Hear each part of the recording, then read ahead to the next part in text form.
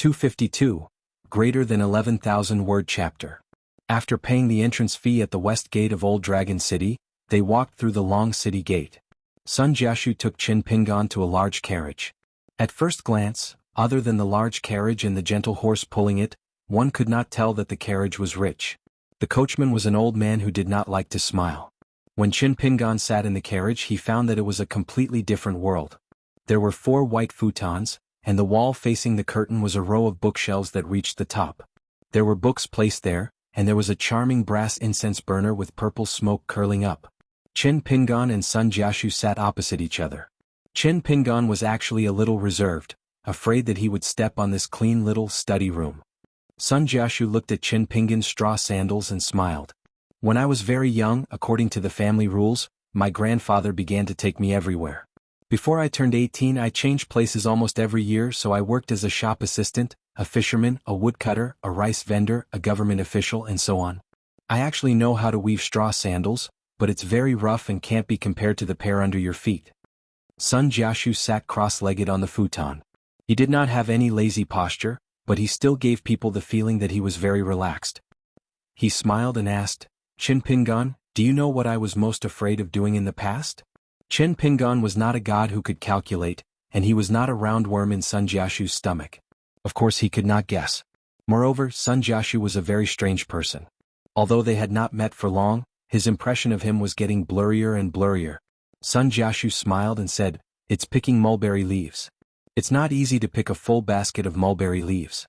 My grandfather would reach out and gently press the basket, and it would become half a basket. He would pick another full basket and press it again, and I would have to pick for half a day again. It's enough to make people feel desperate. Moreover, every time I went up the mountain, I would be cut by the barbs of the grass and trees. When the sun shined and sweat came out, it would be painful. On the contrary, when I was transplanting rice in the field and was bitten by leeches, I found it interesting. My grandfather liked to smoke tobacco, and it would fall off after being burned." Qin Pingan deeply agreed and said, "In my hometown, it was very troublesome to be bitten by leeches in the paddy field. Because I could not bear to use salt and vinegar, I had to struggle for half a day with those annoying leeches. In the end, my leg would bleed. Fortunately, there was a kind of grass next to the field. If I put the grass on the wound, I would quickly stop the bleeding. After I left my hometown, I never saw it." Sun Jiashu smiled and nodded. Those who come from poor families are not particular and can bear the hardships. Of course, a rich young master like me can't compare. No matter how much I suffer, it's hard to compare to you. Sun Jiashu was slightly surprised, but then he nodded and said, "That's possible." A man who owned an entire street outside Old Dragon City and a young man who he said had missed out on Old Dragon City were chatting about such trivialities in the countryside. Surprisingly, both of them felt that it was perfectly normal and not awkward at all. The carriage moved steadily. Although the incense burner kept emitting purple smoke, the carriage was not filled with smoke. There was only a fresh smell of spring breeze and grass. Qin Pingan said, "You have such a big family business and you came to pick me up. How much money did you lose? You could have asked someone else to do it." Sun Jiashu shook his head and said, "How to make money is one thing. Haggling over every penny, even a copper coin, needs to be calculated clearly. But how to spend money depends on one's habits. Take me for example. I've been working hard to make money all year round. What for? It's so that I don't have to be too stingy when it comes to making friends." Qin Pingan suddenly understood and said, "That's very reasonable." He couldn't wait to take out the remaining bamboo slips in his fangsuan object and quickly engrave Sun Jiashu's reasoning on them. When he really had money in the future, if anyone said that he was a good person, he would use Sun Jiashu's words to refute them. Along the way, they had a pleasant conversation. Sun Jiashu told Qin Pingan a lot of interesting stories and embarrassing stories about his travels back in the day. Qin Pingan had always been a very good listener. Moreover, from the conversation, Sun Jiashu's originally vague impression gradually became clearer. He was a very calm and peaceful, rich man. It was not a big deal that he, Sun Jiashu, was so rich, but he didn't have to deliberately make things difficult for others. He didn't have to deliberately lower his status and get along with people whom he, Sun Jiashu, recognized as his friends. From inside out, he was truly on an equal footing. Qin Pingan felt that this was what a real rich man should be like. The carriage arrived at a rural area. Under the horse's hooves was a yellow mud road, so the carriage was a little bumpy. Sun Jiashu saw that Qin Pingan was a little strange, so he smiled and lifted the curtain. Outside the window there was a large cluster of reeds. As the carriage moved forward, there were even golden rapeseed flowers, which were pleasing to the eye. Theoretically, the flowering period of the rapeseed flowers had already passed. Chin Pingan just thought that Old Dragon City's soil and water were different from his hometown. Sun Jiashu explained, "This is the ancestral land of my Sun family's ancestors. Later generations try to maintain the original appearance as they are afraid of spoiling the feng shui of the ancestors. It's also a way to remember our ancestors. When the Sun family entertains important guests, the gods and emperors on the mountain are all placed in the Sun residence in the inner city.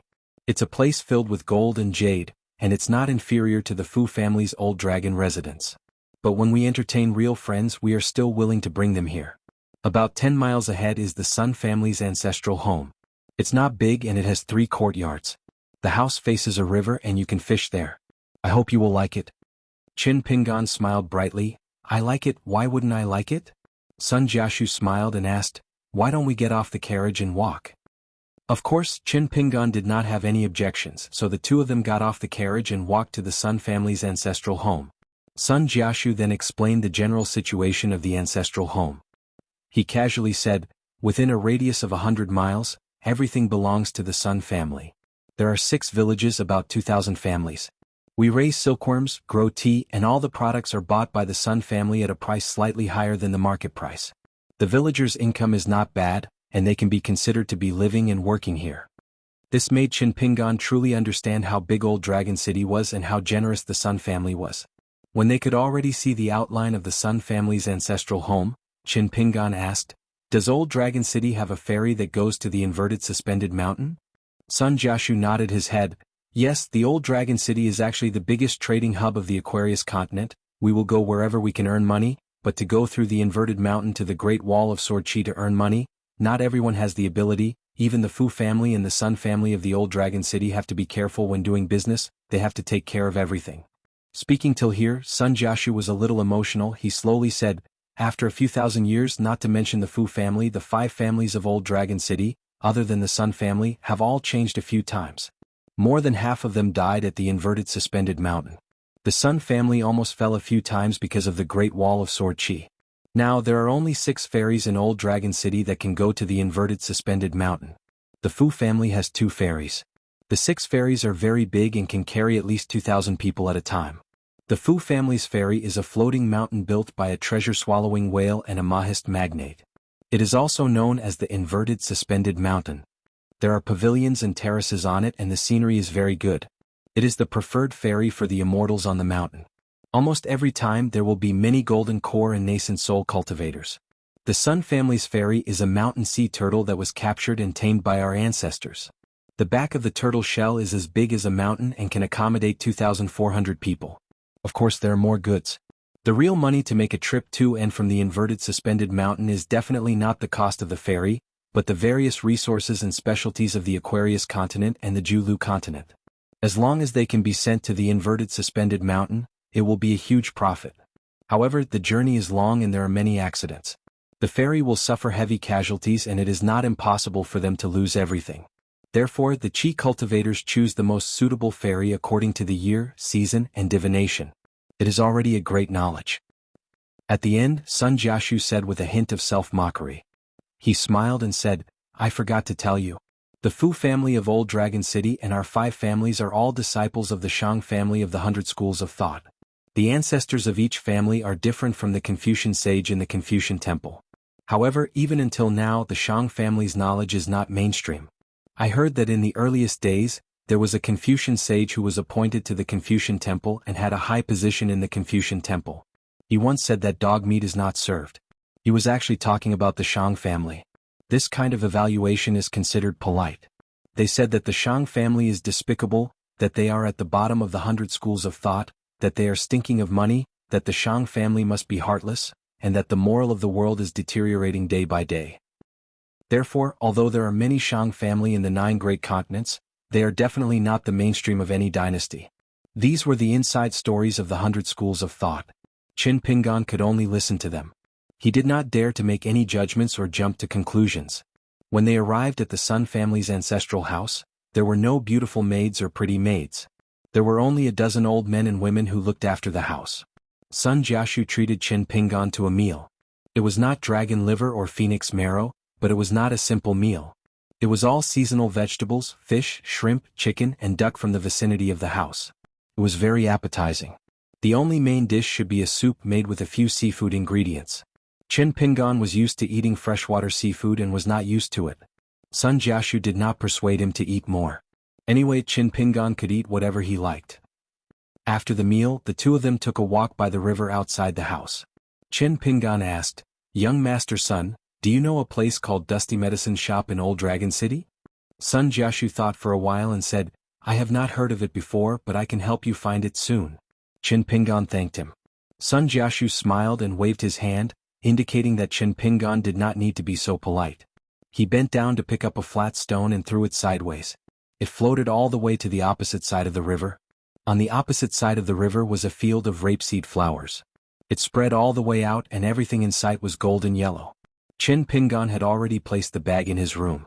He put the blade strengthening gourd on his waist again. Of course he still carried the sword case on his back. He took off the ginger pot, and drank a mouthful of wine. The river water flowed slowly, like a peaceful old man. Sun Jiashu stopped and said, "I have roughly calculated. There are only 3 ferries left to go to the inverted hanging mountain. The other 3 have not returned. One is our Sun clan's mountain sea turtle, the other is the Fu clan's treasure-swallowing whale, and the last one is the Fan clan's Osmanthus island. From a safe point of view, I suggest you take the treasure-swallowing whale. Because in these 10 years, the weather on the cross-continent route to the inverted hanging mountain is bad. The mountain sea turtle is not as good as the treasure-swallowing whale, and even worse than the Osmanthus island. After all, no matter how good the mountain sea turtle's temper is, it is still a living creature with flesh and blood. The crash of the Kuan boat in the middle of the Aquarius continent is an example. As for the treasure-swallowing whale, it can swim in the deep sea and it is the safest. That route is a route that the Fu clan has been familiar with for many years. They know how to avoid the big monsters in the water. If you want to save money and be comfortable, then take my mountain sea turtle. If you stay on it, I dare not say you will enjoy life, but you will not have to worry about food and clothing. You will not have to worry about anything." Qin Pingan hesitated for a long time and said, "Either the mountain sea turtle or the Osmanthus island. I will definitely not take the treasure-swallowing whale." Sun Jiashu was surprised and asked, "Why?" Qin Pingan was a little embarrassed. "In my hometown Liju Grotto Heaven, I almost killed the old dragon city's young master, Fu Nanhua. How would I dare to take his ferry?" Sun Jiashu could not help but put his hand on Qin Pingan's shoulder and patted heavily. "Qin Pingan, I have seen many heroes, but there are not many who are as bold as you." Qin Pingan sighed.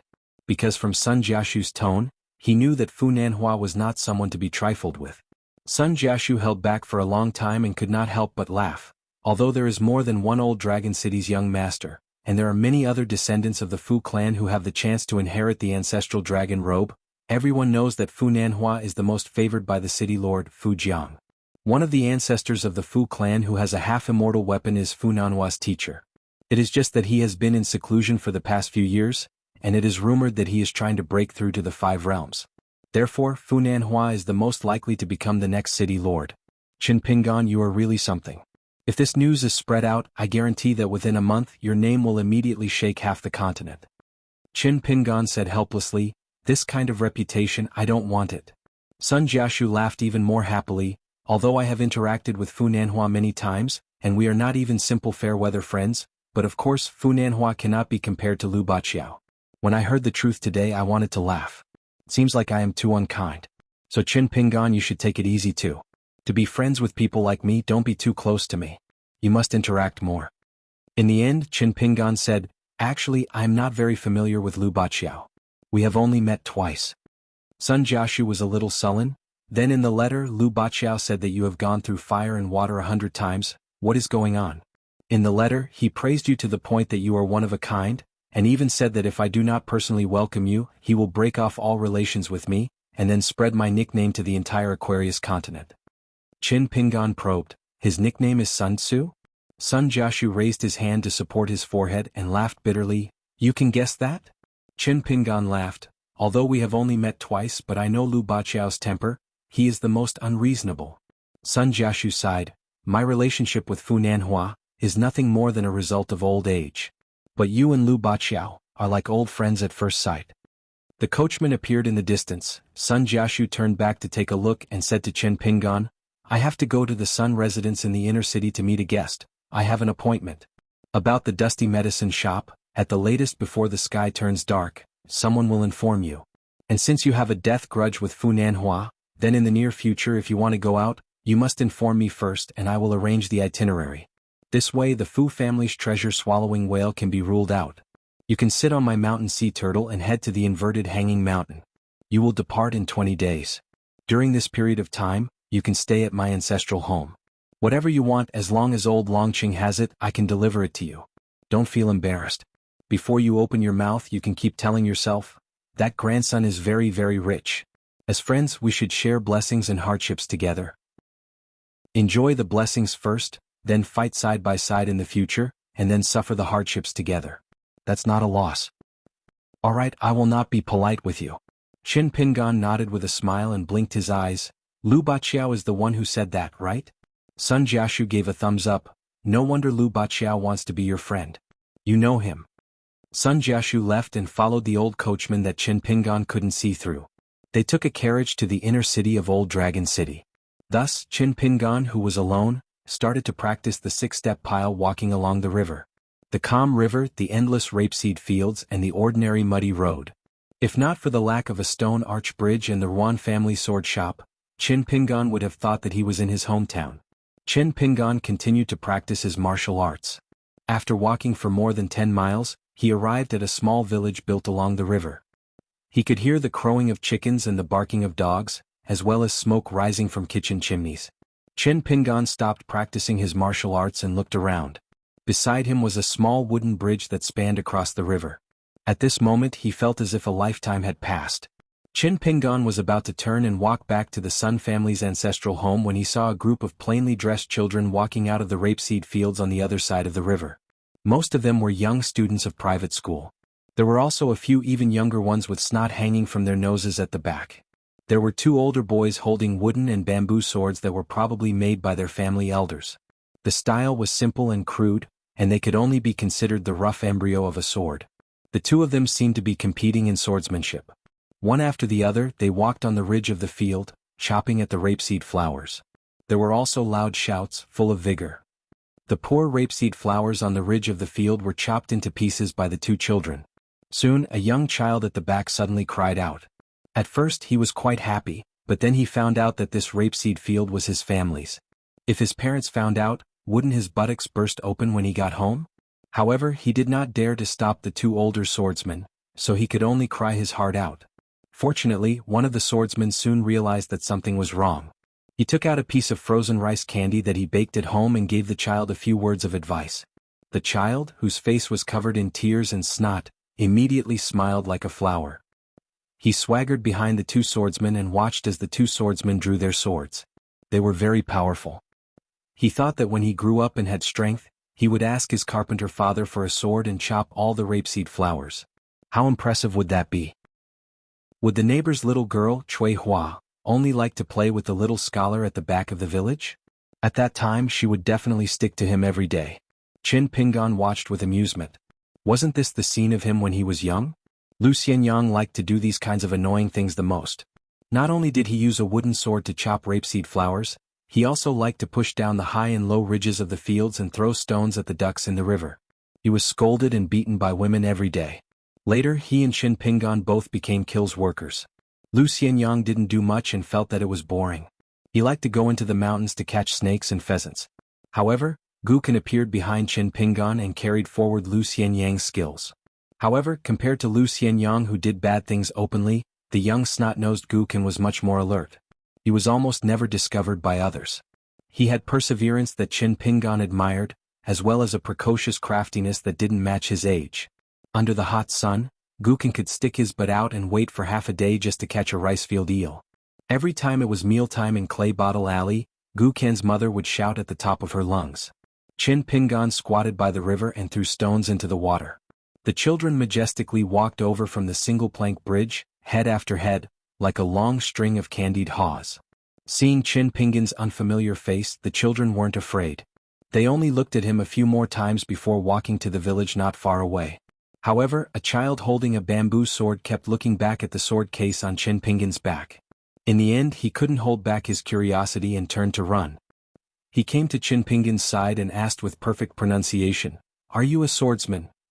Chin Pingan stood up and clapped his hands. He asked with a smile, "You too?" The child rolled his eyes and felt that this question was very childish. He said angrily, "I still lack a peerless secret manual." Chin Pingan held back his laughter and nodded, "Me too." The child lowered his head and looked at the bamboo sword in his hand and then looked at the sword hilt in the wooden case on the guy's back. He asked, "Can you let me see your sword?" Chin Pingan shook his head, "No." The big child's mouth twitched. He glanced at the red wine gourd on Chin Pingan's waist. "You are too stingy. You don't look like a swordsman in the Jianghu. I think your wine gourd is definitely not filled with wine but water. You are just pretending to deceive people." Chin Pingan asked, "Then have you seen a real swordsman?" The child nodded. A little girl with a red face said shyly, "The furthest we have been to is the market a few dozen miles away. We have never seen a swordsman." Soon, an honest child agreed, "The teacher told us about some swordsman's poems. The market sells some very expensive children's books. There are many heroes of the Jianghu in the books. Among them, the swordsman is the most powerful. All the bad guys can't beat them." The child who admitted that he had seen a real swordsman turned around and stared. The two children behind him immediately shut up. The other slightly older child, who was holding a wooden sword, asked Chin Pingan, "How good is your swordsmanship?" This question really stumped Chin Pingan. Chin Pingan had to say, "I have seen a very powerful swordsman with my own eyes. They are not drawn in your children's books." The child with the bamboo sword sneered. The straightforward child with the wooden sword believed most of it. He asked, "Then have you learned swordsmanship from those heroes? If you can show me some swordsmanship, I will believe you are a real swordsman. If you can, then you can take me as your disciple? I want to learn swordsmanship from you. Not the kind that cuts rape flowers. For example, if you can cut down the bridge in our village with one strike, I can be your disciple right now." Chin Pingan couldn't help laughing. With his swordsmanship, he still wanted to be his disciple? Chin Pingan didn't know that the Sun family's ancestral house was a famous paradise in the old Dragon City. Although most of the people who lived here were ordinary villagers with simple temperament, there were also many masters who helped the Sun family to keep an eye on the feng shui of this ancestral house so that it would not be destroyed by outsiders. It was just that the difference between the top and bottom of the mountain seemed to be like heaven and earth. In fact, there were some situations that the immortals didn't know. In addition to the two elders of the Sun family's ancestral house, there was also a woodcutter who lived in seclusion on the mountain and an old man who had many children and grandchildren here. They were all real great cultivators. There were 3 golden core cultivators and 1 nascent soul cultivator. There were the old ancestors of the Sun family who didn't care about worldly affairs and also the reclusive masters who came here to seek refuge. Of course, there were also people who were hired by the Sun family at a high price. It was inevitable that there were immortals too. At this moment, the 4 great Qi refinement warriors gathered in front of the woodcutter's cottage. As it was one of the eyes of the array, the woodcutter, who looked like a strong young man, waved his hand casually. The mountain's feng shui fog spread and gathered into a picture scroll. Everyone's vision was always following the young man who carried a sword on his back who was practicing boxing along the river. The 4 of them began to bet on this person's realm. Someone said that since he was Sun Jiashu's friend, he was a talented sword cultivator and his fist intent was just a disguise. He must be a young cave realm sword cultivator. Someone refuted that he might not be in the middle 5 realms. The other 2 argued about whether the young man was a 4th realm or a 5th realm martial artist. One of them said that the young man was a 4th realm martial artist who had an excellent foundation and not an ordinary 5th realm martial artist. In addition to his excellent talent, the young man must have had the help of an expert since he was young. He must be the son of a top rich family who grew up soaking in medicine. He might be from a 1,000-year-old family whose wealth was comparable to that of a country. Although the 4 immortals each took one side and argued until their faces turned red, they were still happy and harmonious. In the small medicine shop in the inner city, the frivolous man squatted on a bench and came to the entrance of the alley again. However, he did not bring melon seeds today. Instead, he brought a miscellaneous book bought by a woman in the shop. There were many superficial stories in the book, most of which were about the deeds and teachings of the sages of Confucianism and Taoism. The book was about the great principles of heaven and earth. In the past, the man would never read this book. However, after squatting at the entrance of the alley for so long, no woman was willing to talk to him. The man thought that maybe it was because he was not scholarly enough. He took the book in his hand and flipped through it. Maybe there would be a surprise. In the hot summer, the clothes of the women were much cooler. The man sat under the shade of a small tree and pretended to read the book. In fact, the corners of his eyes were like sweat sticking to the faces and bodies of the women. Among them, there was a mature woman with an enchanting figure who almost stole the man's soul. She murmured silently that her butt was wider than her shoulder and she was as happy as a fairy. Unfortunately, the man realized that he took a book and pretended to be a scholar. No woman was willing to look at him. With the exception of a certain woman, she came again. She had a waist like a bucket, a face with pockmarks, and a face that was even bigger than the man's buttocks.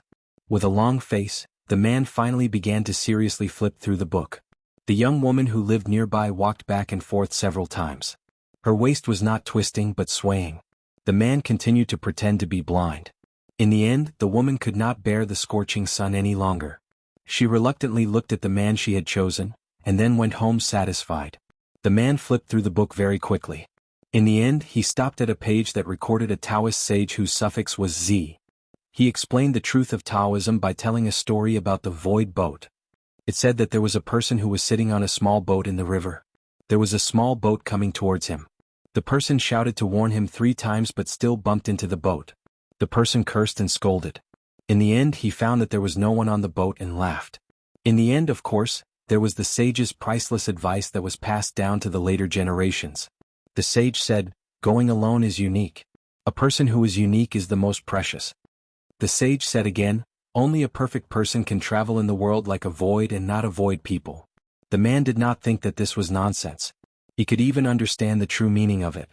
However, even if he understood these big and useless truths, it was of no benefit to him. This was because he was not on the same path as the sage. Even if it was the teacher's school, he had secretly listened to him many times. He also understood all the principles. Even if there were some difficult and obscure parts, he had some understanding. However, it was useless for his own cultivation. However, what he could not understand the most was his senior who was also cultivating in a small place.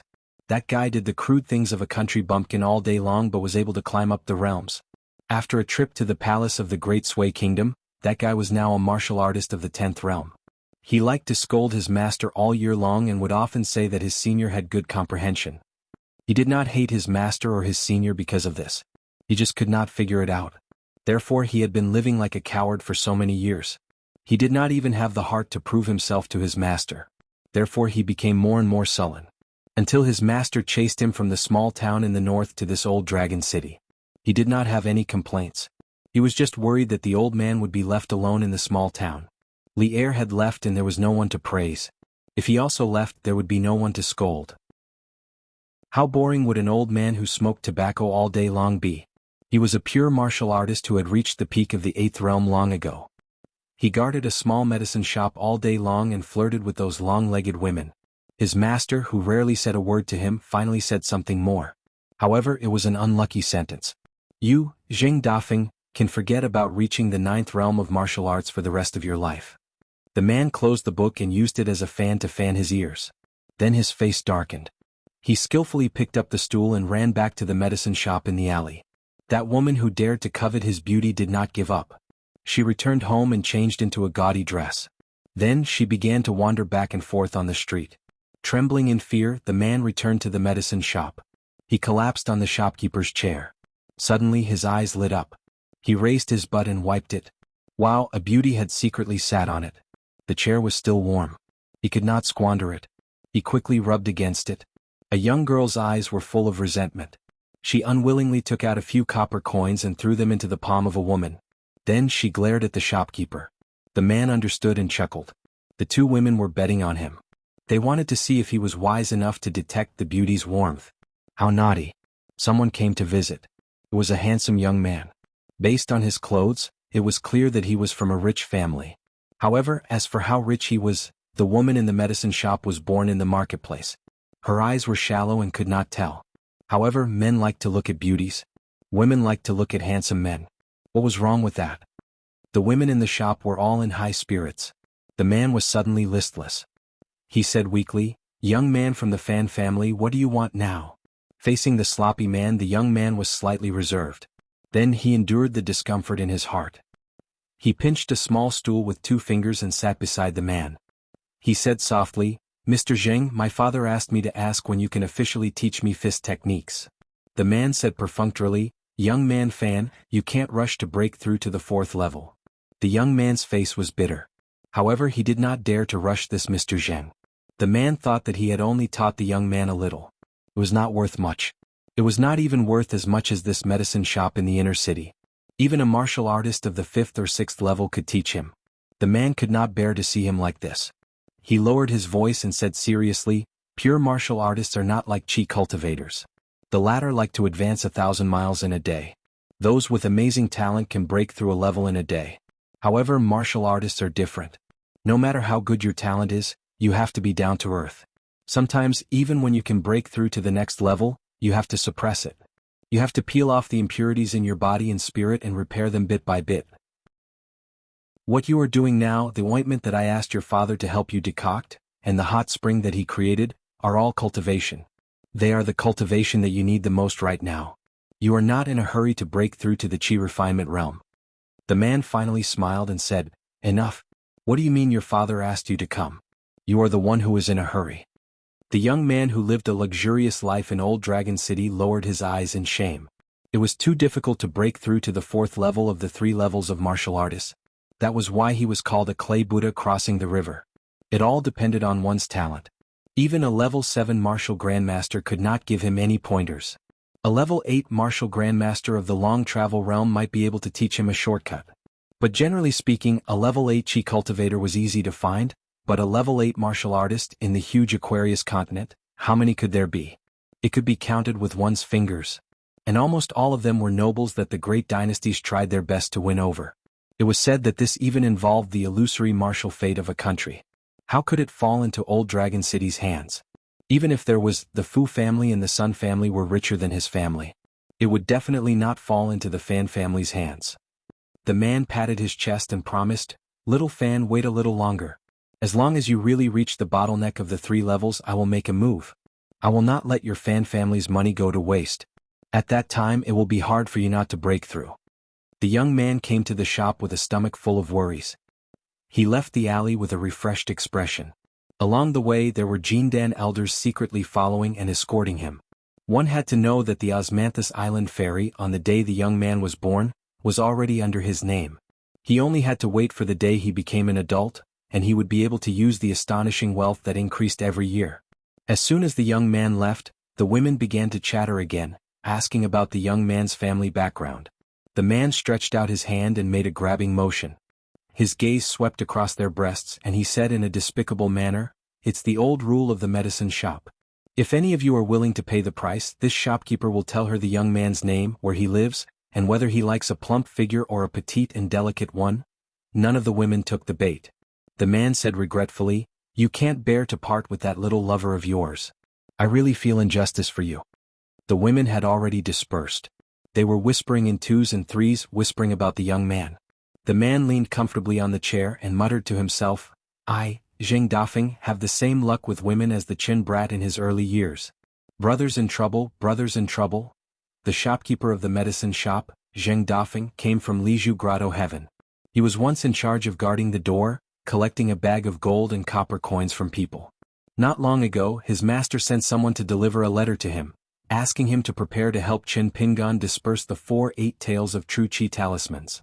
But at the end of the letter, he also said that if Qin Pingan could break through on his own, Zheng Dafeng must ensure that the young man's life in Old Dragon City was smooth. Zheng Dafeng turned his head to look at the alley outside the shop and muttered, "The Fan brat is a martial genius in the eyes of the world. At most, he can stick a few half-tails of true chi talismans, right? Otherwise, his body won't be able to withstand it. That blockhead surnamed Qin, I haven't seen him for only a few days and he's already so fierce? Even in the matter of practicing martial arts, even if Qin Ping and started learning that breathing technique, how many years has it been?" The man said self-deprecatingly, "Master, you really didn't accuse him wrongly. As expected, senior brother is more perceptive. At that time I didn't think highly of Qin Pingan." Suddenly, a girl's face was full of anger and she screamed at the man, "Shopkeeper Zheng, where's my book? Give it back to me."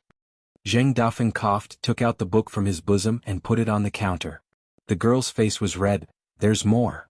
Zheng Dafeng angrily took out a girl's undergarment, and wrapped it up in his hands, and gently put it next to the book.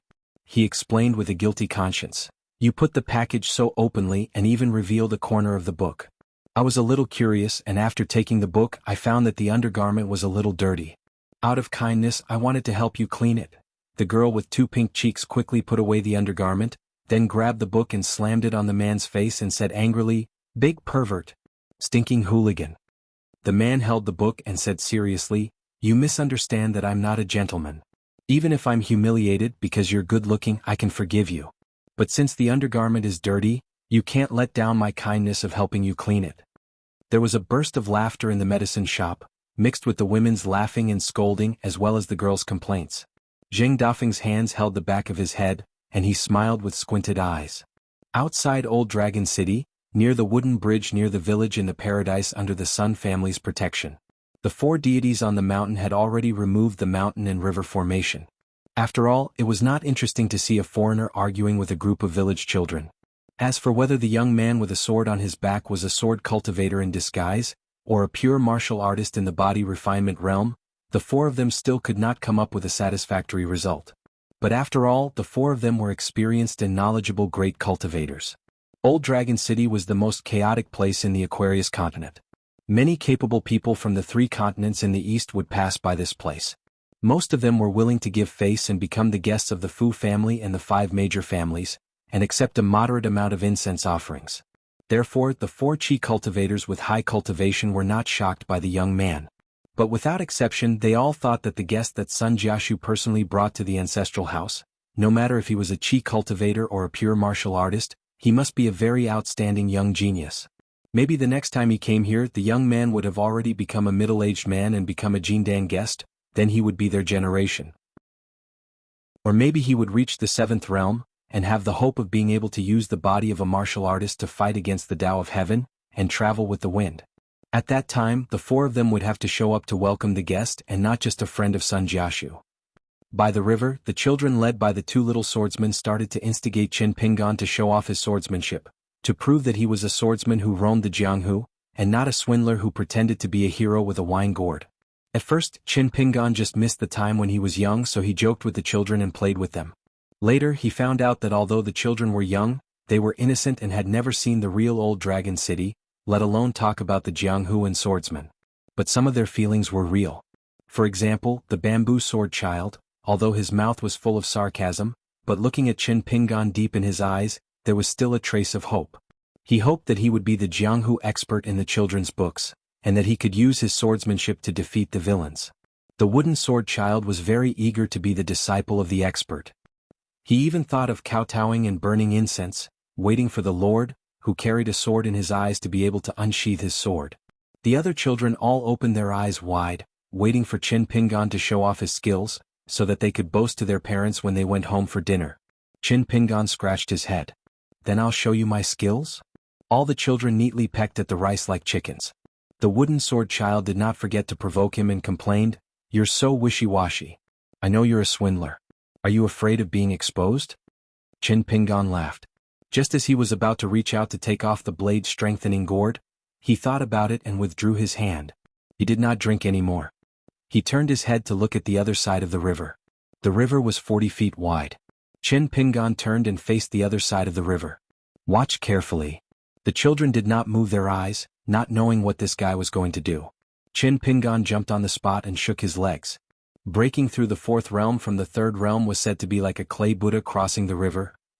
Qin Pingan had completely forgotten about this. Qin Pingan slowly raised his arm and reminded them again, "Watch carefully?" The children nodded in unison. Qin Pingan reached over his shoulder and grasped the scholarwood sword in the wooden box. He pulled out the sword in an instant and threw it to the other side of the river. Using martial arts skills, the scholarwood sword turned in the air and pointed at the other side of the river. It flew straight, but it did not fly very fast. "Let's go." Qin Pingan laughed loudly. His foot tapped and his figure flashed. His feet stepped on the wooden sword one after the other. At first it was a bit wobbly. After he steadied himself, the youth seemed to be riding the wind on the flying sword and crossing the river. Wow! He really was an immortal swordsman, not a swindler. The children were all dumbfounded, their faces full of envy and worship. Chin Pingan was the last to cross the river. He moved sideways and landed on a small ridge on the other side of the river before the scholarwood sword. He then caught the falling scholarwood sword. He stood in the middle of the golden rapeseed flowers. Around his hands and feet strands of invisible true chi were collapsing and drifting. Chin Pingan was shocked. At first he was no less shocked than the children. Then he turned to the children and gave them a thumbs up. Pointing at himself, he said with a smile, "I'm Chin Pingan, a swordsman." Chin Pingan threw the scholarwood sword in the direction of the Sun family's ancestral home. This time the sword flew with great force. Chin Pingan got up again and chased after it. This time he rode the wind on the sword with great familiarity. He finally had a bit of the style of a young sword immortal. One man and one sword crossed the river again. Chin Pingan stood on the sword with his arms crossed. He closed his eyes and raised his head high, silently feeling the mysterious flow of the world. A cool breeze blew against him. Chin Pingan was relaxed. He had already crossed the river like a clay Buddha, so he was now at the fourth realm. 253, 12,000 words. They were like timid children hiding in a dusty medicine shop in the depths of an alley. Other than the long legs of the women and the vulgar words of the shopkeeper, there was nothing much to do. Business was slow, and sometimes even the women did not understand why they were hired. If it was the spendthrift shopkeeper who groped the women every day, it was relatively easy to understand. But the men were not serious with their words, and would never really take advantage of the women. This made them a little confused. However, they did not lack a single copper coin for their monthly salary, so they were happy to waste their time in this medicine shop. After all, they would not lose a piece of meat if the shopkeeper looked at them a few times every day. Working here paid well, and they did not have to worry about food and clothing. Their meals at home improved a lot, and most of the women put on 2 or 3 pounds, which was worrying. Zheng Dafeng received another message today. The messenger was a Yin spirit who had left Liju Grotto Heaven with him. No matter how much Zheng Dafeng jested and called him brother, the Yin spirit only pretended to be deaf and mute, and did not reveal any details. Until now, Zheng Dafeng could not figure out the Yin spirit's cultivation level. The old man told the Yin spirit to tell Zheng Dafeng 2 things. The first was that Chin Pingan's 8 tails of essential chi talisman had been broken, and there was no need for Zheng Dafeng to remove it. The second was that the preacher and protector were in Old Dragon City, and he had to be careful. The first matter was very simple. The key was the second matter. The old man's words were very ambiguous and unclear. Zheng Dafeng wanted to ask more, but the Yin deity with the talisman had already disappeared. Zheng Dafeng could not figure it out, and sat on the doorstep of the medicine shop in a daze. The matter of the master and the preacher had always been a knot in Zheng Dafeng's heart. The old man admitted that he was his and senior brother Li Er's master, but not their preacher. Instead, he let Li Er's daughter, Li Lu, acknowledge the old man as her preacher. As for his status as a path protector, Zheng Dafeng was now the path protector of the Fan family's kid. He had to ensure that the kid successfully broke through the bottleneck of the 3 martial realms, and then help the Fan family's kid all the way to the spirit refinement realm, which was a pure martial realm. The old man's attitude towards Chin Pingan was also quite unfathomable, but Zheng Dafeng could be sure that the young man from Mud Bottle Alley was only one of his master's many bets. His weight was far less than that of Ma Kuxuan, who was blessed by the heavens, and Li Lu, who was born with knowledge. The breathing technique that he had imparted to Li Lu was actually very crude and could not be considered a superior mental cultivation method. Zheng Dafeng guessed that Chin Pingan's rise in martial arts in recent years had been too astonishing. Now that he had advanced from the body refining realm to the chi refining realm, the old man began to gradually increase his bet. Zheng Dafeng frowned and pondered, could it be that he wants me to be Chin Pingan's Dao disciple or Dao protector? That can't be right. The old man has always been straightforward when he asked his subordinates to do this kind of thing. He has always been clear about who he would be, how many years he would be in charge, and what realm he would be in charge of protecting the Dao disciple. He would never be so secretive. Zheng Dafeng held his head with both hands and sighed helplessly. Besides, Chin Pingan and I are not compatible. I really can't like such an unromantic and inflexible young man. Obviously, it would be best for Li Er to be Chin Pingan's path protector. Master, what are you thinking? Can't you just give me a straight answer? Being his path protector for a year or so is fine. I can just pinch my nose and bear with it. But if I were to be his path protector, wouldn't that be asking for my life? A lively young girl was sitting by the door and eating melon seeds. She smiled and asked, "Shopkeeper, what are you worried about?" Zheng Dafeng turned his head and glanced at the young girl's slightly flat chest. He said in a low voice, "Xiao He, you have to keep up. You can't just grow legs without gaining weight." The young girl was bold to begin with. After spending so much time together, she had already heard those dirty words. She continued to eat melon seeds and said unconcernedly, "If I want to gain weight, I have to eat more. But the monthly salary of the medicine shop is so little. I would like to be more glamorous there, but the money in my pocket doesn't agree. What can I do? Shopkeeper, can you secretly raise my salary? I promise I won't tell them." Zheng Dafeng smiled mischievously and said, "With your chattering mouth, you won't be able to hide anything. If I give you a raise, everyone will definitely get a raise the next day. Do you think my money falls from the sky? It's very hard to support such a large group of young ladies and big sisters, okay?" The young girl sat on the door and purposely stretched out her legs. She smiled and said, "Shopkeeper, isn't there a big sister in the next street who likes you? She's so voluptuous. Isn't that your best spot? Why don't you agree with her? Is gaining weight here. No one in our medicine shop can compare to her." The young girl threw away the melon seeds and placed her hands in front of her chest. Zheng Dafeng bared his teeth and waved his hand to chase her away. "Young girl, don't say such shameless words. Be careful that you won't be able to get married in the future. Quickly go back to the shop and sweep the floor." The young girl was not willing to move. She said righteously, "Our shop is called Dusty Medicine Shop. It's not right to be so clean." Zheng Dafeng could not win against the young girl. He crossed his legs and held the back of his head. He looked up at the sky. Others could not see the sea of clouds. But he was a peak 8th level martial Dao master.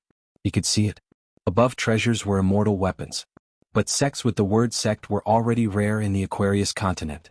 Immortal weapons were even rarer. How difficult was it? A simple example would be the Divine Grandeur sect, where a continent's orthodoxy resided. Their sect leader, Qi Zhen, had been bestowed with an immortal weapon by the orthodoxy of the Central Plains because he had ascended to the heavenly monarch realm. Therefore, a half-immortal weapon, which was far from an immortal weapon but was better than a magic treasure, became something that all Qi refinement warriors dreamed of. Now Old Dragon City had 4 of them. 2 of them were owned by the patriarch of the Fu family. They were all offensive treasures. The new one bought from the Central Divine Continent was a defensive treasure that could protect the city. Old Dragon City claimed that the sea of clouds above the city was owned by the Fu family. But it was hard to say whether it was really the trump card of the Fu family. As for the battle between good and evil 800 years ago, the woman slept in the sea of clouds. When she woke up, she used the half-immortal weapon to kill demons. Who was he kidding? If it was really that powerful, it had to have 2 points. First, the sea of clouds above the city was not a half-immortal weapon. Second, the user had to be an upper 5 realm Qi refinement warrior. The girl looked at the man's side profile and asked curiously, "Shopkeeper, what are you looking at?" Zheng Dafeng widened his eyes and looked up. He answered the girl's question softly, "I'm looking to see if there's a fairy with a graceful figure in light clothes passing by." The girl rolled her eyes and said, Look, be careful that the fairy pees on your head." Zheng Dafeng clicked his tongue and said, "Isn't that like rain after a long drought?" The girl stood up and said, "Disgusting." Zheng Dafeng laughed. The girl had just stepped over the door when she suddenly turned around and asked, "Shopkeeper, can you hum the song from your hometown again?" Zheng Dafeng shook his head. "That's my trump card to win the heart of a beauty. How can I show it so easily? Go, do your thing." The girl said softly, Hum. Maybe I'll become your wife in the future?" Zheng Dafeng's eyes lit up. Just as he was about to stand up, the girl had already sat back down at the door. She turned around and looked at the man. She said with a look of pity, "Shopkeeper, if you believe this, it'll be difficult for you to find a wife in the future." Zheng Dafeng sat back down. After a moment of silence, he whistled.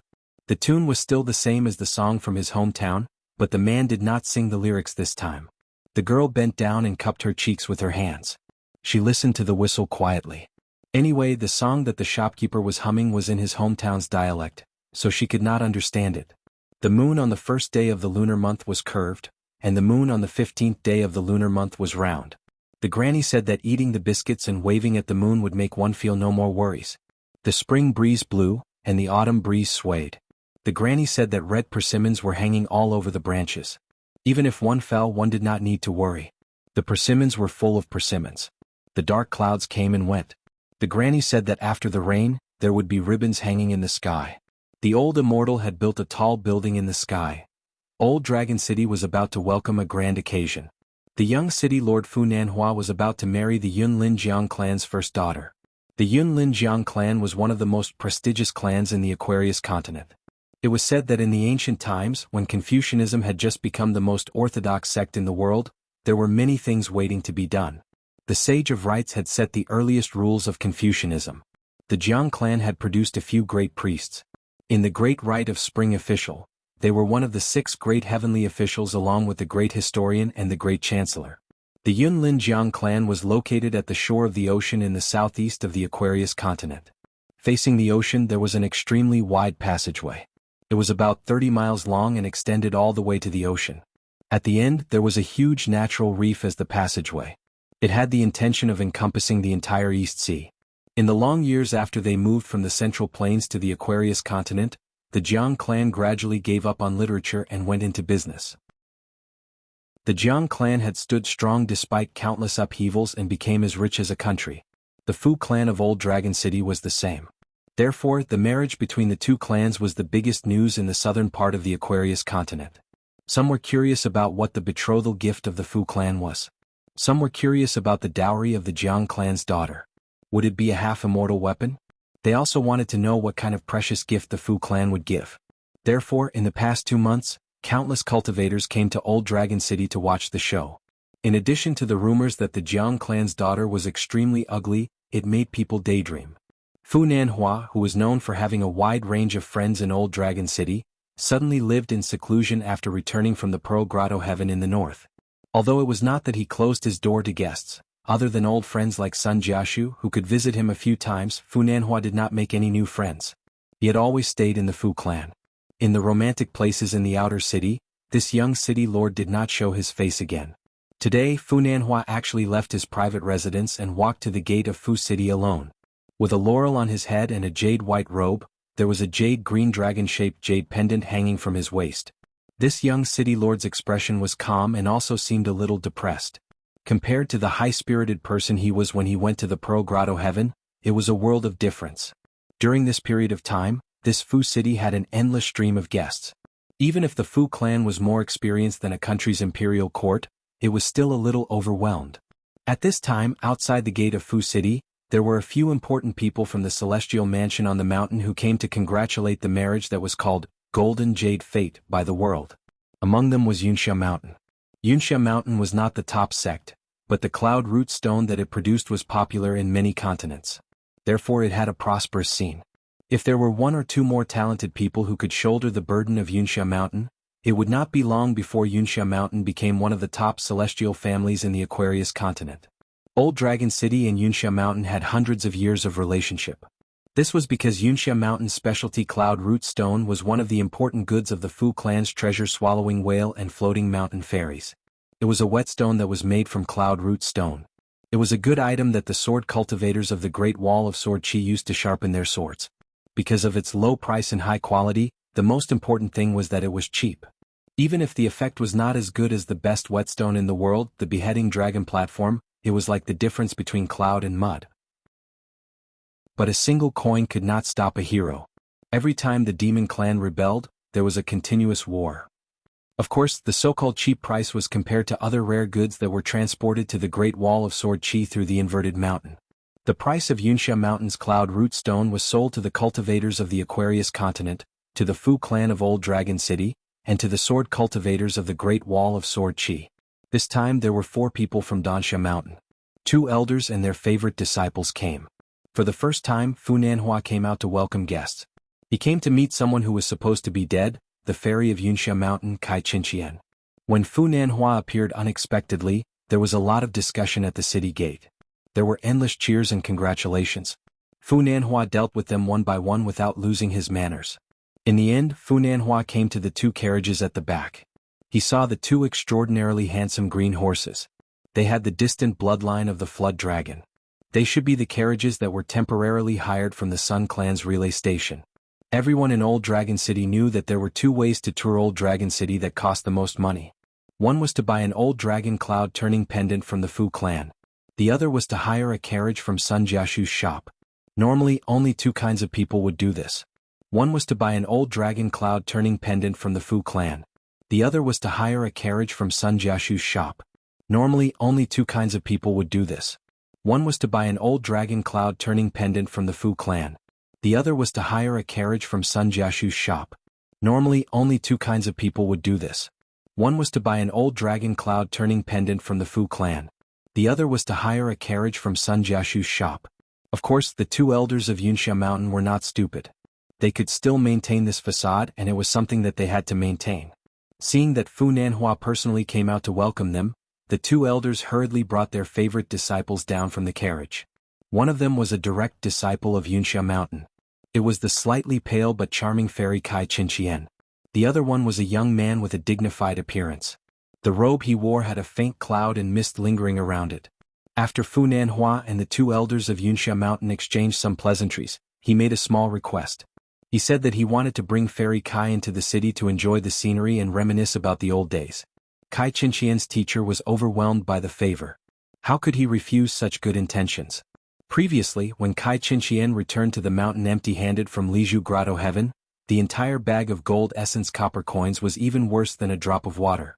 There was not even a single sound. Those were gold essence copper coins. In front of them, even a titled madam would not be worth a fart in front of the empress.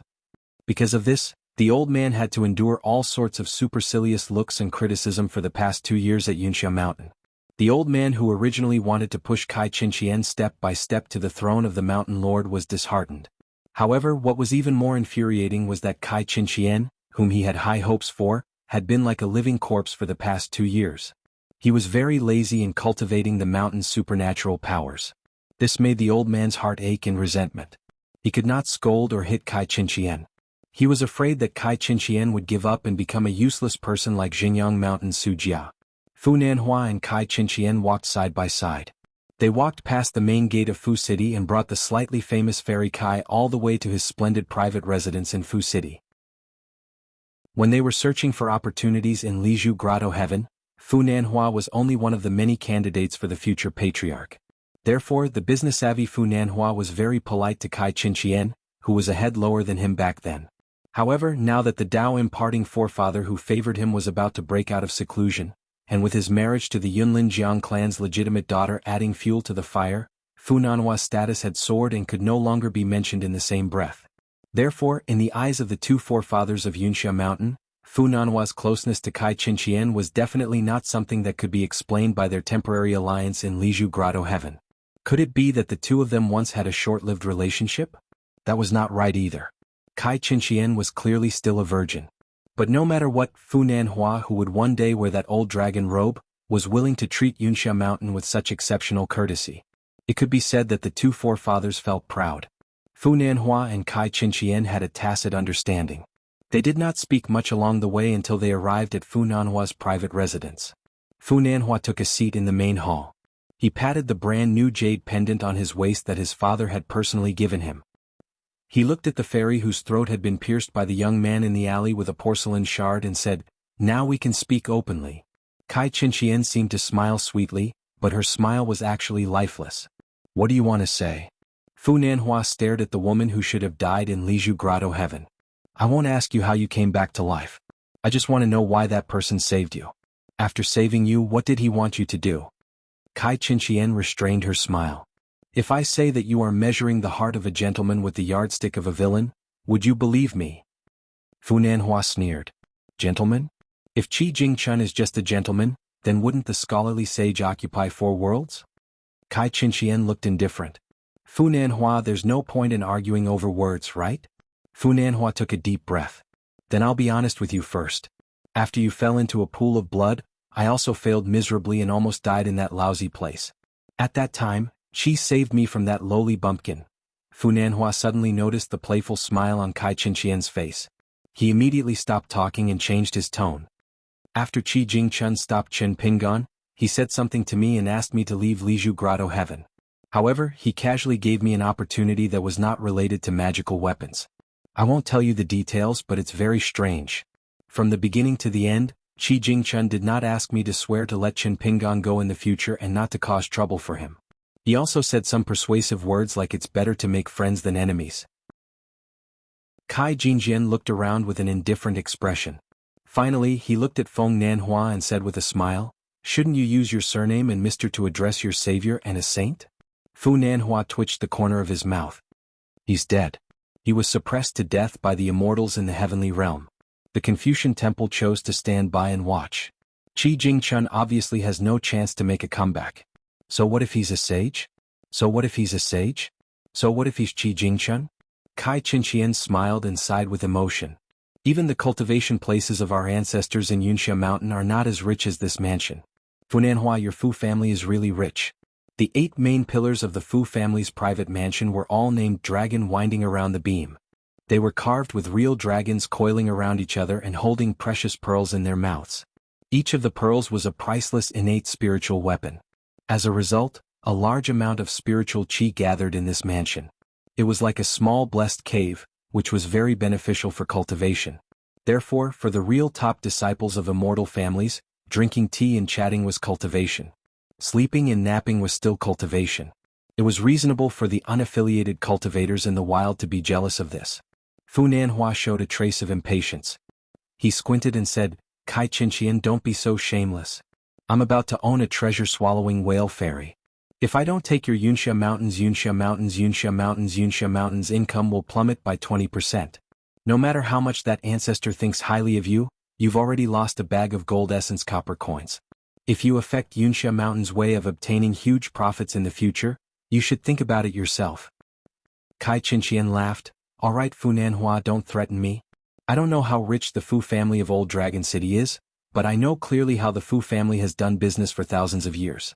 Not to mention that you own a treasure-swallowing whale. Even if you really become the city lord, you won't do anything to this kind of ancestral rule." Fu Nanhua sighed. "Since you're so smart, why can't we work together and benefit each other when we went through hardships together in Liju Cave Heaven? You and I can be friends with sincerity and completely eliminate the consequences of that disaster. After that, not only will I fight for the city lord position, I can also help you move up. Think about it, I only need to slightly raise the price of the treasure-swallowing whale to purchase the Yunxia Mountain, and let out a rumor that it was all because of you, Kai Qinqian. How could Yunxia Mountain dare to neglect you, the child of fortune?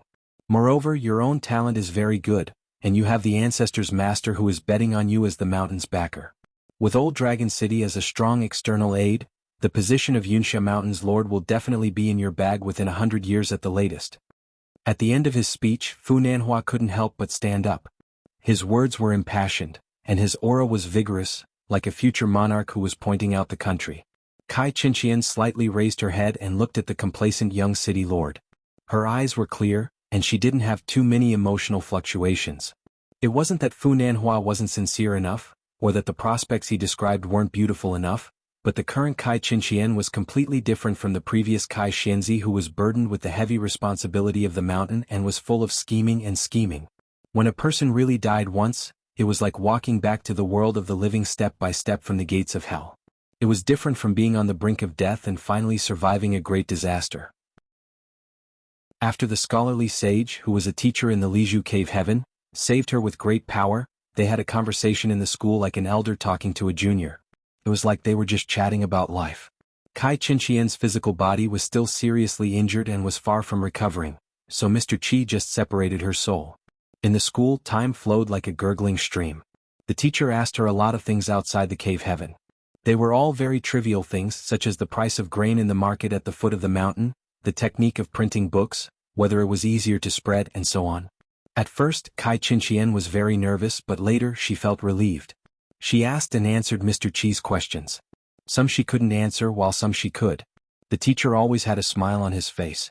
Occasionally, Kai Qinqian would ask about the crux of cultivation that even her master couldn't solve, and the teacher would explain it in a few words. In the end, Mr. Qi also recommended some classics of sages to her, saying that cultivating on the mountain was indispensable. The more supernatural powers and spells, the better.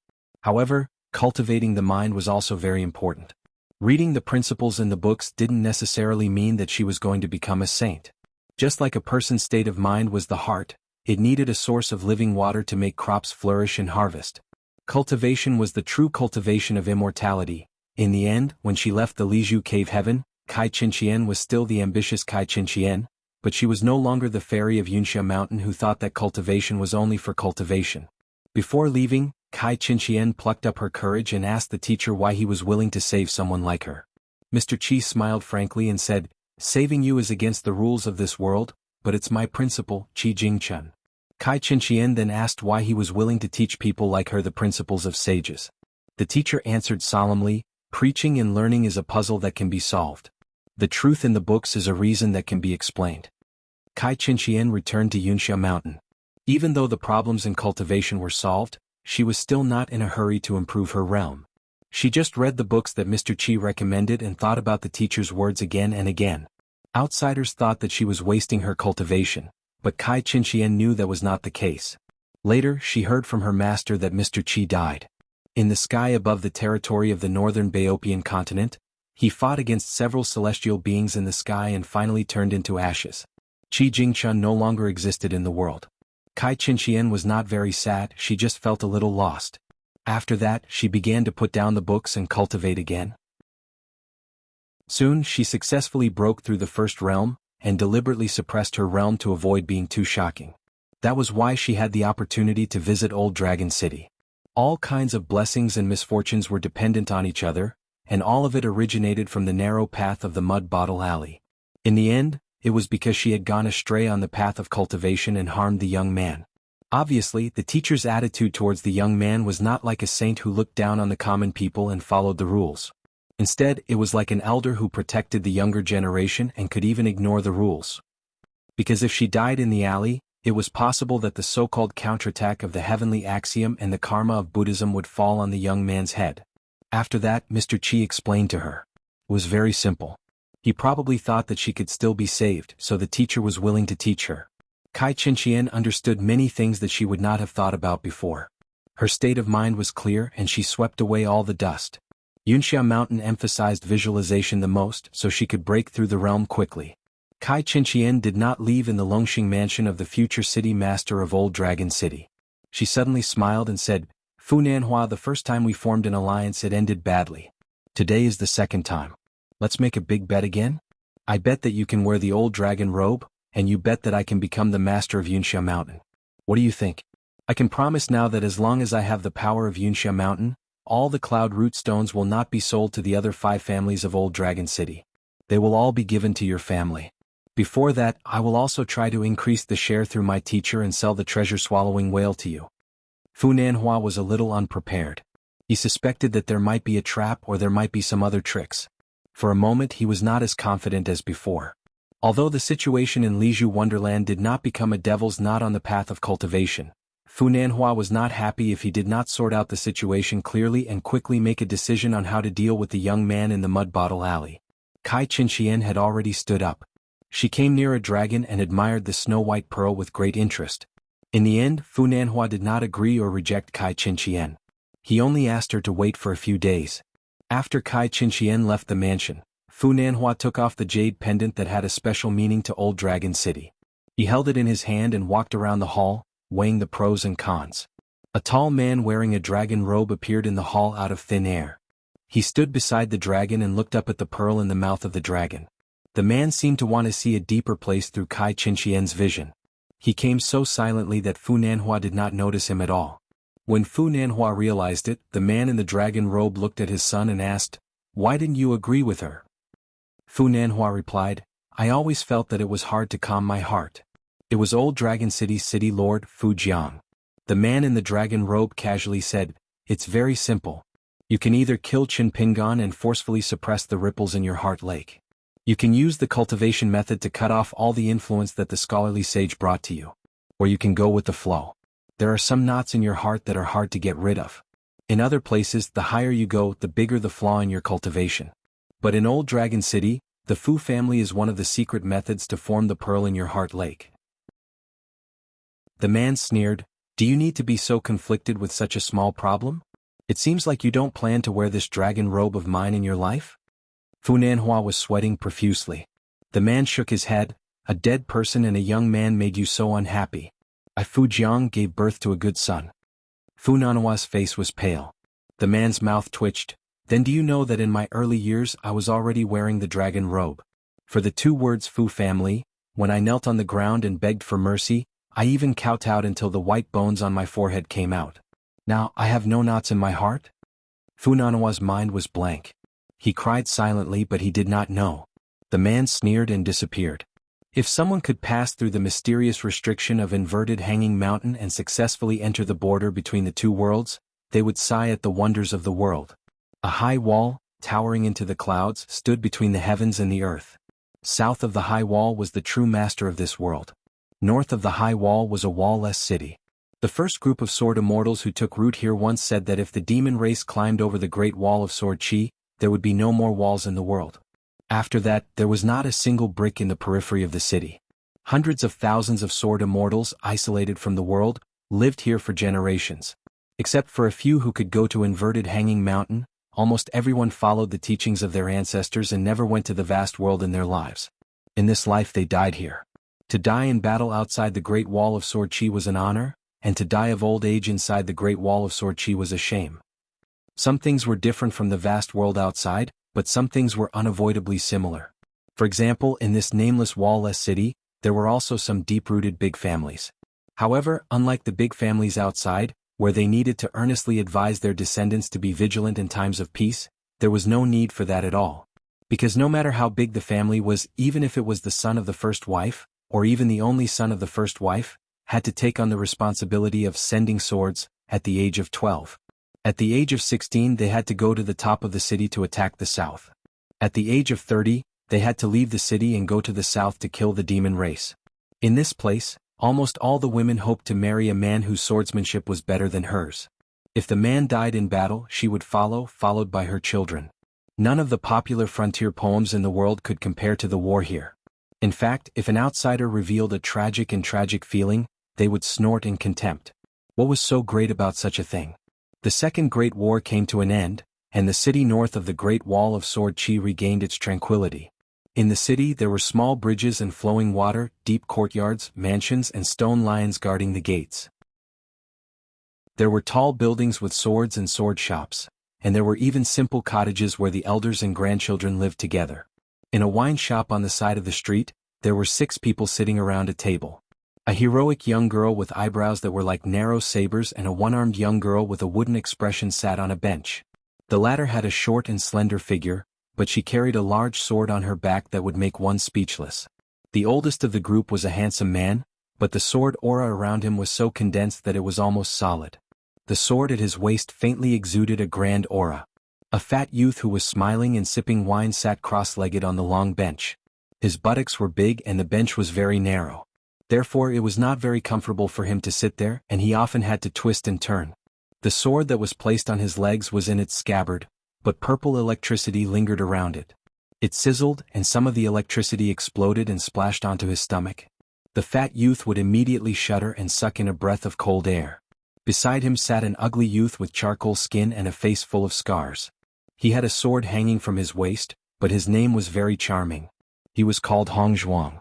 Opposite the ugly youth sat a handsome youth. There was a sword hanging from each side of his waist. It was just that one of the swords had no scabbard, and the seal script on the sword was simple and unadorned. These 6 people had fought side by side in the first battle. However, that time they were missing a friend called Cricket. This time they were slightly luckier. Apart from the 6 of them being injured, none of them died in battle. However, the sword masters in their group, 2 profound level 10 sword cultivators, did not return to the Great Wall of Sword Chi alive, and did not walk down the city wall to return home. The fat youth liked to drink and he liked to persuade others to drink even more. The handsome youth with the surname Dong seemed to like to scold the ugly youth with the face full of scars the most. The one-armed girl liked to glance at the man with the crown occasionally. The heroic girl liked to drink alone and daydream. However, even when she was daydreaming she did not seem weak at all. She did not reduce her heroic spirit. After that, 2 girls of about 18 or 19 years old rushed over. One of them sat beside the ugly youth, and the 3 of them squeezed onto a long bench, causing the fat youth's buttocks to dangle in the air. It was very torturous. The youth with the surname Dong did not dare to scold the ugly youth anymore. He was timid, as if he was afraid of the amiable round-faced sister sitting opposite him. Another delicate young girl with a sharp chin sat beside the handsome young man without hesitation. The latter couldn't help but roll his eyes. He thought to himself, "You're just a little girl who isn't even as pretty as me, and you still have the nerve to think about getting married to me?" After the round-faced sister asked, They found out that the man with the crown was about to return to the Confucian Academy in the Central Divine Continent after his training. At that time he would turn from a sage to a gentleman. He took off the noble spirit and placed it on the table. He said that this was a gift from Alliance to the sword cultivators of the Great Wall of Sword Chi, and not for him. Therefore he had to keep it. The fat youth smiled widely. He had coveted that sword for a long time.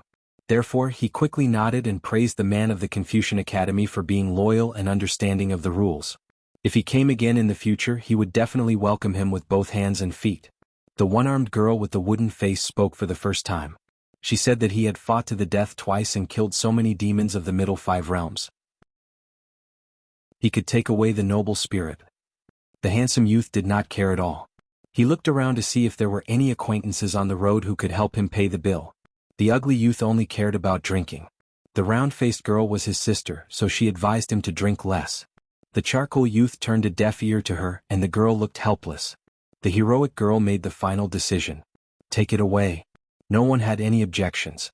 Even if there were people at the table who were about to become gentlemen of the academy, and there were people with the surname Dong or Chen.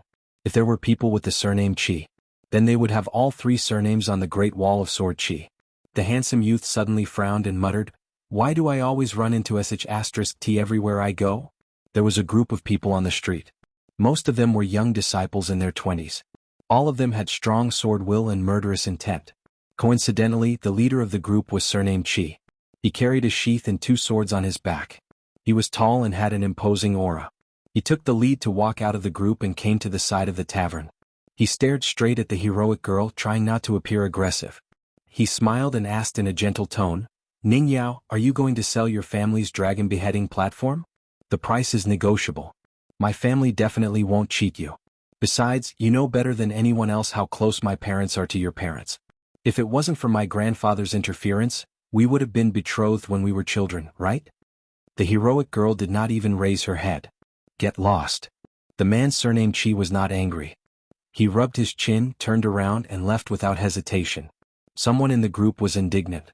His voice was not loud, but he said sarcastically, "Some people are just lucky. Their parents are both great sword immortals.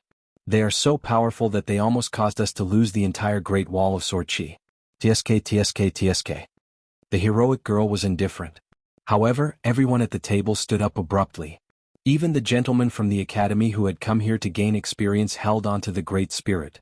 The fat teenager grinned, revealing his white teeth. "Oh, what did you say just now? I didn't hear you clearly. Say it again?" The handsome teenager had already cursed, "Little bastard f***ck your ancestors." He glanced at charcoal opposite him. "What do you say? Who will go first?" The ugly teenager was the most direct. He shook his shoulders and broke free from his sister's restraint. He held his sword and walked forward. The young man surnamed Chi stretched out an arm and signaled the people behind him to keep quiet. He then took a step forward and asked with a smile, "Dong Charcoal, do you really want to fight?" The ugly teenager was expressionless. He just walked forward. His hands were already on the sword hilts on both sides. One was a scripture, the other was a cloud pattern. They were all thrown here by Alliance from a place called the Dali Dynasty in the Aquarius continent. Now that Alliance was gone, and Sister Ning, who had saved him 3 times, and her parents were no longer around. At this time he, Dong Huadu, did not deserve to be called Dong if he did not do something. The round-faced girl smiled and said, "Just don't kill anyone. As for the rest, I can help you settle grandfather's side." When she said this, even the young man surnamed Chi felt that it was a little tricky. Suddenly, the sound of fingers tapping on the table was heard. The charcoal teenager turned his head to look. Ning Yao said indifferently, "Charcoal, come back and drink." The young man sullenly turned around and sat back in his original position. The round-faced woman patted his head, and the already irritated young man immediately glared at her. His older sister made a cute face, and the handsome young man couldn't take his eyes off her. Both sides did not fight. The young sword cultivator surnamed Chi led his companions away. After walking far away, he said to the provocative teenager, "Don't go out for the time being or just stay at my house." That person nodded without any hesitation. His heart was uneasy. Ning Yao waited for everyone to return to their seats. She sighed, "How old are you? Why are you still so childish? Besides, this is my family's business. Why are you outsiders meddling in it? I will remember it." The whole table was silent. She remembered something and the corner of her mouth twitched. She sneered, I heard that guy punched Taoist number 2 back into the vast world. When Ning Yao mentioned this person, almost everyone had a smile on their faces. Of course, the gentleman from the academy smiled bitterly. The fat teenager was the most lost in thought. It was unknown whether he was thinking of something sad or happy. He took a big gulp of wine. After he went up to the city wall to kill the enemy for the first time. At that time, the teenager looked at the slovenly man with anticipation and asked, Alliance, how was my sword? Was it half as elegant as yours? The man just drank his wine and answered perfunctorily. Alliance, say something. Good or bad, you hit the nail on the head. All right, your sword skills were very enchanting. What do you mean? What I mean is that your sword skills were as fierce as a tiger, but in the end you killed a mouse. At that time, the teenager covered in blood was about to cry.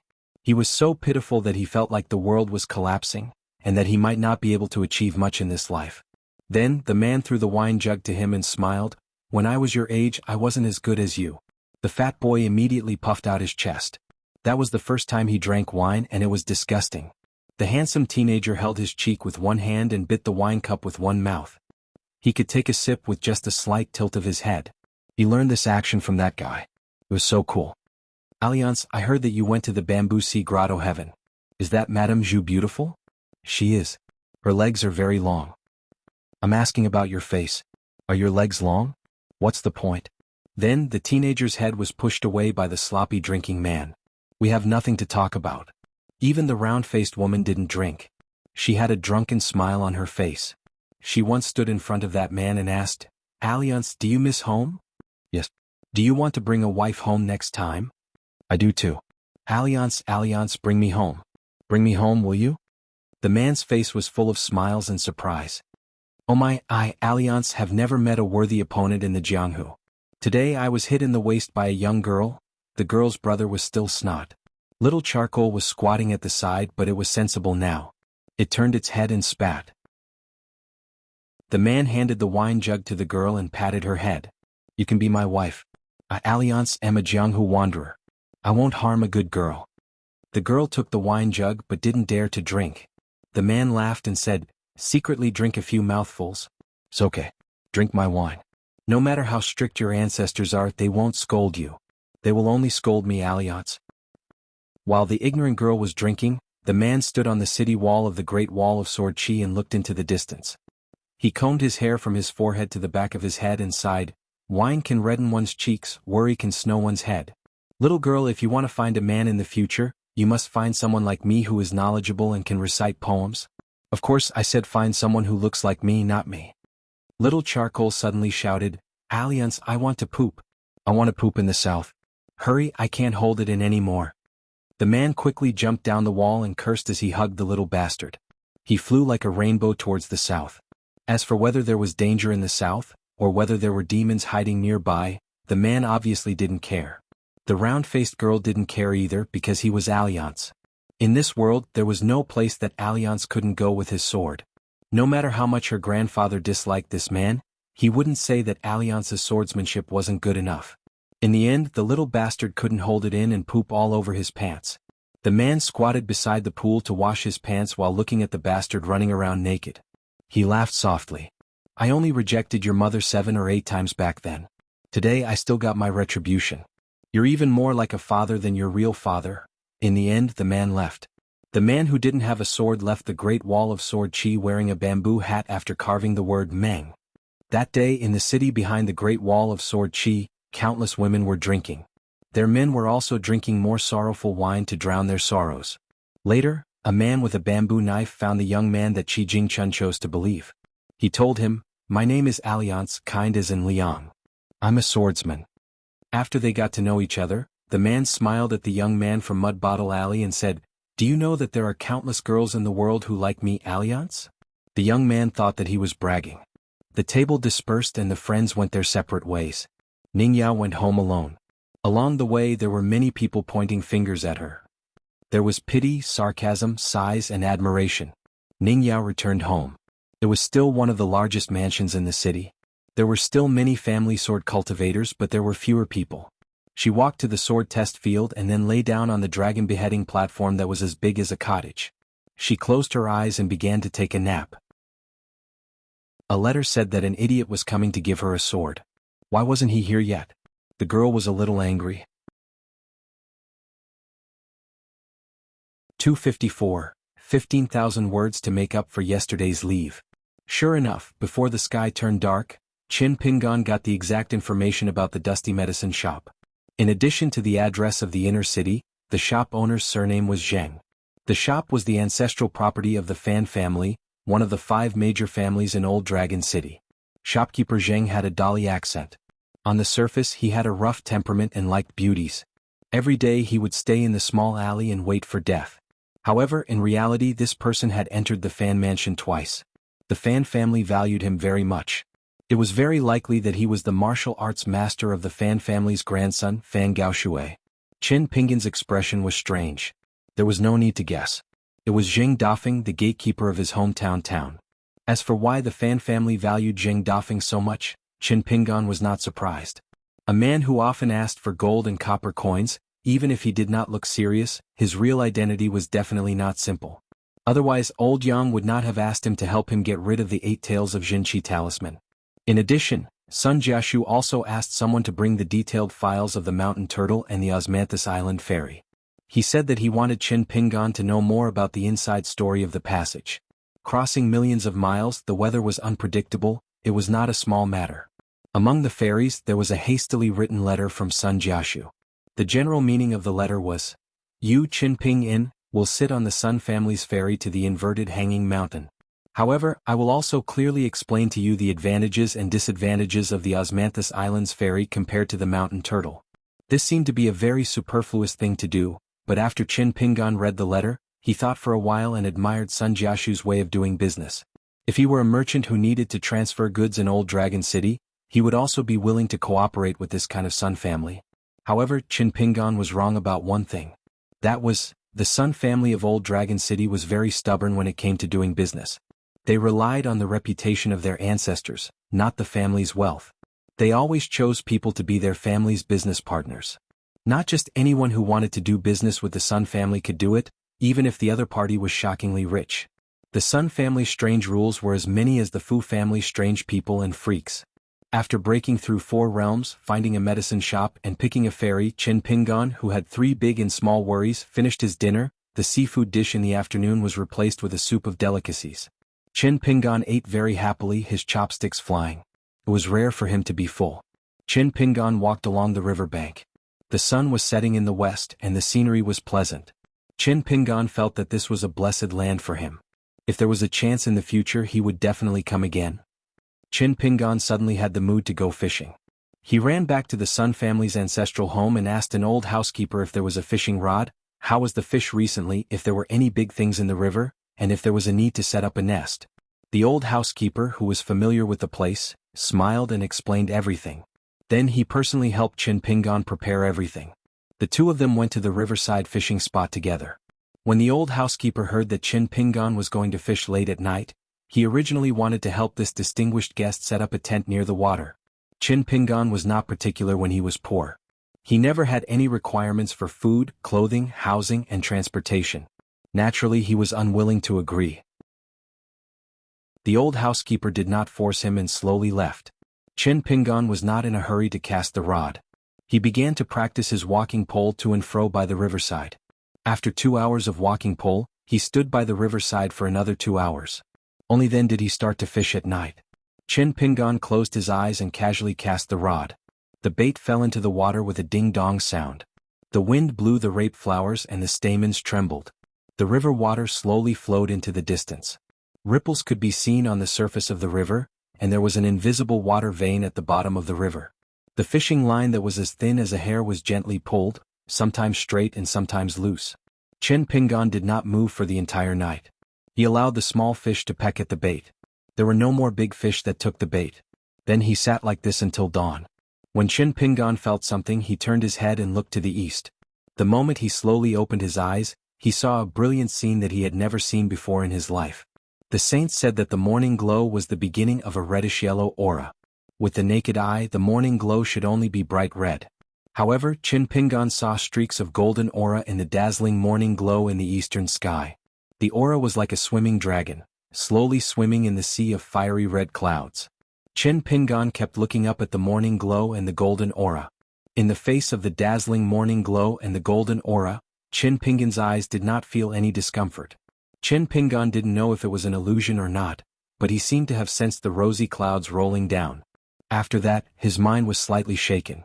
In an instant, more than 10 golden dragons surged out and descended from the sky, pouncing straight at him. They were aggressive, as if they wanted to crush the person who dared to look into their eyes. Those flood dragons came with great momentum. Chen Pingan let go of the fishing rod and suddenly stood up. His fist intent involuntarily surged out, covering his body and his internal chi palace.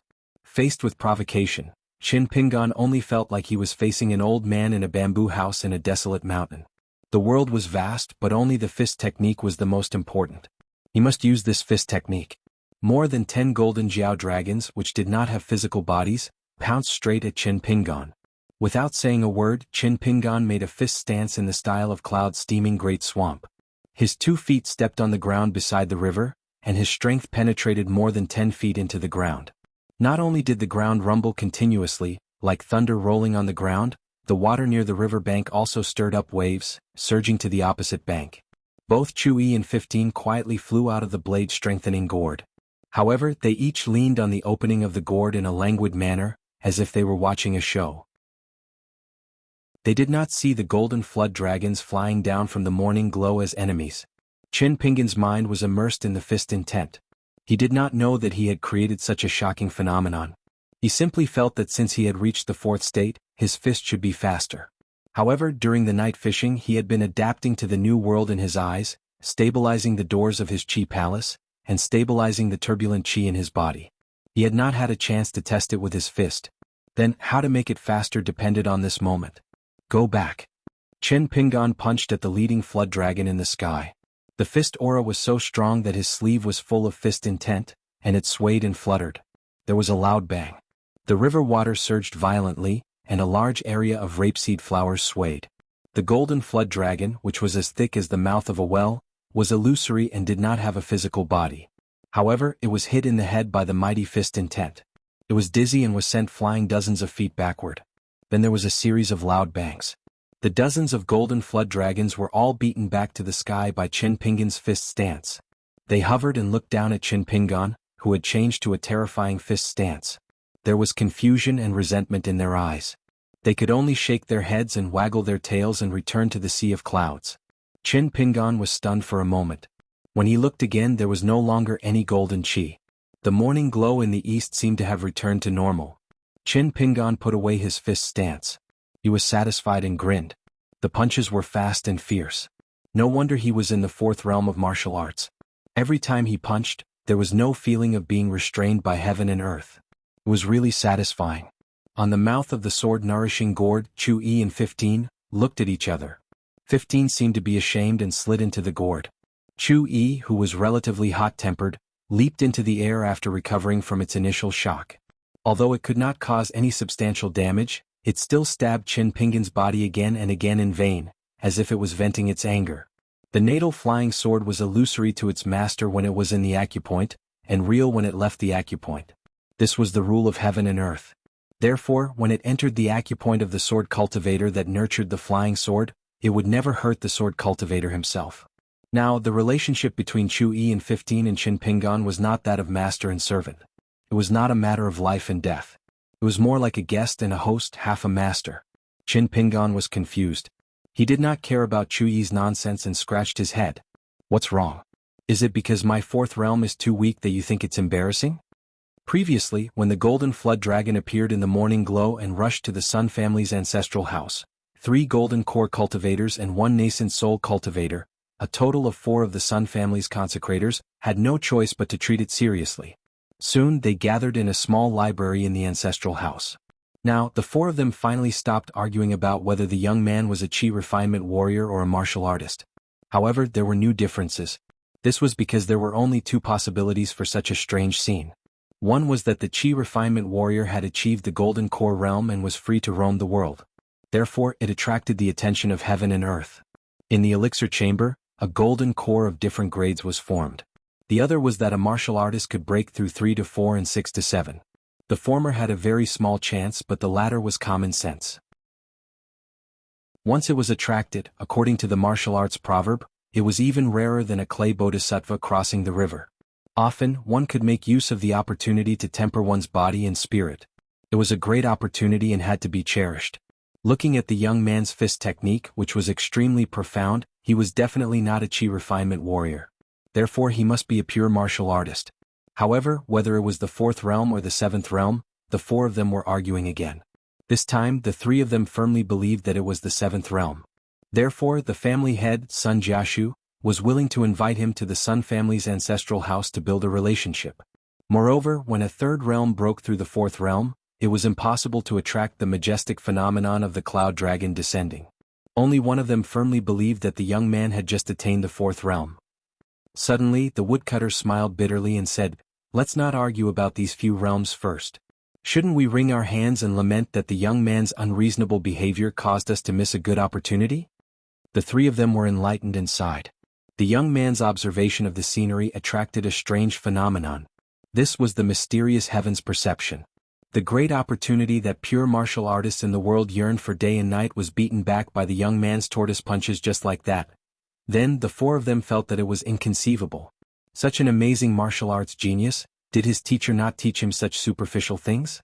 For example, when a 3rd realm broke through the 4th realm or the 6th realm broke through the 7th realm, there would be a heaven's perception.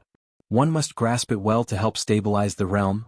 The 4 of them would never have thought that the bamboo elder who taught the young man the fist technique had once reached the peak of the 10 realms of martial arts.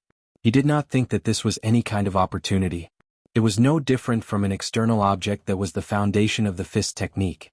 It was even worse than a chicken rib that was tasteless but a pity to throw away. Chen Pingan should not have taken such a shortcut to learn his fist technique. If the barefoot old man saw this scene, he would definitely laugh heartily and think that the young man had done well.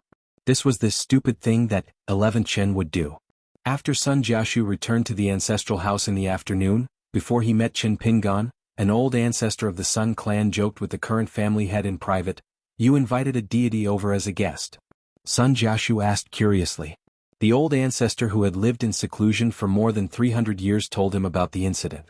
Sun Jiashu slapped his forehead and said helplessly, "He is a real deity." When they were eating together, Qin Pingan noticed that Sun Jiashu's gaze was a little strange. It was a little similar to the way he looked at Lu Baqiao earlier. Qin Pingan mistakenly thought that the punch in the morning had brought trouble to the Sun clan's ancestral house. He asked worriedly, "What's wrong? Did my punch in the morning alarm the Sun clan in Old Dragon City? Did you find any clues for them?" Sun Jiashu smiled and shook his head. There are thousands of chi refinement warriors and martial arts grandmasters in Old Dragon City. There are many strange things.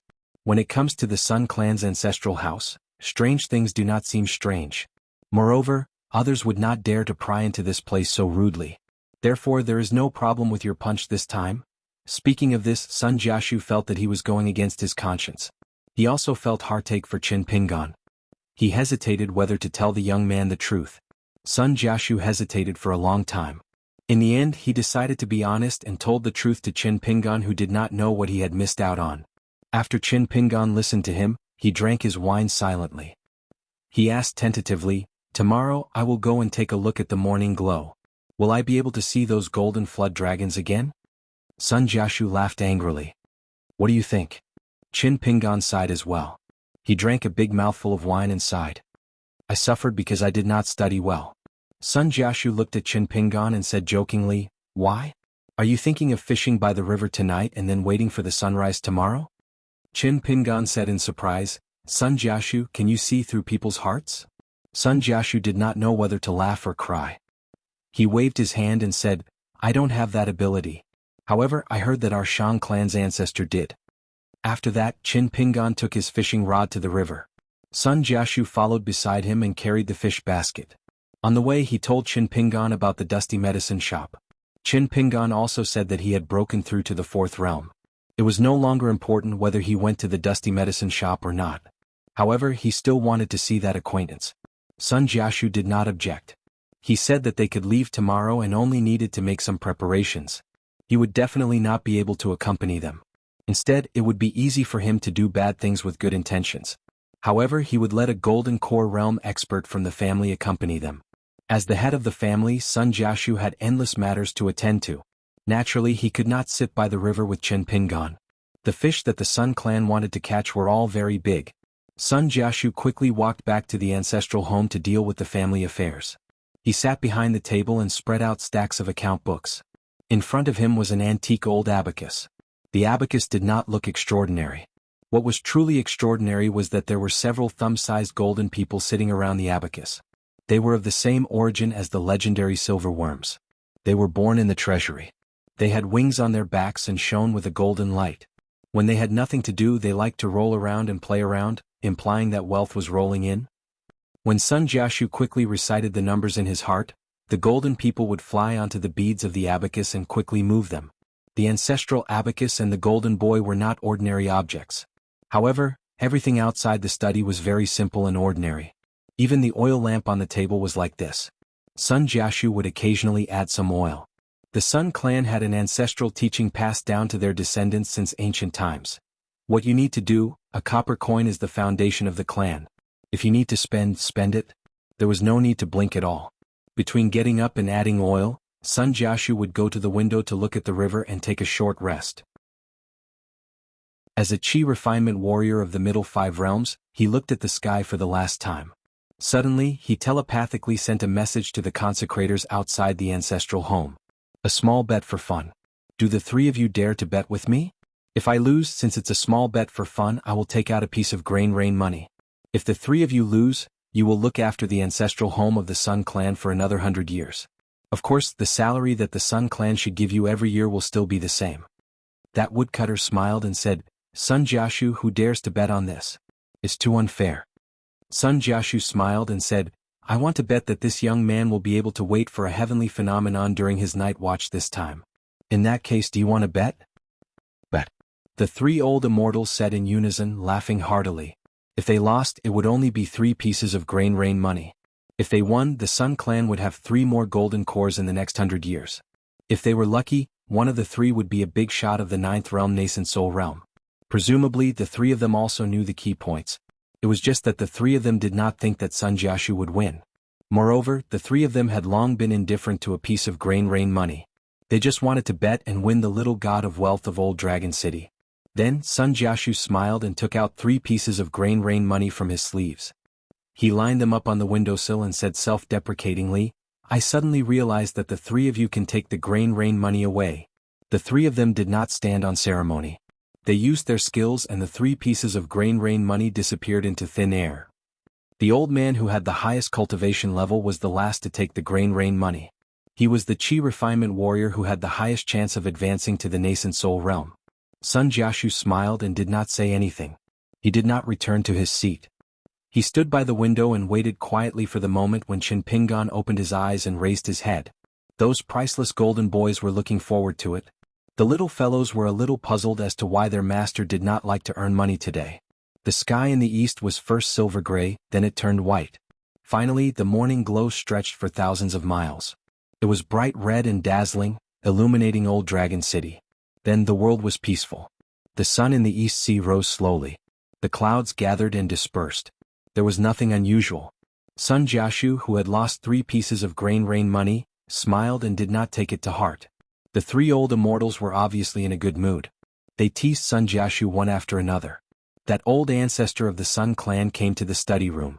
As a big shot of the nascent soul realm, he waved his hand and temporarily isolated the study room from the outside world. He smiled and comforted, How is it? Are you convinced now?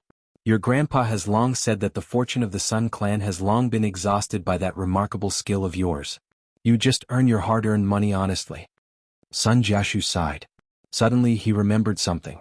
He walked to the door and bid farewell to the old ancestor. He smiled and said, I will go to the kitchen of the ancestral house to tell old Song. Today's breakfast should be more normal. Don't squander those delicacies anymore. Anyway, that brat Qin Pingan can't tell the difference between good and bad. Who knows, he might like ordinary pickled vegetables and steamed buns more. I won't flirt with the blind man anymore. Save money. The old ancestor of the Sun clan smiled and nodded. He looked at the little golden figures on the old abacus. The old ancestor's expression was a little proud. The Fu clan was richer than the Sun clan, but when it came to these children of wealth with the highest quality, the Fu clan only had a pair of twins. Barely the Fu clan had 3 of them. The Sun clan had as many as 4. As for the other 4 major families of Old Dragon City, at most, the Fan clan had bought one from the emperor of a fallen dynasty. Looking at Qin Pingan wolfing down the porridge, steamed buns and pickled vegetables for breakfast, his appetite was indeed much better than before. Sun Jiashu sat across the table and chewed slowly.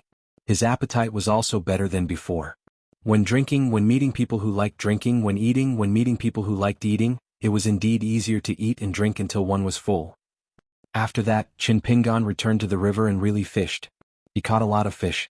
Half of the basket was the river fish commonly known as baijiao in Old Dragon City, and the other half was mixed fish such as yellow spicy cubes and crouching tigers. After eating a fish feast at noon, Sun Jiashu let Qin Pingan put on a disguise mask and reminded him again. Then he let Qin Pingan follow the old ancestor to a pond outside the ancestral house.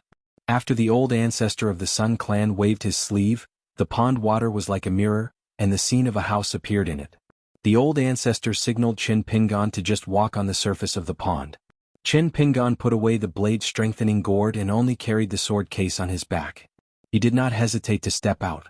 He did not fall into the bottom of the pond, but stepped on the surface of the mirror. Only ripples spread out under his feet. After a few steps, his figure suddenly disappeared as if he had walked into the mirror. The next moment, Qin Pingan stepped out of the house, looked around and saw the scene through the water. On the side of the Sun clan's ancestral house, the old man looked at the ripples on the water that had not yet subsided, and said to Sun Jiashu in amazement, "This young man Dali, what a stable soul, what a strong backbone. No wonder Lu Baqiao treats him as a friend." Sun Jiashu smiled and shook his head, retorting, "Lu Baqiao does not regard Qin Pingan as a friend because of this." The old man went straight to the heart and asked Sun Jiashu, "Then what about you?" Sun Jiashu thought for a while and said frankly, "In the end, it is not a meeting in adversity. I'm not as good as Lu Baqiao and Qin Pingan."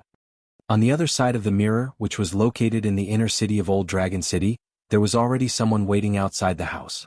It was the Sun clan's Jindan stage immortal. He led Qin Pingan out of a vast courtyard from the side and took a carriage that had been waiting for a long time. The old Jindan stage immortal, who had a restrained aura and returned to his original state, personally served as the coachman. The carriage finally stopped at the entrance of a street. There was a young locust tree at the entrance of the alley. Under the tree there was a man who was eating melon seeds and flipping through a book. After Qin Pingan got off the carriage, the two looked at each other. The man silently picked up the stool and walked into the alley first. The Sun clan's old man stopped the carriage at the side of the road and did not follow. He closed his eyes and began to rest. When they arrived at the medicine shop, Zheng Dafeng placed the stool at the entrance for Qin Pingan to sit on and went to pick up another one. For a moment, the entrance was crowded with women who came to join in the fun. It was a pity that Qin Pingan wore an ugly face. They quickly lost interest and walked back to the shop to laze around.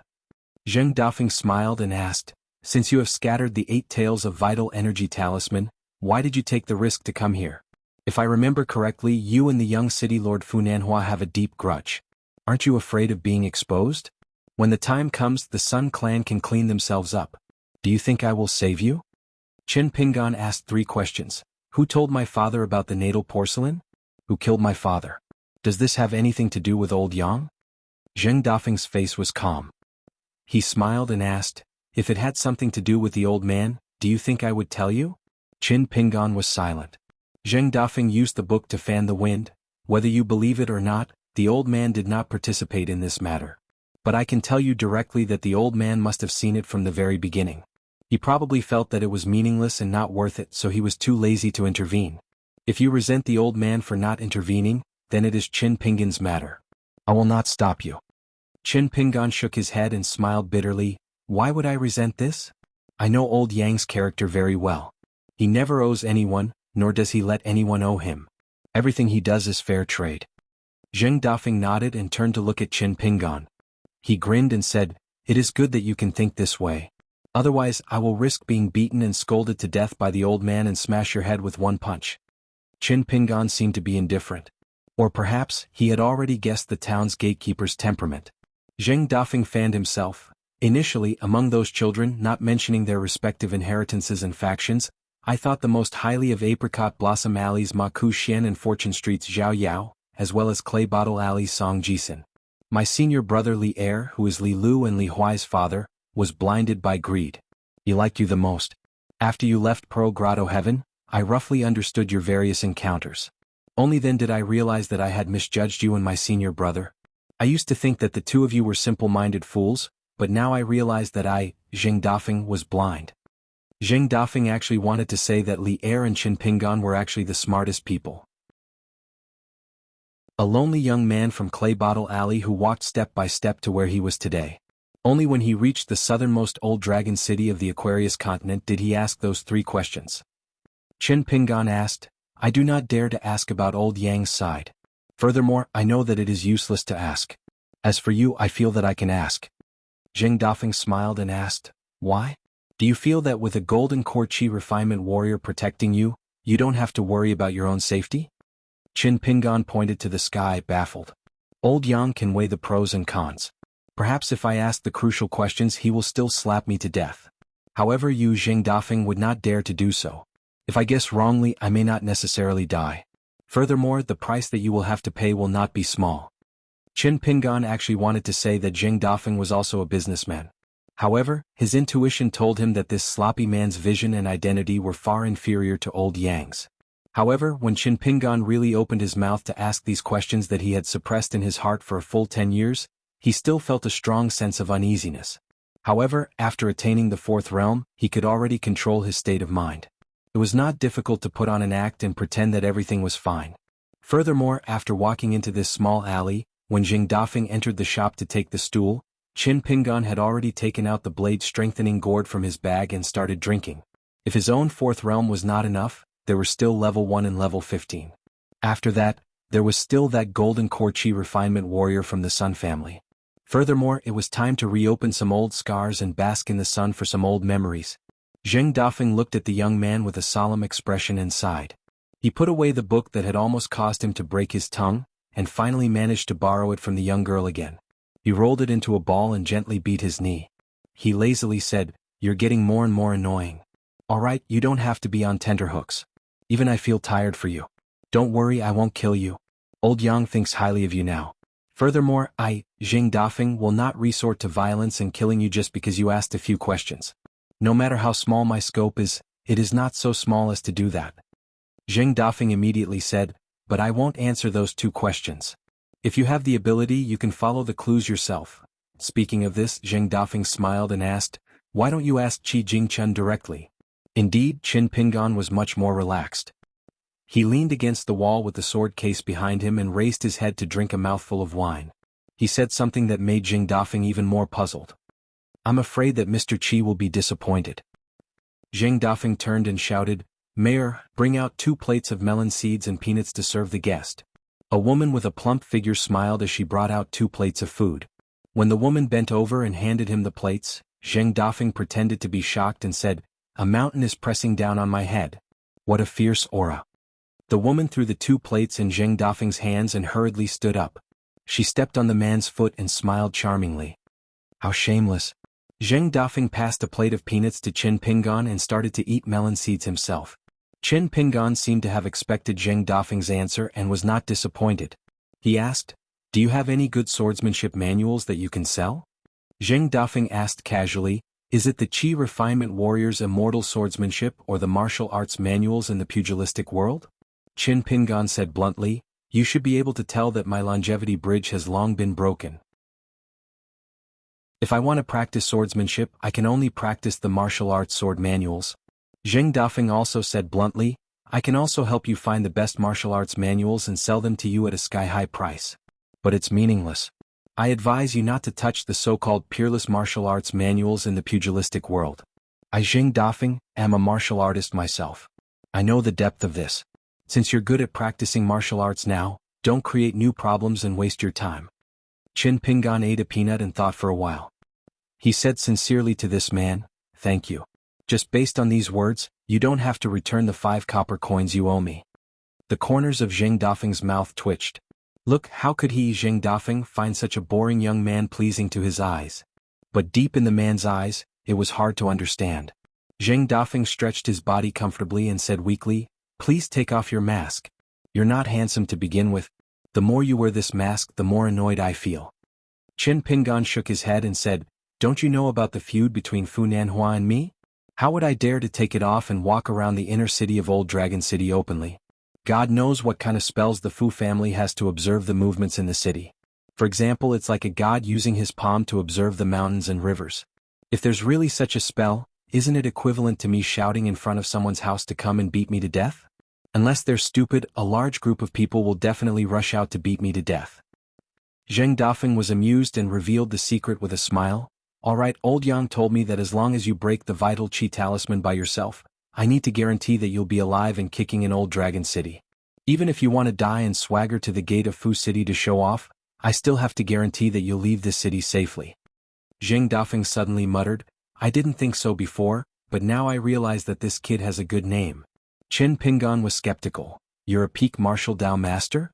Or an upper 5 chi refinement warrior?" Zheng Dafeng laughed. "Do you think that level 9 martial Dao masters and Jade Pure Realm Chi refinement warriors are cabbages on the roadside? You can see a bunch of them when you walk a few steps? Old Dragon City is full of all kinds of people. Level 8 martial Dao masters and level 10 Earth Immortals can already do whatever they want. Of course, the premise is that they don't provoke the public and only provoke one family. Even the Fu family, who has a half-immortal weapon, is not without room for negotiation. Those nascent Soul Realm Old Ancestors and level 9 Chi refinement warriors are already considered high and mighty old immortals here." Zheng Dafeng rolled his eyes and said, "Do you think this is our Dragon Pearl Grotto heaven? I'm a martial Dao master at the peak of level 8. Can I only look at the door and collect money?" Ruan Tan, who is at level 11, can already forge swords by the river before he succeeded as a saint? When Dali Imperial Tutor Cui Dong entered Dragon Pearl Grotto heaven, didn't he also sneak around and show his avatar? Qin Pingan suddenly asked, "You want me to peel off the skin? Are you planning something?" Zheng Dafeng was also not stingy. He said in surprise, "You can see through this?" Ain spirit condensed from green smoke appeared in the dark corner of the wall opposite the two of them. He sneered and said, "Zheng Dafeng's mind is in a mess now. He can't figure out what the Dao Protector and Dao Preacher are, so he asked the Fan family to spend a lot of money to find someone to do a divination. The divination is to obtain chestnuts in a big fire, which is great luck. So he wants to put you in danger. When the time comes, he will fight and I will escort you out of Old Dragon City. During this time, he may be able to figure out the two identities. If he can break through the level 8 martial Dao bottleneck, it will be in line with the divination." Qin Pingan turned to look at Zheng Dafeng, who was not blushing at all. 5 copper coins. Even if you want to pay it back now, I won't take it back. Zheng Dafeng said indifferently, 5 copper coins is nothing. Do as you wish. Qin Pingan sneered and said, Zheng Dafeng, do you really think that I don't know the rules of Old Yang? Earlier I purposely mentioned it. Then you mentioned martial arts and swordsmanship. I saw that what you said was true, so I went with the flow and settled this debt. If I didn't guess wrong, the person who wanted me to deliver the letter was Old Yang. The person who wanted you to owe money was also Old Yang, right?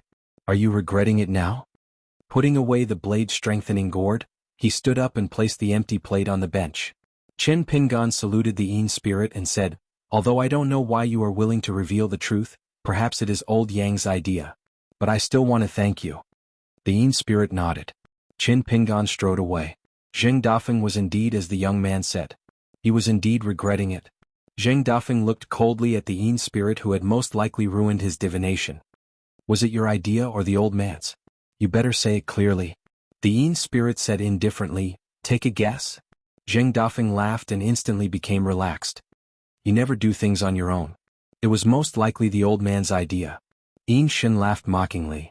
A pure martial artist at the peak of the 8th realm, the disciple of a divine lord, actually believes in the so-called divination. Don't you know that even if the Fan family did not do anything, it is still a great fortune for everyone in the world? For you, Zheng Dafeng, could it be that the universe has been turned upside down, a truly inauspicious omen? Zheng Dafeng's expression became serious. He raised his head and looked at the Yin spirit. He nodded and said, I understand. The Yin spirit did not think much of it. Since the Divine Lord is willing to let you be in charge, then don't think that you are smart. Just do what you are told. Zheng Dafeng waved his hand and said, I was tricked by that young man and taught you a lesson. I'm very annoyed. I need to leave the alley and take a breather. The Yin spirit disappeared. Zheng Dafeng suddenly asked, was the strange phenomenon in the Sun family's ancestral home caused by Qin Pingan's breakthrough?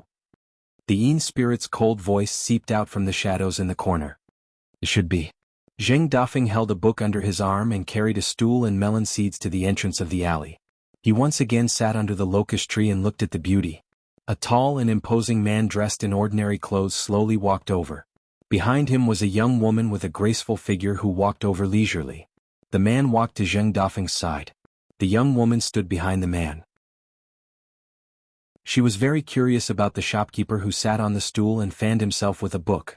The man smiled and said, Old Dragon City Sun Jiashu's face is only worth a thin layer of skin. Shopkeeper Zheng, you are very accurate. Zheng Dafeng turned and glanced at the man. Fu Qi, you are not even wearing the old dragon robe. It seems that you are not here to chase us away.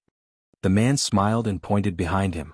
It does not matter if I wear the old dragon robe or not in Old Dragon City. Bringing her here is where my true sincerity lies. It was both a demonstration and a show of weakness.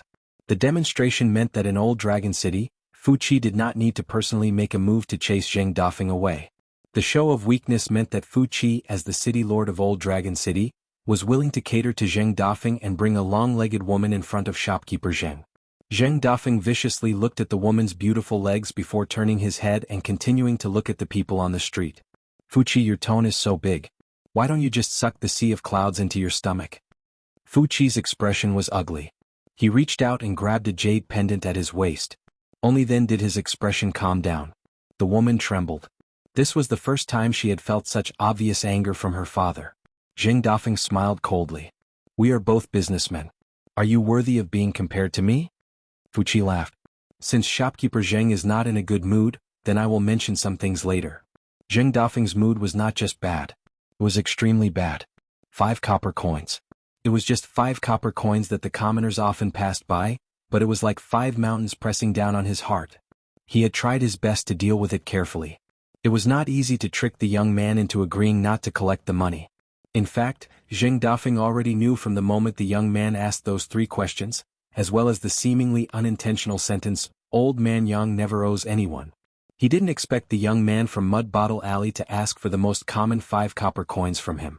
This little bastard from Mud Bottle Alley was cunning and not easy to fool. Zheng Dafeng was furious. He fanned the book with all his strength. No wonder I didn't like this guy from the beginning. He is so young and shrewd. How is he like a young man? Zheng Dafeng suddenly stopped complaining and said dispiritedly, if he was an ordinary young man, he would not have lived to this day. The man heaved a long sigh and started to flip the pages of the book. The pages rattled, but he couldn't read a single word. He mumbled to himself, did that otherworldly item really hit the nail on the head? Did I really think I was smart? He turned to the next page of the book. It was the pure and sincere chapter. It was a hodgepodge of some common stories. At the end of the story, the author pretended to add a few sentences of great principles. It was simply a muddle. In Zheng Dafeng's opinion, if the story was divided into parts, the beautiful eyebrows of this woman, the intoxicating pink cheeks of another woman, and the cherry lips of another beauty were all enchanting sceneries. However, if they were randomly pieced together, they would not be beautiful. The whole thing was unbearably ugly. Zheng Dafeng absent-mindedly turned to the next page.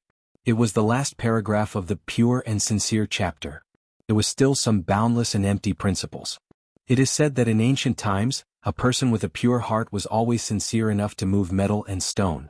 Therefore, honesty and sincerity are the foundation of a Confucian gentleman.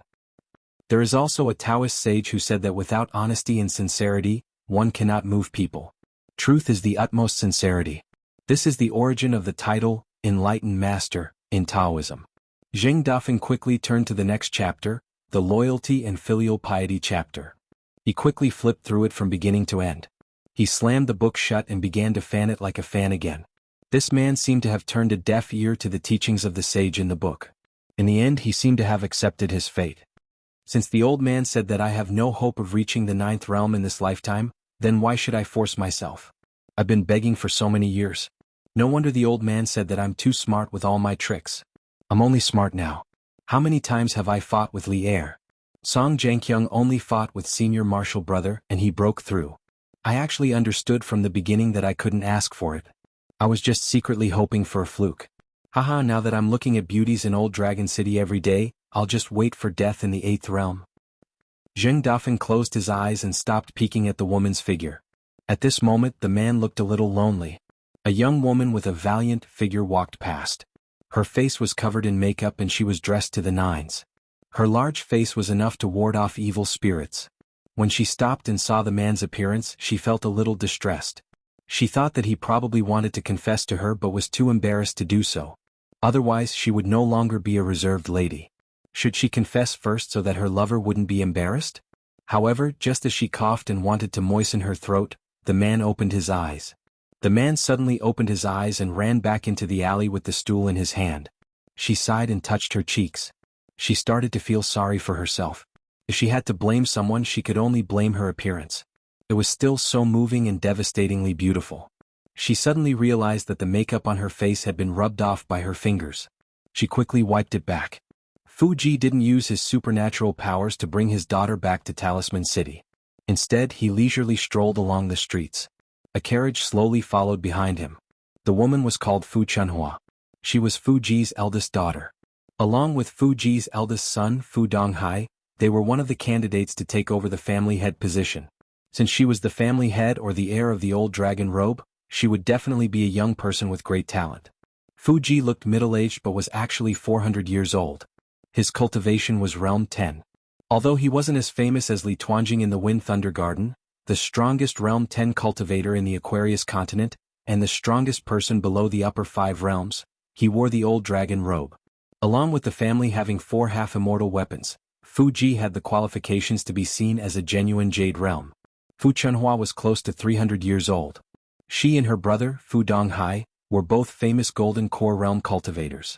They were also good at fighting.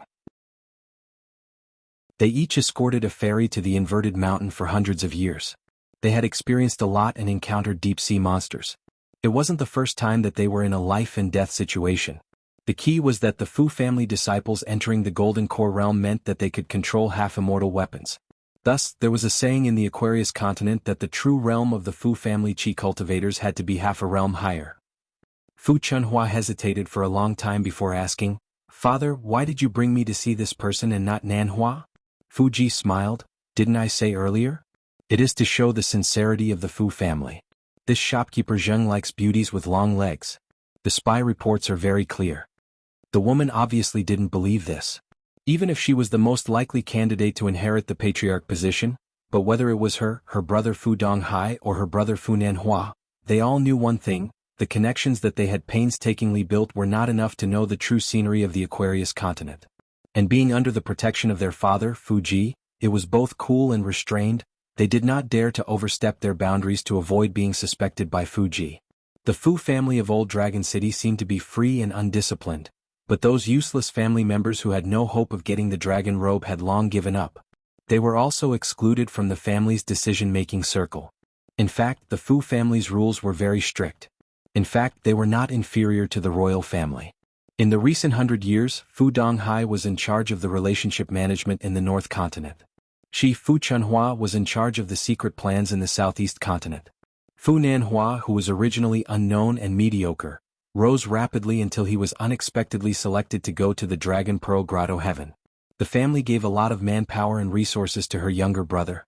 It was obvious that the family head, Fuji, was not satisfied with her and Fu Donghai's business for the past 100 years. Fu Chunhua knew that she wouldn't be able to get an answer and changed the topic. "Do you want me to remind Sun Jiashu?" Fuji smiled. "Sun Jiashu? Even if his realm is not as high as yours, he is still the head of the Sun family. You are just a Golden Core Qi refinement warrior. What right do you have to warn him? His ancestral house still has a nascent soul elder of the Sun family.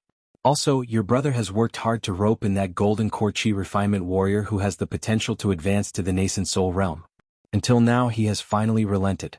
If the Fu family warns Sun Jiashu now, do you think that Golden Core Qi refinement warrior will still have the face to leave the Sun family's ancestral house and come to our Fu family?" Fu Chunhua's face was pale. She was afraid that her father would mistakenly think that she was harming her brother. Fuji smiled and said, "Don't be nervous. I know your character. Actually, this time, Sun Jiashu took advantage of the situation and bet on Qin Pingan because he wanted to test our Fu family. He is probably afraid that if we don't warn him, once the Sun family succeeds, he will return to the ancestral house and act like he is being bullied by the Fu family. Believe it or not, there is no need for Sun Jiashu to persuade him. That golden core qi refinement warrior with a bright future was indebted to the Sun family. After this battle, he will definitely stay at the Sun family's ancestral house. Fu Chunhua asked, "Isn't Sun Jiashu afraid that the young man will die in our hands?" Fu Ji raised his head and looked at the sky. "It is normal for you to think this way. But when you wear the dragon robe, you will have the chance to know some of the real things." Fu Chunhua subconsciously raised her head and looked at the sea of clouds. Fu Ji smiled. "It will be even higher." Fu Chunhua's heart trembled slightly. She looked up and was filled with longing. Only by becoming a golden core cultivator can one be considered a member of my generation. Before becoming a golden core cultivator, everyone felt that this was the most satisfying thing to say. But when they really became a golden core cultivator, they realized that this was only the halfway point of becoming a Qi refinement warrior. Fu Ji suddenly said, "Compared to the Sun family and Sun Jiashu, my Fu family and Fu Ji are more daring. I need to leave Old Dragon City now to welcome a few distinguished guests from the north. Go and find Nanhua. Tell her that Qin Pingan is at the Sun family's ancestral house. I want to know his choice. This will determine whether he can become the city lord of Old Dragon City. Of course, it will also determine whether you have the chance to wear the dragon robe. I hope that when I return to Old Dragon City, I will have made the right choice." Fu Ji waved his hand. "Get on the carriage and return to the city." Fu Chunhua obeyed. Her father had already risen from the ground and entered the Sea of Clouds formation. He should be heading north. Fu Chunhua did not care about what distinguished guests they were that the city lord of Old Dragon City had to come out of the city to welcome them. After she sat in the carriage, she started to think carefully about this problem. What should she choose next to gain the most benefits? What would her younger brother, Fu Nanhua, choose? Fu Chunhua realized that she was in a mess. It seemed that no matter what she did, she would be able to gain a little. But it was still far from her best expectations.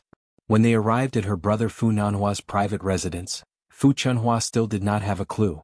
She carefully chose her words and carefully said what her father Fu Jiang had said. There were some deletions, some subtractions, some additions. Fu Nanhua obviously would not believe everything. But Fu Chunhua did not dare to speak nonsense about Fu Ji's general meaning. Fu Nanhua listened carefully to his sister Fu Chunhua's explanation. Just as he was about to get up and think about the problem, he suddenly sat back down and said indifferently, "I have already thought about it. I will get rid of Qin Pingan." Fu Chunhua started to count her fingers with a smile. Shopkeeper Zheng of the Dust Medicine Shop is at least a peak State 7 martial artist. He might even be a State 8 Grandmaster. He is close to the Fan family in the inner city and Sun Jiashu's Sun family. There is a nascent soul realm ancestor of the Sun family in the ancestral house. Although the other 3 golden core realm cultivators do not need to do anything unless the ancestral house is in trouble, Sun Jiashu can probably persuade them to do it as a last resort. Adding on the guest of the Sun family in the inner city, Nanhua, are you really not going to reconsider? Fu Nanhua's expression was indifferent. I am only thinking about how to get rid of that Dali youth with the smallest price. Fu Chunhua laughed again.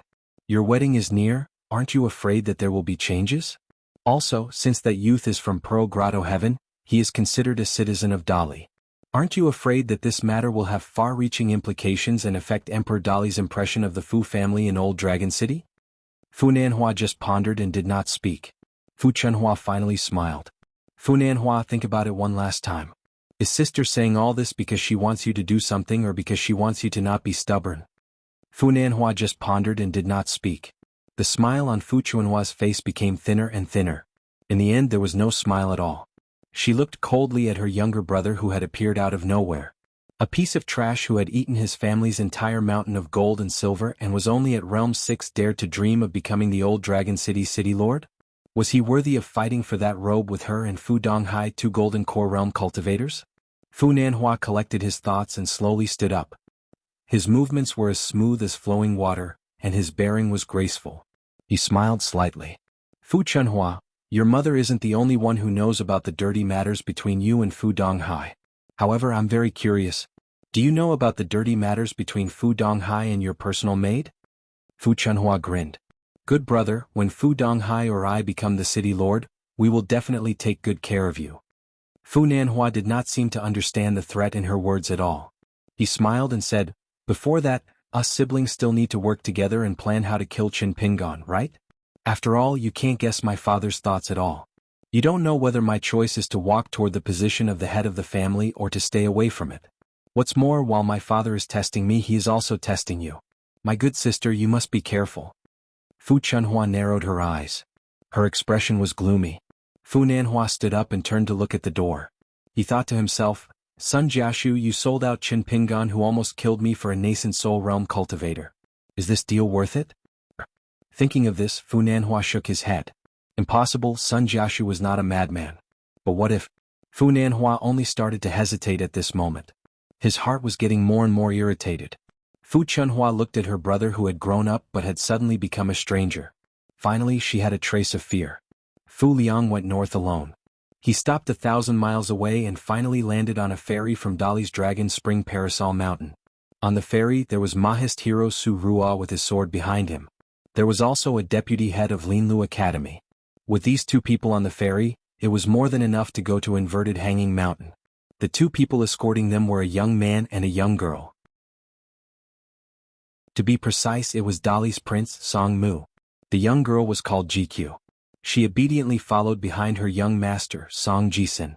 From start to finish, the young girl did not even look at Fu Liang.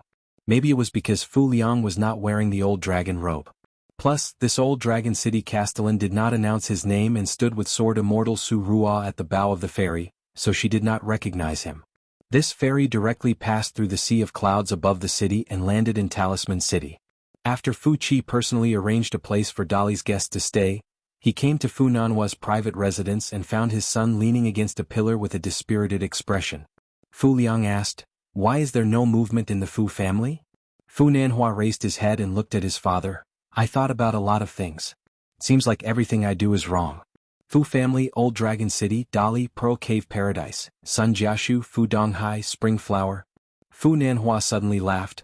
"Then do you know that no matter what you do, you will be the next Old Dragon City Castellan?" Fu Nanhua's face was blank. Fu Liang turned around and lowered his head as if he was respectfully welcoming someone. A young girl who was unscrupulously absorbing the dragon energy walked into the hall as if she was tipsy. Then she sat on the chair, raised her hands and clapped lightly. A dragon robe appeared behind her. It was steaming as if she was using the mist to wash her clothes. Then she stood up and the dragon robe automatically put on her body. The 9 cloud sea golden dragons on it began to swim around vividly. She kicked off her boots and sat cross-legged on the chair. Wearing the dragon robe that was too loose, she looked a little funny. She frowned and said, "Without the restriction of Pearl Cave Paradise, I still have to pretend to be an ant. It's so hard. I can't help it. I can't beat some of them at the moment. Stinky Taoist, Ruanju Song Jiangqiang, that unfathomable Master Mo, Sword Cultivator Su Ruo, and so on. Sigh, there are so many of them. Forget it, let's not talk about them. This place is better. It's worthy of being the first place in Aquarius Continent. After so many years of maintenance, there is still a lot of dragon energy left. Your Fu family has done well. There will be rewards in the future. Big rewards." Fu Nanhua looked at the familiar childish face of the young girl. Then he turned to look at his calm father. Finally, he stared hard at the dragon robe that had been passed down from generation to generation. Fu Nanhua realized that he, who had almost gone crazy before, was really going crazy this time. She looked around. "In order to come here smoothly, I suffered a lot. But the most wrong thing is that the so-called smooth journey was given to me by that stinky Taoist." She suddenly pointed at Fu Nanhua and said sternly, "You ant, I heard that you don't even dare to kill Qin Pingon. You don't even deserve the surname." The young girl turned to look at Fu Li. "What is your surname again?" Fu Li replied respectfully, reporting to young miss, "Our surname is Fu." The young girl was a little resentful. Her arrogance was gone. She lazily curled up in the chair, or more accurately, she was curled up in the dragon robe. Fu Nanhua was on the verge of collapsing. The young girl lowered her head and looked at the dragon robe. The physique and blood of the 9 Aquarius Continent emperors in history. Not bad. She looked down and muttered, "The lower-level sea of clouds is lacking." Her eyes lit up, revealing a pair of strange golden pupils. As though he had guessed the young girl's thoughts, Fu Li laughed bitterly. "Young miss, the sea of clouds above Old Dragon City cannot be kept in the dragon robe for the time being. Otherwise, with so many people watching, it will cause too much of a commotion and people will easily find out. The young girl sighed, I know the severity. In the end, her eyes became hazy like a drunkard. Being here, I really don't want to move. She suddenly jumped down from the chair, and with a slight shake, the originally huge dragon robe immediately became extremely fitting. She stood in the hall and looked out the door as though she was hesitating about something. The Sun family's ancestral house. After the old ancestor heard the current patriarch's plan, he laughed bitterly. Is it truly worth it? Are you not afraid that after this battle, we will not be able to recover, and the Fu family will join hands with the other 4 families to swallow us up? Sun Jiashu's expression remained normal. I only hate that the Sun family is not strong enough. Sun Jiashu can only gamble so much. The Sun family's old ancestor was silent for a long time, then asked, what if that young man knows of our Sun family's intentions? Sun Jiashu's eyes were filled with determination. He will not know. Even if we take a step back and say that he knows the truth, but my Sun family has paid such a huge price for him, and in the future, our rewards will only be greater. The Sun family's old ancestor asked again, is it really appropriate to be so eager for quick success? Can't we be like that young man who broke through from the 3rd realm to the 4th realm, and let nature take its course? Sun Jiashu shook his head. I, Sun Jiashu, am alone. Of course I can wait, but the Eastern Aquarius continent and the world cannot wait. The Sun family's nascent soul-stage-old ancestor could only sigh, and did not try to persuade him anymore. After that, the young man walked back to the Sun family's ancestral houses pawned from the tall building in the inner city. After that, it was a sunny day and the world was at peace. Sun Jiashu still came back to the ancestral house every few days. Every time he came back, he would stay for a night and then gamble with the 3 Jindan realm consecrators. The earliest bet was 1 grain rain coin, the second bet was 2, the third bet was 4, and the fourth bet was 8. In the end, Sun Jiashu gambled 4 times and lost 4 times. After that, Sun Jiashu did not bet anymore. And that Qin Pingan still went to watch the night and fish every day, and then waited for the sun to rise from the east. On the 20th day of Qin Pingan's stay in the Sun family's ancestral house, Sun Jiashu was still using a Taoist technique to sleep deeply, when he heard Qin Pingan shouting from afar, Sun Jiashu, look. Sun Jiashu suddenly got up. Without even wearing his boots, he opened the window and looked at the sky. In the eastern cloud sea, there were dozens of golden dragons surging down, and then they were all beaten back by the young man with the sword on his back with his ancient fist stance, and every time he punched out, he did not hesitate. At this moment, Sun Jiashu felt lost. His Tao heart was lost and he was on the verge of collapsing. Luckily, the Sun family's old ancestor rushed to his side and pressed on his shoulder. Jiashu, you don't have to do this. Jiashu can be young all year round, but you can't do everything as you wish. That year I gave you this name, it was for today. Sun Jiashu's face was pale and muttered, just one more time. Although his state of mind was stable, but he was lost and his mind was uneasy. It was as if he had lost the entire Old Dragon City. In the inner city of Old Dragon City, at the entrance of the dusty medicine shop, Zheng Dafeng looked at the morning sun in the east. His mind was in a trance. He quickly took out the book, flipped to a page and silently recited the chapter of pure sincerity. After the vision of heaven and earth ended, Zheng Dafeng shattered the book, leaving no traces behind. He walked back to the alley and said with a sad face, Preacher, it's actually my preacher. 255. The nascent soul realm is the 10th realm of the Qi refinement warrior, and the golden core realm is the 9th realm. There was a clerical error previously, so I hereby explain. That night, Sun Jiashu was supposed to invite a big shot from the southeast continent, but the young family head had a sudden idea and asked the Sun Mansion in the inner city to cancel this welcome banquet. Although it was very inappropriate, and the steward raised an objection for the first time, Sun Jiashu did not explain anything. In the study, he had already cut off the connection between the old mansion and the Sun Mansion, and then went to the small ancestral hall at the back. The steward there was a little helpless. The nascent soul realm ancestor of the Sun family did not want to make things difficult for the Sun Mansion. The old man, who had not appeared in the Sun Mansion for 100 years, personally instructed the steward, and then the entire Sun Mansion was reassured. After bathing and changing clothes, Sun Jiashu stood alone in the ancestral hall. After burning incense, he was silent as if he was reflecting on his mistakes. In addition to the memorial tablets in the ancestral hall, there were also portraits of the deceased family heads of the Sun family hanging on the wall. Most of them were in the inconspicuous attire of Sun Jiashu now. The position of the family head of the Sun family was passed down from grandfather to grandson. After Sun Jiashu's grandfather stepped down as the family head, he went to travel the central continent. Back then, Sun Jiashu inherited such a big family business at a young age. Sun Jiashu could be said to be aware of the hardships he had been through all these years. Sun Jiashu looked at those portraits. Some people turned the tide when the family was in danger, some opened up a new business route, some made friends with cultivators in the upper 5 realms for the family, some lived a mediocre life and caused the Sun family to be unable to raise its head in Old Dragon City, some made mistakes in decision-making, causing the Sun family to constantly give up their territory in the outer city, and their ancestral family business was constantly being eroded and divided. Some went astray and concentrated on cultivation, and the family power fell into the hands of relatives. Sun Jiashu wanted to know how his descendants would see him when he was hung on the wall in the future. Would he be the ancestor who raised his arms and worked hard to revive the family, the culprit who buried the root of the family's disaster, or a fool who missed a golden opportunity? Deep into the night, the nascent soul realm ancestor slowly walked into the ancestral hall. After a long silence he finally said, "You can't do the same thing more than 3 times. It's already not easy for you to choose to trust that young man and bet on the 4th time. You lost on the 5th time, so there's no need to be so upset." The Golden Core Consecrator who has a chance of entering the nascent soul realm was actually willing to bet with you 4 times because he was inclined to stay in the Sun family's ancestral home and not be roped in by Ji Donghai. Sun Jiashu didn't turn around. He was still staring at a portrait. He nodded and said, "I've already thought it through. I don't have much of a knot in my heart. Things didn't get any better or worse when it came to betting, and I could accept the results. Taking a step back, my Sun clan isn't so desperate as to lose a future nascent soul cultivator."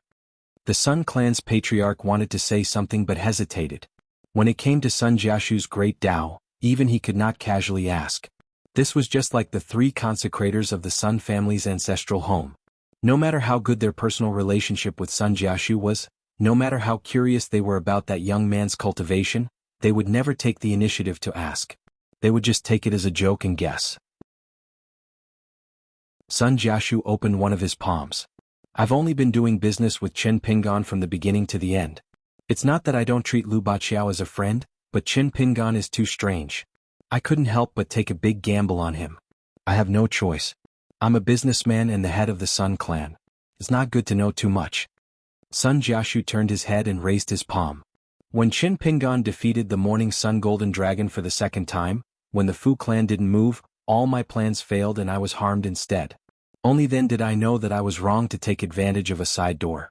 As a result, I watched myself lose an Old Dragon City. Even a nascent soul realm ancestor who was known as an Earth Immortal couldn't see anything wrong with the young man's palm. But the old man was very sure that what Sun Jiashu saw was the final truth." Sun Jiashu's expression was sorrowful.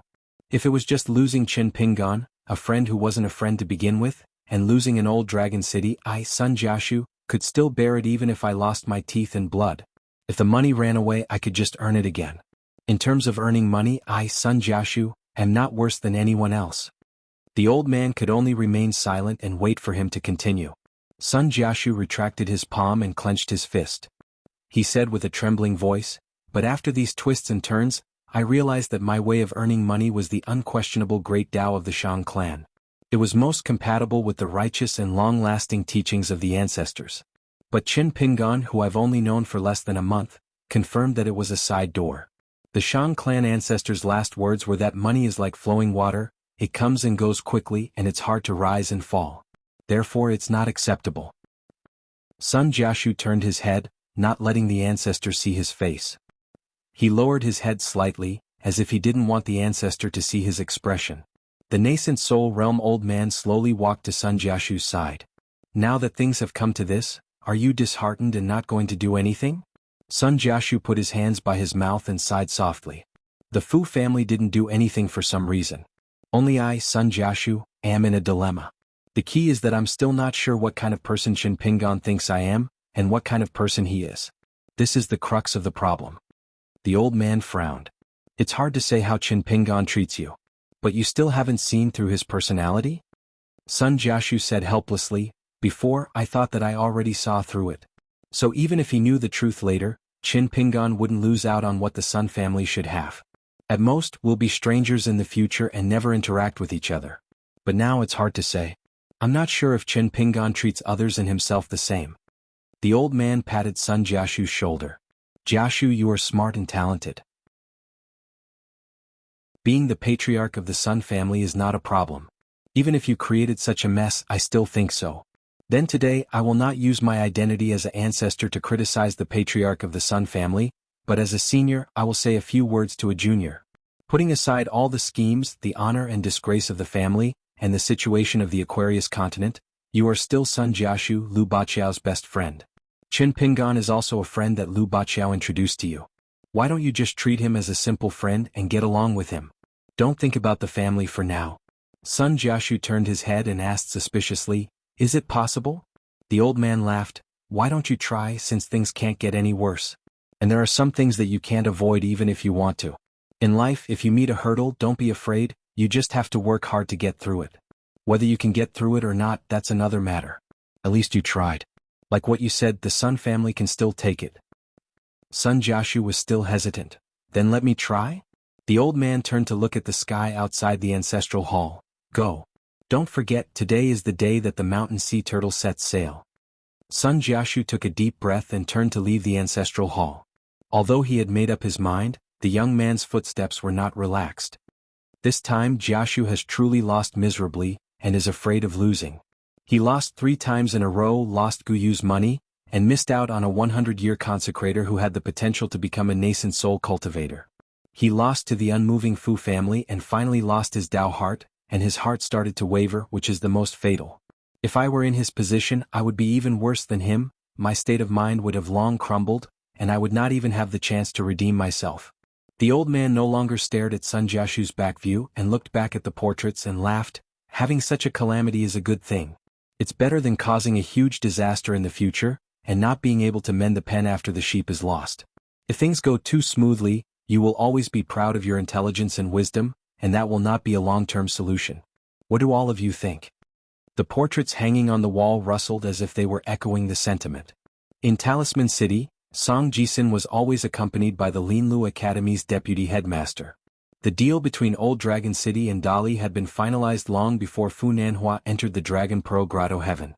Song Jisin's trip this time was just a symbolic appearance in public as Dali's prince, Song Mu. All of this was the strategy of Dali's imperial tutor, Cui Dong, and also the decree of the emperor. This time, Song Jisin went south from Longquan County's ferry to Old Dragon City. The emperor, who was recuperating in Dali's capital, did not make any requests to Song Jisin, so when Song Jisin was on the ferry, he had some misconception that the maidservant, GQ, was the real backbone of this long trip. Longquan County, Old Dragon City. GQ Wangzhu Weizhu. Song Jisin knew that the clues he knew and the hidden clues had been woven into a big net, which would eventually lead to a situation where one went south and the other went north.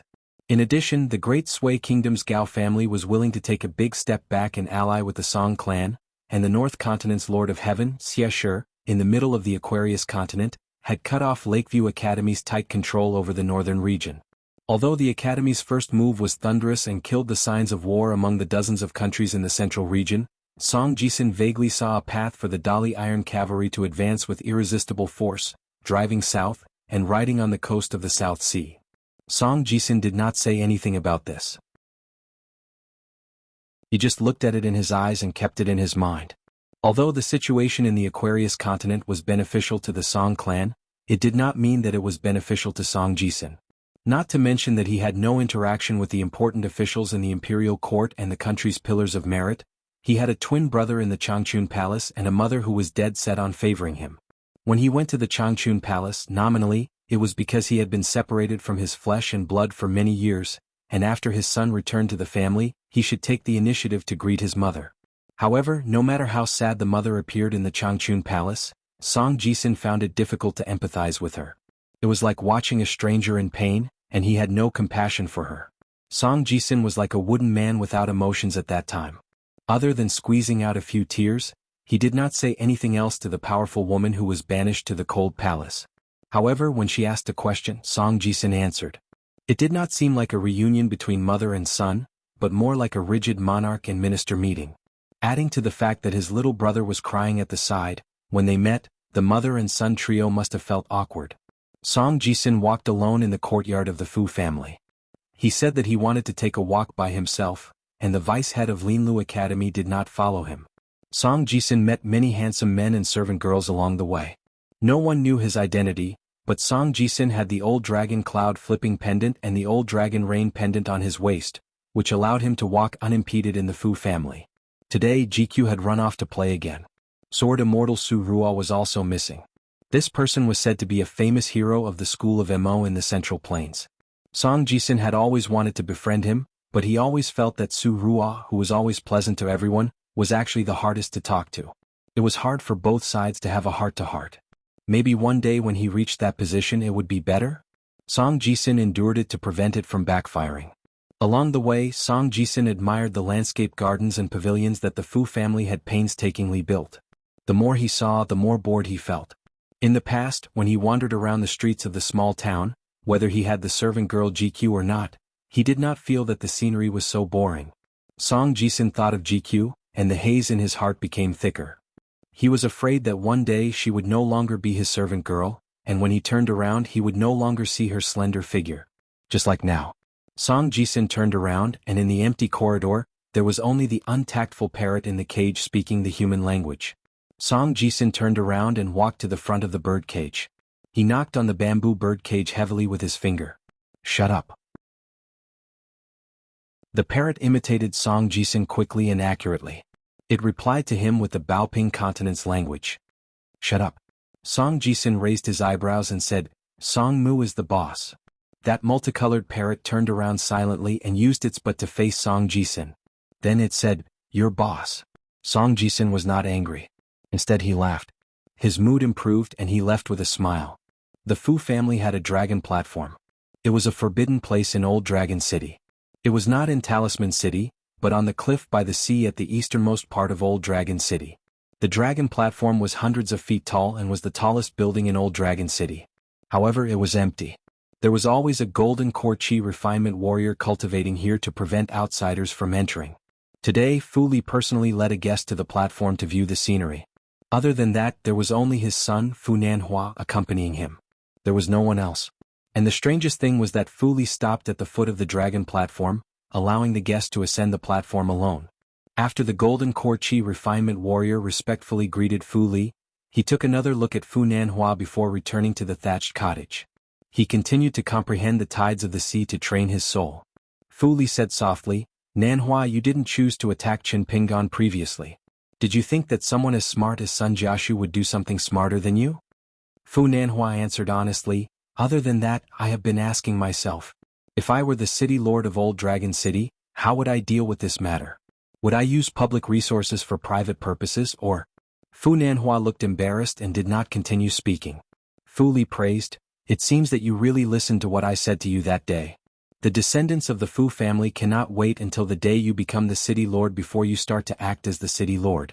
If you don't have this bit of foresight, even if you are the strongest person in the family, you only know how to fight and kill for your own selfish desires. Once you meet a true immortal of the upper 5 realms, not to mention the Fu family, what is the entire Old Dragon City?" Fu Nanhua made up his mind and gritted his teeth. "Father, but my cultivation level is low now. How can I rightfully inherit the position of the city lord in the future?" Fu Li laughed involuntarily. "Oh, use money. Old Dragon City's Fu family has a lot of money, not to mention other things. How do you think I advanced from the Golden Core realm to the Nascent Soul realm? The heavenly treasures I used were enough to buy the 300 miles of the Sun family street outside the city. After that, how did I advance step by step to the peak of the 10th realm? Other than being diligent in cultivation, most of it was done by using money. Otherwise, what do you think?" Fu Nanhua was dumbfounded. "Is that simple?" Fu Li placed his hands behind his back and raised his head to look at the skinny figure that was ascending the stairs. He smiled and said, "Other than me thinking highly of you, her opinion, even if it is unintentional, is the most important. It is not an exaggeration to say that it is the final decision. There are some people and matters in Old Dragon City's Fu family that you are currently unable to interact with. But in the future you will understand more and more. The true scenery of the Aquarius continent will also appear in front of your eyes." Fu Nanhua's eyes burned with passion.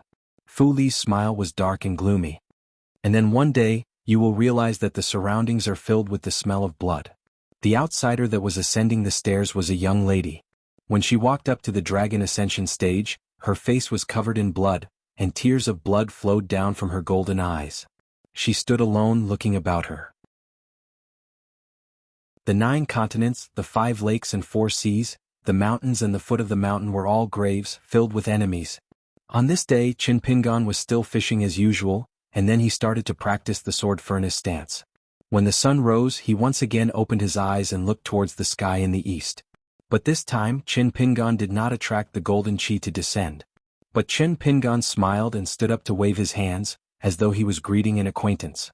Chin Pingan kept his fishing rod and fish basket, and returned to the Sun family's ancestral house.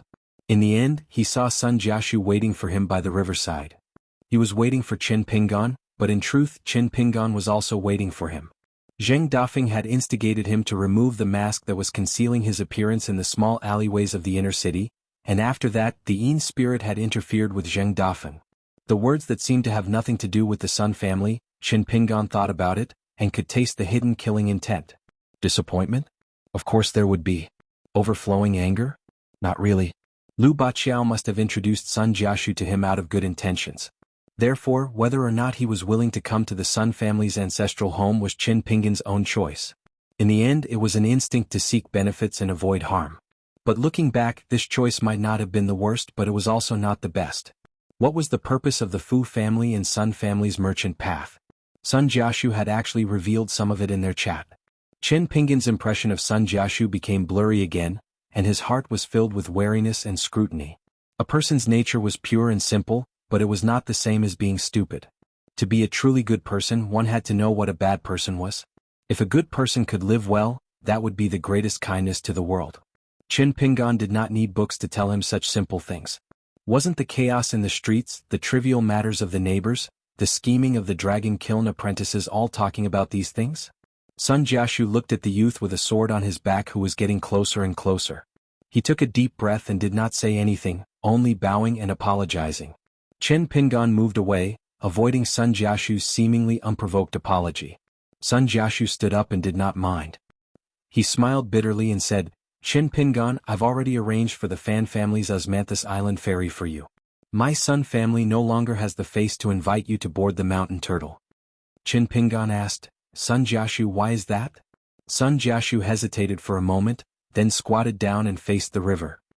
He picked up the pebbles beside his feet and gently threw them into the water. "Previously, I wanted to seek riches in danger and obtain a large amount of wealth. I purposely hid the Fu family's control over Old Dragon City and only let you wear a face that was not enough to cover the whole truth. Then, when you walked out of the tall building that the Fu family was watching closely, I bet that the stubborn Fu Nanhua would not be able to take it lying down and would bring a lot of people to kill you. After that, I will risk half of the Sun family to protect you, Chin Pingan. After that, you will safely board the boat to the inverted hanging mountain and will feel that you owe me a big favor. I believe that sooner or later the Sun family will repay me more than what we lose." Chin Pingan was still holding the fishing rod and the fish basket. He stood in the same place and asked a key question, "How can you be sure that you can protect my life?" Sun Jiashu did not turn his head and pointed above his head. "There are some people and things that Fu Nanhua does not have the qualifications to know. But I, Sun Jiashu, as the head of the Sun family, know. Old Dragon City's mayor, Fu Li, of course knows. In this dispute between the younger generation, as long as I put all of my family's assets on the line and show that I will not hesitate to destroy the Fu family, then Fu Li will fiercely beat the Sun family and at a certain point, he will take the initiative to stop. You, Chin Pingan, will naturally be scared but not in danger. You will not die, and I, Sun Jiashu, will take the opportunity to become friends with you." It was only at this moment that Chin Pingan was filled with anger. His face was gloomy. He quietly circulated his qi and suppressed the anger in his heart. Sun Jiashu threw out another stone. The Sun family has been flourishing in recent years. On the surface they have the strength to compete with the Fu family, but I can see a little further. Other than the Fu family that wants to join the Dali dynasty, among the 5 major families, the Fan family is right behind the Fu family. The other 3 families also have their own supporters. There is the Lakeview Academy, the Immortal Mansion in the North Continent, and the top tycoons in the Southeast Continent. They all have their own backing and retreat routes. Only my Sun family has been indecisive because I also have my eyes on the Song clan, but I can't find a way. A few years ago, I sent a Golden Core realm expert to the capital of Dali.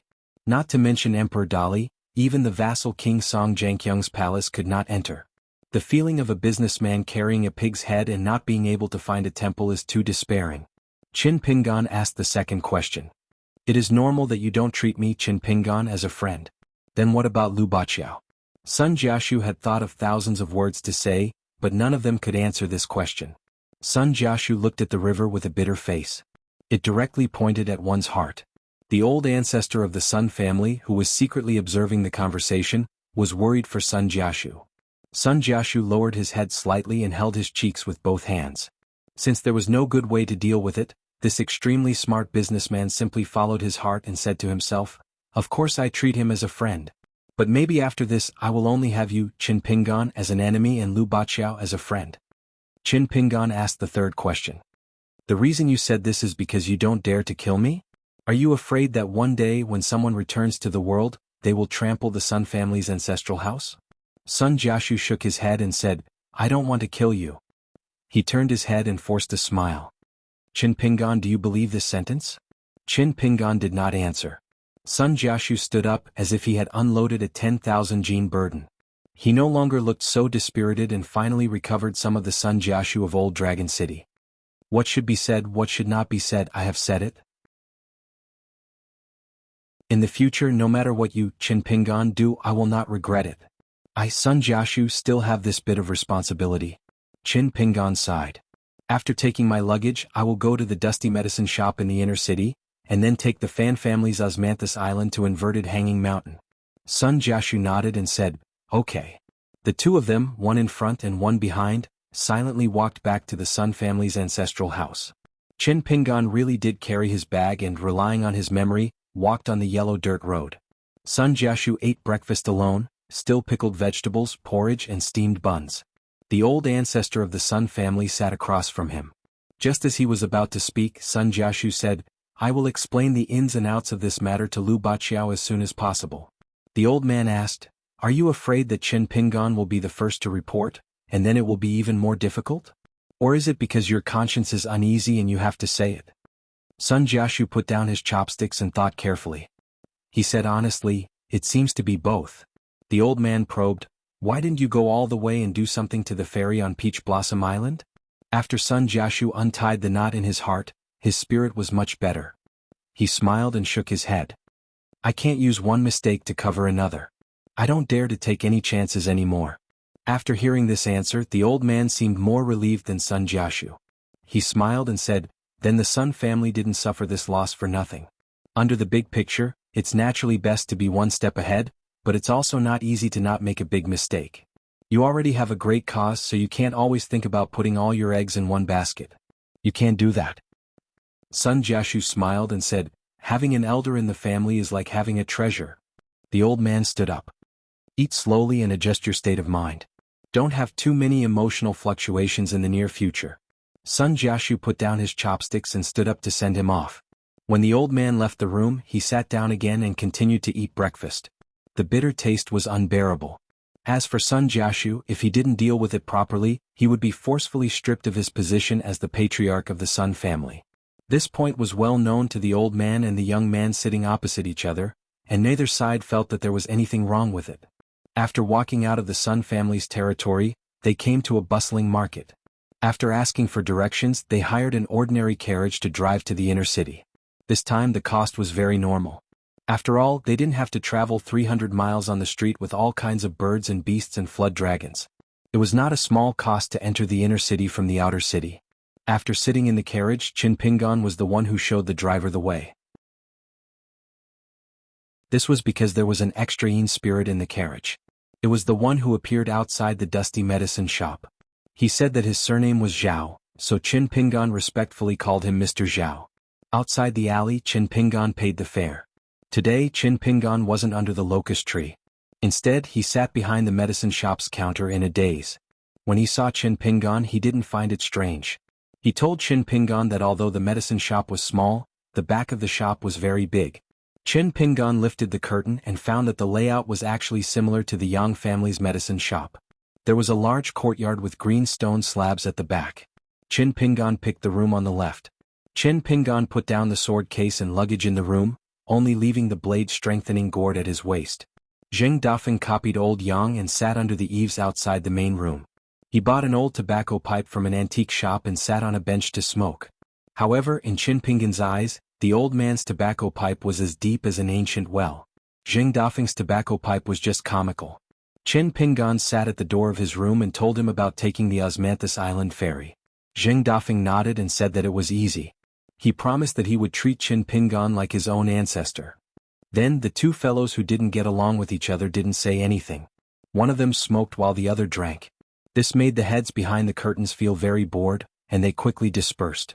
Zheng Dafeng smoked in boredom. He really didn't know why the old man liked it so much. It didn't have any taste at all. From time to time he glanced at the dull teen. The moon waxed and waned, and its profits and losses were determined.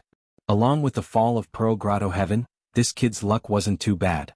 Just the timing of Qin Pingan entering Old Dragon City, if not for the arrival of the Dali Fairy and the Yunlin family, Fu Liang might not have been so easy to talk to. Qin Pingan, on the other hand, was thinking about how to get the 5 copper coins back. Zheng Dafeng suddenly asked, "I'm just asking. If Mr. Qi had said that you, Qin Pingan, would never be able to reach the 4th realm in your lifetime, what would you have done?" Qin Pingan thought for a moment. "Then I would have accepted my fate." Zheng Dafeng seemed a little surprised. Then he rolled his eyes and felt even more bored. How could someone like that be his preacher? In this kind of thing, wasn't Qin Pingan the same as him? Zheng Dafeng didn't want to give up. He asked, "What happened after you accepted your fate? This kind of thing didn't hurt or itch?" Qin Pingan answered casually, "Of course I would continue to practice my fist. What else could I do? I needed to practice my fist to survive. Besides, practicing fist isn't just about breaking through realms. It can strengthen the body. Having more energy is always a good thing." Zheng Dafeng narrowed his eyes and asked with a smile, "Then what if you accidentally reached the bottleneck of the 3rd realm and saw the hope of reaching the 4th realm? What would you do?" Qin Pingan turned his head to look at this man. He almost blurted out the catchphrase of the old sword saint from the Coming Nation. "Don't you look like an idiot? Practicing fist was a good thing. Breaking through realms was even better. Since you've reached the bottleneck, of course you should think about how to break through." Zheng Dafeng clicked his tongue and said, "Don't you remember Mr. Qi's conclusion that you can't reach the 4th realm?" Qin Pingan's eyes widened. He felt that Zheng Dafeng's brain must have been clamped by a door. How could a peak level 8 martial arts master be so baffled? Qin Pingan took a sip of wine. Mr. Qi is obviously very knowledgeable. However, Mr. Qi's original intention must be for my good. If breaking through is a bad thing, I'll endure it. If it's a good thing, but if Mr. Qi was wrong from the beginning, would I really not break through? At this point, Qin Pingan muttered in his heart, "If that's the case, then Mr. Qi will be disappointed." Zheng Dafeng's expression became more and more serious. He no longer cared about smoking his pipe. How could Mr. Qi be wrong? Qin Pingan said seriously, "If I had the chance to stand in front of Mr. Qi and ask him if he would make a mistake, how do you think Mr. Qi would answer?" Zheng Dafeng looked as if he had been struck by lightning. His face was full of pain. He threw away his pipe and scratched his head with both hands. Zheng Dafeng's eyes were red and bloodshot. He stared blankly at Qin Pingan and shouted, "Qin Pingan, does Mr. Qi have a message for you? Say it directly. If he does, I'll be willing to be your protector. 10 years, 100 years, it doesn't matter." Qin Pingan shook his head and said, "No." Zheng Dafeng stood up abruptly. Like an ant on a hot pan, he spun around in the courtyard. His footsteps were chaotic. He was worse than a level 3 martial artist. Qin Pingan muttered, "Don't tell me he's suffering from Qigong deviation?" The Yin spirit appeared beside him. He had already covered up the atmosphere of this small part of the courtyard. No sound or movement could pass through that curtain. Zheng Dafeng ran around wildly. "Mr. Qi, I've heard you preach many times. You must have told me something. It's just that I didn't understand it back then. Think carefully." Zheng Dafeng, don't rush. Inside the small courtyard, strands of chaotic wind appeared on the ground. They condensed into solid blades. Fortunately, the Yin spirit was carefully suppressing them from the side. Otherwise, they would have shattered the stone slabs and broken the pillars. Qin Pingan drank silently. He carefully observed Zheng Dafeng and the strange scene. In the end, Zheng Dafeng's face was covered in tears. He did not stop walking and only raised his head to look at Qin Pingan. "Does Mr. Qi have something to teach you? Qin Pingan, hurry up and say it." No matter what it is, just say it. Whether it is the three immortal sages' way to immortality for scholars or the Qi family's way of conducting oneself in society, just say it. Qin Pingan held the blade-strengthening gourd and asked expressionlessly, "Why?" Jing Dafeng was almost wailing. "You're my preacher. Qin Pingan, you are Jing Dafeng's disciple." The Yin spirit reminded him softly, "Qin Pingan, things are not good. If Zheng Dafeng continues like this, it's very likely that he will become a martial arts madman whose soul has separated from his body. Even if he wakes up, he won't be able to reach the peak state for the rest of his life. Also, I may not be able to suppress him. This medicine shop, along with this alley and the nearby streets, will probably be destroyed by Jing Dafeng. There will be countless casualties." Qin Pingan's state of mind was actually far from as calm as his expression. But what kind of preacher was this? And he, a guy who had just reached the fourth realm, was supposed to teach a great grandmaster at the peak of the eighth realm? Qin Pingan looked at the increasing number of astral winds in the courtyard. Many of them were like streams that converged into rivers, forming tornadoes that were 7 to 8 feet tall. Wherever they passed, the bluestone floor would shatter. Qin Pingan hurriedly controlled the 15 flying swords in the sword-strengthening gourd and took out the small bamboo scrolls that were filled with his teachings. He could only try his best and read out the contents of the scrolls to Jing Dafeng. However, Jing Dafeng only shook his head in pain and said that it was wrong. Jing Dafeng's feet were like a kite with a broken string. He was floating around like a kite with a broken string.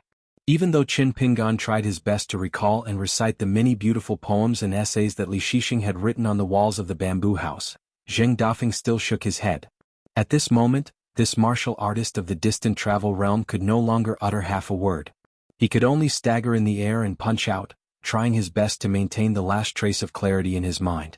The 8th and 9th realms of the Martial Path mountain peak were much more majestic and dangerous than the 3rd and 4th realms and 6th realms. It was known as the Knocking Heart Stage. As for the 9th realms, it was even more terrifying. It was known as the Heavenly Gate. One could only imagine how difficult it was to take that step. Jing Dafeng knew all of this. That was why he envied his senior brother Li Er, who was always muddle-headed. That was why he was jealous of Song Jianqiang, who reached the 10th realm in one life-and-death battle. The number of times he was almost beaten to death by Li Er in private could not be counted with one hand. Why was it that a 40-year-old Song Jianqiang could do it, but Jing Dafeng, who had climbed all the way to the 8th realm, couldn't? Why did the old man say that he had no hope of reaching the 9th realm in this lifetime? He was already unable to bear the burden in his heart, so how could he make it worse? Why was it that after flipping through the Pure Sincerity chapter, after seeing the preacher's 2 punches, after comprehending the meaning of pure sincerity, the bottleneck was still loosened and he couldn't cross it? The Yin master subconsciously clenched his fists and stared at Jing Dafeng, who was on the verge of a mental breakdown. The Yin master seemed to be hesitating whether to attack or not. However, he didn't dare to act rashly. If he stopped Jing Dafeng from going crazy, then Jing Dafeng's martial arts future would really be ruined. Jing Dafeng suddenly stopped and hovered in the air. He was covered in blood and his red face was blurry. There was no greater sorrow than despair. "Master, I can't do it. I really can't do it. I'm sorry." Looking at Jing Dafeng, who was covered in blood, Qin Pingan, who was already at his wits' end, couldn't help but think of a little girl who wore a red cotton jacket all year round. She was lively and innocent. He remembered Li Huai saying that the little girl would often ask questions that even her husband couldn't answer. Mr. Qi never felt that there was anything wrong with that. Qin Pingan seemed to have a telepathic connection. He whispered softly, "I don't have to be inferior to my master." It was a sentence as soft as a mosquito's whisper. However, to Jing Dafeng's ears, it sounded like waves crashing against Old Dragon City. Jing Dafeng lowered his head and looked at the old tobacco pipe in a daze. He vaguely remembered that the old man who was never willing to talk to him coldly every time he looked at him through the smoke. Every time this happened, the arrogant Jing Dafeng couldn't even muster up the courage to look him in the eye. Before today, Jing Dafeng had never felt that there was anything wrong with this. The world didn't know the old man's identity and background, but Jing Dafeng knew. The world didn't know the old man's great abilities, but he knew very well. The world didn't know the old man's glorious deeds, but Jing Dafeng knew. Since that was the case, how could he, Jing Dafeng, as a disciple and a martial artist of the 8th realm, be qualified to look the old man in the eye? Jing Dafeng raised his head and took a deep breath. He wiped the blood off his face and said softly, "So that's how it is."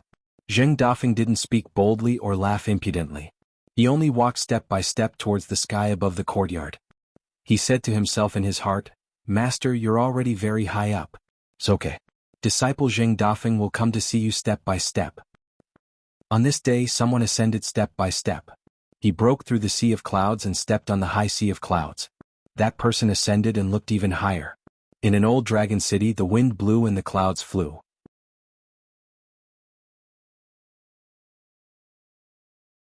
256. Qin Pingan raised his head and looked at the sky. Zheng Dafeng's breakthrough was so grand that it directly revealed the true form of the Fu family's cloud sea. However, in the end the person slowly disappeared with the cloud sea. He could not help but ask worriedly, isn't it too grand? Yin Shin smiled, only if it's grand enough can it frighten the scoundrels and jackals. If Zheng Dafeng was able to break through the bottleneck with just one sentence, the Yin deity would be happy to see it happen. If Zheng Dafeng were to die here, the Divine Lord would be able to do business with others fairly. However, the Yin deities that came from the small temple would not receive such treatment. Once they spoiled the Lord God's plan and incurred his wrath, it would not be strange for him to kill them from thousands of miles away. Qin Pingan, who was always cautious, thought about this sentence seriously and felt that it made sense. However, this logic did not apply to him for the time being. Was fine. Just like the words carved on the small bamboo slips, he had to save them first. Skills would not be a burden in Jianghu. Qin Pingan asked curiously, will the whole city know about it? If Zheng Dafeng wants to do something in the future, won't there be the eyes of the Fu family and the 5 families everywhere? Yin Shin glanced at the direction of the East Sea and shook his head. Fu Li has already taken action. Using this opportunity, Zheng Dafeng will probably do a few business deals. When he returns from the Cloud Sea, he will definitely not be as grand as when he went up. Qin Pingan nodded and kept all the green bamboo slips into his Fengsuan object.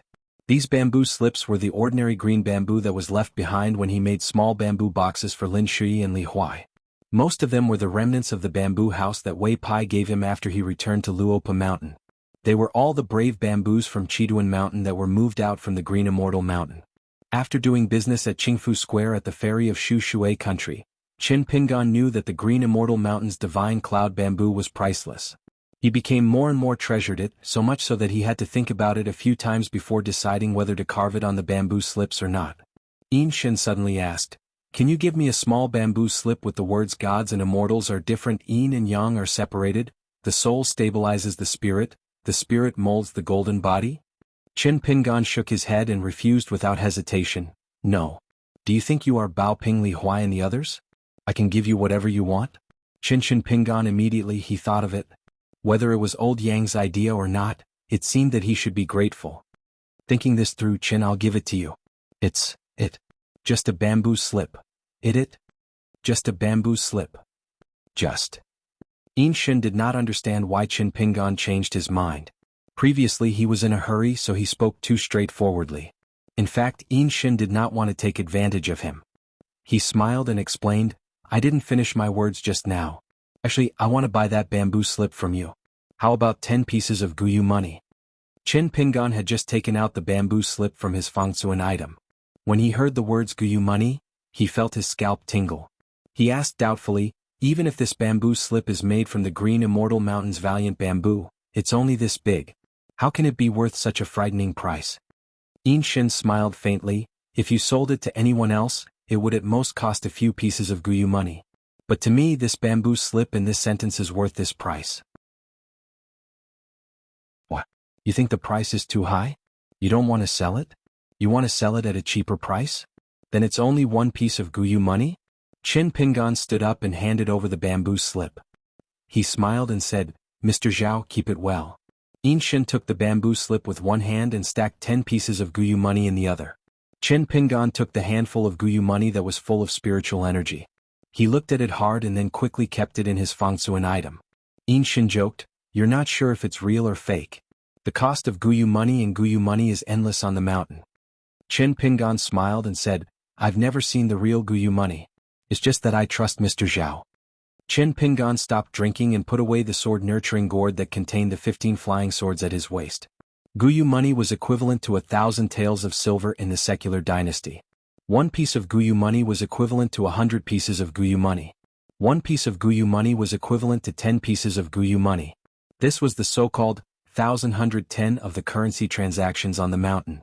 As for the gold essence copper coins that were specially made for Liju Grotto Heaven, they were even more precious than Guyu money. 10 pieces of Guyu money. At this moment he finally felt like he had a lot of money. Qin Pingan suddenly asked, "Mr. Zhao, why don't I let you take a look at the bamboo slips and see if there's anything else you want to buy?" Yin Shin shook his head and smiled. "My wallet is empty. I can't afford it." The 10 pieces of Guyu money was actually all his savings from following Zheng Dafeng to the south to Old Dragon City. The reason why he offered such a high price was to congratulate Zheng Dafeng on his breakthrough. The more important thing was that his soul was shaken and he saw the prophecy. Heaven had its own will. Everyone in the world could choose not to believe it, but he could not. It was not that he was willing to take out 10 pieces of Guyu money in one go. He had no choice but to do so. The profound meaning behind it was mysterious. Perhaps only the Yin-Yang Qi refinement warriors could understand it. In the end, Qin Pingan said again, "It's all right. Mr. Zhao, which bamboo slip do you like? I'll give it to you." Yin Shin turned to look at this young man. He smiled and did not say anything else. He looked up at the sea of clouds again, feeling that it was a little interesting. Old Dragon City was really too big. Very few people would pay attention to the movements of a kite or a bird in the sky. Zheng Dafeng ascended to the sky with the wind and then broke through the realm and caused a strange phenomenon in the sea of clouds. The commoners under the man's feet would not notice anything. However, almost all the Qi refinement warriors and grandmasters in the middle 5 realms could not help but look up to watch this scene. Especially the Fu family, who caused the biggest commotion. Fu Ji, who was waiting for the young girl GQ below the dragon ascension stage, even went to the Sea of Clouds personally to see this person who could break through the formation of the Sea of Clouds. Due to the cover of the Sea of Clouds, outsiders could not see the appearance of the man above the Sea of Clouds. Most of the cultivators in high positions in Old Dragon City were more interested in the commotion. They guessed the true identity of this powerful person. Was it the Fu family's patriarch who had a half-immortal weapon? Or was it the patriarch of the Jiang family of Yunlin who was about to marry the first wife of the family in Old Dragon City? Old Dragon City was prosperous in business and was the best in the Aquarius continent. As an important transit hub that connected the 3 continents, there were all kinds of people here. There were many rich people and gamblers. Private competitions between friends and even bets from a few big gambling stalls sprung up all of a sudden. There were all kinds of strange bets. Some were betting on the identity of this person, some were betting on whether this person would be beaten to a pulp by the Fu family, some were betting on this person's gender and even surname. In the mansion of the Fan family in the inner city, the current family head, a few patriarchs and guests of the family were all over 100 years old. At this moment they were standing side by side in the corridor of a tall building. Everyone's face was full of joy. They started to calculate using the person above the Sea of Clouds as the starting point. Together with the previous information, they could deduce that it was Zheng Dafeng from the dust medicine shop who had reached the 9th realm without any warning. He had become a peak grandmaster at the peak of the martial way. For the Fan family this was naturally great news. And Zheng Dafeng would be staying in Old Dragon City for the next few decades if there were no accidents. The Fan family had just gained a peak martial artist from the sky. The difference between 8 and 9 was like the difference between clouds and mud. Pure martial artists had 3 realms: body refinement, middle energy refinement, and peak spirit refinement. The further one went, especially after the 7th realm, the bigger the gap between the 2 realms would be. Therefore there was a martial way saying, when a higher realm fights a lower realm, killing is just a matter of one punch. But some people felt that the word kill should be changed to injure, which would be more accurate. It was similar to the ranks of the national chess players. They were all 9 ranks, but there were 9 strong ones and 9 weak ones. It was not impossible for a 7th or 8th ranked chess player to occasionally defeat a 9th ranked chess player, but it was a special case and not common knowledge in the chess world. Speaking of which, the ranks of the chess players of the Aquarius continent, especially the 8th and 9th ranks, were often evaluated by the chessmen of the imperial court. Furthermore, the chessmen's chess skills differed greatly, and could not be compared to the Central Plains divine continent. Thus, the Confucian Academy would personally send a chess master to evaluate them. A golden core elder of the Fan family stroked his beard and smiled. "Little Fan, you have such a great fortune to have such a disciple." Laughter rang out. Suddenly, the Sea of Clouds above Old Dragon City sank, and almost everyone was caught off guard. They were in the Sea of Clouds and looked around blankly. Even their friends and relatives who were close by felt a suffocating pressure. Whether it was Qi cultivators or pure martial artists, their Qi circulation more or less slowed down.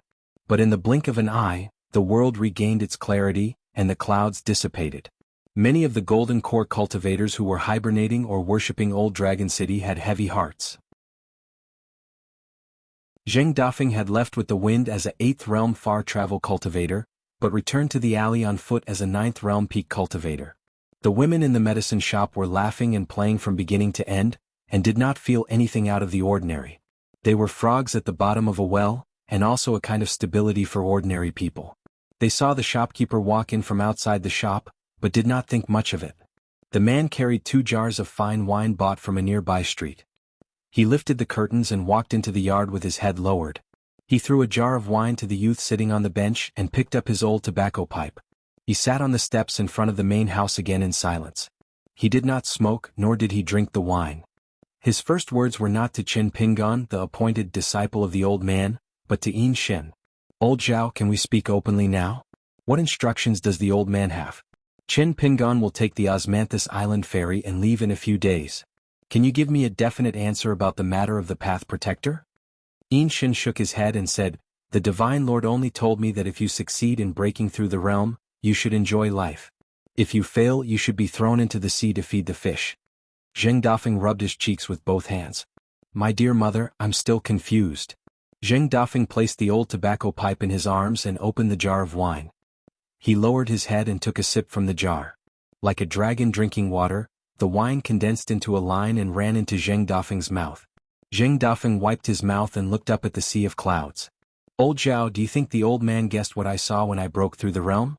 Did he expect that I almost knocked on the heart gate in one go and knocked on the divine gate? Did he expect that when I saw the sea near the divine gate I almost—" Zheng Dafeng sighed and then lowered his head to take another sip of wine. Suddenly he smiled. Perhaps the old man's words had 2 meanings from the beginning. "You will never be able to reach the 9th realm." Ah, the old man is really naughty? Yin Shin's mouth twitched. He felt that Zheng Dafeng really didn't know what was good for him. Zheng Dafeng felt as if his neck was being strangled. He looked around and felt very guilty. He hurriedly got up and walked to the center of the courtyard. He faced the north and said to himself, "Old man, please don't be offended. Disciple Zheng Dafeng has successfully broken through the realm, but I can't tell you this happy news in person. I feel very guilty. Old man, you are wise and powerful and you are magnanimous. Please don't be angry." Zheng Dafeng really held the joss sticks in his hand and bowed 3 times in the direction of the faraway Dali. Qin Pingan was very puzzled. How could old Yang teach such a different disciple from Li Er and Zheng Dafeng? However, when he thought of Li Baoping, Li Huai, Lin Shui and the others, who also had very different personalities and were worlds apart, Qin Pingan did not find it strange. However, before Zheng Dafeng offered the joss sticks, he made a strange movement. Qin Pingan saw it clearly. Zheng Dafeng raised an arm and stretched it over his head, as if there were 3 joss sticks hidden there, and he took them back. After Zheng Dafeng did this strange thing, he lazily sat back on the bench as if he had really made up his mind to enjoy life. He stared at Qin Pingan and Qin Pingan looked back at him. One looked like a scoundrel who owed a huge debt but did not want to pay it back. The other looked like he was saying, "If you dare not pay me back, I will kill you or annoy you to death." Yin Shin looked at the 2 of them and suddenly felt that he did not understand the ways of the world. A voice broke the silence. Someone lifted the curtain but did not immediately enter the courtyard. He raised the bamboo curtain high with one hand and held a pot of the best Osmanthus wine in Old Dragon City in the other. Just that exquisite pot of wine alone could be sold for a snowflake. The handsome youth with red lips and white teeth saw that there was an outsider in the courtyard and hesitated for a moment. He stood where he was and asked softly, "Mr. Jing, may I come in?" After the youth walked into the dusty medicine shop, Yin Shin's figure had already disappeared. Qin Pingan turned his head and looked. It was someone of the same age. He could see that he was a pure martial artist and should still be in the 3rd realm for the time being. He observed the youth's breathing as he spoke and the slight trembling of his muscles, bones, skin and flesh, as well as the blood, qi and spirit that flowed out of him. This Old Dragon City youth's martial arts foundation was not bad, but there were many flaws. Many of the hunting paths of pure Jinchi in the Qi Palace were not wide enough and were not smooth enough. Qin Pingan was suddenly surprised. He found that he was looking down on other people's martial arts realms. It was not until this moment that Qin Pingan realized that he had really entered the 4th realm of martial arts. Zheng Dafeng did not care about Qin Pingan's mind wandering. He waved at the youth and smiled. "I know you can't hide it from your grandfather. But it's not that I want to criticize you, But this congratulatory gift is just a pot of osmanthus wine brewed by the Fan family? Aren't you being a little too careless? I've always been vague about big things, but I'm very particular about small things. After you leave the wine behind, hurry back to the Fan family and tell your grandfather that you can't be too stingy. The youth was speechless and said helplessly, Mr. Zheng, I heard about this from my grandfather and snuck out to give you the wine. It's not the intention of my elders. Why don't you wait until I inherit the Osmanthus Island and prepare a big gift? I stole this pot of wine from my family. Don't tell my grandfather later. I'll go ask my family for a congratulatory gift. The youth put down the wine and ran away. Zheng Dafeng did not stop the energetic kid from the Fan family. He glanced at the lethargic and lazy Qin Pingan. He thought to himself, they are both young men. Look at this kid, he treats people sincerely, is generous, is easy to talk to, has a lot of good points. Look at you, Qin Pingan.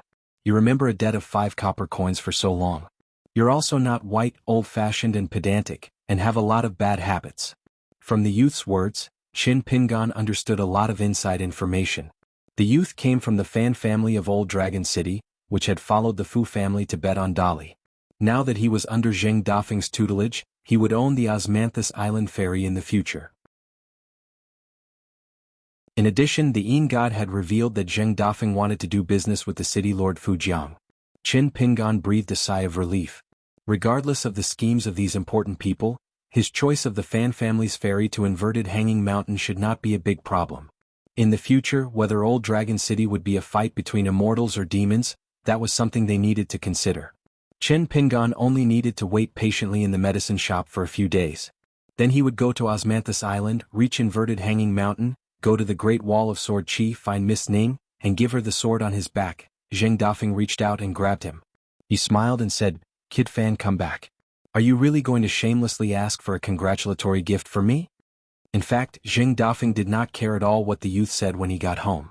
He really felt that it was a bit boring to spend time with Qin Pingan in the same courtyard. He might as well grab some pistachios to relieve his boredom, so that he would not have to stare at Qin Pingan. Most importantly, he was a 9th realm martial artist and it was not good for him to behave atrociously.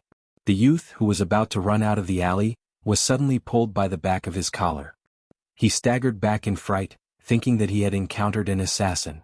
Then he heard Mr. Zheng's voice that seemed to resound in his heart. The youth laughed and waved his hand to indicate that the Jindan realm worshipper did not need to be nervous. The youth turned and quickly ran back to the dusty shop. He called a few girls he was slightly familiar with a few times, and then lifted the curtain to return to the courtyard. Behind him was a burst of cheerful chatter. The youth liked this kind of atmosphere from the bottom of his heart. The fairies and heroines at the gate of the Fan family were of course more beautiful and more celestial. But the youth knew early on that the smiles they revealed when they saw him were different from those of the sisters here. One was for the future master of the Fan family, and the other was for the youth who had jumped out of some unknown corner. The youth did not dislike the former but liked the latter. Qin Pingan brought over a stool for the youth. The youth hurriedly took it and said with a smile, Thank you. Qin Pingan smiled and shook his head, You're welcome. Then the youth picked up the stool and looked at Zheng Dafeng, Sir, where should I sit?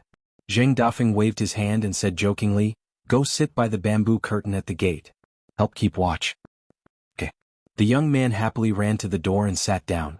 He was still sitting upright with his back straight and his eyes focused on his nose. His hands were placed on his knees. Although the young man tried his best to make himself look dignified and solemn, his eyes couldn't help but reveal a hint of a smile. His eyes were clear like a flowing stream. When he was happy he would make a sound. When he was unhappy he would also make a sound. It was not the kind of deep water that said nothing. Qin Pingan suddenly felt a little envious of this youth. There was something on the youth at the gate that he had always wanted but could not get. Old elementary scholar when Sheng was drunk and carried him on his back. He patted him on the shoulder and told him that young people should be able to carry tall grass, flying orioles and willow trees on their shoulders. Don't think about family feuds, national hatred or morals. The youth at the gate was just like that. Qin Pingan could not do that. Zheng Dafeng seemed to sense Qin Pingan's strange mood. Although he did not know exactly what he was thinking, he thought for a while and threw the osmanthus wine back to the Fan family youth with a smile. The youth smiled brightly, Sir Zheng, I only dare to drink one mouthful. Qin Pingan raised the blade-strengthening gourd high and smiled, saying, Let's drink together. The youth was stunned and nodded vigorously, Then I'll drink more in one mouthful. Alright, my name is Fan Air. It's not a nickname, it's Fan Air. Because I have an older sister, Fan Junmao, so I'm called Fan Air. Well, actually, even without my sister, my parents still made me sad when they gave me such a name. What about you? Can you say it? The youth drank a big mouthful of wine. His face was red and he coughed. It seemed that because of this name he was indeed sad. Chen Pingan drank the wine and smiled. My name is Chen Pingan. Pinyin as in pinyin.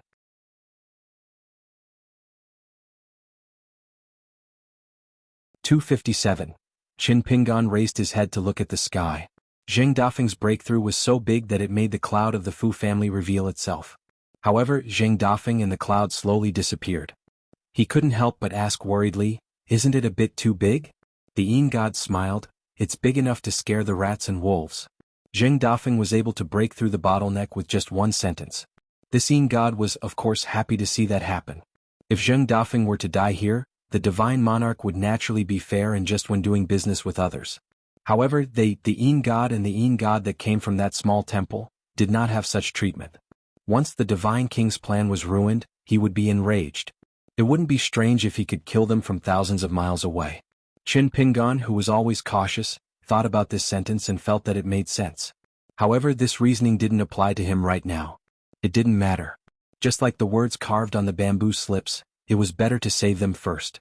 Chen Pingan asked curiously, won't the whole city know about it? If Zheng Dafeng wants to do something, the Fu family and the 5 families will be watching him? The Yin god glanced at the East Sea and shook his head. Fu Qi has taken action. Zheng Dafeng will take this opportunity to do some business. When he comes back from the Cloud Sea, he won't be as big as when he went up.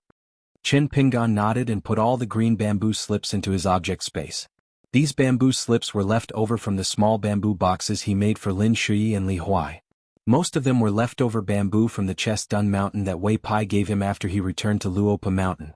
These bamboo slips were the courage bamboo from the Chestun Mountain that was moved from the Qingshan Mountain. After doing business at the Green Beetle Workshop at the ferry of the Shui Kingdom, Chen Pingan knew the value of the Xinshao bamboo from the Qingshan Mountain. Chen Pingan treasured it so much that he had to think about it several times before he decided whether to carve it on the bamboo slips or not. Yinshin suddenly asked, can you give me a small bamboo slip, the one that says, immortals and deities are different, yin and yang are separated, the soul is used to stabilize the mind, the soul is used to shape the golden body. Chen Pingan shook his head without hesitation. No. Do you think that you are Aquarius Li Huai and the rest, that I can give you whatever you want? But then Chen Pingan remembered the first time in the alley, when Yinshin had exposed Zheng Dafeng's intentions. Whether or not it was old Yang's idea, it seemed that he should be grateful. After thinking this through, Chen Pingan immediately became generous. Alright, I'll give it to you as a gift. It's just a piece of bamboo. Although the Yinshin did not understand why Chen Pingan changed his mind, he was too direct because he was in a hurry. Actually, Yinshin did not want to take advantage of him. He smiled and explained, I didn't finish my sentence just now. Actually, I want to buy that piece of bamboo slip from you. How about 10 pieces of Guyu money? Chen Pingan had just taken out the bamboo slip from the object core. When he heard the words Guyu money, his scalp went numb. He asked doubtfully, even if the bamboo slip is made from Qing Immortal Mountain's Fenyong bamboo, it's only so big. It's not worth such a frightening price. Yinshin smiled indifferently. If I sold it to anyone else, it would at most be a few pieces of Guyu money. But to me this bamboo slip and this sentence are worth this price. Why, you don't want to sell it because the price is too high? You want to sell it at a lower price? Then 1 piece of Guyu money? Chen Pingan stood up and handed over the bamboo slip. He smiled and said, Old Mr. Zhao, keep it well. Yinshin took the bamboo slip with one hand. In his other hand there were 10 pieces of Guyu money. Chen Pingan took the Guyu money that was brimming with spiritual energy. He stared at it for a while and quickly kept it in the object core. Yinshin teased, not sure if it's real? The cost of Guyu money is endless on the mountain. Chen Pingan smiled. I've never seen the real Guyu money. It's just that I trust old Mr. Zhao. Chen Pingan stopped drinking. He put the sword cultivating gourd with the flying sword 15 on his waist. The Guyu money was equivalent to 1,000 taels of silver in the secular world. 1 piece of Guyu money was equivalent to 100 pieces of Guyu money. 1 piece of Guyu money was equivalent to 10 pieces of Guyu money. This was the so-called 1,110 of the currency transactions on the mountain. As for the gold-refined copper coins that were specially made for the Liju Grotto heaven, they were even more precious than the Guyu money. 10 pieces of Guyu money. At this moment he finally felt like he was loaded with money. Qin Pingan suddenly asked, "Old Mr. Zhao, why don't I let you take a look at all the bamboo slips and see if there's anything else you want to buy?" Inshin shook his head and smiled. "My wallet is empty. I can't afford it." The 10 pieces of Guyu money were actually all the savings he had when he followed Zheng Dafeng south to the old Dragon City. The reason why he offered such a high price was to congratulate Zheng Dafeng on his breakthrough. The more important reason was that his spirit was shaken and he saw the prophecy at first glance. There was heaven's will in the unseen world. Everyone in the world could choose not to believe it, but he could not. It was not that he was willing to take out 10 pieces of Guyu money in one go. He had no choice but to do so. The meaning behind it was profound and mysterious. Perhaps only Qi cultivators from the school of Yin Yang could understand it. In the end, Qin Pingan said, "It's okay. Old Mr. Zhao, whichever bamboo slip you like, I'll give it to you." Inshin turned his head and looked at the young man. He smiled and did not say anything else. He looked up at the sea of clouds again and felt that it was a little interesting. The old Dragon City was really too big. Very few people would pay attention to the movements of a kite or a bird in the sky. Zheng Dafeng's ascension to the sky with the wind and his breakthrough caused the strange phenomenon of the sea of clouds. The common people under the man's feet did not notice anything. However, almost all the Qi cultivators and martial arts masters in the middle 5 states could not help but look up at this scene. Especially the Fu family, who caused the most commotion. Fu Qi, who was waiting for the young girl GQ at the bottom of the dragon climbing platform, even went to the Sea of Clouds personally to see the person who could break the cloud sea formation. Because of the Sea of Clouds, outsiders could not see the appearance of the man above the Sea of Clouds. Most of the cultivators with high positions in the old Dragon City were just there to watch the show. They were guessing the real identity of the top powerhouse. Was it the Fu family's old ancestor who had a half-celestial weapon? Or was it the old ancestor of the Jiang family of Yunlin who was about to marry the first wife of the family in the old Dragon City?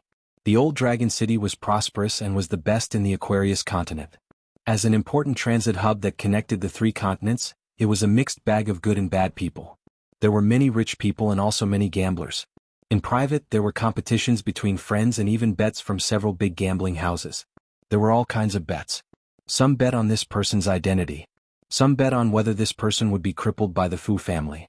Some bet on this person's gender and even his surname. In the Fan family's mansion in the inner city, the current head of the family, a few old ancestors, and guests were all over 100 years old.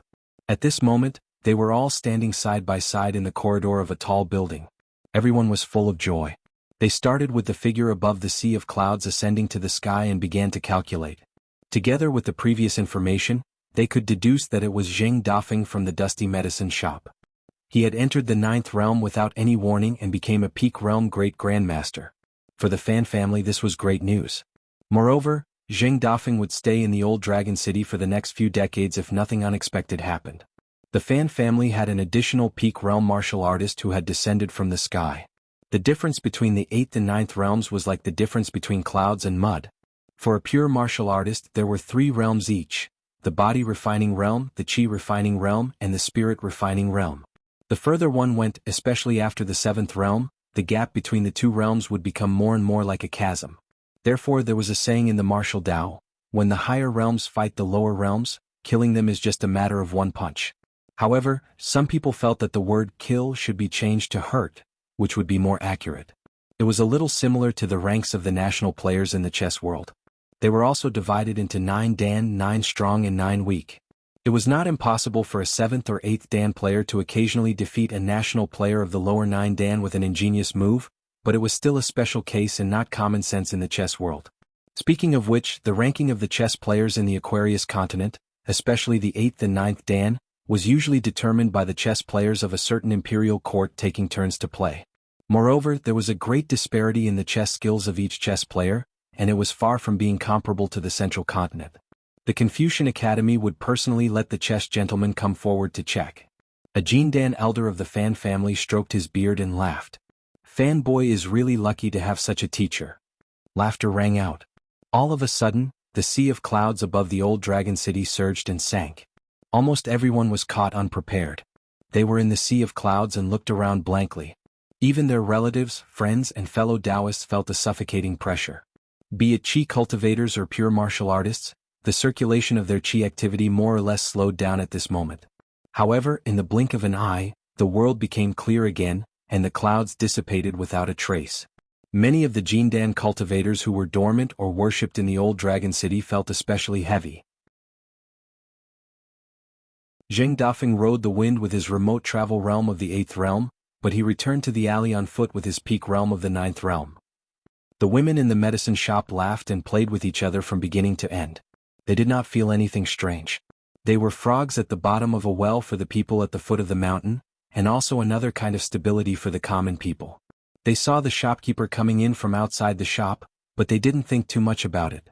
The man was carrying 2 jars of wine he bought from the nearby street. He lifted the curtain, bowed his head and walked into the courtyard. He tossed one of the jars to the boy sitting on the bench. He picked up his smoking pipe and once again sat on the steps in front of the main building. He didn't say a word. He didn't smoke, nor did he drink the wine. The first thing he said was not to Qin Pingan, the teacher that the old man had appointed, but to Yin Shen. "Old Zhao, can you speak frankly now? What else does the old man want to say? In a few days Qin Pingan will take the ferry to Osmanthus Island and leave this place. Can you give me a definite answer about the matter of the teacher?" Yin Shen shook his head. "The immortal only told me that if you succeed in breaking through, you should enjoy your life. If you fail, you should be thrown into the sea to feed the fish." Zheng Dafeng rubbed his cheeks with both hands. "My dear mother, I am still confused." Zheng Dafeng placed the old smoking pipe in his bosom and opened the clay seal of the wine jar. He lowered his head and drank from the jar. Like a dragon drinking water, the wine condensed into a line and flowed into Zheng Dafeng's mouth. Zheng Dafeng wiped his mouth and looked up at the sea of clouds. "Old Zhao, do you think the old man guessed what I would see when I broke through? Did he know that I almost knocked on the gate of heart and hit the gate of heaven? Did you think that I would see the sea near the gate? Almost." Zheng Dafeng sighed and then lowered his head to drink again. He suddenly smiled. Maybe the old man's words had 2 meanings from the beginning. "I have no hope of reaching the 9th realm." Ah, the old man is really naughty. Yin Shen twitched the corner of his mouth. He felt that Zheng Dafeng was really reckless.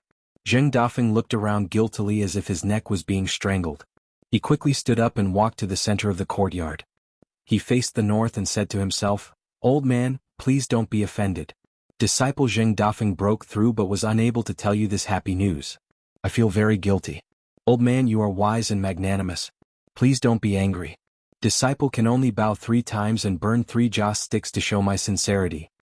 Zheng Dafeng really held the joss sticks in his hand and bowed 3 times in the direction of Dali. Qin Pingan was very puzzled.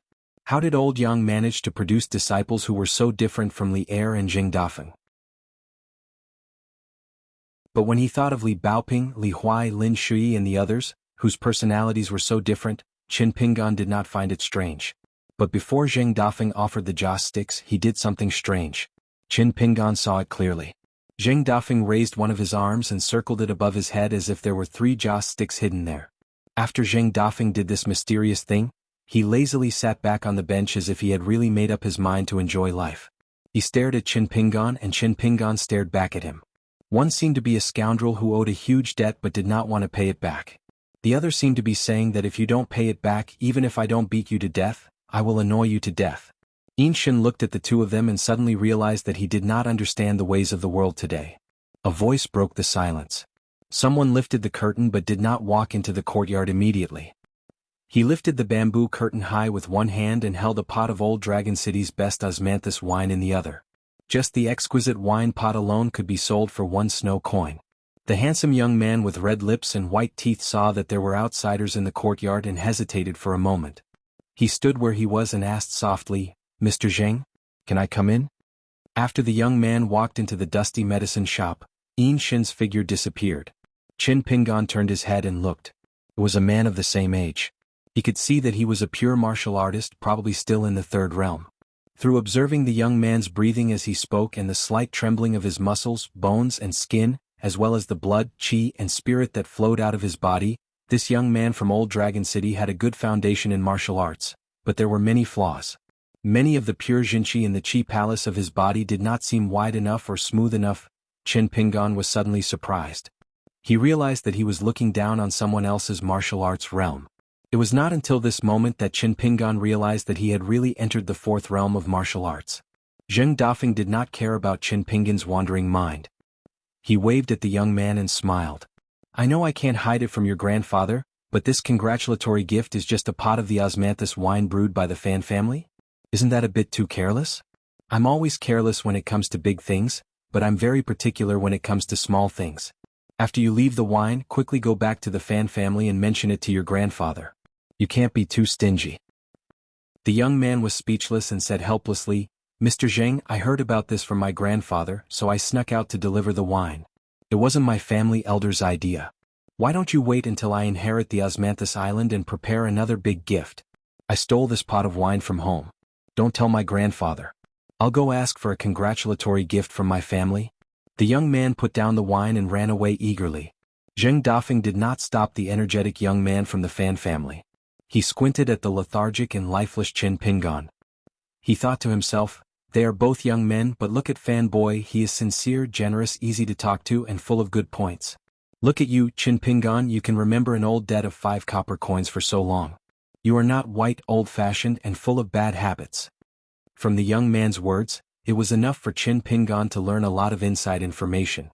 The young man was from the Fan family of Old Dragon City, which had followed the Fu family to bet on Dali. Now he was apprenticed to Zheng Dafeng and would own the Osmanthus Island ferry in the future. In addition, Yin Shin had revealed that Zheng Dafeng was going to do business with Fu Qi. Qin Pingan let out a sigh of relief. He didn't care what these big shots were thinking. It shouldn't be a problem for him to choose the Fan family ferry to go to the Upside-Down Mountain. In the future, whether the old Dragon City would be filled with immortals or demons was something they needed to consider. Qin Pingan only needed to wait patiently in the medicine shop for a few days. Then he would climb the Osmanthus Island, reach the Upside-Down Mountain, go to the Great Wall of Sword Qi, find Lady Ning, and give her the sword on his back. Zheng Dafeng reached out and grabbed him. He smiled and said, Young Fan Boy, you're back. Are you really going to help me ask for a congratulatory gift? In truth, Zheng Dafeng didn't care what the young man said when he got home. He really felt that it was a bit boring to be with Qin Pingan in the same courtyard. He might as well grab someone to relieve his boredom and save himself the trouble of staring at Qin Pingan. More importantly, he was a 9th realm martial artist and it wasn't good for him to behave atrociously. In fact, deep down he was a bit shaky. The young man, who was about to run out of the alley, was suddenly grabbed by the back of his collar. He stumbled back in fright, thinking he had run into an assassin. Then he heard Mr. Zheng's voice that seemed to resound in his heart. The young man chuckled and waved his hand to indicate to the Golden Core Realm Consecrator that there was no need to be nervous. The young man turned around and quickly ran back to the dust shop. He called out to a few women he was slightly familiar with a few times, then lifted the curtain and returned to the courtyard. Behind him was a burst of cheerful chatter. The young man liked this kind of atmosphere from the bottom of his heart. The fairies and heroines in the Fan family were, of course, more beautiful and celestial. But the young man knew early on that the smiles they showed when they saw him were different from those of the older sisters here. One was to the future head of the Fan family, and the other was to the young man who had popped out of nowhere. The young man didn't dislike the former, but he liked the latter. Qin Pingan brought a stool for the young man. The young man quickly took it and smiled. Thank you. Qin Pingan smiled and shook his head. You're welcome. Then the young man picked up the stool and looked at Zheng Dafeng. Sir, where should I sit? Zheng Dafeng waved his hand and joked, Go sit by the bamboo curtain at the door and help keep watch. All right. The young man happily ran to the door and sat upright. His back was straight, his eyes were looking at his nose, and his nose was looking at his heart. His hands were obediently placed on his knees. Although the young man tried his best to look dignified and solemn, his eyes couldn't help but reveal a smile. It was as clear as a flowing stream. There was a sound when he was happy and there was also a sound when he was unhappy. It wasn't the kind of deep water where no words could be spoken. Qin Pingan suddenly felt a bit envious of this young man. There was something in the young man at the door that he had always wanted but couldn't get. When Scholar Wenxing was drunk, he was carried on Fan Xian's back. He patted Fan Xian's shoulder and said that the young man should carry the grass on his shoulders, and that he shouldn't think about family or national hatred or morality. The young man at the door was like that. Qin Pingan couldn't do it. Zheng Dafeng seemed to sense Qin Pingan's strange mood. Although he didn't know exactly what he was thinking, he smiled and threw the wine back to the young man. The young man smiled brightly. Mr. Zheng, I only dare to drink one sip. Qin Pingan raised the blade-strengthening gourd and laughed. Let's drink together. The young man paused and nodded vigorously. Then I'll drink a bit more. All right, my name is Fan Air, not a nickname but Fan Air. I have an older sister called Fan Junmao, so I'm called Fan Air. Well, actually, whether my sister or not, my parents gave me this name. Makes me sad. What about you? Can I tell you? The young man took a big gulp of wine. His face was red and he coughed. It seemed that he was really sad because of this name.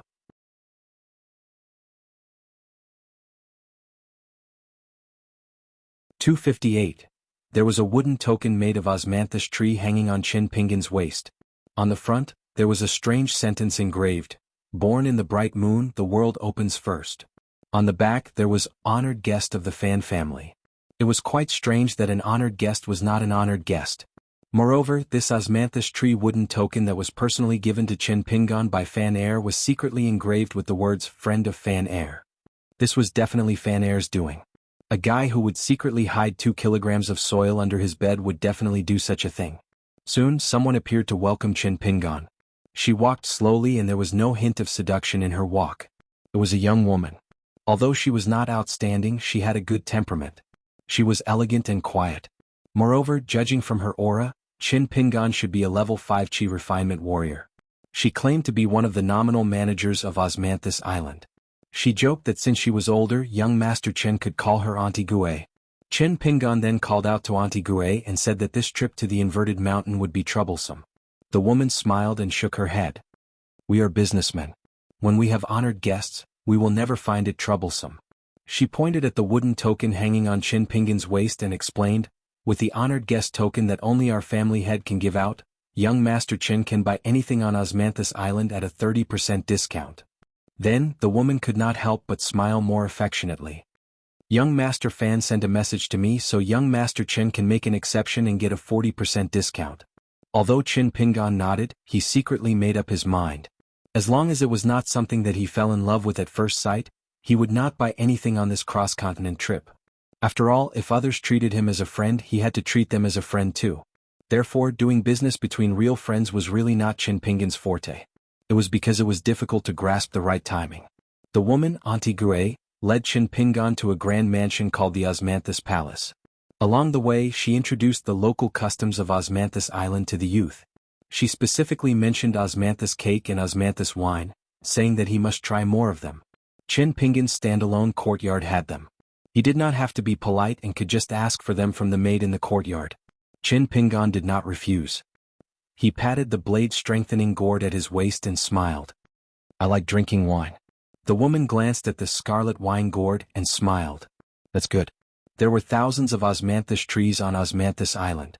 The ancestral tree on the mountain peak was even older than Old Dragon City. It was personally planted by a farmer immortal in Earth Spirit Continent. Osmanthus Island was able to become a cross-continent ferry that was undamaged after thousands of years. Even as the roots of the mountain osmanthus tree spread and the Fan family used a unique method to add soil, Osmanthus Island was still able to slowly grow. This was all thanks to the ancestral osmanthus tree. The reason why the osmanthus wine sold by Fan family had such a sky-high price was because the osmanthus flowers used to make the wine were taken from thousand-year-old osmanthus. The great merchants of Aquarius continent who were on good terms with Old Dragon City would occasionally buy it as a gift or drink it alone. After passing through the gate of the Osmanthus Palace, the woman led Qin Pingan through the corridors and aisles. The courtyard did not appear to be luxurious. It was actually the style of a house with a small bridge and flowing water. Finally, the woman led Qin Pingan to a courtyard called Gue Vane. When she saw Qin Pingan raise his head to take a few more glances, she explained, "Osmanthus flowers are called Gue Vane because the veins of the leaves are similar to the Gue Vane in the Confucian ritual vessels. Therefore this courtyard is called Gue Vane. Although this courtyard does not occupy a large area, it is the best place with the most abundant spiritual energy on Osmanthus Island." Qin Pingan felt that it was a waste of natural resources. He was not a Qi cultivator. It was meaningless to have abundant spiritual energy. It was better to let others spend money to stay in such a blessed place. He asked tentatively, "Aunt Gue, I am a pure martial artist. It is too wasteful to let me stay here. Shall I change to another courtyard?" The woman smiled gently and said, "It is not a matter of money. Young Master Qin, you can rest assured and stay here. With the relationship between young master and my young master, even if this courtyard becomes young master's exclusive courtyard in the future and Osmanthus Island is no longer open to outsiders, I will not be surprised. These two sentences poked at Qin Pingan's heart. When he thought of Fan Air, Qin Pingan walked into this elegant and quiet Guivane courtyard with a clear conscience. There was already a beautiful young lady waiting in the courtyard. She was slender and elegant. Her temperament was cold and cheerless. Even if she was just standing there quietly, she was extremely charming. However, when she saw the woman and Qin Pingan, she immediately smiled at Qin Pingan and said sweetly, "Young Master Qin, my name is Jean Su. Jean as in golden, Su as in millet. Gu means osmanthus flower. In the future, I will take care of young master's meals and lodgings." The smile of the cold young lady had the charm of a flower blooming and killing 100 flowers. Qin Pingan was a little reserved. He subconsciously cupped his fists and returned the greeting. "I will have to trouble Miss Jean Su in the future." Then he was a little disappointed. He took off the wine jug and quickly drank a mouthful of wine. The woman was good at reading people's expressions. She acutely sensed the slight change in the young man, but did not think too much about it. There were all kinds of things in the world. It was normal for the young man to have some worries. The woman took her leave. However, at the door she saw an unexpected and even more unexpected acquaintance. It was the old Fan family coachman who had driven the two of them to Osmanthus Island. The woman smiled and asked, "Young Master Fan, do you have any instructions for me?" The old coachman seemed to be quite respectful to this Aunt Gue. He shook his head and smiled. "I have been entrusted by the family head to go to Inverted Hanging Mountain with young Master Qin. In the meantime, I am afraid I will have to stay in the Guivane courtyard." The surprise in Aunt Gue's eyes grew. She asked, "Do you need Jean Su to stay elsewhere?" The old coachman nodded. "It would be best if she could choose a courtyard closer to us. She can just send some food over every day. You don't have to worry about anything else." Although Aunt Gue was puzzled, she did not say anything. She turned her head and greeted Jean Su, who had a normal expression. Then they left together. The old coachman did not forget to remind her. "The family head has instructed me to trouble Madame Gue with something. Let the ancestral osmanthus tree at the top of the mountain leave some of its shade in the Guivane courtyard. This will prevent outsiders from spying on us." Aunt Gue nodded. On Osmanthus Island, the young girl Jean Su, who had won the hearts of hundreds of osmanthus girls, could not help but turn her head to look at the old coachman and the straw sandal youth. After Aunt Gue and Jean Su walked out of the Guivane courtyard, a cool mountain breeze blew past. At the same time, the shade of the tree covered the courtyard. It was just a flash, and then the sun was still shining brightly. The old coachman, who was called Grandpa Ma by Fan Air, faced Qin Pingan and said frankly, "I am called Ma Ji. I am one of the Fan family's retainers. I am a golden elixir realm sword cultivator. However, my talent is not high and my killing power is not strong. I am not even a match for the Fu family's consecrator Chu Yang. This time I, Ma Ji, have been entrusted by the family head. However, the family head has also been entrusted by Mr. Zheng of the Dust Medicine Shop to accompany young Master Qin in the sword trial." When Qin Pingan heard Mr. Zheng, he knew that this should be one of Zheng Dafeng's rewards. He cupped his hands in salute for the second time in this small courtyard. The old man smiled and nodded. "There is no rush. I will stay in the side room of the small courtyard. Young Master Qin, rest well today. You can walk around Osmanthus Island. Otherwise, when the sword trial starts tomorrow, young Master Qin may not have so much free time." The old man walked to a side room. After closing the door, he said with a smile, "If Mr. Zheng is not joking, then the hospitality of the Fan family on Osmanthus Island this time is a bit exaggerated. Can that young martial artist really withstand it? I, Ma Ji, am still a golden elixir realm sword cultivator of the same generation, but I am still a 9th realm sword cultivator." When he said this, a black flying sword more than a foot long flew out of the old man's Qi residence. After it appeared, it began to circle around the old man slowly. The sword Qi was thick and it dragged out streaks of black fireflies. The room was filled with cold sword Qi. The heat of midsummer instantly disappeared. Qin Pingan lived in the main room facing the courtyard door. After closing the door, he carefully opened the bundle that Zheng Dafeng had originally thrown at the door. There was a book that still had the smell of fresh ink. It was well printed, and the title of the book was Swordsmanship Proper. It was very likely that Zheng Dafeng had used his connections with the Fan family to find a trustworthy bookstore and had it personally printed. Just the 4 words of the book that greeted his eyes showed his skill, and he really couldn't associate it with the sloppy Zheng Dafeng. Other than this sword technique proper, there was also an unremarkable small cotton pouch. Weighing it, there were not many coins, only a dozen or so. Chen Pingan mistakenly thought that it was small summer money or Guyu money. In the end, when he opened it, Chen Pingan was so frightened that he hurriedly covered the pouch. It was actually a pouch of fine gold copper coins that could make Guyu money call him Lord. Chen Pingan did not know how precious fine gold copper coins were. How did he get his hands on Luapa Mountain and the other mountains? It was the result of throwing out fine gold copper coins as light as a feather. Chen Pingan did not even count the number and did not identify the type of fine gold copper coins. Was it tribute money? Winter jasmine money? Bet on winning money? Or all three? Chen Pingan did not say anything and directly put away 15 of them. In the end, there was only a jade tablet and a letter left. The jade tablet did not have any engravings or carvings. It was just a simple square jade tablet, but the texture was fine. It felt like the best silk in the world.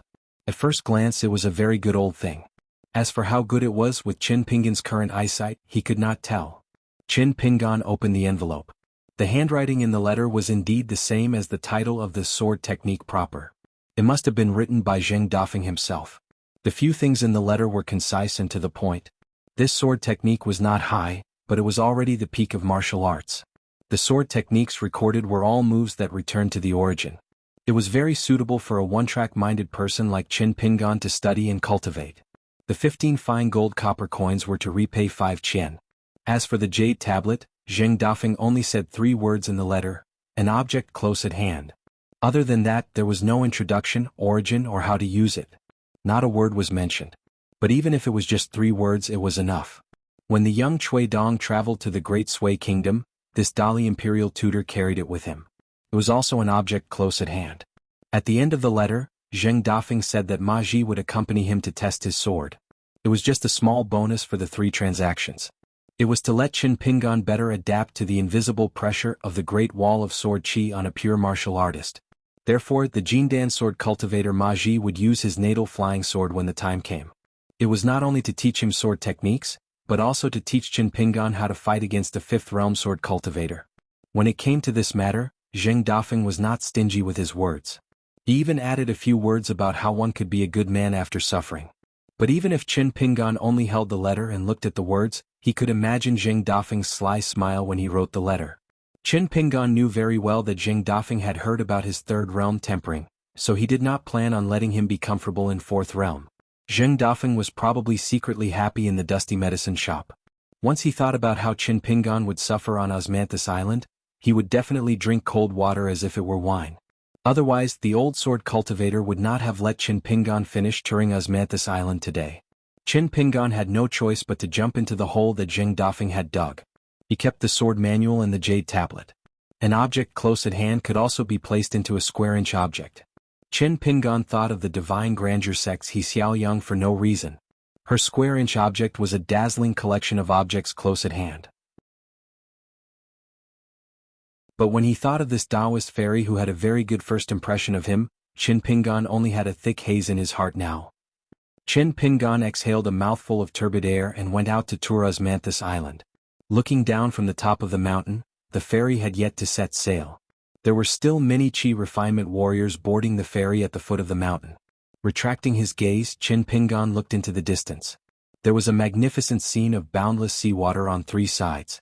It made one feel relaxed and happy. When placed in it, one would feel extremely small. Chen Pingan remembered something. Regarding the word, strongest. The old man surnamed Cui in the bamboo house said that his 3rd realm was the strongest in the world. Not the Aquarius continent. Later on, Zheng Dafeng mentioned this matter and also said that Li Er was once the strongest 9th realm martial artist with the strongest foundation. But now that he had entered the 10th realm, Chen Pingan guessed that Li Er had temporarily lost the title of strongest. Chen Pingan looked into the distance. He heard from Cui Dong that this vast world was extremely huge. There were 5 lakes and 4 seas and 9 continents. The Aquarius continent, Julu continent, Baifeng continent, Pasua continent, Jinjia continent and so on. They were like stars surrounding the moon, surrounding the largest Earth Divine continent. And the Earth Divine continent had several large dynasties. Dali could only be comparable to them after annexing half of the Aquarius continent. Chen Pingan could not help but think of a question. Did the legendary 11th realm of martial arts, martial god, exist in the world? The young man Shui Dong laughed and did not give an answer.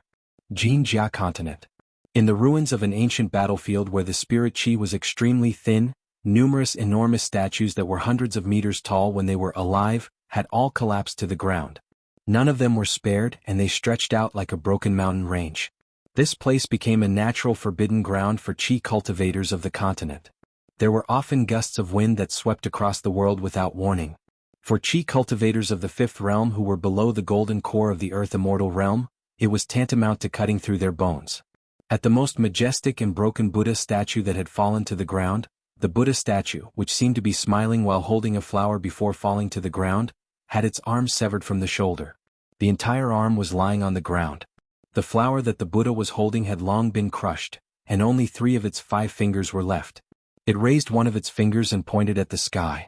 Just this one finger alone was more than 100 feet tall.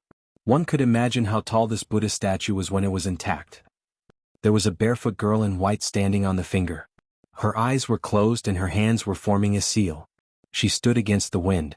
The girl's face was ordinary, like a little girl that could be seen everywhere in the streets. A gust of wind came and crashed into the finger of the Buddha statue and the girl standing on the fingertip like a tide. The girl did not open her eyes. She only moved her lips slightly and whispered in a dialect of the Jinjia continent, "Open." The gust of wind was split into 2 as if it was split by someone. It whistled past the 2 sides of the Buddha statue's finger. Only a few strands of wind managed to escape and brushed past the girl's cheeks. In an instant, her face was cut open. But in an instant, the girl's face returned to normal. The wind blew past the girl and took away the orchid fragrance. In the sea near the Julu continent there was a mountain peak. The mountain peak was like a cone piercing the sky. Only the peak was a circular depression in the shape of a bowl. It was like a well. It was bottomless, but there was a faint reflection of fire on the wall of the well. At the well of this active volcano, there was a burly man who was naked. He held his cheek with one hand and sat cross-legged on a dark reef. He was silent and deep in thought. Around him were rolling flames and magma. The heat waves were overwhelming, but the man was unaware. The man was born with polychoria. He frowned and muttered, "It's a little difficult to break through the threshold of the golden body realm. I have to blame myself for eating too many elixirs. 200 pounds? Or 300 pounds? Looks like when I reach the golden body realm, I can't stupidly eat that stuff like rice. Everything else aside, it's troublesome to have to poop every day. If word gets out, it'll really damage the reputation of a 6th realm martial artist." A swift and fierce flying sword silently pierced through the well. The burly man collapsed to the ground and slid into the sea of fire. The natal flying sword, which was the same size as the swordsman at the foot of the mountain, did not stop there. It flew around the walls of the well at the mouth of the volcano, causing countless rocks to fall into the sea of fire. If it were anywhere else in the North Continent, given the cultivation level of the flying sword's owner and the sharpness of the natal flying sword, it would probably have pierced through a mountain. But here it was extremely difficult for the flying sword to cut through the walls of the well. A long-robed elder with a long sword on his back stood at the mouth of the volcano. After piercing the man with polychoria, the elder's thunderous voice resounded through the bottom of the well. "I finally found you, you damned bastard. Don't pretend to be dead. I know your life is tough, but it's all right. You're the one who chose this place of death where you can't escape. If you're buried here without a corpse, your sins might be lessened." The elder stretched out 2 fingers and circled them behind his shoulder. He gently brushed the hilt of his sword. The sword left its scabbard and rushed into the clouds. Then, it plummeted rapidly from the mouth of the volcano to the sea of fire. When the sword plunged into the sea of fire and magma, there was a loud boom. Waves of flames that were dozens of feet high splashed up. In the sea of fire, a blurry figure could be vaguely seen swimming rapidly. The sword was like a harpoon stabbing out rapidly again and again. At the foot of the volcano, there was a person slowly climbing up the mountain. There were old Taoists pasting talisman posters on the rocks. There were monks forming seals with their hands and gently patting the ground. There was someone holding a scroll that seemed to have no end. He pulled it all the way from the foot of the mountain, spreading it all over the ground. There was also a green-robed elder holding a brush. He was splashing ink on the ground, writing down the teachings of the scholarly sage. As the elder at the top of the mountain tried to kill the murderer with his 2 swords, he mocked himself, I'm a dignified golden core sword cultivator. To think that I have to go through so much trouble to kill a martial artist of the pugilistic world who hasn't even reached the 7th level. The elder thought of all the tragedies. It wasn't just the calamity of his sect. There were also the countless people who died unjustly at the foot of the mountain. This golden core sword cultivator was furious. He said angrily, "A person like you who kills for fun deserves to die. 100 deaths won't be enough to atone for your sins." The two armies faced each other. The sound of drums shook the sky. In one of the armies, there was actually a man in embroidered clothes lying lazily on a platform that was temporarily built. He looked to be less than 30 years old. There were two outstanding beauties sitting at the two ends of the bed. One was massaging the young man's temples, while the other was bending over and gently tapping the man's calf. What was even more inconceivable was that behind the man, there was a commander's banner that was flapping in the wind. One of the beauties, who had the appearance of a maidservant, was carefully tapping the outer calf of the man in embroidered clothes. She glanced at the other woman and smiled charmingly. "Young master, I heard that in the enemy camp, there's an 8th-level sword cultivator and a 9th-level military cultivator helping to hold the line. It seems like our Gauchio's ex-husband really loves Gauchio. His anger for a beauty is truly moving. Young master, why don't you return Gauchio to her? Reuniting after a broken mirror is also a beautiful story. Anyway." At this point, the charmingly beautiful woman raised her hand and covered her mouth as she laughed. "Young master, you've already tasted our Gauchio pretty much. Moreover, she's petty and has never been willing to share the reign with her sisters. Wouldn't she spoil your fun? How can there be such a rude and unreasonable maidservant in the world?" The other beautiful woman, who was called Gauchio, turned a deaf ear to her words. She only used her thumbs to gently press against the man's temples, and gently massaged them. The man in embroidered clothes squinted his eyes and laughed. "Gauchio is shy, young master's heart aches for her. As for you, you can take it. If young master's heart aches for you, blindly taking pity on you and not understanding the situation, won't you rebel?" The woman who was tapping his legs had a face full of lust. She raised her eyebrows at Gauchio.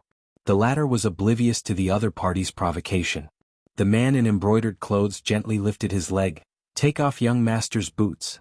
The woman's eyes immediately lit up. She knelt in front of the bed, her hands trembling as she took off the boots for the man in embroidered clothes.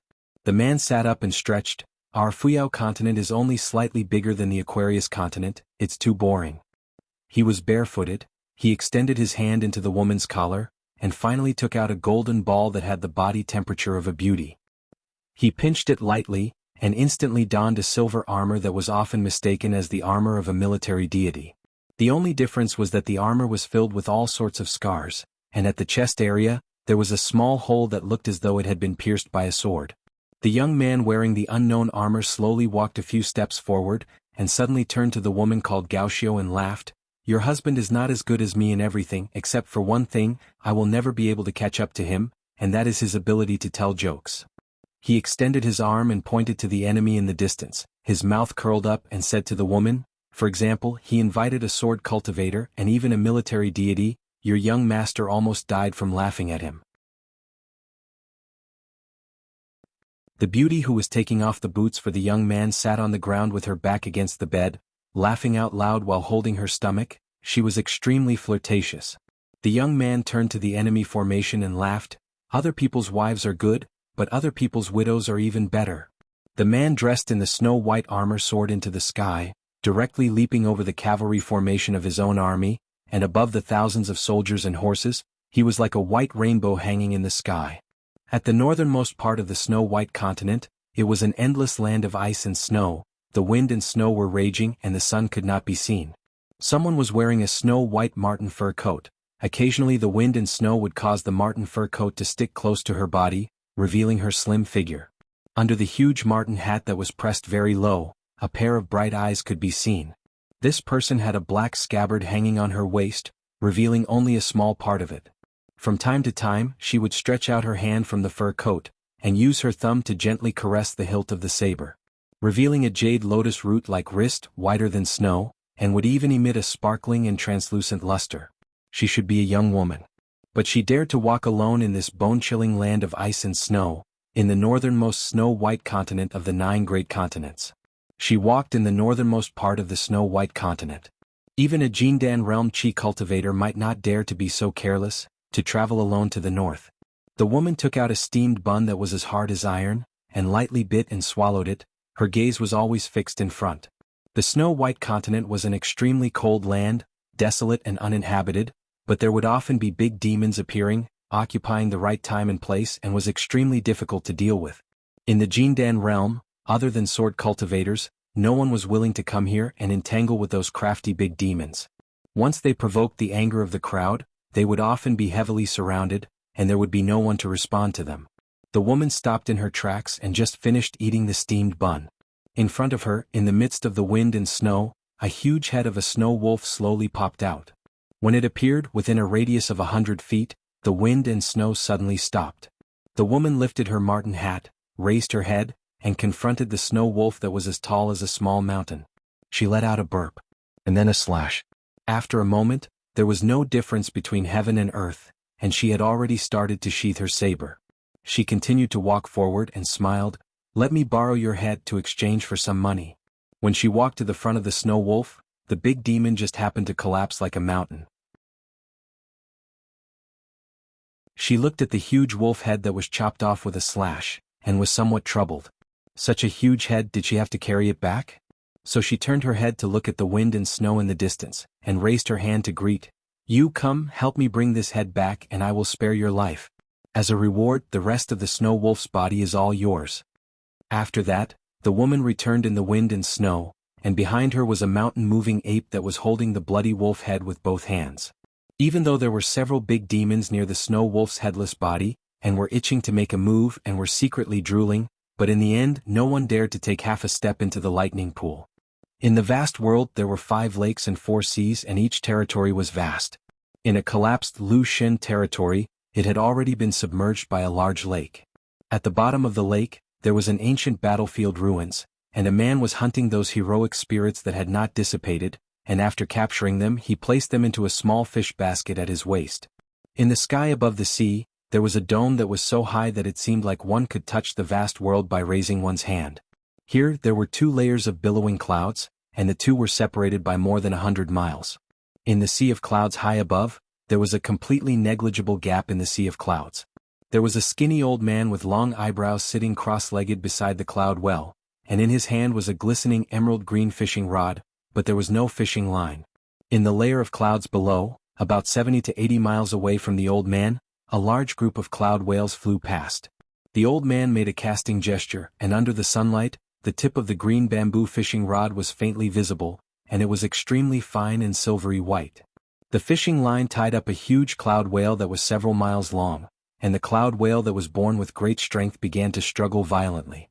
The old man fiercely pulled the fishing rod back and at the same time stood up, and the fishing rod was pulled into a shocking arc. The old man laughed and said, "Good fellow. You are quite strong." The 2 sides confronted each other for the time it took to burn a stick of incense, and the old man held the fishing rod and ran around in the sea of clouds, cursing and swearing. It was very comical. A pure martial artist who could ride the wind and travel far away was at least realm 8. Even if he was just a realm 8 martial artist, it would be more than enough to kill a cloud whale. Even if he were to confront a group of cloud whales, he would still be able to win.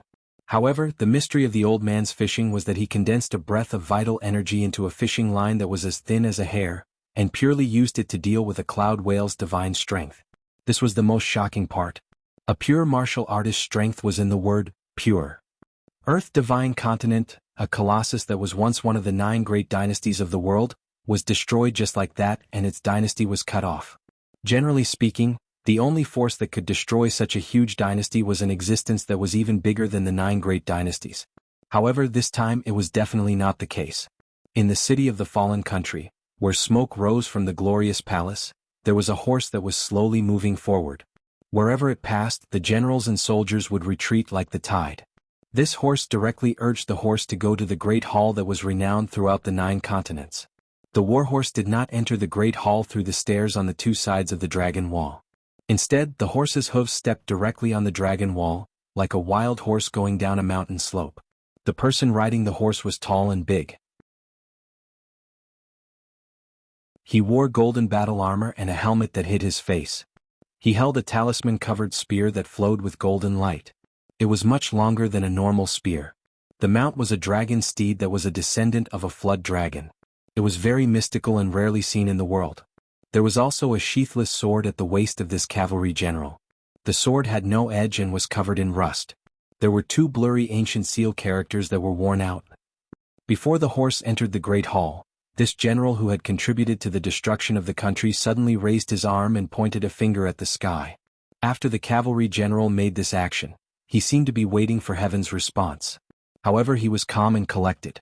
After stopping for a moment, he lightly squeezed the horse's belly and continued forward. After the horse crossed the threshold of the great hall, the cavalry general's line of sight was the most precious dragon throne in the world. The general lowered his head and looked at the sheathless sword. I heard that the sheath was left in a small place like Aquarius continent. Should I get someone to retrieve it or should I make a trip myself?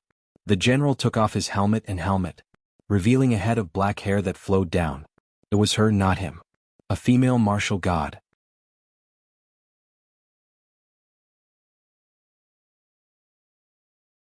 259. Standing under the shade of the ancestral osmanthus tree on the mountaintop of Osmanthus Island, Chin Pingon could not help but think of the old locust tree in his hometown. However, the osmanthus leaves in front of him were as lush as a canopy, but the old locust tree was no longer there. After a moment of sadness, Chin Pingon smiled knowingly. He still remembered the scene of the little girl in the red cotton-padded jacket running while carrying the locust tree branch. Li Baoping was lively and cute. She was not afraid of anything. She and Fan Air of Old Dragon City were carefree and could live every day happily. Chin Pingon was very envious of them. He hoped that he could become people like them one day. Apart from Chin Pingon, there were ferry passengers standing under the old osmanthus tree in 2s and 3s. They were all onlookers who had come because of its reputation. They pointed at the old tree and chatted. Some women chose their spots to stand and let a few painters from Osmanthus Island, who were specially waiting here, pick up their brushes and paint for them. There was also a family of 3 who asked the Chi cultivator painter, who was skilled in painting, to draw a family portrait for them as a memento. Fan Air had previously reminded Chin Pingon in the carriage that the customers who could go to Inverted Hanging Mountain to do business from Old Dragon City had different realms and backgrounds. However, they all had one thing in common, and that was that these people were not to be trifled with. After a lot of twists and turns, anyone could bring out 1 or 2 great figures or celestial families. This was because in addition to the Fan family's own warehouses on Osmanthus Island, many wealthy customers would also use Osmanthus Island to carry goods. This group of people did not lack background and financial resources. They might even be richer than the Fan family. They only lacked a cross-continent ferry that they had obtained by chance and a mature and stable route. Chin Pingon was not someone who liked to stir up trouble, so Fan Air's reminder was icing on the cake. At that moment, Chin Pingon stood quietly at a distance. He waited for a middle-aged painter to hand over the painting scroll. Only then did Chin Pingon walk forward and brushed past the woman who was holding the painting scroll excitedly. He glanced at the painting scroll in the hands of a female Chi refinement warrior. It was very lifelike, unlike the painted door gods in his hometown that were rigid and motionless. On the painting scroll, the woman's clothes and black hair fluttered slowly. A tree of osmanthus leaves also swayed like ripples. However, with Chin Pingon's eyesight, he discovered that the woman's real appearance was slightly different from the painting scroll. It seemed to have added some color to the painter's painting. Chin Pingon was amazed. Compared to the steel rubbing method on the Kuan boat previously, each had its own merits. When the middle-aged artist saw the young man with a sword on his back, he shook his wrist. Behind him, there was an osmanthus girl holding a small table with the 4 treasures of the study placed on it. The artist smiled and asked, "Young master, do you want to paint too? Our Osmanthus Island is traveling across continents this time. Before we reach the inverted mountain, there will be 10 sceneries along the way. Each of them is unique in the world. Among them is this ancestral osmanthus tree. With the light of the celestial osmanthus, the painting scroll that we paint will have a faint fragrance lingering around it. It can be preserved for 100 years without fading and can be destroyed by insects and ants. It will definitely not disappoint you." Before Chin Pingon moved, he had already kept the osmanthus wooden token. He nodded and smiled. "I want to paint 3 of the same thing. May I know how much it will cost?" The middle-aged artist was stunned. He did not know if the young man in straw sandals in front of him was the gongsun of a rich family or a rich child who did not know the ways of the world. Most people would paint at most 1 painting. Who would want as many as 3 at one go? However, no one would complain about earning too much money. The artist smiled and said, One painting costs 10 snowflakes. If you want 3, I can give you a discount. I will only charge you 25 snowflakes. The osmanthus lady, whose beauty was far inferior to the golden millet of the osmanthus bloodline, smiled sweetly and added in a soft voice, "If you have the special wooden token of Osmanthus Island, you can even get a discount." Chin Pingan shook his head. "No, I am just an ordinary customer. One painting cost 10 snowflakes." To Chin Pingan, who always bought the cheapest wine, it was an unimaginable expense. However, today Chin Pingan did not hesitate and directly took out 25 snowflakes. According to the osmanthus lady's request, he only needed to place them on her small table. The Fan family's artist did not touch them. Then, the middle-aged artist had Chin Pingan stand under the osmanthus tree. After changing positions several times, he finally chose a spot with the best view. Chin Pingan stood alone under the tree. Facing the artist's scrutiny, he was clearly a bit reserved. After the artist kindly comforted him with a few words, he relaxed slightly. His limbs were no longer so stiff, but his face was still a bit tense. The artist did not dare to point out too much. He originally thought that he could just put more thought into it when he started to paint. The osmanthus lady could not help but smile. Such a shy customer was rare on Osmanthus Island where immortals gathered. In the past, there were a few bold men and women who asked if they could stand on their ancestors' osmanthus tree and asked the artist to paint a painting of ascending and looking into the distance. The woman asked if she could hold the osmanthus in her hand. Of course, it was not possible. The middle-aged artist picked up his brush and lightly waved his sleeve. The rare rice paper from Qingwan slid down from the small table and slowly flew in front of him. It hovered motionlessly as if it was placed on a flat painting table. The artist was not in a hurry to paint on the paper, but started to brew his emotions. He wrote deeply into the wood. To paint a portrait, he had to draw out a certain spirit. The artist had one hand behind his back and the other holding onto the brush. He stared at the young man under the tree. He carried a sword sheath on his back, his fists were clenched tightly by his sides.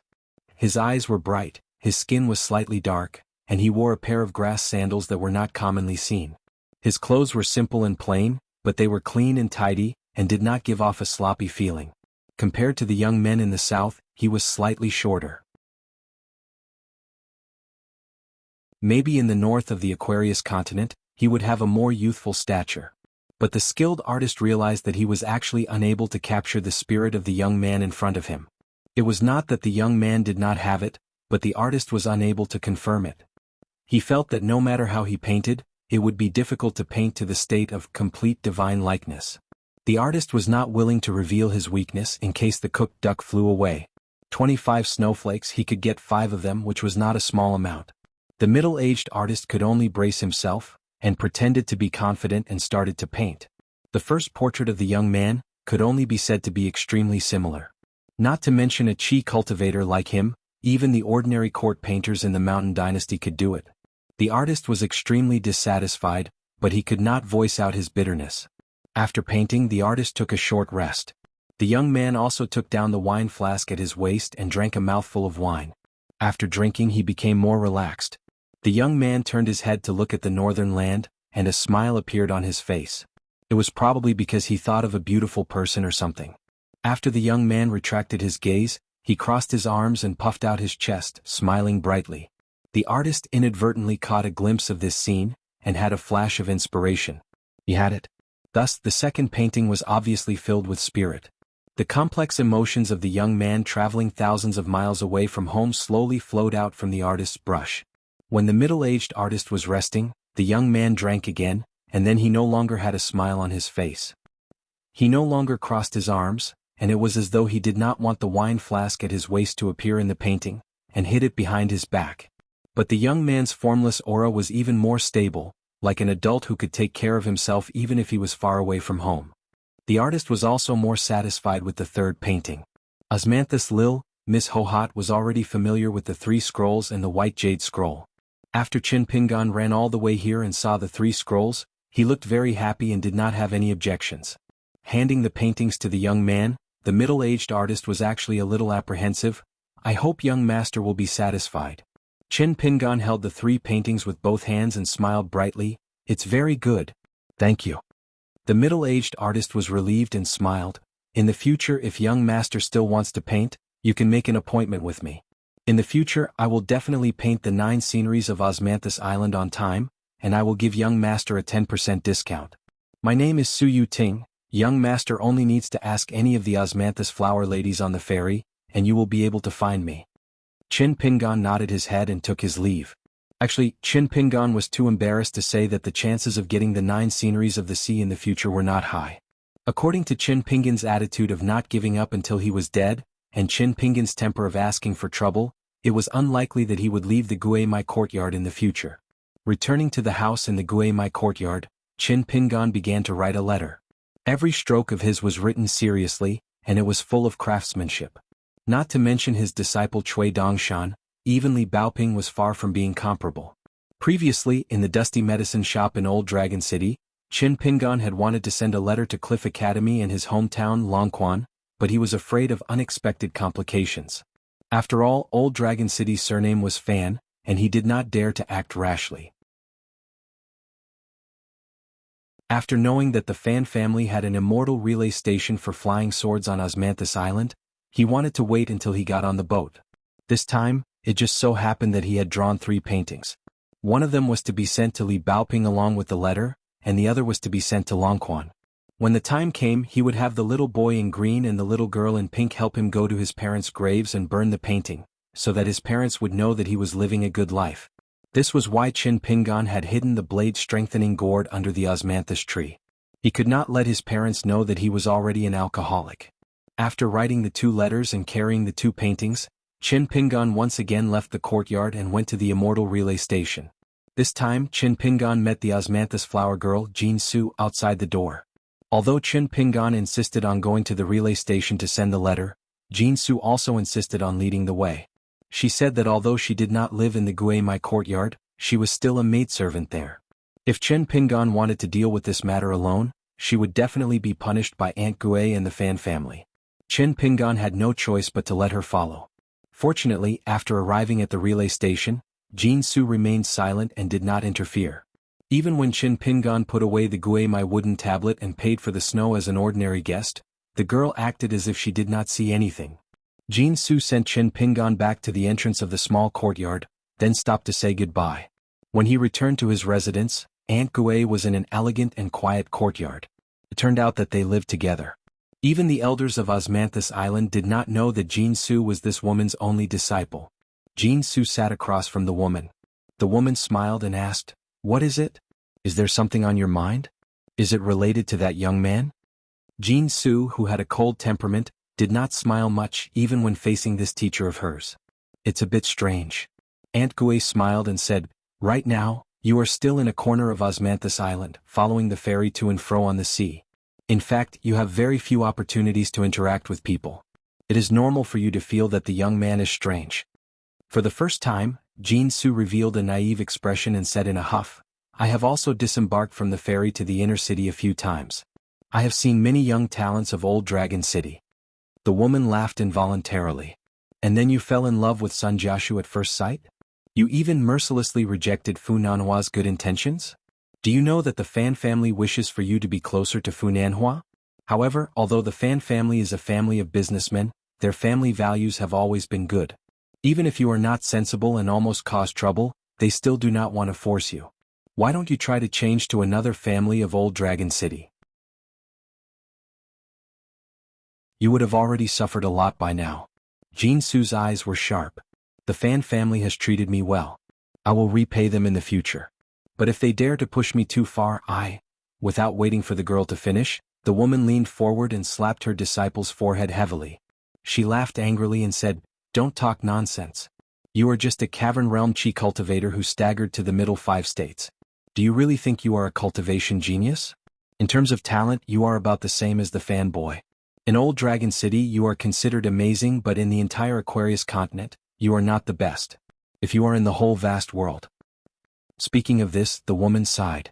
It was very difficult to accept a disciple who was suitable to her. It was even more difficult to let the disciple break through the realm and reach the sky step by step. Therefore, for a real immortal family at the top of the mountain, accepting a disciple was always the most important thing. It was second only to their own attainment of Tao and immortality. She knew 2 earth immortals of the 10th level and a pure jade realm cultivator.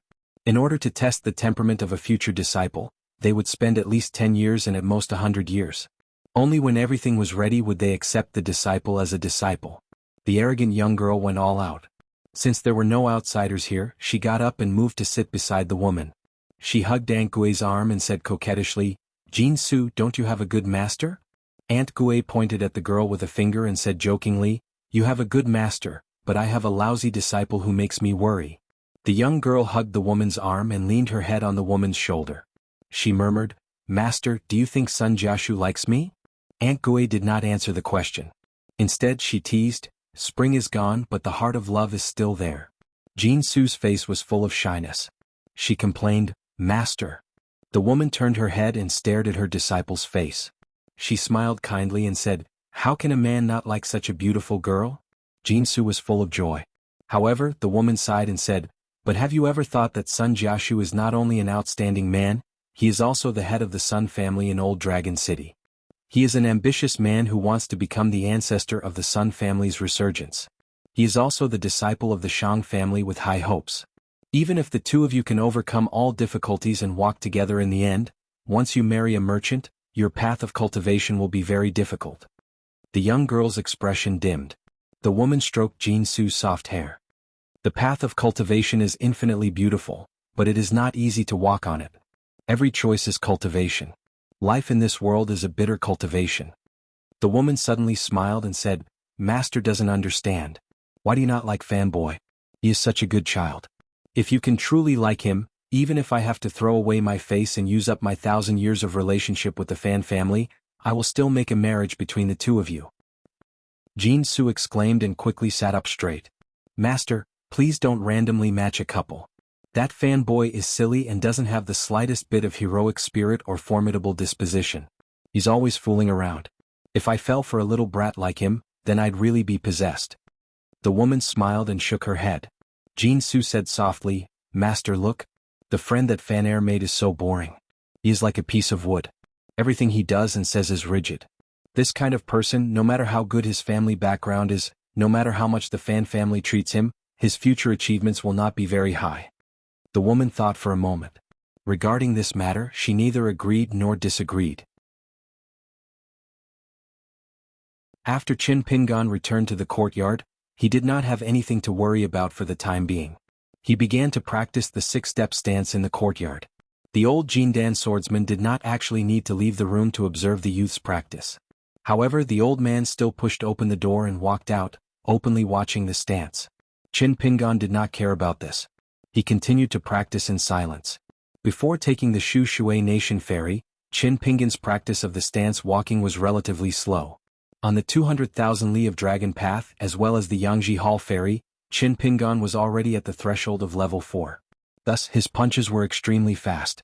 In total he punched 300,000 times. It seemed like he had completed them in the blink of an eye. Now that he had completely broken through the bottleneck of level 3 and entered level 4, Qin Pingan once again slowed down his punches. The three Qi refining realms of pure martial arts were Qi refining. Unlike the Qi refining of cultivators, one had to put a lot of effort into the three matters of the soul, spirit, and courage. The old man surnamed Chui from Luapa Mountain's bamboo tower had once said that Qin Pingan, the strongest of the three realms, as long as he successfully broke through, the rest of the three Qi refining realms would be smooth and unobstructed. As for the torment of level 4, Qin Pingan always felt that it was a bit fleeting and empty. It was not like the previous three realms, where each step landed on solid ground. Therefore, Qin Pingan did not feel deeply about it for the time being. He did not know if his level 4 was solid enough. The old man had once suggested that it would be best for level 4, level 6 martial masters to search for opportunities in the ruins of ancient battlefields. There were many yin qi and evil qi, strong young astral winds, and all kinds of chaotic qi of various origins.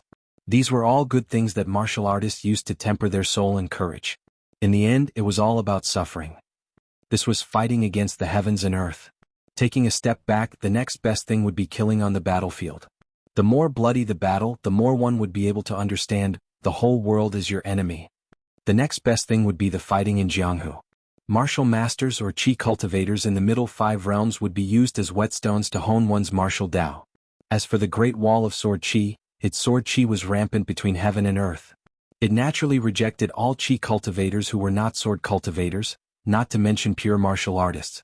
It was unknown how many martial artists did not know when to stop, or how many of their Tao protectors were not strong enough. They coveted to increase their realm and died in the Great Wall of Sword Chi.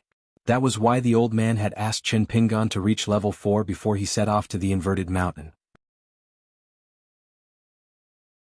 He had to climb up the city wall and then walk down it alive.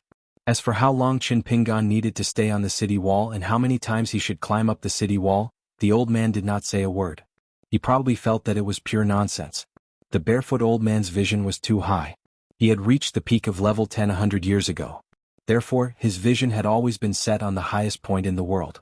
Therefore, the old man did not say a word to Qin Pingan about the things that many martial Tao masters would repeat many times. For example, he did not mention the opportunity to break through between level 4, level 6, and level 7. There was also no need to talk about the mysteries of the strongest person in each realm of martial arts. The less the old man said, the higher his expectations were. What is level 9 to a disciple that I personally taught? Even level 10 is not enough. You Qin Pingan should head straight for the legendary martial god realm. Even I, old man Shui, who has a loftiness higher than the heavens, should think that you, Qin Pingan, are above the heavens. But the affairs of the world were so strange. Old man Shui said very little, but Qin Pingan understood even more. Qin Pingan was confused about the two great opportunities in the Sun family's ancestral home. He only felt that he would not be satisfied if he did not throw that punch. Later on he knew the truth. Even if he kept watch time and time again, waiting for the opportunity to descend with great difficulty, when the moment really arrived, Qin Pingan suddenly realized that he only felt that he had to throw that punch again. Then, without hesitation, he sent those cloud sea dragons formed by the golden air currents back into the sky again. The old man and the young man were both unreasonable. Ma Ji, the golden elixir realm sword cultivator, was not very surprised at first. However, after watching the youth fight for a long time, he finally saw some clues. The old man shook his head and smiled bitterly. He only felt that he had seen a ghost. A pure martial artist's soul and guts already had an embryonic form and were only waiting to be tempered. This meant that from level 4 to level 6, it would be very fast and could be said to be unobstructed. If one blindly pursued the speed of climbing the martial path, one could totally scare others out of their wits. If he had not known beforehand that the youth had just reached level 4, the old man would actually not be so shocked. However, Mr. Zheng had clearly said that the youth was only level 4. How could there be such a domineering level 4 in the world? This Fan family guest discovered that the intrinsic flying sword in his Qi residence was restless. The old man actually had a slight thought of sparring with the youth with his sword. A golden elixir realm sword cultivator of level 9 Qi refinement warrior seriously sparring with a level 4 pure martial artist? The old man was filled with disappointment, feeling that he was really old. However, the old sword cultivator was soon relieved. The world was vast. How many geniuses could a frog at the bottom of a well like him, who was hiding at the bottom of the well in Old Dragon City, see? The youth before him who was practicing with a sword on his back was just one of them. The old man suddenly had a whim and smiled as he asked, Qin Pingan, don't tell me you want to become the strongest level 4 martial artist in the world? Qin Pingan had just finished a 6-step stance walk. He turned back and punched non-stop as he answered, of course. The old man only thought that this youth who could use his connections to test his sword came from the top aristocratic immortal sect in the Aquarius continent. He was ambitious and had a youthful temperament. Therefore he did not feel that it was too abrupt. He did not dislike this kind of youthful frivolity. However, the old man did not know. The fist technique that the youth before him was practicing was just a simple stance. He had already practiced it hundreds of thousands of times. In the evening, the Osmanthus Island ferry that was previously covered by the huge island slowly set sail. If someone was at the top of Old Dragon City and looked into the distance, they would be able to see the huge figure of the ferry. Of course, if one was on this isolated island, they would be able to see it clearly. For example, the head of the Sun family, Sun Jiashu. This time, when he left Old Dragon City, Sun Jiashu did not let his family's consecrators follow him. This was because he had an additional young sword cultivator from the Wind and Thunder Garden, Lu Baqiao. Lu Baqiao, who had rushed to Old Dragon City, was currently squatting on the railing of the island's viewing pavilion. He was looking at Osmanthus Island from afar. He looked slightly tired and desolate. He was tired because he had been riding his sword all the way to the south. It was inevitable that he was mentally and physically exhausted. The loneliness on his face was due to all sorts of feelings. It was as if a gush of depression had crawled up his throat. He wanted to spit it out but was afraid of hurting his friend. Sun Jiashu said softly, "Why don't you go to Osmanthus Island to explain?" Even if Lu Baqiao was an extremely talented sword cultivator, he had been in a hurry to leave the Wind and Thunder Garden. After riding his sword for such a long distance, his lips were still chapped. He stretched out his hand and wiped them. He shook his head and said, "I don't have the face to see Qin Pingan." Sun Jiashu leaned against the pavilion's pillar and sat beside Lu Baqiao. He smiled bitterly and said, "I've let you down this time. Qin Pingan is only my friend. It doesn't mean that he's your friend. I didn't think that Qin Pingan had so many secrets. Even you, Sun Jiashu, couldn't help but be tempted by wealth. Actually, in the end it's my fault. I still underestimated my friend's ability. Sun Jiashu, don't feel more guilty because of what I said. There's no need and you shouldn't be like this." Sun Jiashu put his arm on the railing and looked sideways. A cool breeze brushed past his face. The originally handsome man looked even more elegant and otherworldly. He said softly, "You're right, but things shouldn't have become so bad. You didn't scold me or beat me and now you're trying to reason with me. You Lu Baqiao don't like to talk reason. I Sun Jiashu know this better than anyone. So why do I feel like you want to cut ties with me?" Lu Baqiao shook his head and said, "No. You're thinking too much." Lu Baqiao turned his head and smiled, "It's true." Sun Jiashu smiled and said, "You tricked me so miserably this time. Can it be considered that my heart is with the bright moon, but the bright moon illuminates the ditch?" Lu Baqiao continued to look into the distance and grinned, sour, even more sour than Qin Pingan's pickles. Sun Jiashu smiled but sighed in his heart. The two got up and returned to Old Dragon City. Sun Jiashu brought Lu Baqiao to the Sun Clan's ancestral home. The nascent sole patriarch of the Sun Clan, who was like a stabilizing needle, liked Lu Baqiao, the rising star of the Wind Thunder Garden, very much the first time they met. As an earth immortal, the old man rarely touched his chopsticks. Today he sat at the same table as the two youths and ate supper. It was all Lu Baqiao's favorite dishes. Lu Baqiao and the Sun Clan's patriarch jested, just like in the early years. They never knew what nauseating was, and they never hesitated to expose the old man's shortcomings. Made the old man laugh. Lu Baqiao still had to rush back to the Wind Thunder Garden. After eating, he hung the old dragon cloud-turning pendant and left on his sword. In the night, Sun Jiashu held a fishing rod alone and fished silently by the shore. Late at night, Sun Jiashu suddenly raised his head. Lu Baqiao returned on his sword and landed behind Sun Jiashu. He kicked the Sun Clan's patriarch into the river. After that, the sword cultivator of the Wind Thunder Garden didn't say a word and continued north on his sword. Sun Jiashu walked ashore like a drowned rat, but he smiled happily. The old ancestor of the Sun Clan appeared beside Sun Jiashu out of thin air and said earnestly, "A friend like Lu Baqiao is a blessing to have in one's lifetime, whether it's 60 years or 100 or 1,000 years. You must cherish it." Sun Jiashu wiped his face and smiled, "Today I truly understand. Patriarch, can you let me be willful for once and do something that Sun Jiashu wants to do, but as the Sun Clan's patriarch?" The old man didn't hesitate. The Sun Clan's patriarch is happy to see it happen.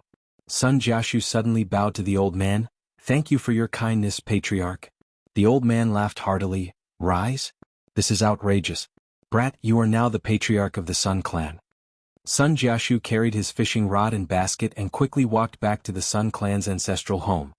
He left that night and went to the Sun Clan's mansion in the inner city to handle some matters. A Golden Core Realm consecrator of the Sun Clan's ancestral home found the Sun Clan's patriarch not long after Sun Jiashu left. He went straight to the point and said with a smile, "With such a patriarch of the Sun Clan, I am willing to renew my agreement with the Sun Clan for another 100 years. The old man laughed and agreed. Finally, the old man came to the ancestral hall alone and silently lit 3 incense sticks. Dusty medicine shop. Since Fan Air didn't need to go to the ancestral hall to be punished, the young man openly came to chat with Mr. Zheng. When the young man came, the man was leaning over the counter and teasing a plump shop woman. He asked her husband, who was a coachman, if he still had the strength to return home at night after a hard day. The woman in the dusty medicine shop was already used to the shopkeeper's tricks. She smiled charmingly and replied, "I've already found carpenters to fix my bed several times." Fan Air happened to hear this and pretended not to understand. The woman was a little shy. After all, talking nonsense with the shopkeeper and arguing with each other was just to relieve boredom. In front of ordinary outsiders, she really didn't dare to be so bold. Zheng Dafeng didn't want to let the woman go. He smiled at Fan Air and said, "In the future, if your family needs carpenters to fix your bed, you can ask this sister to introduce you to someone she knows." Fan Air made a sound of acknowledgement. Immediately there was an overwhelming clamor in the shop. Some threatened to sew up the shopkeeper's mouth with needles and thread. Some threatened not to cook even if they were paid. Zheng Dafeng only treated it as scratching an itch. He smiled and led the young man to the backyard. Before the two sat down, Fan Air had already taken the initiative to help Zheng Dafeng fiddle with the old tobacco pipe. The latter blew out a smoke ring. Thinking that the brat had finally gotten out of Old Dragon City, he felt really refreshed. Fan Air sat on a small stool and asked, "Mr. Zheng, are you going to the Fu clan's wedding?" Zheng Dafeng said unhappily, "If the bridegroom on the wedding night is me, I will go." Fan Air said in a small voice, "I heard that Fu Nanhua's unmarried wife is not particularly good-looking." Zheng Dafeng sneered. "The legitimate daughter of the Yunlin Jiang clan is not good-looking? If she were my wife, I wouldn't get out of bed every day." Fan Air was speechless. Everything about Mr. Zheng was good, but his straightforwardness made him a little uncomfortable. When it came to chatting with people, it was more interesting to be with Qin Pingan. Zheng Dafeng suddenly asked, "Qin Pingan thinks of you as a friend?" Fan Air nodded vigorously and said, "That's right, we're very good friends." Zheng Dafeng raised his head and blew out a cloud of smoke. He said playfully, "Fortune favors fools." It was rare for Fan Air to refute this teacher who had a high martial arts level. "Mister, you can't say that about Qin Pingan. He is not stupid. He is very smart. Even I have to admire him for knowing so many things. I feel that it is my good fortune to know Qin Pingan." Zheng Dafeng glanced at this simple-minded kid. "No wonder you two can become friends." Zheng Dafeng restrained his expression and said in a low voice, "I just confirmed two things myself." Fan Air listened carefully. Fan Air immediately puffed out his chest and listened respectfully. Zheng Dafeng extended a finger. "My senior apprentice brother, Li Air, was once the strongest Realm 9 in the world, and I, Zheng Dafeng, was once the strongest Realm 8. Thus, Li Air gave birth to a pair of very promising children and married. Let's not talk about this. As for me, just a little bit more, I was about to complete an unprecedented feat, going straight from Realm 8 to Realm 10. Looking back at Qin Pingan's Realm 3, he has attracted two worldly anomalies and his current wealth. Therefore there is a saying that is correct, absolutely true." Fan Air's eyes widened, full of curiosity. Zheng Dafeng's expression was serious. "As long as you become the strongest person in a certain martial arts realm in the entire vast world, you can obtain an endless stream of good fortune. Of course, if you want to squat in the latrine without taking a shit, you can't do that. You still have to break through when you need to. Otherwise, it will go against the principles of martial arts and it will be bad." Fan Air asked carefully, "Mister, are you trying to say that I am the strongest Realm 3 in the world now? But my sister said that my aptitude is mediocre and not very good. Is it because her taste is not as good as Mister's?" "Aha, no wonder," Mister said. "No wonder Qin Pingan and I became good friends. No wonder, no wonder. So we are the first and second Realm 3 martial artists in the world." Zheng Dafeng was annoyed. He pointed at the door with the bamboo curtain and scolded jokingly, "Scram, go sit over there." Fan Air hurriedly moved a small stool over there and sat obediently. It seemed that he had thought wrongly. He had only interacted with Qin Pingan for a few days. He was originally quite a clever child, but he had suddenly become so stupid? Zheng Dafeng took a hard drag of his pipe. "You can break through the Realm 3 soon. When you reach the Realm 4, I plan to help you fight for that slim chance. Although it is very slim, I, Zheng Dafeng, am a Realm 9 martial artist. I'm not too far off from Li Air, Song Jiangqiang. I don't believe that if I am serious for once, there will be anything that I cannot do." Fan Air said timidly, "The strongest Realm 4? Zheng Dafeng nodded. "At least you didn't give your brain to that Qin guy." Zheng Dafeng's face was serious, but he was secretly happy. While Qin Pingan had suffered greatly on Osmanthus Island and the Great Wall of Sword Chi, he also had to pass a huge hurdle that ordinary martial artists could not hope for but was extremely dangerous to him. In the end, even if he passed that hurdle and went through all kinds of hardships, the strongest Realm 4 was his friend Fan Air and not him. Wasn't this very interesting? Speaking of which, in this vast world, there were tens of thousands of proud sons of heaven walking on the martial path. Even Fan Air, whose talent was not extraordinary, could not beat him, so Qin Pingan did not need to fight for the strongest 4 realms. At this moment, after holding it in for a long time, Fan Air could not help but say, Mister, according to what you said, Qin Pingan is already at the Realm 4. If I secretly become this Realm 4, will I bump into him one day?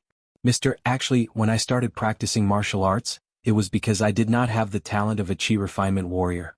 Therefore, I wanted to reach the very very high Realm 8 and be able to travel with the wind like a Chi refinement warrior.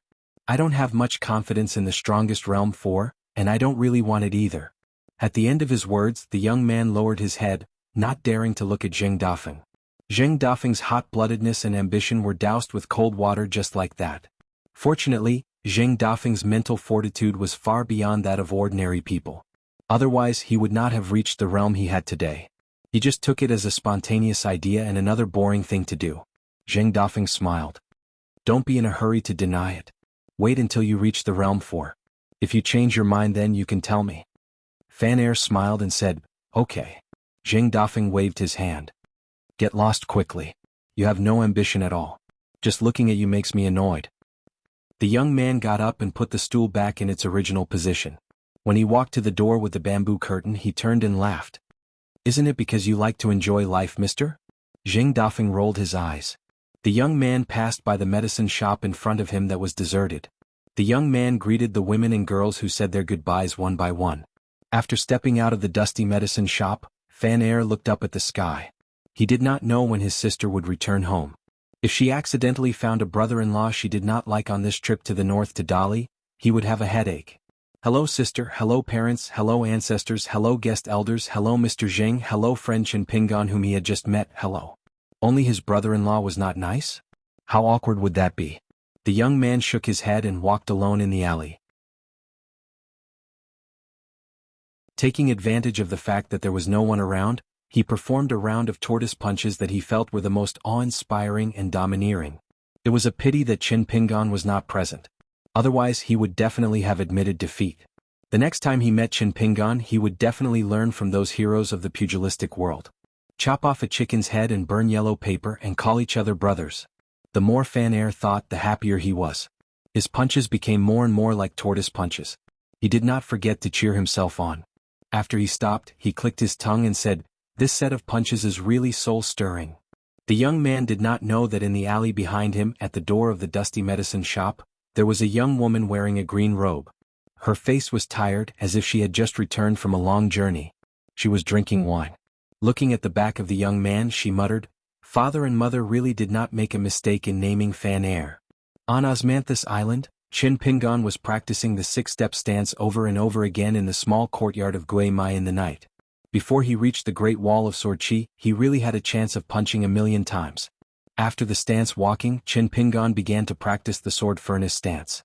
In the latter half of the night, Qin Pingan returned to his room. In the middle of summer, the young man lay on the precious bamboo mat that was as cool as water. He habitually placed the wooden box on the bed so that he could reach it with a stretch of his hand. He closed his eyes and slowly fell asleep. There was a smile on the young man's face. He was about to go to the Great Wall of Sword Chi and practice his punches on the city wall.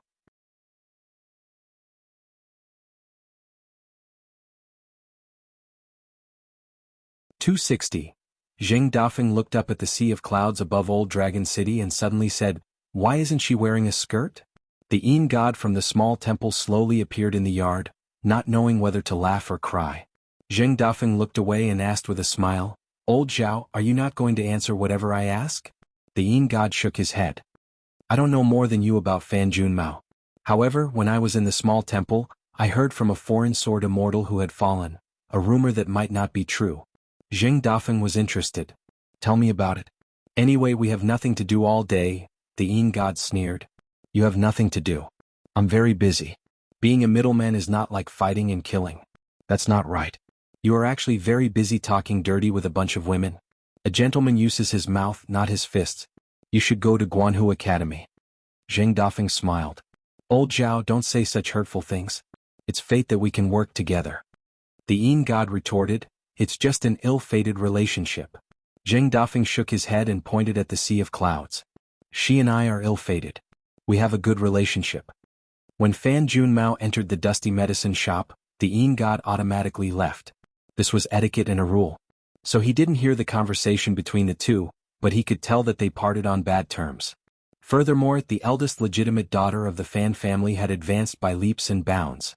She had been in the abode realm when Fan Xian and Zheng first met. After a round trip to Dali, she had returned to Old Dragon City. When she stood in front of the medicine shop in the alley, she was already in the golden elixir realm. The speed at which her realm rose could no longer be explained as some rare cultivation genius. It was too shocking. Yin Shinzhao could not help but think of a certain girl who had grown up in the Liju Grotto. All the enviable and amazing talent of cultivating on the mountain could not compare to the light words born to know. Amazing? The Yin god sighed in his heart. Fortunately, there were only a handful of such people in the 5 lakes, 4 seas, and 9 great continents. Zheng Dafeng reminded him, Hey old Zhao, wake up. Stop daydreaming and continue talking about the foreign sword immortal who died miserably in Liju paradise. What kind of inside story did he tell us about the Fu family's half-immortal weapon? Yin Shin said, I don't want to talk about it anymore. I still have things to do.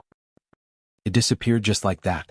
Zheng Dafeng's face went blank and then he said angrily, Damn you!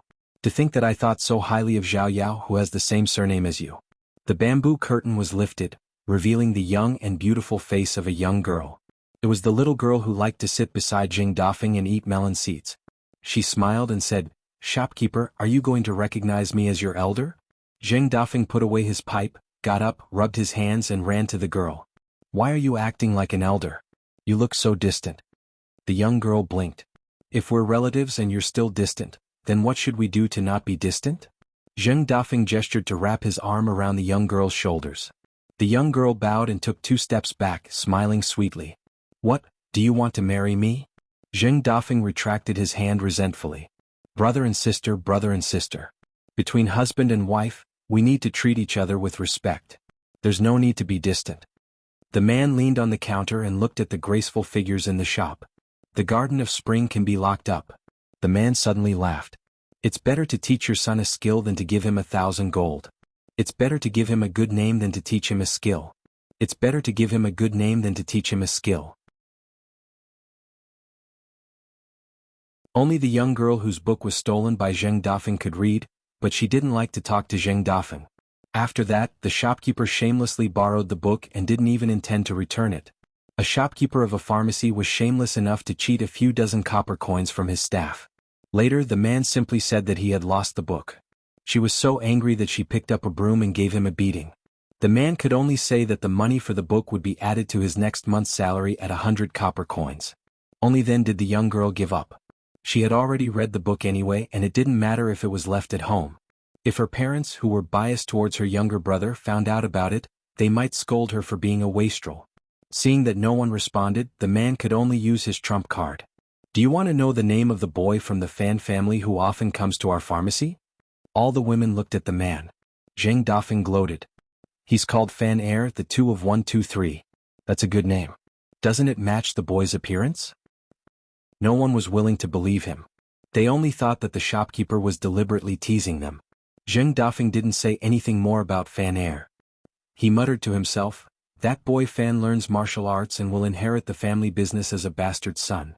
As for his sister, this girl's name is not bad. She has deep roots and thick leaves. The Fan family is quite particular. Zheng Dafeng pressed one side of his face against the table and looked at the alley outside the pharmacy.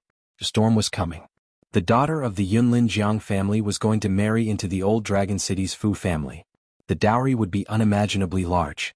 He just didn't know what name the Fu family would use to stir up this bloody storm. In the end, one family would dominate the Old Dragon City or maybe 2 families. Zheng Dafeng smiled. This foul atmosphere didn't have anything to do with him. He glanced at a woman and thought, should I spend some money from my own pocket to buy some expensive and close-fitting clothes? Should I give them to wear? On a hot summer day, the slightest bit of perspiration would make her curves even more obvious, making her exquisite. Zheng Dafeng chuckled and wiped away his saliva. This was the life of an immortal. The Heavenly Gate divine general who had been nailed to a pillar with a sword, the shining frosty armor, and Fan Jun Mao who had seen through the secrets of heaven. It wouldn't be too late to think about it when the time came. A wisp of sword energy from a golden core realm sword cultivator that contained the true meaning of the way of the sword had attacked the soul of a 4th realm martial artist with lightning speed without the slightest warning. Even though Ma Ji knew that Qin Pingan's foundation in the 3 realms was extremely good, he still found it incredible. At the very least he should have staggered, right? Chen Pingan mistakenly thought that this old immortal, who was almost 300 years old, had been too merciful in this sneak attack. He smiled and said, "Mr. Ma, it's fine. I've tempered my soul in Realm 3 and suffered a lot. I can endure the pain. As long as the sword energy doesn't hurt the foundation of martial arts, Mr. Ma, feel free to attack. Be careful." Ma Ji nodded and thought for a while. He stretched out his hand and pinched out 3 wisps of sword energy from the shade of his natal flying sword. He kneaded them into 3 pearl-sized balls that glowed with a cold green light. It really looked like they were made from the shade of a tree. The old sword cultivator bent his fingers and quickly flicked them 3 times. The 3 sword chi condensed into cool shade sword chi beads. When they swept into Chen Pingan's body, they made a slight tinkling sound. They were aimed at the 3 souls of embryonic light, refreshing spirit, and spectral spirit. Chen Pingan was prepared this time. He stood in a sword furnace stance.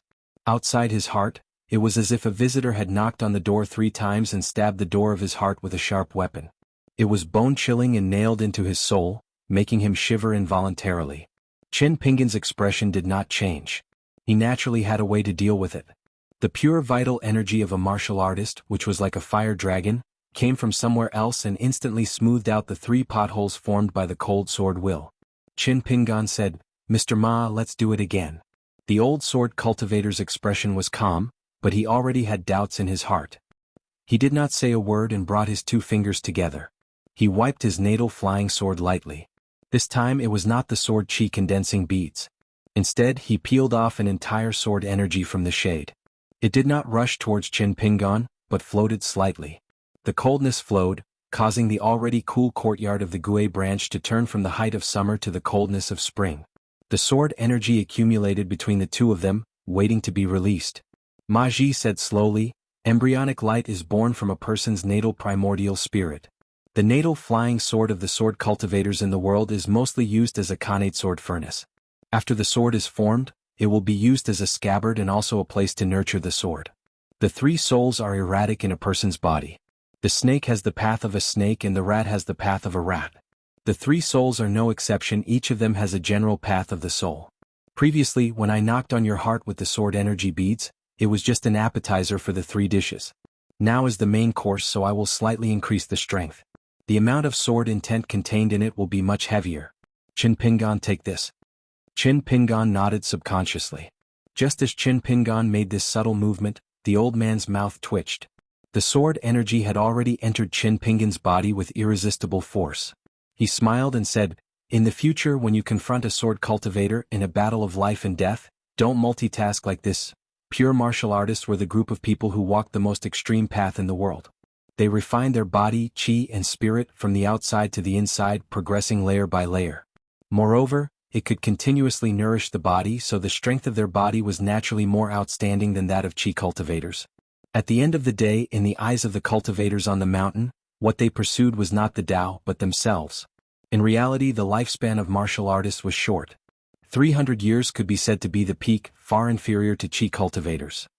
Compared to chi cultivators who cultivated both inside and outside, the body of a pure martial artist had too much chi, which would instead become a burden. The Tao of martial arts was too low and martial artists were too stubborn.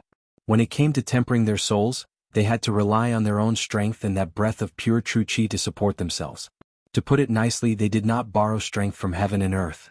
Unlike chi cultivators who built a bridge of longevity, it was like connecting the 2 grotto heavens inside and outside.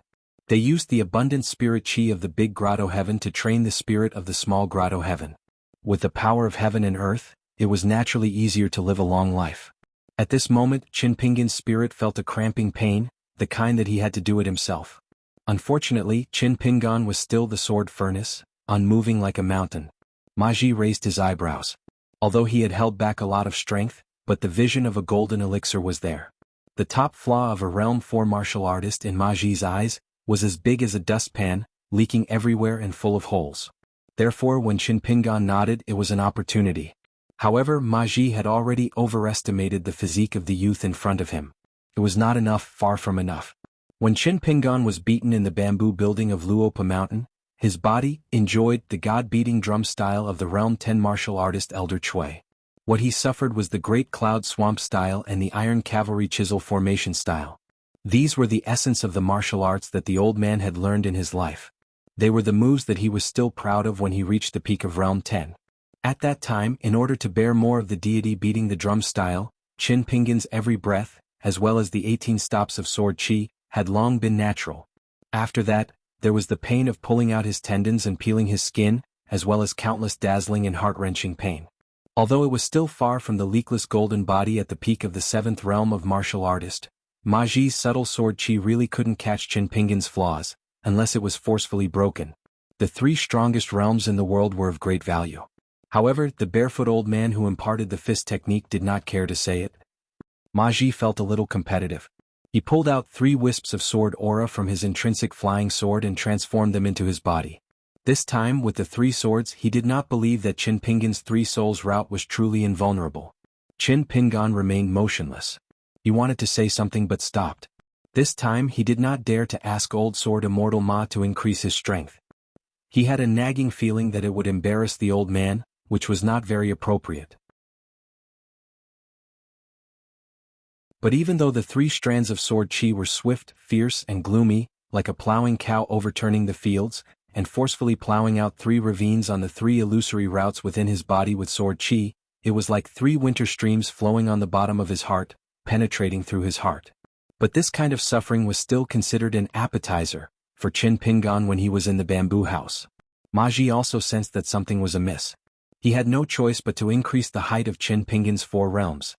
He glanced at the slightly trembling flying sword Cool Shade in front of him and took a deep breath. Qin Pingan, next I will use Cool Shade to forcefully transform into the void and squeeze into your soul. You have to be mentally prepared for this heart-wrenching pain. If you can't hold on, you must take the initiative to ask. This is because although Cool Shade is my intrinsic flying sword and is connected to my mind, it is after all like intruding into someone else's grotto heaven paradise.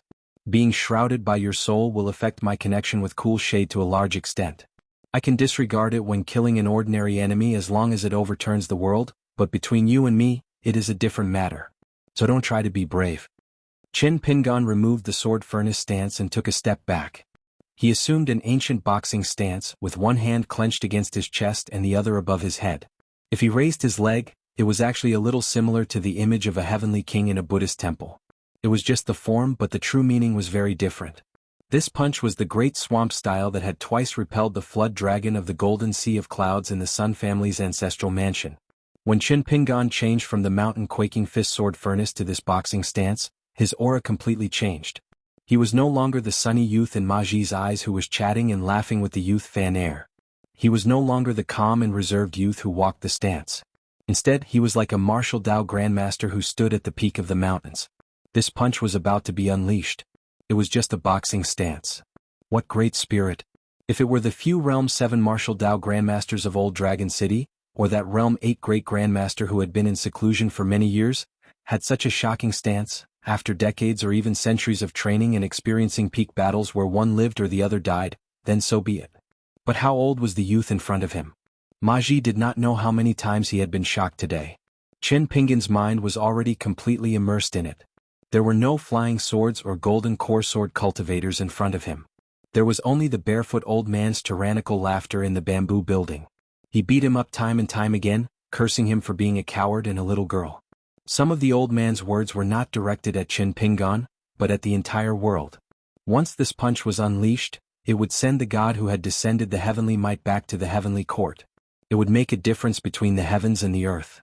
Let this punch of mine be indomitable. Qin Pingan blurted out, "Please use your sword." Hearing such provocative words from a junior, the old sword cultivator did not look displeased at all.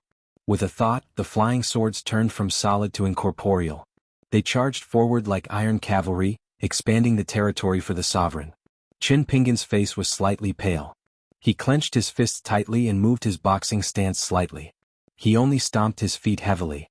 The ground of the small courtyard trembled slightly. A towering fist intent spread out like the roots of a mountain into the ground. Ma Ji frowned slightly. Facing the youth in front of him, the old man slashed down with 2 fingers, like a martial artist about to slice open the enemy's stomach with a long sword. Qin Pingan widened his eyes and gritted his teeth. His cheeks puffed up and his boxing stance changed again. It was still Great Cloud Evaporation Pool, but it began to shrink. The distance between the two fists was pulled closer. At the same time, all the fist intent that flowed out of his body rapidly returned to his body, like two palms suddenly pressing together to swat a fly. It is not wise to be so careless. Ma Ji sneered. He raised his two fingers together and secretly increased the weight of his intrinsic flying sword intent. Qin Pingan's shoulders shook slightly, and he suddenly punched out. The fist intent surged and rushed into the sky. It hit the ancestral osmanthus tree shade that covered the atmosphere of the small courtyard. At this moment, it revealed its true identity. It had originally been like a curtain of water covering the sky above the Gui vein.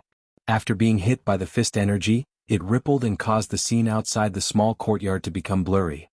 The old man said angrily in his heart, "I don't believe that a Golden Core Realm Sword cultivator can't teach a mere Realm 4 martial artist." The old man solemnly took a step back. With one hand behind his back, he formed a sword seal with the other. He said sternly, "Qin Pingan, the true sword test officially begins. The flying sword shade will alternate between reality and illusion. It will temper your body and soul at the same time. Use your heart to face the enemy." The youth's eyes were firm. He did not speak at all. He only put away the ancient boxing stance and slowly slid backwards inch by inch. It was truly smooth and pleasing to the eye. The sword cultivators of the world had thousands of sword intents, and they were all very different. The true meaning of the sword path that Golden Core Sword cultivator Ma Ji had comprehended was the intrinsic cool shade sword birth. He hoped that the world would no longer be scorching hot, and that wherever the flying sword passed would be cool and refreshing. In an ordinary courtyard not far from the Gui faction's small courtyard, the osmanthus lady Jin Su was eating a piece of melon. There was a natural spring on the island, and chilled melon fruits were the most delicious. Jin Su's master, the married woman Aunt Gui, had long since lost interest in the delicacies of the world. She stood to the side and looked at her proud disciple's cold and elegant appearance. Even at this moment, when she was eating normally, she revealed a natural and elegant bearing. She thought to herself, no wonder Sun Jiaxu and Fu Nanhua, the two most outstanding youths of Old Dragon City, were moved by the same woman. Whether Sun Jiaxu liked Jin Su or not, of course he did. It was just that the married woman did not want to reveal the secrets of heaven because she did not think that Jin Su and Sun Jiaxu could become a pair of immortal companions. As for Jin Su's husband, in the married woman's heart, the talented Sun Jiaxu who had already walked to the front of the stage was the worst. Fu Nanhua was slightly better and the best was Fan Air. It was a pity that the love between a man and a woman in the world was never judged by whether the man was good or bad, or whether the two were suitable or not. Who was to blame for this? Aunt Gui was a bit self-deprecating. She really did know who to blame first, but now it was hard to say. She was slightly surprised and couldn't help but turn her head to look at the Gui faction's small courtyard. Jin Su was puzzled and asked, "Master, what's wrong?" Aunt Gui smiled and said, "You seem to be looking down on that young man named Chen." Jin Su picked up another piece of melon and said indifferently, "Even if he is higher than the heavens, it has nothing to do with me." Aunt Gui seemed to have heard some of her thoughts and nodded. She then said to Jin Su, "You have something to do. First go to the store at the foot of the mountain and get the medicinal ingredients. Your grandpa Ma left a message there, so it should have been prepared long ago. After you come back, wait for Grandpa Ma to say something and then prepare a large bucket of water for the Gui faction's small courtyard." Jin Su was at a loss and said, "What? That young guest wants to soak in medicinal water and temper his body? Isn't this something that only body refinement realm martial artists need to do?" The woman was a bit unwilling. "Master, I feel a bit awkward doing these things for a young man. This really isn't because I have the body of a young lady and the life of a servant girl. I usually boil tea for the guests, play the zither, clean the courtyard, play chess with them and sing poetry with them. I'm also diligent, but preparing a bath for someone The woman smiled and said, "Then master will do it yourself?" Jin Su sighed and carefully wiped her fingers. "I'll go. Is it not enough?" Not long after Jin Su left the small courtyard, she quickly returned with a group of astonishingly imposing guests from other continents. She was originally a bit nervous. She didn't know why these people insisted on visiting Aunt Gui, but when she saw her master already standing at the door of the small courtyard, she somewhat calmed down. In the depths of Jin Su's heart, her master was omnipotent and was definitely not an ordinary guest of the Fan family. Although her master had always been secretive about his lineage and the course of cultivation, Jin Su could be sure of one thing. Based on her master's insight and tone, even if he wasn't an earth immortal of Yuanying realm, he should at least be a chi cultivator in the Jindan realm. Not only Osmanthus Island, but also the 6 ferries between the Old Dragon City and the Inverted Mountain had to be guarded by at least one chi cultivator in the Jindan realm. Aunt Gui was only one of the stewards of Osmanthus Island, a chi cultivator in the Guanhai realm. Now with Grandpa Ma, Osmanthus Island actually had 3 chi cultivators in the Jindan realm. Jin Su really didn't believe that the sky would fall. There were 6 people in total, young and old, all from the Tong Yi continent in the southeast. They were the biggest partners of the Fan family on this voyage to Osmanthus Island. Nearly half of the secret storehouses and cellars of Osmanthus Island had been taken over by them. As for the unique products of the Tong Yi continent, Jin Su, as an Osmanthus girl, had no way of knowing. She only heard that it was a big shot from a Zong family in the Tong Yi continent. No matter what, since her master had personally come forward, Jin Su could rest assured and go to the foot of Osmanthus Island to collect the medicinal ingredients. After she left, she couldn't help but look back. An extremely tall and thin old man was half a head taller than the man in the Old Dragon City. He had white hair and a youthful face, and he was the most eye-catching. He wore a thick black robe that was as clean as ink. It must be a superior magic robe. The old man's personal bodyguard was a young man with ordinary looks and very light eyebrows. However, he had a pair of extremely long and narrow eyes. When he narrowed his eyes to look at people, even Jin Su, who was in the abode realm, would have goosebumps. She didn't dare to look him in the eyes. Aunt Gui smiled and asked, "May I know what is the matter for you to specifically look for me?" The young man narrowed his eyes and stared at the woman in front of him. His words were not polite. "You are Madame Gui?"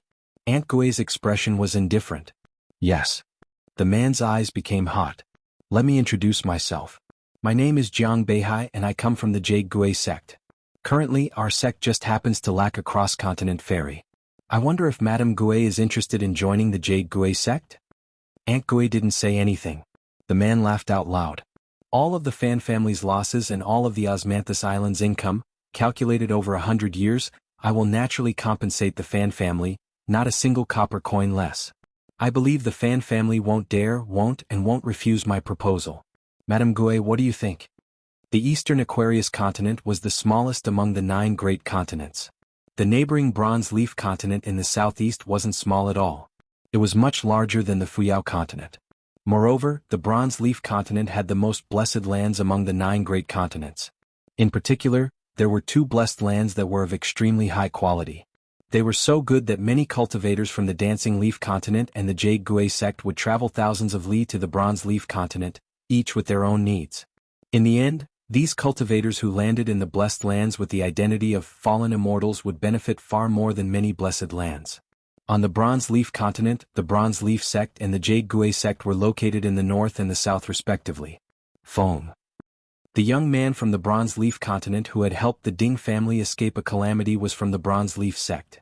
For a sect to be able to take the name of a continent and stand tall for several thousand years without collapsing was in itself the best way to display its power. This point was similar to how the Bronze Leaf continent in the northeast dared to steal the name North from the Pure Snow continent and call itself the North Bronze Leaf continent. A woman in palace attire laughed. "Young Master Jiang, you've always lived in seclusion in the sect. Our Jade Gui sect isn't like the Bronze Leaf sect, which likes to show off. We've always been kind to others. Presumably Madame Gui has heard too little." Aunt Gui shook her head. "I've heard of the Jade Gui sect like thunder. I've heard of the Jiang family that controls the Cloud Cave Blessed Lands, as well as the Jiang family in the last dozen or so generations of the Jiang family, all of whom only have one son." The man from the Jiang family laughed. "Since Madame Gui knows all of this, you're still so indifferent. Presumably, you feel that the Jade Gui sect and the Fan family of Old Dragon City are not on the same continent and are separated by the Bronze Leaf sect, so you're out of reach?" At the end, the man from the Jiang family revealed his true intentions and bowed in apology. His smile was cold. I've been rude. My words were inappropriate. Madame Gui, please don't blame me." Aunt Gui still had a calm demeanor. She said softly, "The oath of the Great Path involves the heart of a cultivator and cannot be easily violated. I appreciate young Master Jiang's good intentions." The man straightened. Aunt Gui suddenly laughed. That oath still has a 60-year time limit. If young Master Jiang is truly sincere, why don't you wait? The young man suddenly laughed. Inviting Madame Gui to join the Jade Gui sect does not count as my sincerity. As long as Madame Gui is willing, you can marry into the sect. Then he waved his hand and laughed. It's a joke. Don't take it seriously. Madame Gui, don't worry. The leader of the Jade Gui sect and the leader of the Jiang family have both admired Madame for a long time. It is not up to me, Jiang Beihai, to do as I please and offend Madame. Aunt Gui still had a smile on her face. There was no fault to be found. The beauty of a woman, whether or not her face was devastatingly beautiful, did not necessarily decide everything. The tall and thin old man had a look of admiration in his eyes, but his tone was naturally indifferent. He slowly said, Madame Gui has a good bearing. As my young master has said, the Jade Gui sect is indeed very sincere in their invitation. Please, Madame, consider it seriously. I hope that after 60 years, you will be able to drink a cup of Madame Gui's personally brewed cassia wine at the gates of the Jade Gui sect. Aunt Gui nodded lightly. The two sides parted like this. She slowly walked back to the small courtyard. Raising her head to look in the direction of Old Dragon City, she felt a bit helpless. She didn't know if it was an illusion, but this woman seemed to feel a bit wronged. Above the sea of clouds in Old Dragon City, a green-robed woman fell backward. Lying in the sea of clouds, she yawned. Languid, she said, there are so many people who want to die. Boring, boring, let's drink, let's drink. She picked up the ordinary wine pot and raised her arm to raise it. In the end, she discovered that there was not a drop of wine left. This made the woman think of the underground river dragon path. She had made fun of the little drunkard who had held the blade-strengthening gourd and raised his head to drink. Why had she received her retribution so quickly? Once the woman thought of this, she felt resentful. She stood up like a carp and casually picked up a small cloud that contained the true meaning of rainwater from the sea of clouds. She threw it into her mouth and swallowed it like it was wine. She fiercely chewed the tasteless cloud wine. Her mood was terrible. She looked coldly at the Osmanthus flower island in the middle of the sea and jumped backward. From the southernmost part of the sea of clouds, she was like a child in a market alley, jumping squares until she reached the northernmost part of the sea of clouds. After she stood still, she began to rush forward quickly. She raised her head high and made a posture of holding a spear in her hand and was about to throw it. She suddenly stopped and shouted, "Go!" The sea of clouds surged like boiling water. After the woman made this throwing gesture, a snow-white long sword that she tore out of the sea of clouds. It was dozens of feet long and flashed in the sky above the Old Dragon City. On the sea, on the ferry of the Osmanthus Flower Island, which was very far from the Old Dragon City, the tall and thin old man of the Jade Gui sect suddenly slapped the son of the first wife of the Jiang clan beside him. After standing in place of Jiang Beihai, he raised his arms above his head. His magic robe fluttered violently. Lightning flashed and thunder rumbled in his sleeves. The entire Peach Blossom Island violently shook, swaying endlessly. Enormous waves surged. Jiang Beihai turned his head and looked in a daze. The magic robe of the nascent soul realm old man had mostly been destroyed. Fortunately, it could still be repaired. However, the flesh and blood of his arms were gone, and the bones were exposed. The old man vomited a mouthful of blood and stared at the sky above the Old Dragon City. He stretched out an arm that was too horrible to look at. He said in a deep voice, "Young master, stay where you are and don't move. Don't come close to me, but don't walk around casually." In the blade-strengthening gourd hanging on Qin Pingan's waist, the flying sword buzzed as if it had met an old friend and was very happy. The woman, who was about to stop, saw the old man stretch out his arm. "Oh, does he mean to ask for another sword?" The green-robed woman called Fan Jun Mao leaned back and jumped backward with the tip of her foot. Then she repeated the previous action. Before throwing the sword, she laughed and said, "Go!" Then she crossed her arms and looked at the Osmanthus Flower Island with a smile. She said, "Even after 1,000 years, I still like this kind of unyielding hero the most. It seems that he is always stretching his neck and shouting to kill me, kill me, kill me." On the Osmanthus Flower Island, Qin Pingan quietly pressed the blade-strengthening gourd. He didn't have time to do it before. This time he finally looked up in time and caught some clues. When an old sword cultivator in the Golden Core realm only had his mind swayed.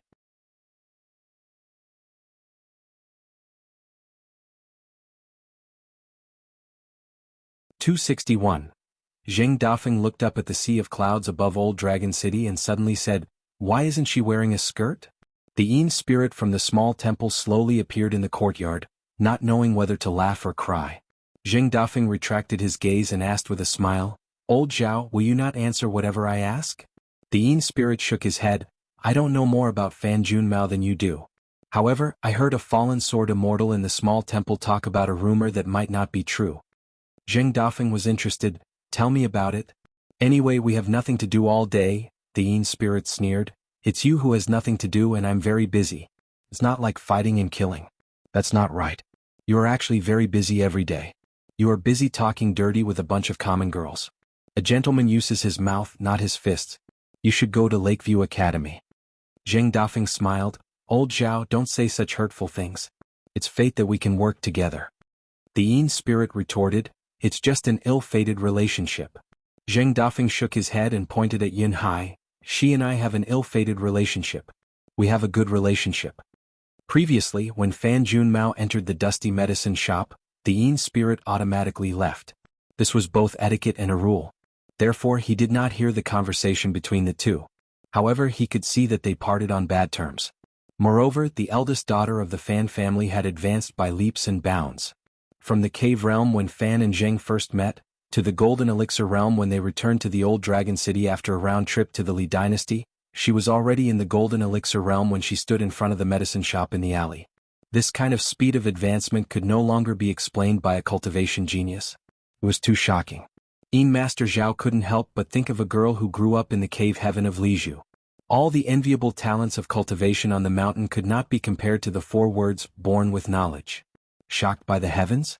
The Yin spirit sighed in his heart. Fortunately, there were only a few people like her in the entire world. Zheng Dafeng reminded him, "Hey old Zhao, wake up. Don't be in a daze. Continue talking about the foreign sword immortal who died miserably in the Pearl Cave Heaven. What did he say about the Fu family semi-immortal weapon Yun Hai?" Yin Shin said, "I don't want to talk about it. I still have things to do." Just like that, it disappeared. Zheng Dafeng was dumbfounded, and then he said angrily, "Damn you.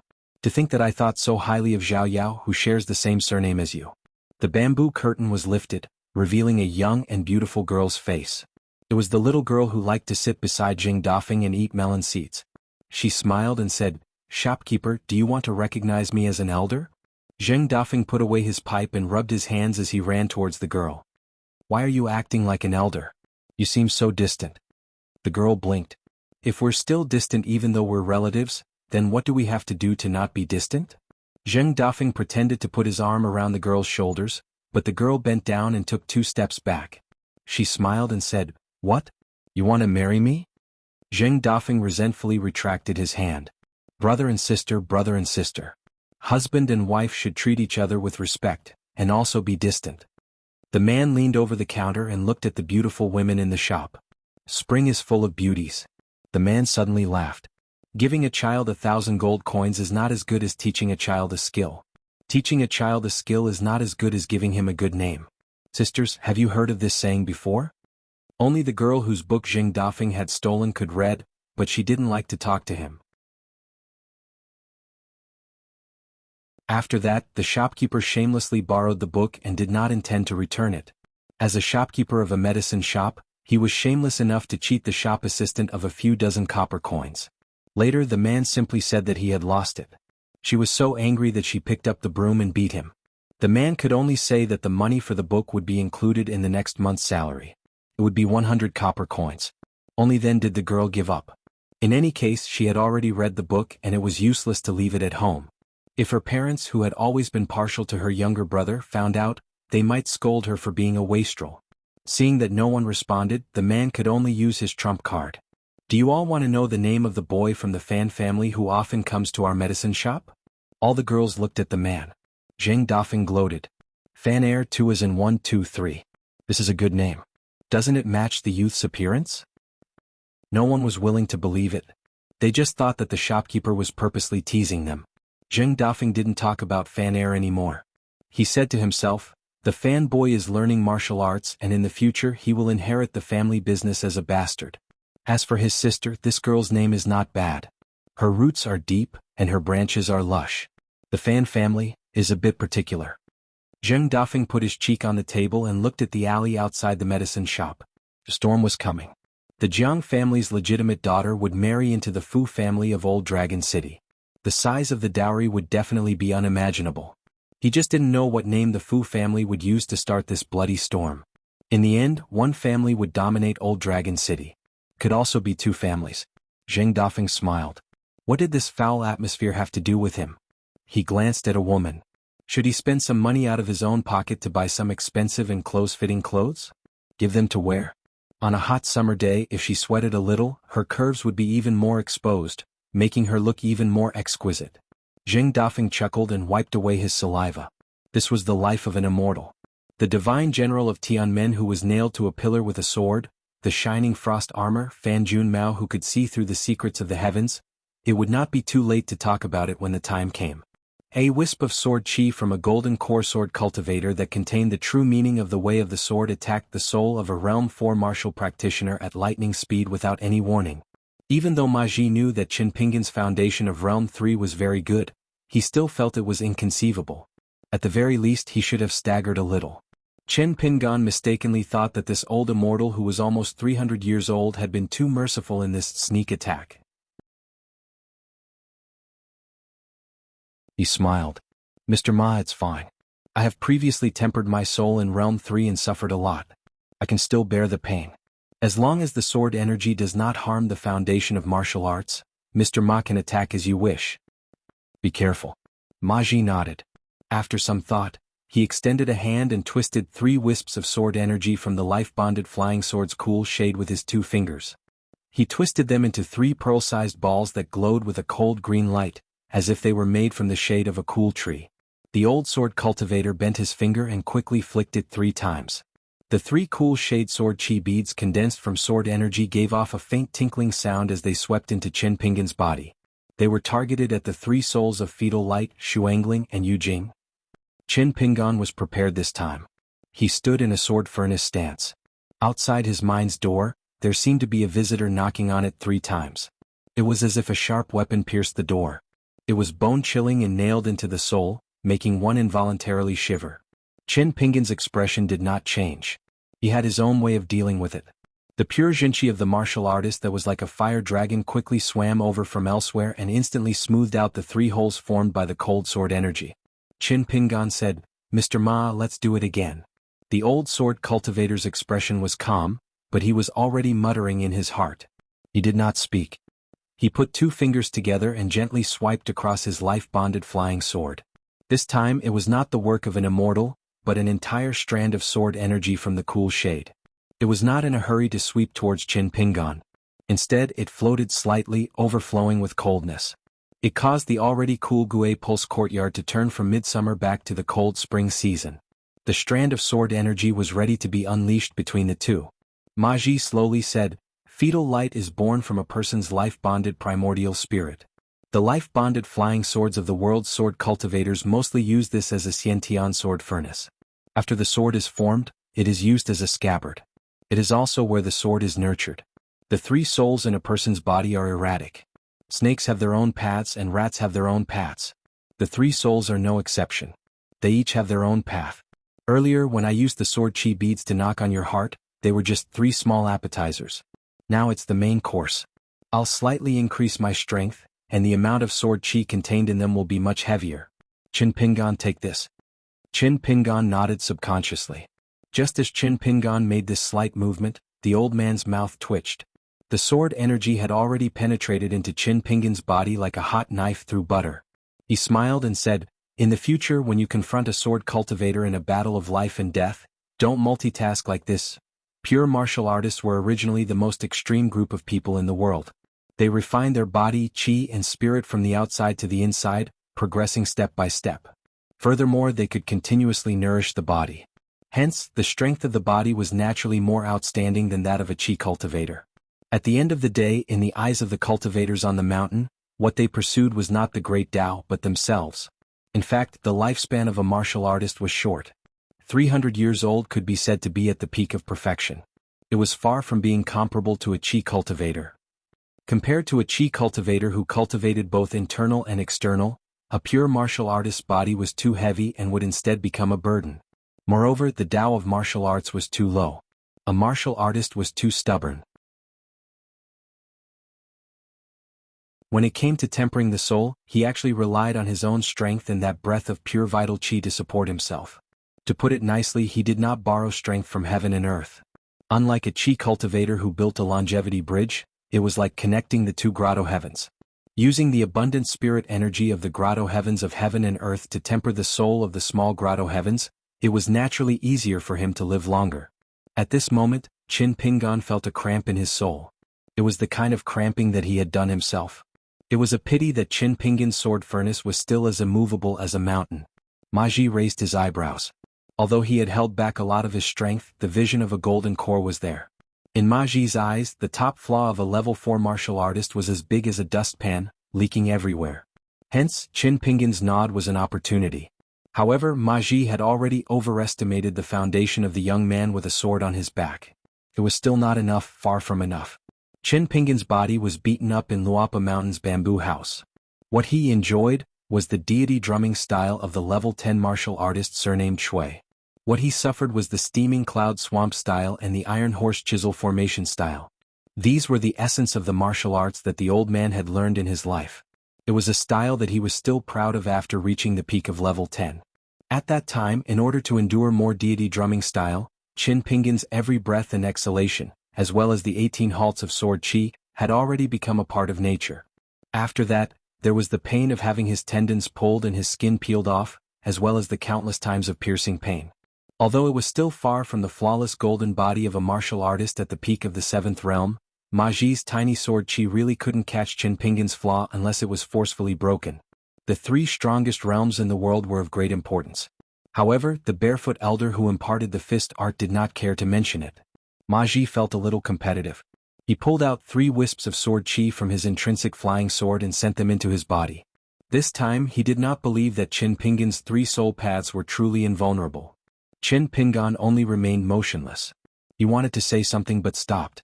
This time he did not dare ask Old Sword Immortal Ma to increase his strength.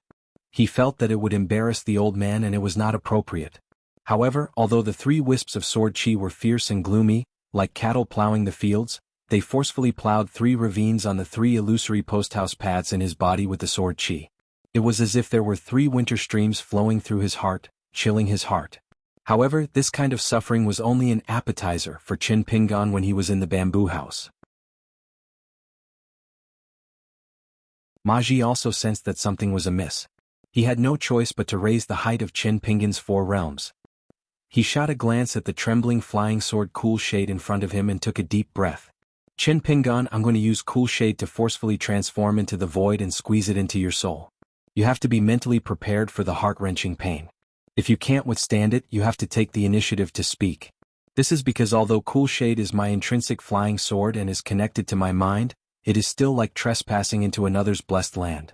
It will be obscured by your soul and will affect my connection with Cool Shade to a large extent. When killing an enemy, I can ignore it as long as it turns the world upside down. However, between you and me it's a different matter. So don't try to be brave. Qin Pingan removed the sword furnace stance and took a step back. He assumed an ancient boxing stance. One hand was clenched and pressed against his chest, while the other was above his head. If he raised his leg, it was actually a bit like the Heavenly King stance in Buddhist temples. It was just that the form was similar but the true meaning was very different. This fist was the great steaming cloud swamp stance that had twice repelled the golden cloud sea flood dragon in the Sun clan's ancestral home. When Qin Pingan changed from the sword furnace stance of the mountain quaking fist to this fist stance, his aura completely changed. He was no longer the sunny youth in Ma Ji's eyes who chatted and laughed with the youth fan air. He was no longer the calm youth who walked and set his stance. He was like a martial grandmaster who already stood at the peak of the mountains. This fist was about to be thrown out. It was just a fist stance. What great boldness! If the Realm 7 martial grandmasters of Old Dragon City, or the Realm 8 martial grandmaster who had been in seclusion for many years, had such an astonishing aura, and had been tempered for decades or even centuries, and had experienced peak battles where one could live or die with the other, it would be one thing. But how old was this youth in front of him? Ma Ji didn't even know how many times he had been shocked today. Qin Pingan's mind was already completely immersed. There was no longer any flying sword shade in front of him, no longer any Jindan sword cultivator. There was only the barefoot old man's tyrannical laughter in the bamboo house, his heroic spirit unrestrained. He beat him again and again until he wished he was dead, cursing him as a cowardly little girl. Some of the old man's words were not directed at him, Qin Pingan, but at the entire world. When this fist was thrown out, he wanted to beat the deity who had sent down the heavenly might back to the heavenly court. He wanted to fight until there was a difference between the heavens and the earth. His fist would support the heavens and the earth. Qin Pingan blurted out, "Please use your sword." Hearing such slightly provocative words from a junior youth, the old sword cultivator didn't have the slightest expression of displeasure. With a thought, the flying sword shade turned from solid to illusory. It charged like a cavalry, opening up new territory for the sovereign. Qin Pingan's face was slightly pale. He clenched his fists and moved his fist stance slightly. He only stomped his foot heavily. The ground of the small courtyard trembled slightly. A towering mountain of fist intent spread underground like the roots of a mountain. Ma Ji frowned slightly as he faced the youth in front of him. The old man slashed down with 2 fingers, like a warrior using a sword to split open the enemy's stomach. Qin Pingan widened his eyes and gritted his teeth. His cheeks puffed up as he changed his fist stance again. It was still the great steaming cloud lake, but it began to shrink, closing the distance between his fists.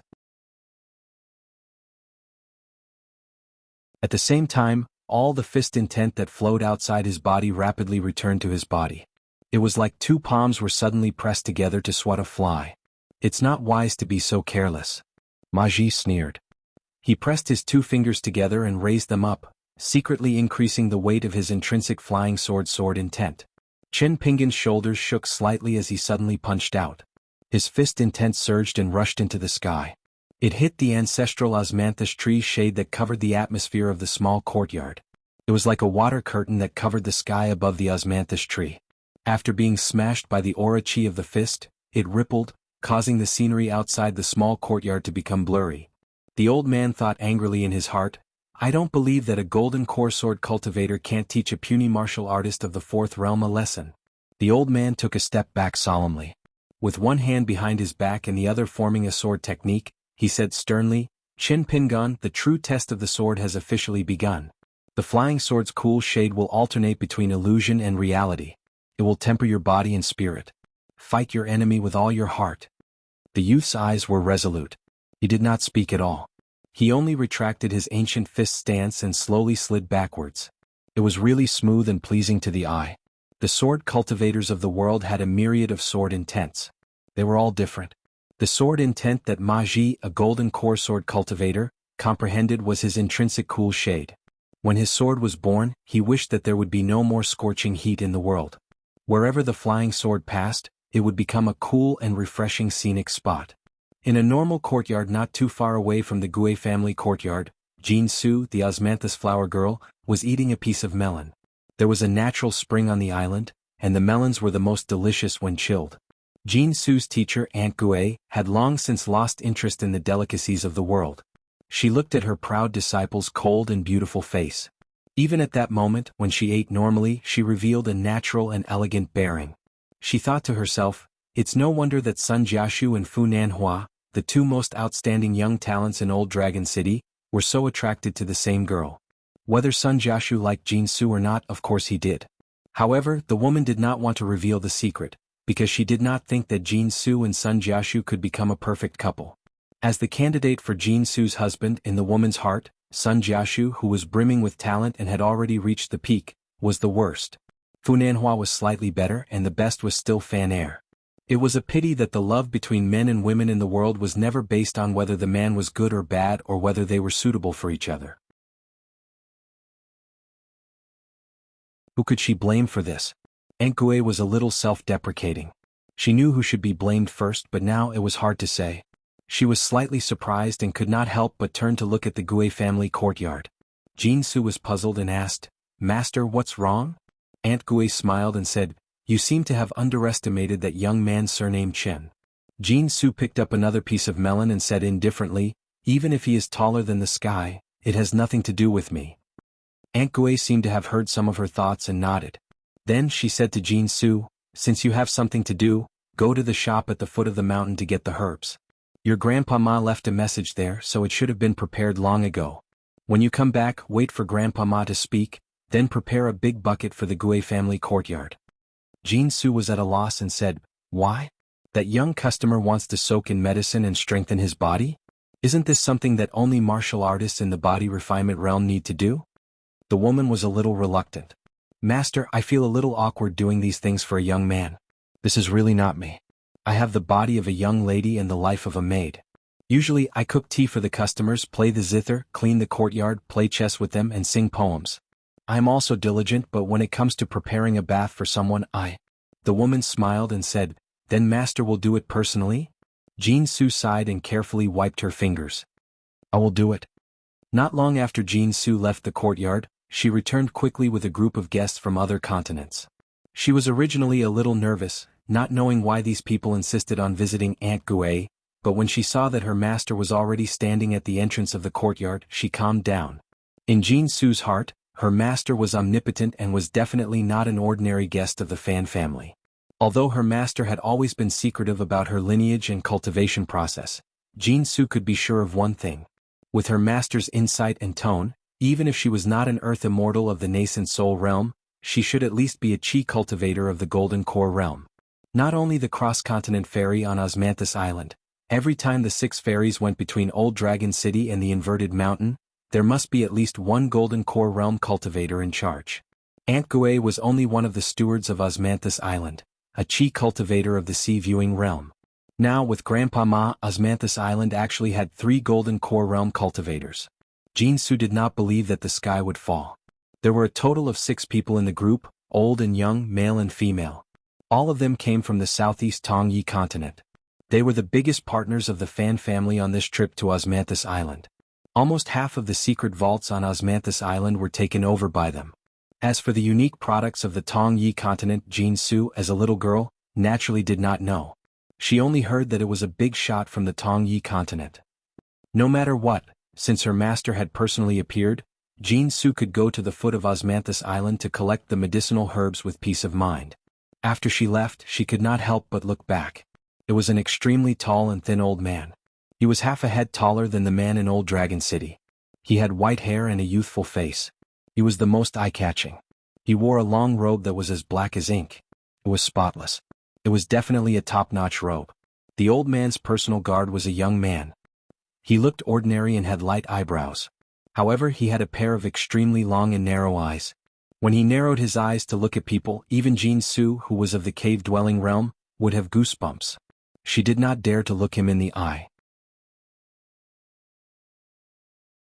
Aunt Gue smiled and asked, "May I know why you are looking for me?" The young man narrowed his eyes and stared at the woman in front of him. His words were not polite. "You are Madame Gue?" Aunt Gue looked indifferent. "Yes." The man's eyes burned. "Let me introduce myself. I am Jiang Beihai from the Jade Gue sect. Now, our sect is lacking a cross-continent ferry. I wonder if Madame Gue is interested in joining the Jade Gue sect?" Aunt Gue did not say anything. The man laughed and said, "All the losses of the Fan family and all the income of Osmanthus Island will be calculated in 100 years. I will compensate all of it to the Fan family, not a single copper coin less. I believe that the Fan family will not dare, be unwilling, or refuse my suggestion. Madame Gue, what do you think?" The eastern Aquarius continent was the smallest of the 9 great continents. The neighboring Tongyi continent to the southeast was not small. It was much larger than Fuyao continent. Moreover, the number of blessed lands in Tongyi continent was considered high among the 9 great continents. Among them, there were 2 blessed lands that were extremely high in rank. It was so good that many cultivators from Hassa continent and Julu continent would travel thousands of miles to Tongyi continent. Everyone had their own needs. In the end, these cultivators who landed in blessed lands as banished deities gained much more than other blessed lands. On the map of Tongyi continent, Tongyi sect and Jade Gue sect were located in the north and south respectively. They stood opposite each other. The young man from Tongyi continent who helped the Ding family escape a calamity was from Tongyi sect. A sect that could be named after a continent and stand tall for thousands of years was in itself the best display of its strength. On this point, it was similar to how the Julu continent in the northeast dared to steal the word north from White Snow continent and called itself the north of Julu continent.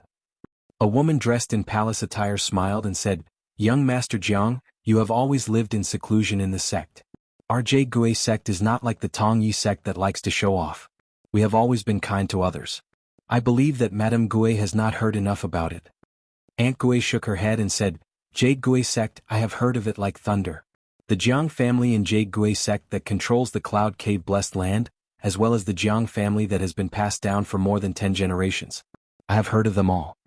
The man from the Jiang family smiled. Since Madame Gui knows about it and still has such an indifferent attitude, I believe that Jade Gui sect and Old Dragon City's fan family are not in the same continent and are separated by Tong Yi sect, so it is beyond your reach? In the end, the man from the Jiang family revealed that he was hiding something. He bowed and apologized, but the smile on his face was cold. He said, I have been rude, I have been rude. My choice of words was inappropriate. Please do not blame me, Madame Gui. Aunt Gui still had a calm and collected manner. She said softly, the oath related to the Great Tao involves the heart of cultivation and cannot be easily violated. I appreciate young Master Zhang's good intentions. The man straightened up. Oh? Aunt Gui suddenly smiled and said, that oath still has 60 years. If young Master Zhang is sincere, why not wait? The young man suddenly laughed. Inviting Madame Gui to join Jade Gui sect cannot be considered as my sincerity. As long as Madame Gui is willing, you can marry in. Then he waved his hand and laughed. I am just joking. Do not take it seriously. Madame Gui, please do not worry. Our Jade Gui sect master and my Jiang family's patriarch have both admired Madame for a long time. It is not up to me, Jiang Beihai, to do as I please and offend Madame. Aunt Gui still had a smile on her face. He could not find any fault with it. The level of a woman's beauty and whether or not her face was devastatingly beautiful did not necessarily determine everything. The thin and tall old man revealed a look of admiration, but his tone was naturally indifferent. He slowly said, Madame Gui is very magnanimous. Just as my young master said, Jade Gui sect is indeed very sincere in their invitation. I hope that Madame Gui will seriously consider it. I hope that after 60 years, we can drink a cup of Madame Gui's personally brewed osmanthus wine in Jade Gui sect's Mountain Gate. Aunt Gui nodded lightly. The two sides parted ways. She slowly walked back to the small courtyard and raised her head to look in the direction of Old Dragon City. She felt a little helpless. She did not know if it was an illusion, but this woman seemed to be a little wronged. Above Old Dragon City's sea of clouds, a green-robed woman fell backwards. She lay in the sea of clouds and yawned. Languid, she said, there are so many people who seek death.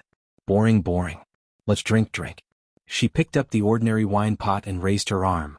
In the end, she found that there was not a single drop of wine left. This made the woman think of the underground river dragon path. She made fun of the little drunkard who held the blade-strengthening gourd and drank with his head raised. Why did she suffer retribution so quickly? When the woman thought of this, she was resentful. She stood up like a carp and casually picked up a small cloud that contained the true meaning of rain from the sea of clouds.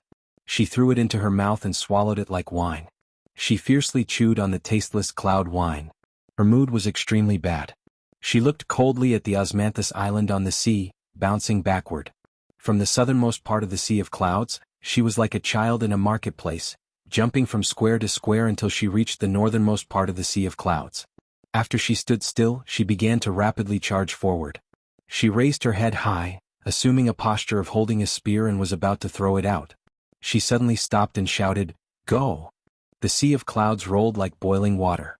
After the woman made this throwing motion, a snow-white long sword that she had torn out from the sea of clouds flashed in the sky above Old Dragon City. It was over 30 meters long.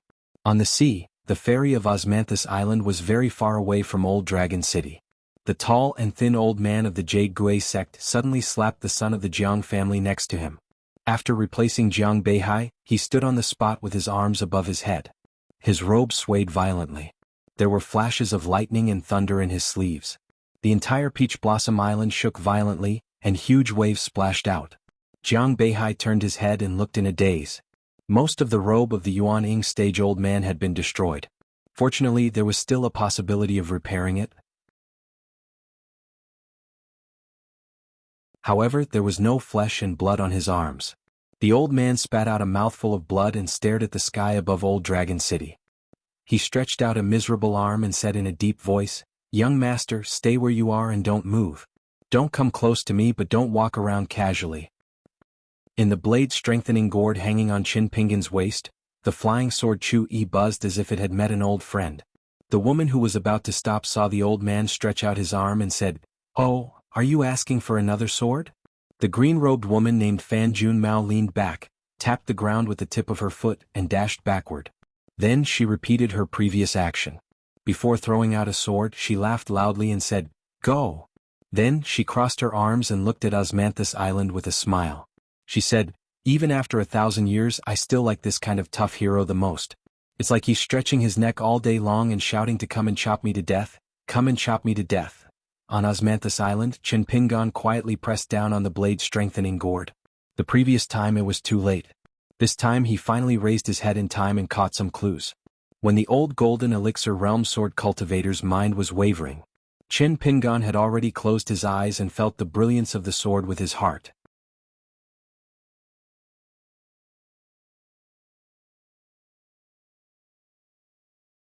"262. The ferocious sword came from the land to Osmanthus Island in the middle of the sea.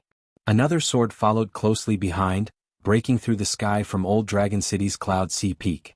The power of the two swords was earth-shattering.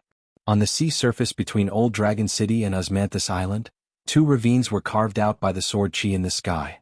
When Chinpingon closed his eyes to comprehend the sword intent, the old Jindan sword cultivator had already snapped out of his daze.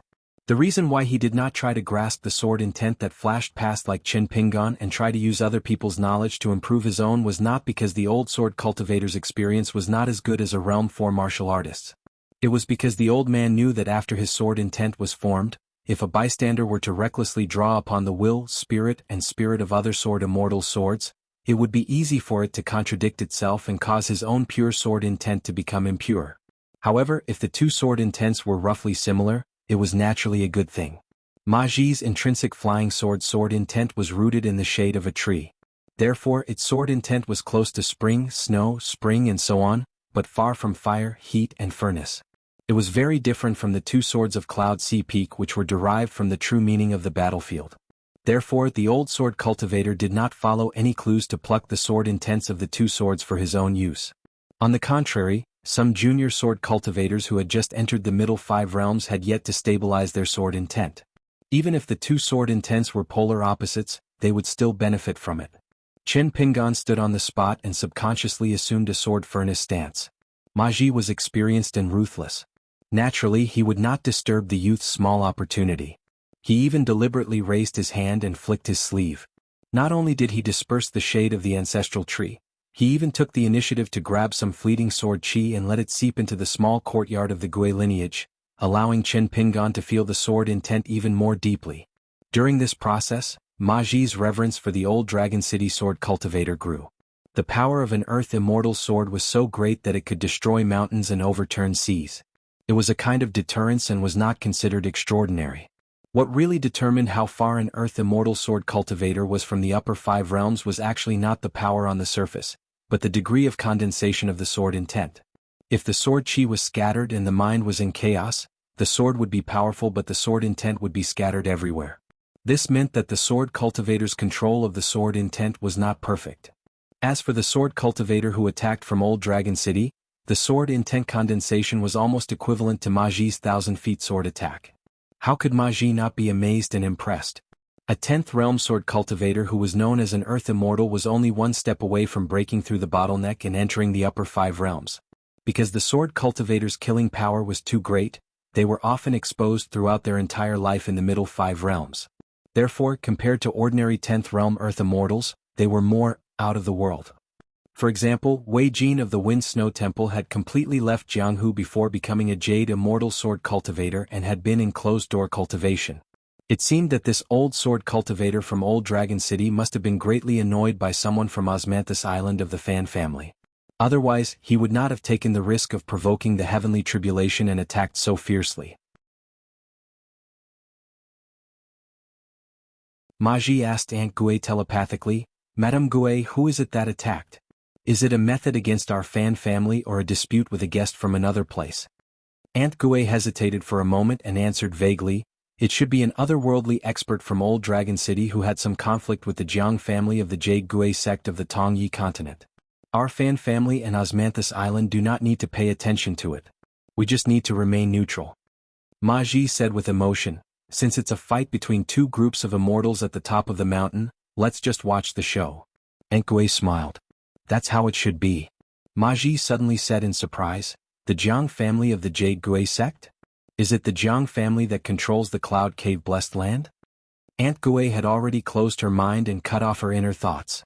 She no longer cared about the old sword cultivator's questions. Maji did not care about this.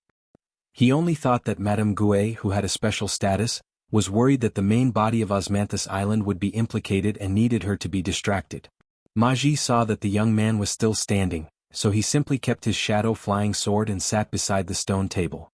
The heavenly paradises and blessed lands in the world were 10 big heavenly paradises, 36 small heavenly paradises and 72 blessed lands.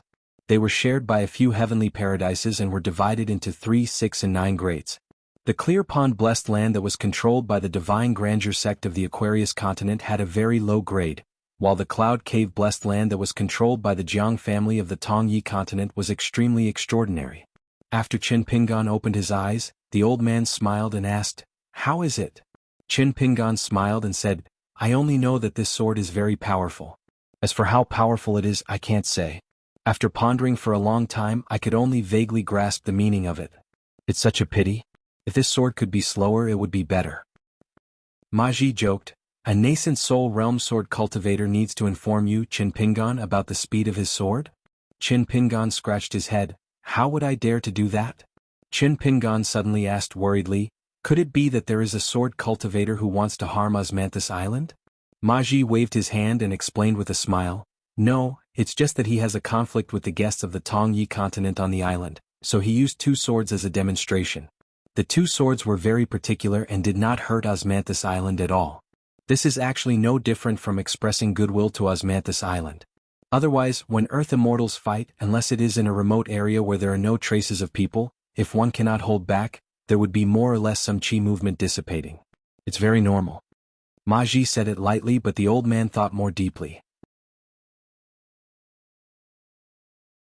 This unknown Earth Immortal sword cultivator was either an existence that followed the rules extremely well, or he was old friends with Old Dragon City's fan clan. The latter was obviously more likely. Elsewhere on Osmanthus Island, there was no such harmonious atmosphere like the Gui lineage courtyard. Jiang Beihai's face was so gloomy that it could drip water. The clan's nascent soul realm old man was lying in a pool of blood. That priceless robe, ink bamboo forest, could already be considered to have been completely destroyed. If he wanted to completely repair it, he might as well directly buy a new high-quality robe. The old man's injuries were not heavy. Very soon he stood up shakily, but he looked miserable and horrifying. That was because the might of the second sword was mostly offset by the precious robe bestowed by the Jiang clan's ancestor. The tall and thin old man stared fixedly at Old Dragon City on the continent. He gnashed his teeth and said, "That bastard ambushed us with 2 swords. He's gone too far." "Elder Su, what's going on?" Jiang Beihai asked softly. His body did not move and his feet were rooted to the ground. Not only him, the son of the Jiang clan, the rest of the clan's retainers and the Jade Gui sect's direct descendants were the same. None of them dared to move, and they did not even dare to breathe loudly. The old consecrator was flustered and exasperated, but his tone was rather helpless. He said, "I only know that those 2 swords came from the same person. The place where the swords came from was the Sea of Clouds above Old Dragon City. Could it be that some Fu clan's ancestor is holding a half-immortal weapon to show off to us?" Jiang Beihai thought for a moment. The Fu clan has never liked the Ding clan, and the Ding clan has a good relationship with the Tongyi sect. Previously, the Ding clan relied on that fellow to stand tall in Old Dragon City. Our Jade Gui sect and the Tongyi sect have been sworn enemies for 1,000 years. Logically speaking, the enemy of an enemy is a friend. Even if we chose Fan clan's Osmanthus Island to go to the inverted hanging mountain, and not Fu clan's treasure-swallowing whale, this time, we chose Fan clan's Osmanthus Island to go to the inverted hanging mountain. They should not have so much resentment towards us. The Fu clan is not stupid. They should know the strength of the Jade Gui sect, and the position of our Jiang clan in the Jade Gui sect. Moreover, the Fu clan has always had a good relationship with the Fan clan." The woman in the palace dress said carefully, "Could it be because of Madame Gui? Could it be that some Fu clan's ancestor likes her?" Jiang Beihai lowered his voice and laughed angrily. "We are not openly snatching Madame Gui. We are just talking about business openly. If Osmanthus Island is Fuji's property, and Madame Gui is Fuji's mistress, then this storm can still be barely tolerated. This Osmanthus Island was obtained by the Fan clan's ancestor through luck, and the Fu clan is standing up for it? Do you really think our Jade Gui sect is a pushover? Do you believe that as long as I add a little oil to the fire, those two hot-tempered ancestors of our Jade Gui sect will immediately charge to Old Dragon City to denounce us? Women always like to use their brains on matters of love, while men like to spend their thoughts on matters of the country. The tall and thin old man had a stern expression and warned Jiang Beihai telepathically. Young master, we are going to the inverted hanging mountain this time. You cannot report this to the sect. Jiang Beihai nodded in his heart and smiled bitterly. Elder Su, I know the severity of the matter. The old man took a deep breath. I will immediately go to Old Dragon City and personally meet that sword immortal. We have to understand and settle this matter before we can go to the inverted hanging mountain with peace of mind. I will try my best to return to Osmanthus Island as soon as possible. Jiang Beihai said softly, Elder Su, be careful. Don't worry, I will definitely not disgrace the name of Jade Gui sect and the Cloud Cave Jiang clan. After the old man said this, he rose from the ground and flew towards Old Dragon City. Before this, the old man had already put away the priceless robe, ink bamboo forest. His bloody wounds healed at a speed visible to the naked eye. It was truly the method of regenerating flesh and bone. He was indeed a Yuanying realm expert who had been famous for a long time in the Tongyi continent. After the two unrestrained sword strikes, everyone on Osmanthus Island, whether it was the Fan clan or the passengers, were discussing spiritedly. Fortunately, almost everyone was a mountain dweller who had traveled extensively. Since they had the qualifications to personally go to the inverted hanging mountain, whether it was to do business or travel, it would not be simple. Although they were shocked, they were not frightened or panicked. In addition, Osmanthus Island quickly appeared to pacify them, and the disturbance quickly subsided. Jin Su delivered the medicine he had retrieved from the foot of the mountain to the Gui lineage courtyard and quickly returned to his master Aunt Gui's side. Seeing the calm and collected woman, he was in a rare good mood and boiled a pot of tea. Seeing his disciple return, she handed Jin Su a cup of hot tea. After Jin Su sat down, he had already calmed down without even tasting his master's cooking. The woman knew that Jin Su had a belly full of questions, but she did not want to say anything. She only smiled and said, For that young master of the Jiang clan, it is undoubtedly an unexpected disaster. For you and me, it is a blessing from the heavens. Jin Su, you don't need to ask too many questions. After we return from the inverted hanging mountain, I will do my best to let you meet the person who attacked once. Aunt Gui laughed softly and said, There is always someone better than you. This is not nonsense. In the future, when you travel the world alone, it is best for you to restrain yourself. Jin Su did not pay much attention to the last sentence. He had already turned his head to look in the direction of Old Dragon City and was filled with anticipation. A Gui lineage courtyard that stood aloof from worldly affairs did not need to care about the situation on the mountain peak. After that, Qin Pingan practiced the sword with the old golden core sword cultivator every day. The old man did three things. First, he took out his natal flying sword and entered it into his body to help Qin Pingan refine his three souls. He strengthened the foundations of the three soul paths of Fetal Light, Shuangling and Yujing. Second, Ma Zhihui suppressed the border and used a sword cultivator's methods to control the flying sword shade to fight against Qin Pingan. Lastly, he observed Qin Pingan's sword moves and gave him some pointers to correct the flaws in Qin Pingan's sword moves. However, Qin Pingan's sword practice was very interesting. He did not take out any of the swords from the wooden box on his back. Every time, he only made a sword-holding posture and imagined that he was holding a sword with one hand. Ma Zhihui had some doubts about this. In the end, Qin Pingan gave an absurd answer. He said that there were two swords on his back. The one that he named Subdue Demons was someone else's sword and could not be used. The scholar wooden sword named Exorcise Demons was once unsheathed on the battlefield. However, after that, he realized that the wooden sword was too light. He felt that it was best for him to find a metal sword that was heavy enough for his sword practice. Otherwise, his hand would be too light and it would be no different from not holding a sword at all. He always felt that something was wrong. Only by holding a heavy sword in one's hand and making the sword move extremely fast could he possibly meet a strong enemy that the heavy sword could not defeat one day in the future. Only then would he, Qin Pingan, change to a wooden sword and use the fastest sword move to fight the enemy. As an immortal in the eyes of the secular world, Ma Zhihui had no interest in martial arts or swordsmanship. In fact, he did not feel anything about Qin Pingan's stubborn pursuit of a Jianghu swordsman. He even felt a trace of disdain deep in his heart. What kind of heavenly material and earthly treasures could be dug out from the crops? However, if Qin Pingan was working hard on the Great Way of the Sword and was going into a dead end, Ma Zhihui was afraid that he would be unable to restrain himself. It would not be difficult to talk to Qin Pingan for 3 days and 3 nights. The osmanthus flower girl, Jin Su, would regularly deliver 3 meals a day. What made this girl feel relieved was that Qin Pingan did not push his luck and actually treated her as a servant girl who brought tea and water.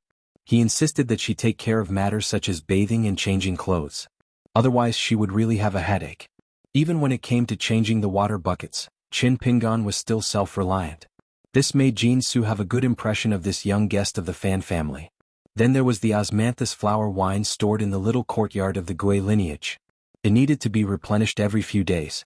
Given Jin Su's status, it was not that she could not bring dozens of jugs of wine to the little courtyard in one breath. However, in the end she gave up on the idea of doing it once and for all. It was not that she did not want to use this opportunity to see the depth of this foreign youth. After all, for these osmanthus flower girls who had long been familiar with the sea route, this trip across the sea was rather dull and boring. The so-called 10 sights of Osmanthus Island, such as the moon and tide, the osmanthus trees that could faintly be seen growing in the moonlight, the mirage of an ancient palace, the schools of flying fish that circled Osmanthus Island, and so on, would be breathtaking at first glance. It would even make people take the initiative to pay artists to leave behind beautiful scenes. However, after seeing it for a long time, it would be difficult to be captivated.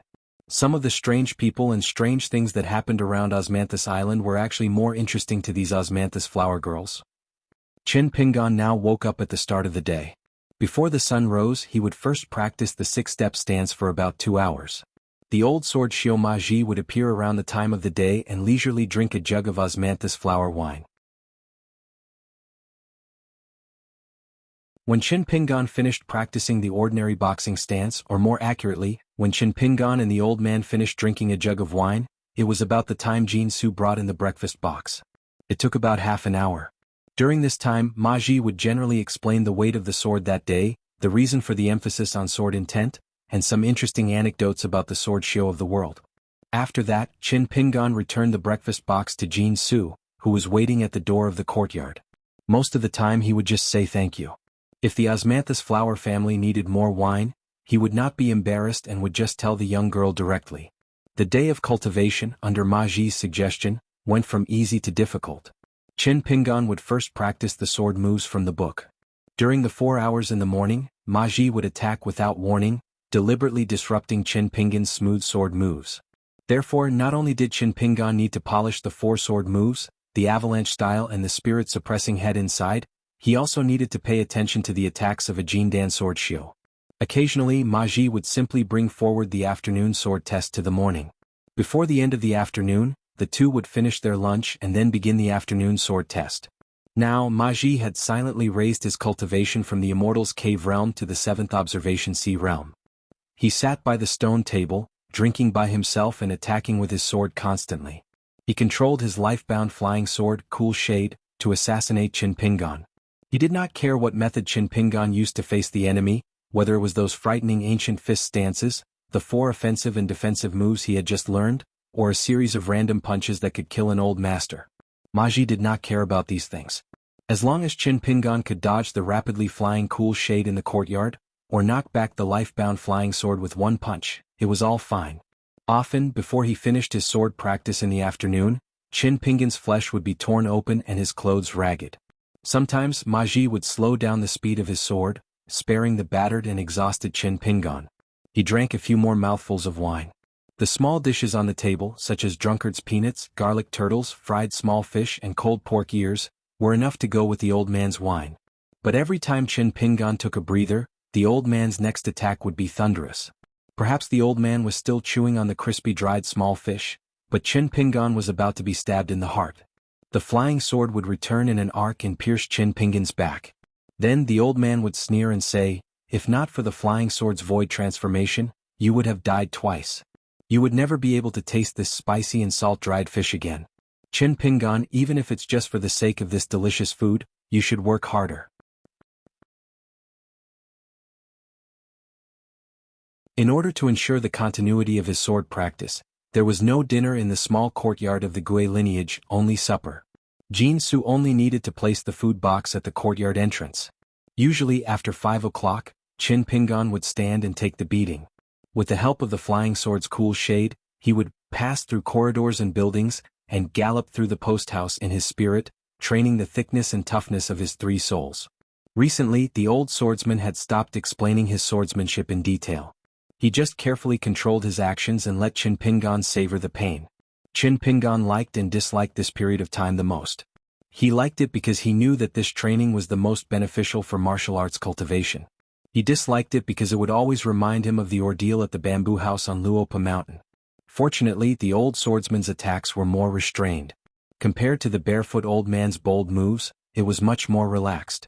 Not only was Qin Pingan able to endure it, he also took the opportunity to practice the 6-step stance and 2 defensive sword moves, the mountain style and the armor style. Compared to the slow stewing of his own cultivation, with the help of the old swordsman, it was no different from stewing with martial fire. It was much more effective with half the effort. But as time passed, Qin Pingan, who was trying to find joy in his misery, figured out an interesting thing. That was the swift and complicated avalanche style of the sword. Combined with the old sword cultivator's flying sword's tempering, the pain of having one's stomach ripped open, heart and liver ripped apart, as long as he clenched his teeth and persevered, the sword would be even faster. Qin Pingan's understanding of this sword technique's offensive moves progressed at lightning speed. Later on, every time Qin Pingan held the sword and delivered the avalanche style, even he himself felt that as long as he had a divine weapon in his hand, as long as there was a bit of a sword aura that shot up to the sky, he might really be able to illuminate the entire small courtyard. After a day of sword practice, Qin Pingan went to boil water and put the herbs in the bucket. Before the water boiled, Qin Pingan went to the entrance of the courtyard to get the food box. The old man and the young man used the stone table as a dining table and ate supper. If there were times when Qin Pingan was seriously injured or covered in blood, he would first soak in the bucket, bathe and change his clothes before eating supper. Even if the old swordsman Ma Ji had eaten first, he would still sit at the stone table and wait for Qin Pingan. During the latter's meal, he would explain the gains and losses of today's sword practice to Qin Pingan, just like a review of a chess game. Ma Ji was a Jindan swordsman after all, and he had a unique insight. Compared to the old man surnamed Chui from the bamboo house of Desolation Mountain, Ma Ji was more willing to explain things in detail. Most of Qin Pingan's questions could be answered. After cleaning up the food box, Qin Pingan would continue to practice the walking stance of the mountain shaking fist manual.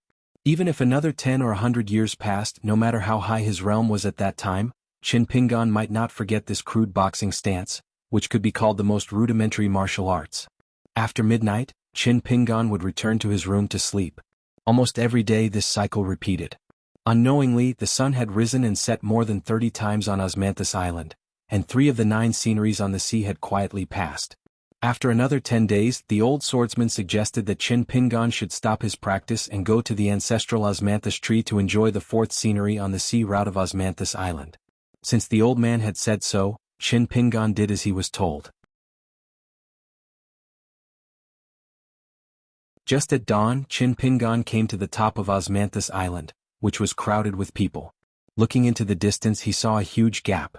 Osmanthus Island's sea route passed through in a straight line. On both sides of the sea route, there were 2 island mountain ranges descending from high to low. On the mountain peaks, there were row upon row of buildings, built against the mountains, surrounded by clouds and mist. The strangeness of the scene did not lie in the isolated deities sect on the island, but in the middle of 2 opposing cliffs on the way to Osmanthus Island. On the top of the cliffs on both sides of the island, there was a golden statue of a deity that was more than 1,000 feet tall. Also, after being washed by the water for countless years, the deity statue was still shining brilliantly.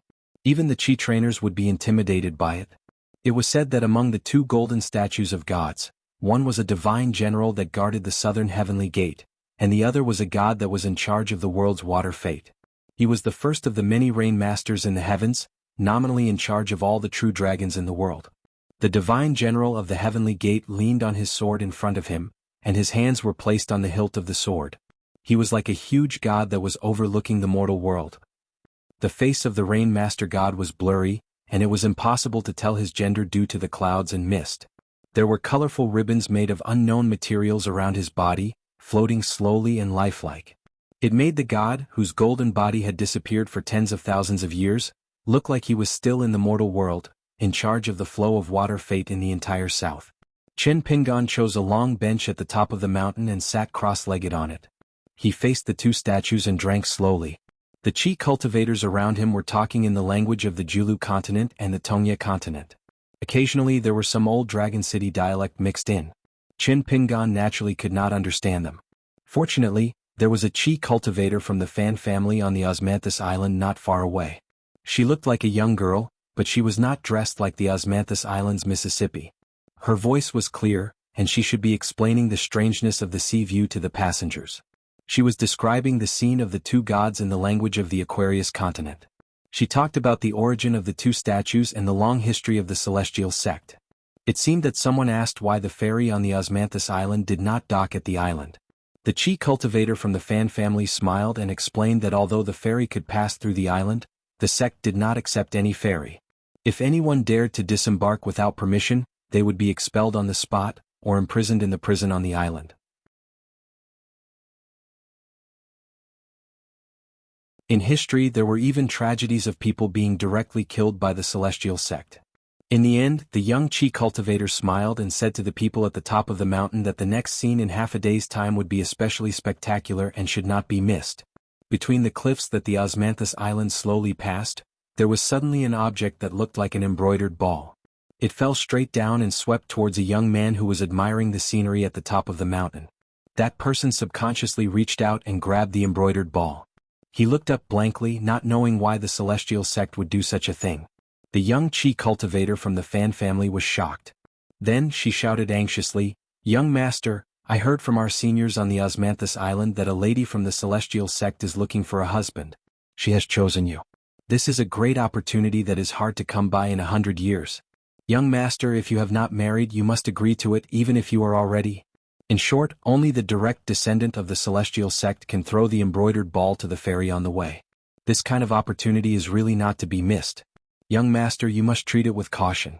Obviously, the young Qi cultivator held the embroidered ball in his hand and looked up at a certain spot on the cliff. He was going through a question and answer in his heart. Then the young man seemed to have passed the test. The embroidered ball that was wrapped with a ribbon suddenly stretched out. One end of the ribbon was tied to the man's wrist while the other end flew towards the top of the mountain. Just like that, it brought the man to a colorful pavilion at the foot of the statue on the top of the mountain. In the colorful pavilion, there was a beautiful lady with rosy cheeks. She held the end of the ribbon tightly in her hand. Beside her, there were a few ladies who had an extraordinary bearing and looked like celestial teachers. They were smiling as if they were giving their blessings to this heaven-made celestial couple. Chen Pingan saw all of this in his heart. Looking at the young man's meteoric rise, he was neither envious nor jealous. He also did not sigh with emotion about this world's opportunity. He was just a little absent-minded. The young man just now was standing more than 10 steps away. When the Qi cultivator from the Fan family asked if he was going to marry a wife, the man's expression obviously changed slightly. It was most likely that good fortune had come to him and he decisively abandoned his wife at home. Chen Pingan looked up and glanced in the direction of the colorful pavilion. He felt that the celestial lady who threw the embroidered ball might have a high cultivation level, but her eyesight was really not very good. Back at the small courtyard of the Gue family, the old swordsman laughed heartily. He drank wine and ate some side dishes. "I didn't expect that there would really be an embroidered ball thrown. It's a pity that it's not you. What a pity, what a pity. You must know that in the history of Osmanthus Island, it's not an exaggeration to say that it's a once-in-a-century occurrence of an embroidered ball being thrown from a colorful pavilion on the top of the mountain. It's a pity that you don't have such good fortune." Chen Pingan grimaced. The old man restrained his expression and said softly, "The 10 sceneries of Osmanthus Island actually contain big and small opportunities. Of course, it can only be encountered and not sought. It can only depend on fate. Just like the colorful pavilion and embroidered ball of the overseas immortal island. Who would have thought that a cave realm cultivator with mediocre cultivation aptitude would become the final lucky one?" The old man said seriously, "If it's the other 9 sceneries you don't have to care. You don't even have the thought of trying your luck. It's all right. But for the next scene, you have to personally go to the foot of the mountain on Osmanthus Island. The closer you are to the sea outside the ferry the better. Because if someone really encounters such luck, even a golden core or nascent soul cultivator would be envious of this great fortune." Chen Pingan said helplessly, "I'm not going to try my luck. It's more practical to practice swordsmanship in the courtyard. The old swordsman glared at him and said, "Go, you have to go. Even if it's a 1 in a million chance, you have to join in the fun. On the path of cultivation, you shouldn't expect everything to be smooth sailing. But you should at least have some hope. You can go and admire the wonderful sceneries and try your luck. Even if you don't have great luck, what's missing from you? You rascal. Remember, the word, what if, is what chi refinement warriors are most afraid of and also what they dream of." Qin Pingan said carefully, "Mr. Ma, I'm not a chi refinement warrior. I'm purely a martial artist." The old swordsman slapped his forehead and stood up. "I'm so angry. You can practice your swordsmanship by yourself these 2 days. I need to walk around and relax. It's so boring to be so quiet with you all day long." For the next 2 days the old swordsman indeed did not show up. Qin Pingan practiced his swordsmanship by himself. After that, the old swordsman only returned to the small courtyard of the Gui lineage. He met Qin Pingan and said that Qin Pingan had practiced well and that he should continue to work hard. Then he disappeared again. Qin Pingan only thought that the old swordsman had to entertain himself and did not find it strange. Then he went to the 5th scenery of the cross-continent route of the Osmanthus Island, the Flood Dragon Gully. As the old swordsman reminded him again, Qin Pingan took it that he had half a day's rest. He first greeted Jin Su. Then, at noon that day, Jin Su came to the entrance of the small courtyard and reminded Qin Pingan that he could go down the mountain to view the scenery. As he was an honored guest of the Fan clan, there was a special secluded road down the mountain in the Osmanthus Palace. There were few guests on the road. Qin Pingan and Jin Su walked side by side on the road. Little Miss Osmanthus Flower explained the origin of the Flood Dragon Gully to Qin Pingan. In that oceanic trench there were many flood dragons. Most of them were the descendants of the flood dragons with mixed bloodlines. Some of them were water flood dragons who would instinctively go to the sky above the continents to create clouds and rain. One round trip would take tens of thousands of miles. By the time they returned to the nest they would be exhausted. Moreover, there were often flood dragons who were not bound by rules and without the deployment orders of the gods above. They used their supernatural powers and released rain and dew, which were often easily overrun. Therefore they often became the evil flood dragons in the eyes of the world and were crazily chased by the local chi cultivators. It was not only to enforce justice for the people but also to obtain the innate treasures of the flood dragons. Qin Pingan was shocked when he heard this. He quickly quickened his pace and went to the foot of the Osmanthus Island. He was born in the Liju cave where the last real dragon in the world died. Of course, he had to see the true appearance of the flood dragons with his own eyes. Could those spiritual creatures in the Flood Dragon Gully be counted as the descendants of the real dragon? Soon Qin Pingan came to the foot of the mountain. There were many small boats docked at the ferry port. The chi cultivators of the Fan clan who often ferried the Flood Dragon Gully on the boats. Osmanthus Island guaranteed that the passengers could travel the oceanic trench by boat. As long as they did not make any noise or use their supernatural powers to disturb the underwater flood dragons, there would not be any accidents. Even if there was danger, the Jindan practitioners of the Osmanthus Island would rescue them at the first moment. The guests did not need to pay to board the boats. In fact, even if they had to pay for the snow, Qin Pingan would pay for it. He boarded a small boat with Jin Su. The boatman was an old man.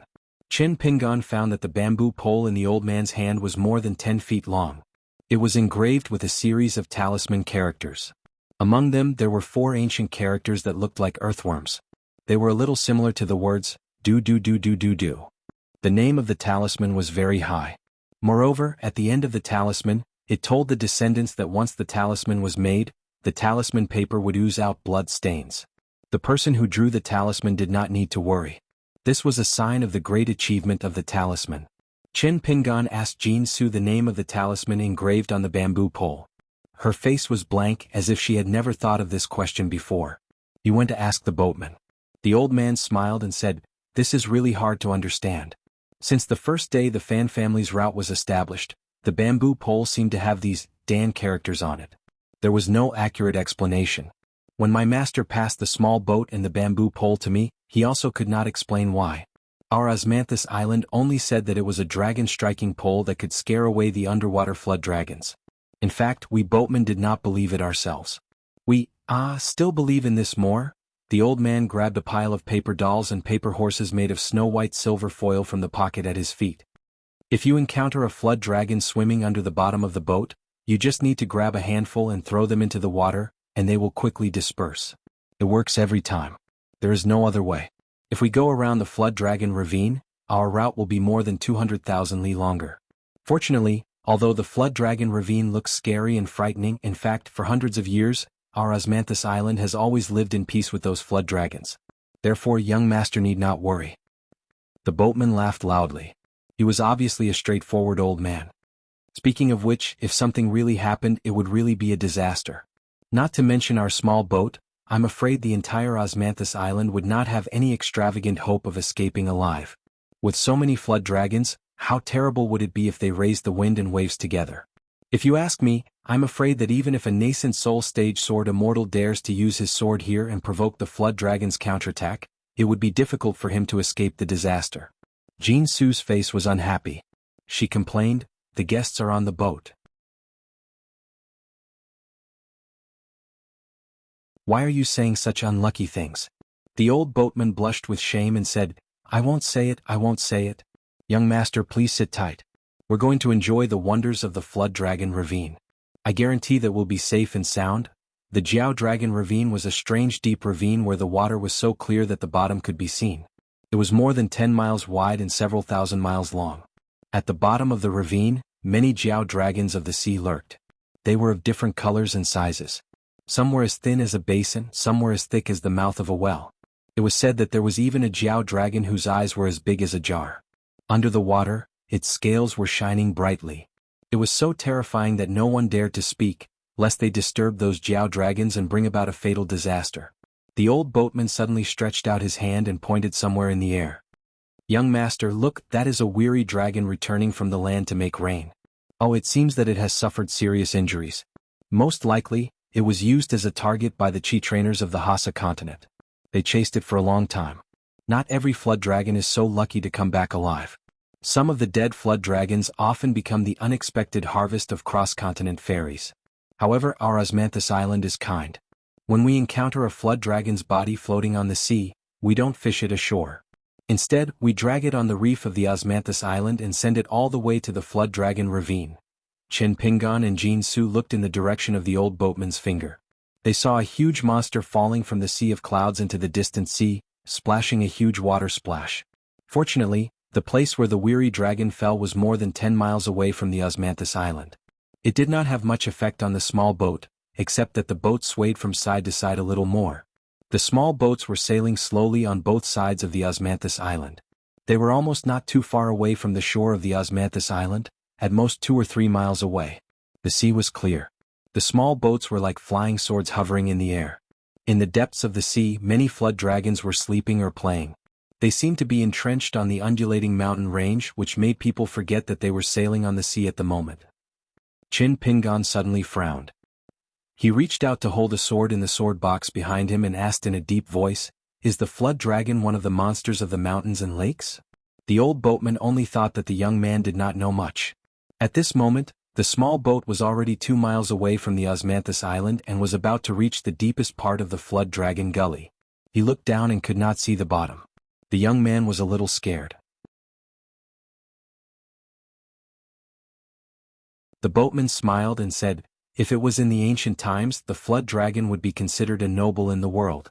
But now what you said is not wrong. These guys can only be considered as monsters." The boatman smiled and said, "Don't be afraid, young master.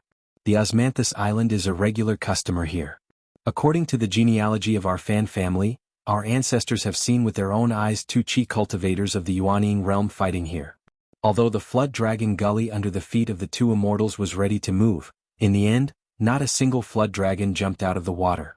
So, the rule of not being loud is actually deliberately to scare the ordinary customers.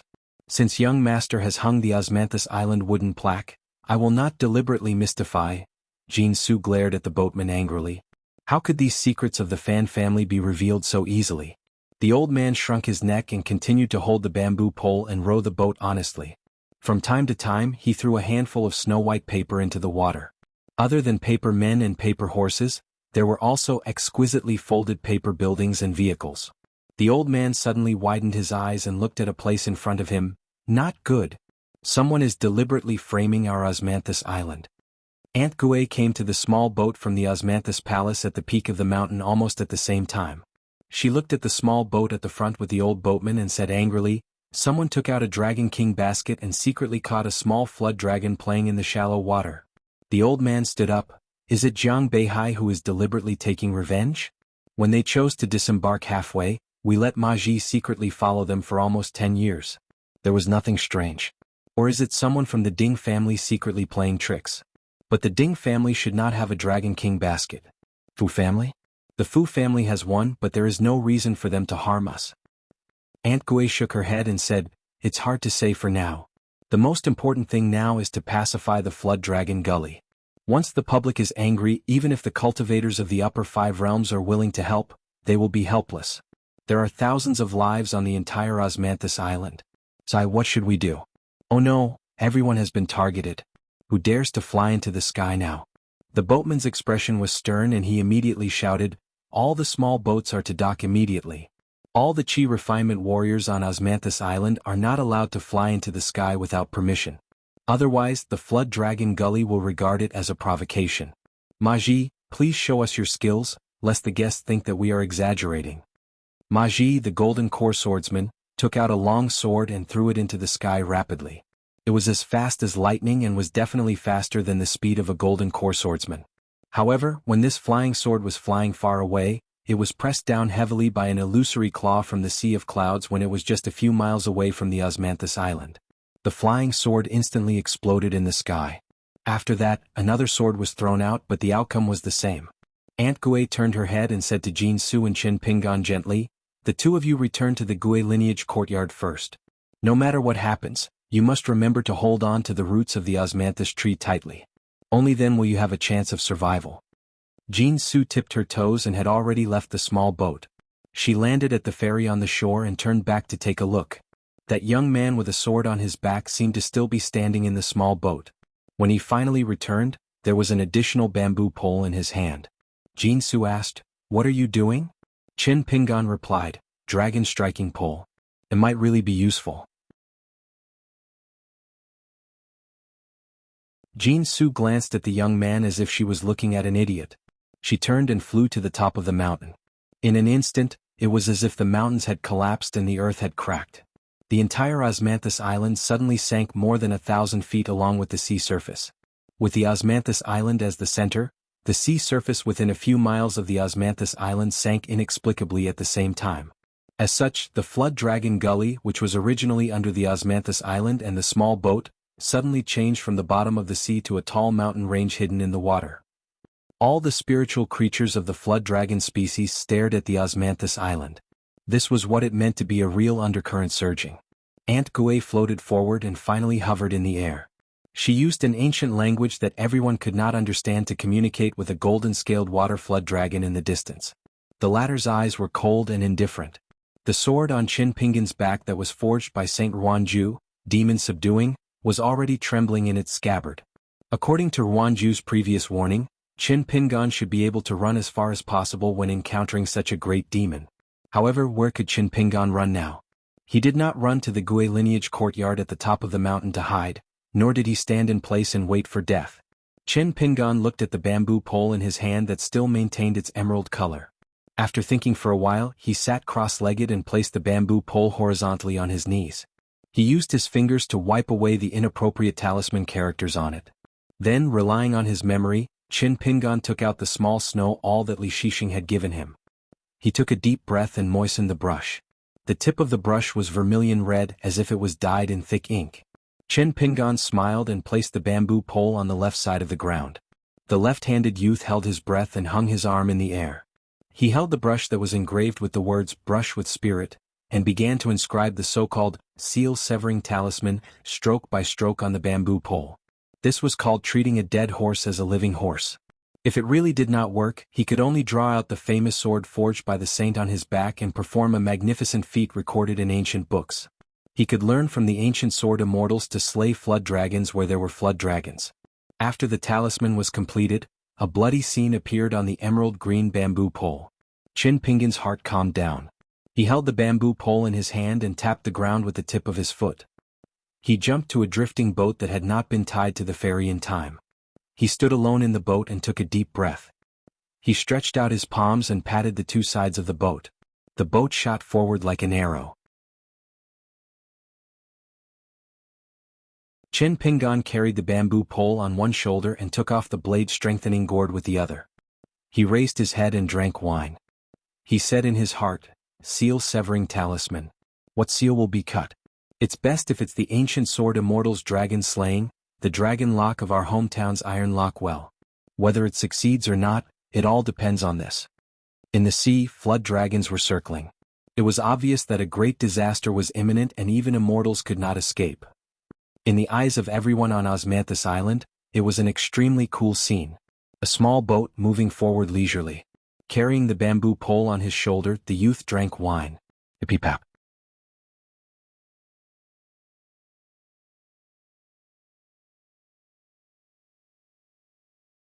(263). The Osmanthus Island was located at the bottom of a large bowl with the seawater as its walls. Audiobook Network. All the passengers were likely to become the meal of the descendants of the flood dragons. It was going to be a long-awaited feast. The seawater below the Osmanthus Island and the ferry had already stopped. The surroundings were filled with the cold gazes of the flood dragons. The current situation was extremely delicate. The Osmanthus Island was silent. There were resentment towards the Osmanthus Island, as well as bewilderment due to the unexpected calamity. There were even people who were secretly calculating in their hearts, weighing their own protective talismans, trying to take advantage of the situation. If they succeeded in surviving to the end, not to mention the treasury of the Osmanthus Island, just casually picking up a few corpses of Chi refinement warriors would be a huge fortune. At the forefront, the steward Aunt Gue, who had been hiding her abilities, hovered in front of the cliff and confronted the old golden flood dragon. Both of them spoke cryptically, definitely not in the language of any continent. It was very likely to be the unique language of the ancient flood dragons.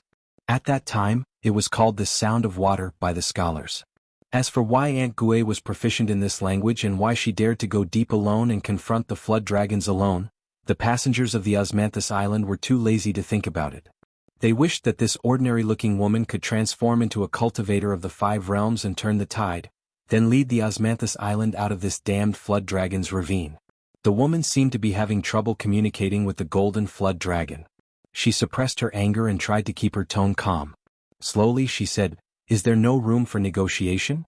According to the records, the Fan family only helped you drag back the flood dragon's corpses, as many as 12 of them. For so many years, as long as you pass by the flood dragon's ravine, the ferrymen of the Fan family will inevitably scatter a large amount of silver foil origami as a tribute to you guys. They have never missed a single time." The old flood dragon covered in golden scales had eyes as big as a dustpan, and his eyes were filled with coldness. Rules are rules. If rules can be disregarded, why would there be a flood dragon's ravine in this world? Aunt Gue still wanted to refute and explain herself, but the golden flood dragon raised its claw and pressed it heavily into the water. At that moment, the water current surged violently, and a violent gale arose. Aunt Gue, who was standing in the wind, felt a burning pain on her face as the gale slapped her face. However, she didn't use her hand to block it, nor did she use her Earth Celestial Stage divine ability to dodge it. She just forcefully endured the flood dragon's fury. Old flood dragon sneered and said, "Someone is deliberately framing your Osmanthus Island. I'm not blind, so I can naturally see through it. But rules are rules. Your Osmanthus Island was unable to recognize people, so you allowed the fairy guests to use the Dragon King's basket to catch the young flood dragon without permission, breaking the rules of both sides. Madame Gue, you can leave on your own, but the rest of the people on the ferry must die here." Aunt Gue shook her head. "I won't abandon them." Old Jiao's eyes were filled with ice-cold mockery. There was also a burning gaze similar to that of a glutton looking at delicious food. Cold and hot alternately appeared. "I know, that's why I said that. Madame Gue, do you know that every time you pass by my head, I have to obediently abide by the rules and respect those few broken iron rules? I can only restrain myself from eating you." "Do you know how much willpower that requires?" Aunt Gue finally asked. "Is there no room for discussion?"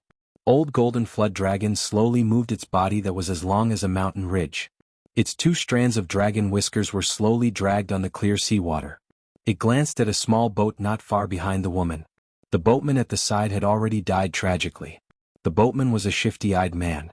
He seemed to be cowering and looking left and right. He was holding a small basket that looked like a cricket's cage. It was made of ivory and was pocket-sized and cute. A young flood dragon that was originally 60 to 70 feet long was shrunk into a loach in the Dragon King's basket after it was caught. It struggled in the basket and constantly let out mournful cries. The old boatman who had been rowing the boat for Jin Su and Qin Pingan was now standing on the surface of the water beside the man's boat. He was on guard and could not let the culprit escape. As for why the old boatman, who was a golden core cultivator on Osmanthus Island, did not decisively snatch the Dragon King's basket, there were two reasons. First, the shifty-eyed man had an origin flying sword slowly revolving around him. The sword was a foot long and was as black as ink. Thick black smoke constantly surged out of it. At the very least, it should be a Dragon Gate sword cultivator. Second, the old boatman was afraid that the culprit would go all out and directly destroy the Dragon King's basket and the young flood dragon. If that happened, the entire Osmanthus Island would be buried with him. The old boatman questioned the man as to why he would do such a thing that would harm others without benefiting himself. The man who had caused this disaster only grinned. He only sized up his surroundings and did not answer. The old boatman tried to sound him out a few times. He tried to deduce the mastermind from the man's words. Was it the young master of the Jiang family who had gotten off the boat? Or was it the old Dragon City's Ding family who was like fire and water with the Fan family? Unfortunately, the man turned a deaf ear to him. He was a man of few words and was unwilling to say anything more. The old boatman could do nothing about it. He still needed to wait for the results of the negotiations between Madame Gouet and the old flood dragon. If it was confirmed that it was a dead end, then he could only kill the man in front of him first and do his best to snatch the Dragon King's basket. One less person on Osmanthus Island would die. The Fan family's 1,000-year-old business could not be destroyed today by the mouths of these ancient felons. The old boatman calmed himself down. He no longer hoped that the strange man could speak. He asked indifferently, "Do you think you can still run? Do you think you can escape from this flood dragon's gully under the old flood dragon's nose?" The ugly man finally grinned and said, "Then I'll try. This basket is worth a lot of money. I'll give it to you. Catch it." The man suddenly threw the Dragon King's basket that was not of high quality. It was most likely one of Gushu's secessionist forces. It was a low-quality product that was mass-produced. However, with the passage of time, the Dragon King's basket had been plundered, collected, and destroyed. It became rarer and rarer. The Dragon King's basket was almost as rare as the blade-strengthening gourd. The old boatman did not immediately reach out to catch the Dragon King's basket to avoid being plotted against. Instead, he controlled his spiritual energy to suspend it in front of him. He focused his attention and became furious. It turned out that the man had secretly used some unknown method. The young flood dragon in the basket was on the verge of death. Its flesh was badly mangled and its bones were exposed. It was on the verge of death. The man laughed loudly. His natal flying sword turned into rolling black smoke to protect his body. Two of his fingers twisted out a golden talisman. "I'll toast your graves later." "Ah, it's a pity that there is no more osmanthus wine in this world." The talisman flashed with a golden light and the man disappeared from the boat. The old golden flood dragon with shining scales shook its head. Its dragon whisker was like a long whip as it violently slapped the seawater. The dragon whisker had clearly hit an empty space near its body. But in the next moment, a figure, or rather two, plummeted from the clouds above the Jiaolong ditch. It was the male sword cultivator who had used the talisman to escape from the ditch. Even if the talisman was a priceless mind talisman, which ranked second among all the mind talismans in the world, no one in the Jiaolong ditch would be able to stop the talisman, even if the person who gave the talisman had spoken with certainty. The male sword cultivator had thought that his plan was flawless. When he threw out the Dragon King's basket, the young Jiaolong was about to die. Osmanthus Island and the Jiaolong ditch were like two armies confronting each other. Lady Gouet was distracting the attention of the old Jiaolong. With the addition of the golden mind talisman, which was said to be able to evade the sword of the land sword immortal, he took the opportunity to escape the battlefield. Why not? The old flood dragon slapped another dragon whisker in the air. A series of muffled thunder-like explosions sounded in the seawater. The golden core of the golden core sword cultivator who was cut in half at the waist turned into fine powder in the air. A large handful of golden fragments scattered into the clear seawater of Jiaolong Gully. The shattered golden core and the two halves of his body slowly sank together, attracting countless flood dragons to jump into the water. For a moment, The waves were turbulent like jackals and wolves fighting for food. The sword cultivator died with his eyes wide open. How difficult was it for a rogue cultivator without any foundation to cultivate into a sword cultivator in the Golden Core realm? When this person was alive, he had thought that after this big deal was done, he would have a strong family background and find a good place with beautiful mountains and clear waters. He would become the founder of the immortal sect and spread his branches and leaves. For hundreds or thousands of years, generations would be stable. He would learn from those immortal seedlings who had been envious of him for a long time. He would only need to concentrate on Tao and would not need to take the unconventional path again. After the old boat Z confirmed that the Dragon King's basket was not tampered with, he gently clenched his hand and turned his head to look. He sighed. Little fellow, what are you doing here? This disaster is not something you can get involved in. Quickly retreat to Osmanthus Island. If you are lucky, you can still see the inverted mountain. If you are unlucky. The old boat Z did not continue speaking. Even if these words were the truth, it was useless to say more when the war was imminent. Chen Pingan drank a large mouthful of wine and had already fastened the blade-strengthening gourd back to his waist. The old boat Z did not see anything strange. The woman who had been facing the old flood dragon and had her back facing Osmanthus Island also did the same. But the old golden WRM's silver pupils that were vertical were suffused with a trace of a playful expression, and it didn't expose the young man's little trick on the spot. It just took the young man as having nothing to do, so it decided to play with the young man. Chen Pingan asked, Old Senior, is the current situation of our Osmanthus Island already worse? It's bad to the extreme. The old boat Z nodded. He did not want to lie about this matter and did not hide anything. He said softly, It is said that when the old flood dragon signed the contract with the ancestor of the Fan family, its realm was equivalent to a chi cultivator of the nascent soul realm. The old flood dragon's cultivation is often extremely slow. However, once it climbs to a high place, its true battle strength is often much higher than its realm. Not to mention the thousands of flood dragons in the oceanic trench. It is not inferior to the immortal clan of the Aquarius continent. The key is that the old flood dragon is in charge of holding the line. It is the most troublesome. Chen Pingan was a little helpless. The old flood dragon is at least a nascent soul realm immortal? The old boat Z nodded. He did not know why the young man with a bamboo pole on his shoulder asked this question. Chen Pingan raised his head and looked at the old golden flood dragon in the distance. The latter also looked at him. Its silver eyes were full of ridicule. It also deliberately glanced at the blade-strengthening gourd at Chen Pingan's waist. Chen Pingan knew that the old flood dragon had seen through his little trick. The mountain god, Wei Pai, who personally handed over the ginger gourd, said that no one below the 10th realm could see through his trick on the blade-strengthening gourd. However, the old flood dragon in front of him was clearly a 10th realm earth immortal. In that case, Chen Pingan's method of secretly leading Chui and Sherwu into the body under the pretense of drinking must have been seen by the old flood dragon. Then one of Chen Pingan's trump cards had been exposed to the light of day. The old boat Z advised, Little guy, let's go. Your young heroic spirit is not bad, but it is destined to be useless. Why do you have to be a hero? Why don't you return to Osmanthus Island and wait for that slim chance of survival? If you stay here, I will definitely not care about your life. So it is not a help.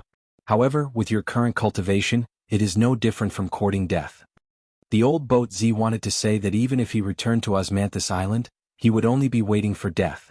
However, it was better than being dismembered and eaten by the flood dragon in the sea. However, these words were swallowed back into his stomach. Chen Pingan took down the dragon-beating pole and handed the bamboo pole to the old boat Z. He explained, Senior, this is the chopped talisman that I have modified. It came from the authentic alchemy works. According to the records, the complete talisman should have 8 ancient seals. Previously, your bamboo pole only had the 4 words do what you must do. Actually, you have missed the Rainmaster's edict. Moreover, the cloud pattern of the talisman was not small. The old man took a closer look and was stunned on the spot. Then, without saying a word, he reached out and took the dragon-beating pole that had been passed down for generations. He looked at it carefully and rubbed the bamboo pole's talisman pattern with his palm. Its original name is the chopped talisman? It lacks the 4 words Rainmaster's edict? This talisman's alchemy works, the cloud pattern, and the true meaning of suppressing victory are indeed of high quality. Young man, are you a Taoist of the talisman sect? Are you a disciple of some great sect? Chen Pingan gently shook his head. He did not say that he was a martial artist. He only used a breath of pure vital energy in his body to imitate the scholarly Shishing from Fortune Street and drew the talisman in one breath. The old boat Z sighed deeply and said, "It's a pity that we only have this dragon-beating pole that has been restored to its original form. If there were dozens of bamboo poles with this chopped talisman, together with an array master who was proficient in the gate Duanjia, we might really be able to intimidate this dragon. What a pity, what a pity." Aunt Gui had already floated back. When she saw the bamboo pole, she was also a little surprised. However, she did not feel as regretful as the old boatsie. She indifferently shook her head and said, "It's useless. Although this talisman has a deep origin and is often engraved on dragon-locking pillars or swords, it is one of the tools that the ancient gods used to capture and whip the dragon. Even I have only taken a few glances at it in my early years. It can indeed suppress the dragon, but that old dragon's cultivation is profound and it is not too afraid of this. Firstly, the bamboo poles are not of high quality. Secondly, the requirements for the ink and brush of this talisman are also very high." After Qin Pingan handed over the bamboo pole, he used all his strength to secretly observe the old dragon. The latter's silver eyes seemed to reveal a trace of deep reminiscence. Very quickly it returned to normal. The two dragon whiskers slowly floated, flowing with brilliant colors in the sea. It was rumored that the demon-binding rope was made from the golden whiskers of a 1,000-year-old dragon. Qin Pingan withdrew his gaze and suddenly said, "Aunt Gui, old senior, can you help me delay for a while? I want to draw another talisman. If the two of you have other plans, just pretend that I did not say anything. Don't worry, I will try my best to draw this talisman on my own."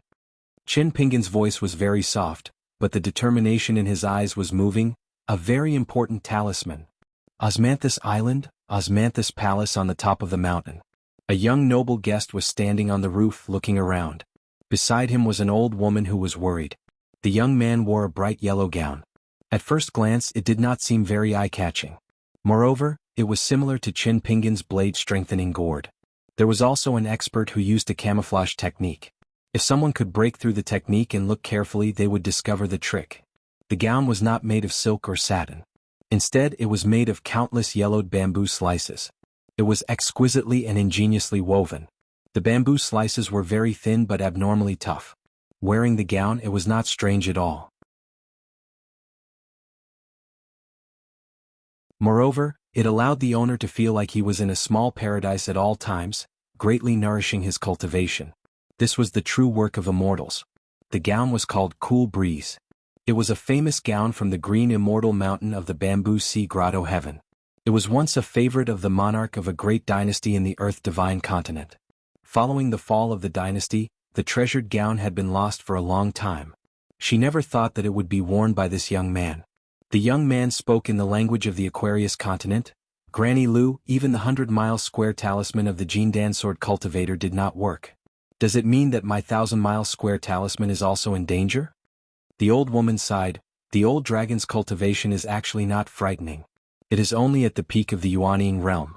However, with the help of an expert, it has already turned this trench into a small world. It has turned into a saint and is overseeing this place. Its combat power is equivalent to a Jade Pure Realm cultivator. At the same time, it has all the advantages." The young man frowned. "Then what should we do?"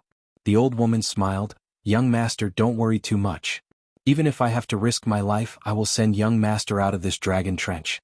However, after that, young master must remember to go back the way you came. Go to the beautiful building on the cliff where the embroidered ball was thrown. Tell them your name and they will not dare to neglect you.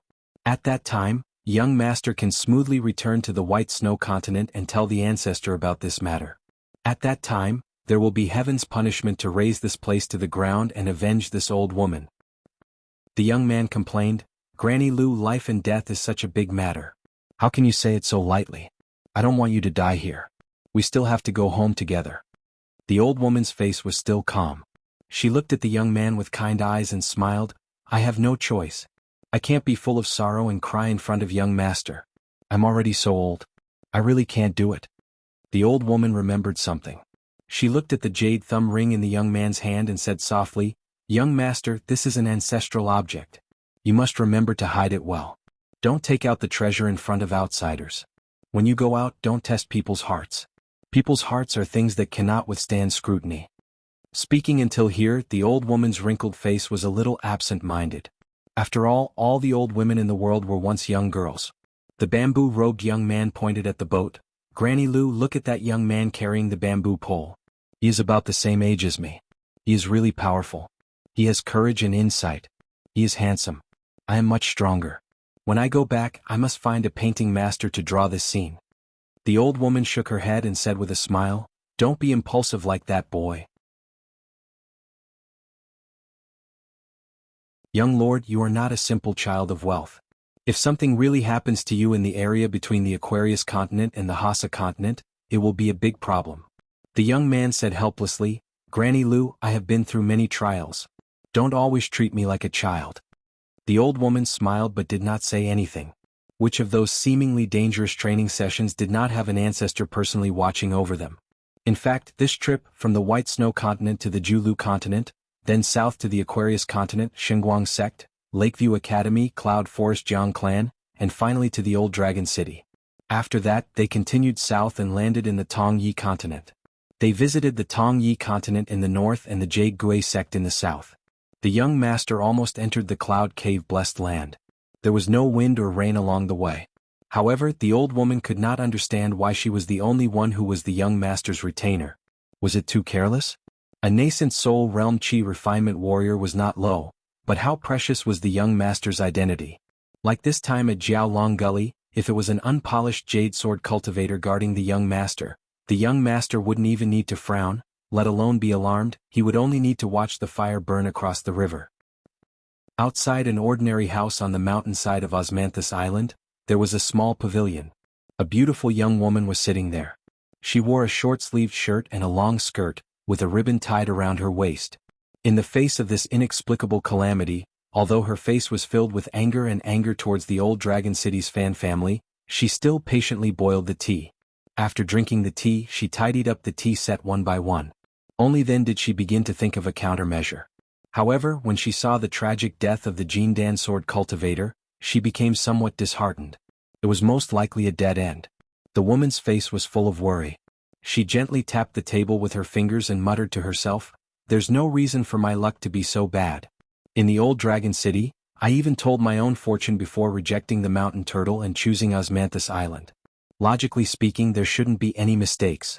I should have picked up one or two opportunities along the way. How could I have died here?" The young woman stood up and tiptoed to the top of the pavilion. Looking down, her field of vision suddenly widened.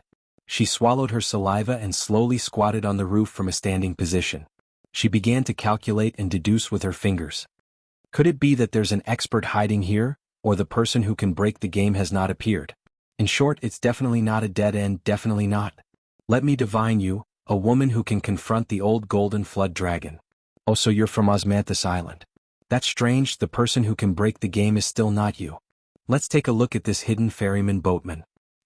He's actually a chi refinement warrior who fell from the nascent soul realm back to the golden core realm. He hasn't recovered from his injuries yet. He's indeed an old ferryman with a story. But you can't break the game either. As for this fearless young man, forget it. He's carrying a bamboo pole. TSK. He's even drinking wine? He likes to show off too much. Does he really think he's a sword immortal of the 5 realms? What a fool. If that's the case, the key to breaking the game is in the mountain. Could it be that there's an immortal watching with folded arms? He's just waiting for the old flood dragon to relax and give it a fatal blow? Let me divine. There really is an otherworldly expert who intentionally conceals his chi.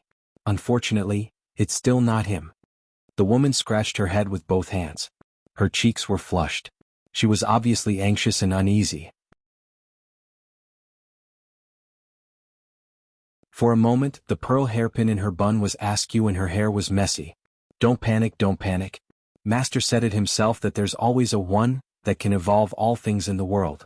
Even the Tao ancestor has always been pursuing this word. It's the same for the real dragon. It's also the same for the real mystery of the Pearl Cave. It's also the same for the Great Wall of Sword Aura.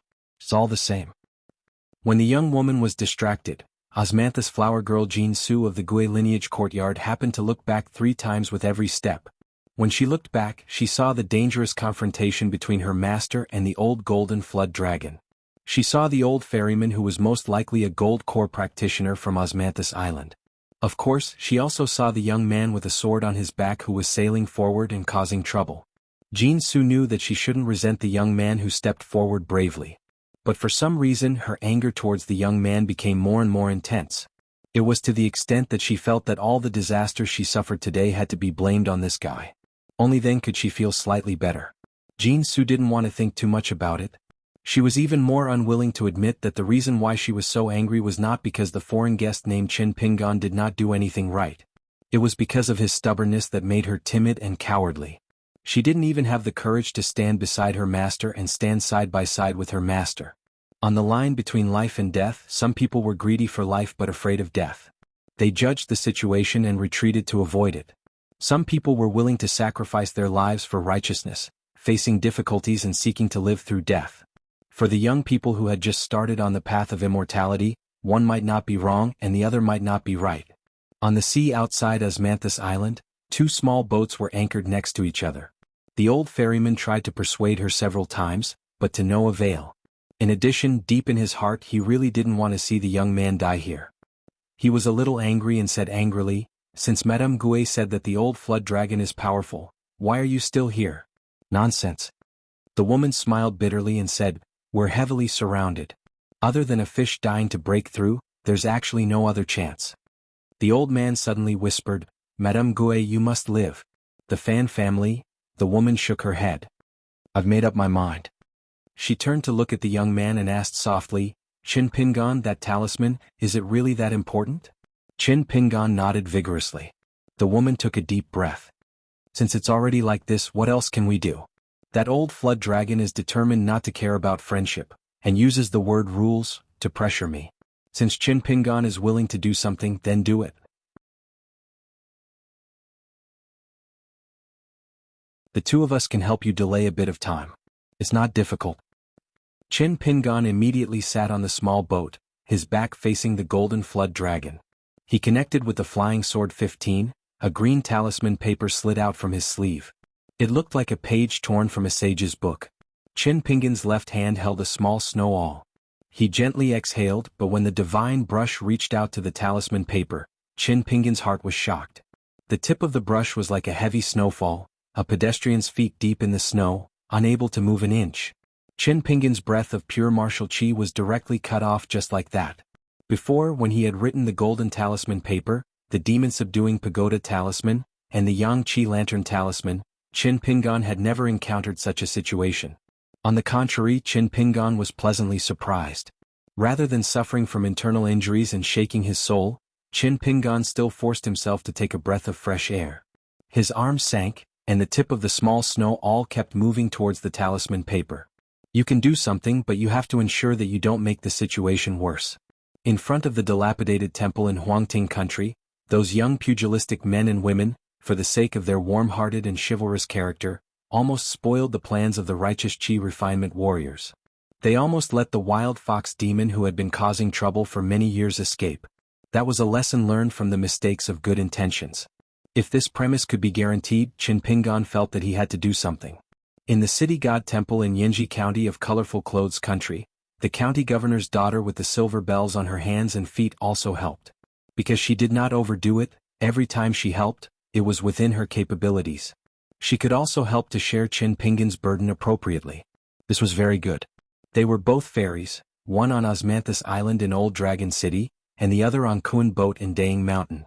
This Osmanthus Island was the family property that his good friend, Fan Air, would inherit when he turned 20 years old.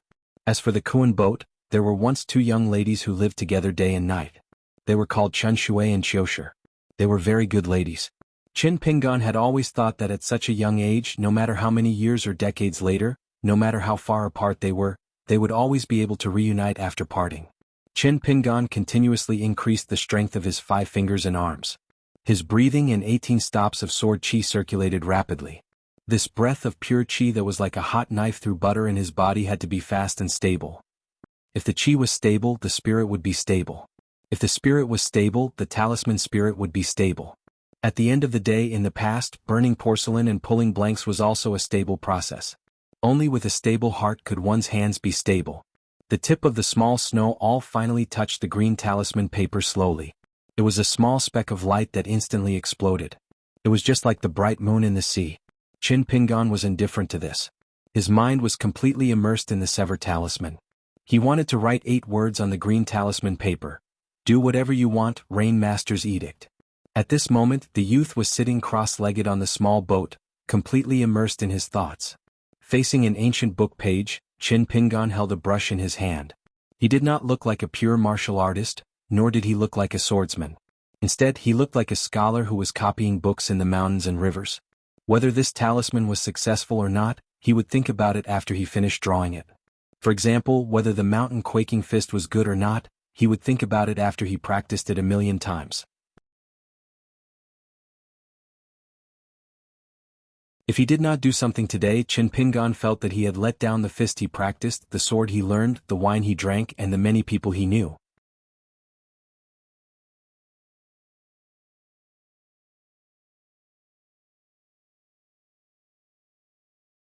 "264.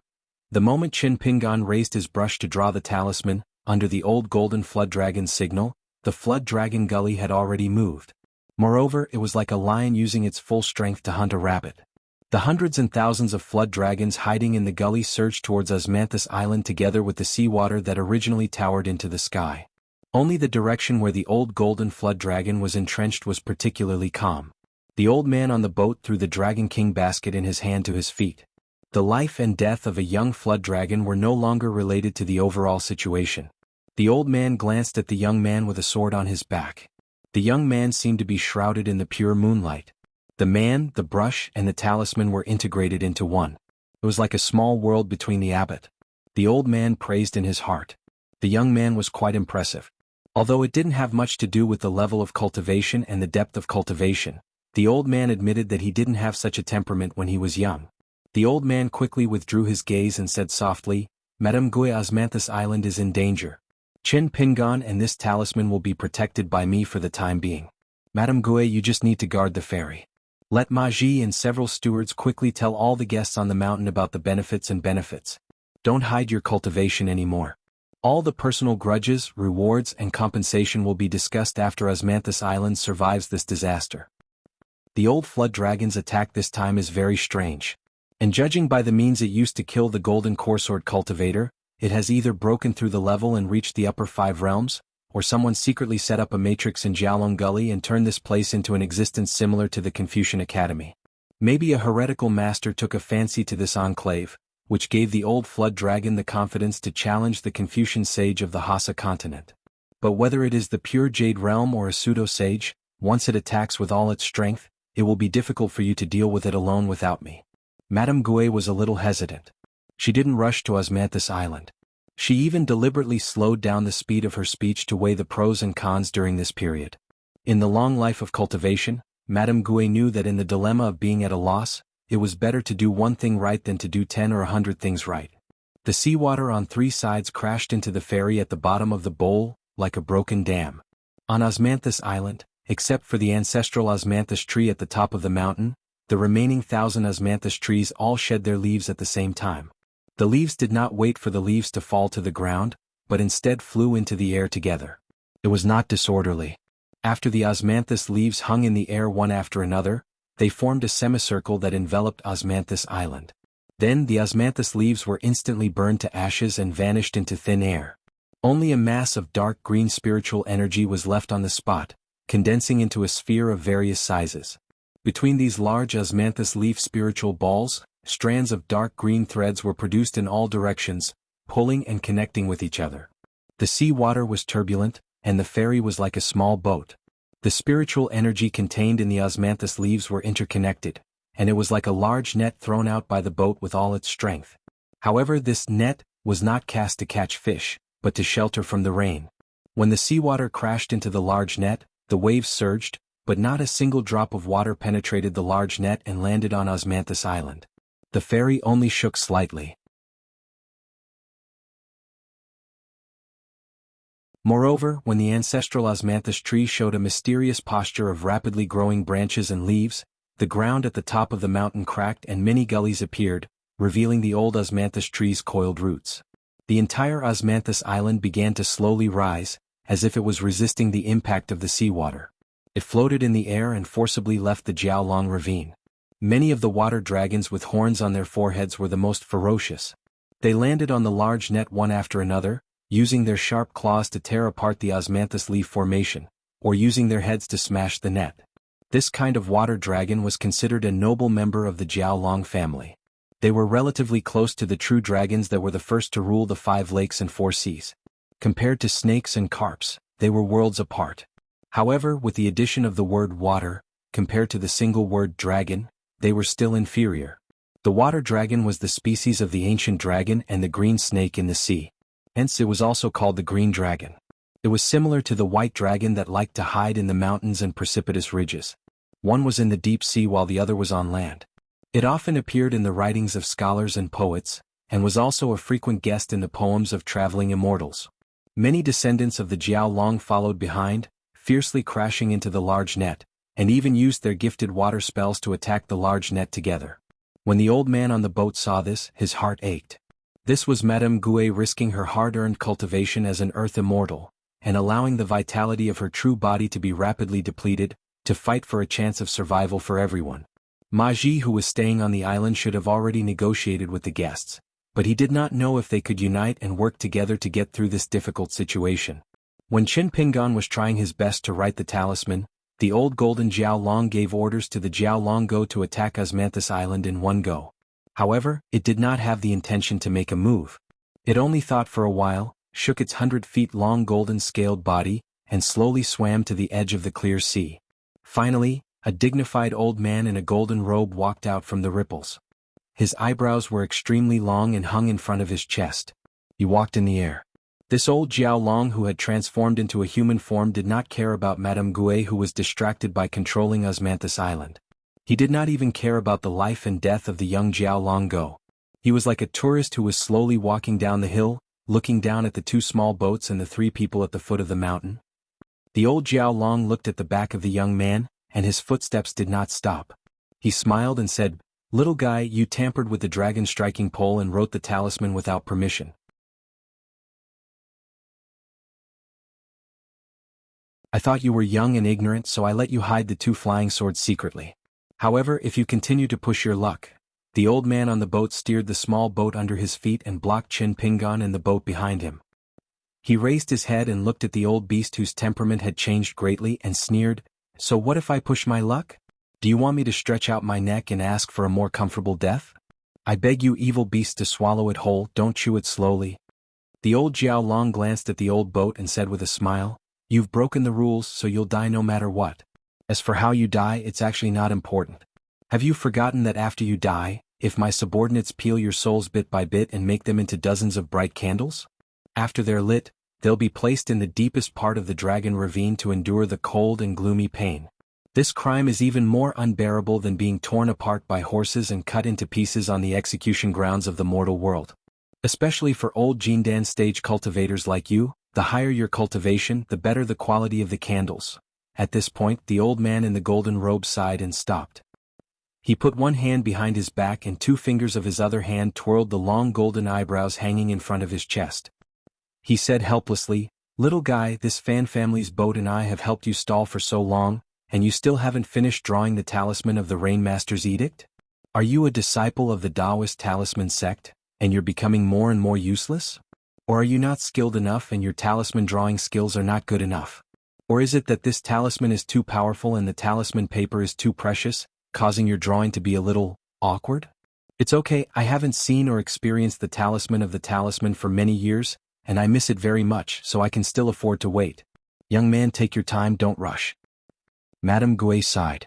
The old man in the boat had a similar state of mind.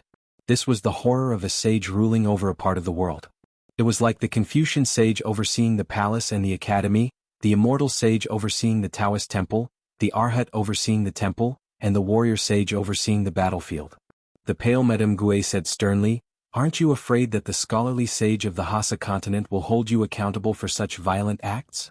The old dragon looked at her with pity and said, "Madame Gouet, oh Madame Gouet, you shouldn't stay in Old Dragon City, such a muddy pond. You've been trapped in a cocoon of your own. You've been doing nothing for so many years and you don't pay attention to the outside world. How would you know that under the general trend, those who obey will prosper, and those who oppose will perish? Madame Gouet, Although I've been coveting your real body for many years, I can give you one last chance because of your good background. What do you think?" Madame Gouet sneered and said, "If the scholarly sage is here, would you still dare to talk nonsense? Not to mention the sage, I'm afraid that even a gentleman is enough to make you tremble in fear?" The old man in the golden robe smiled and shook his head. "Things are different now. That's why I said that you're too narrow-minded, Madame Gouet. Forget it, people who walk different paths cannot work together. After eating you, I can smoothly enter the pure jade realm. At that time, even if the scholarly sage of the Qin family of Yingyin leaves the academy and comes here to hold me accountable, what can he do to me?" The old man grinned and his smile was creepy. "I know that you still haven't given up and think that I'm deliberately mystifying before. You still think that you're lucky enough to let the young man draw that talisman to scare all the dragons except for me? Look, I've still fulfilled your wish.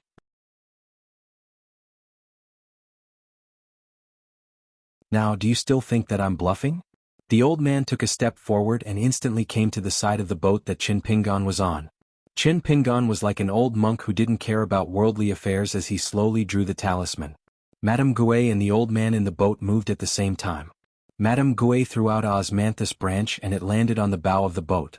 Madame Gouet chanted, "Take root in the blue sky," and the osmanthus branch instantly grew into a small osmanthus tree.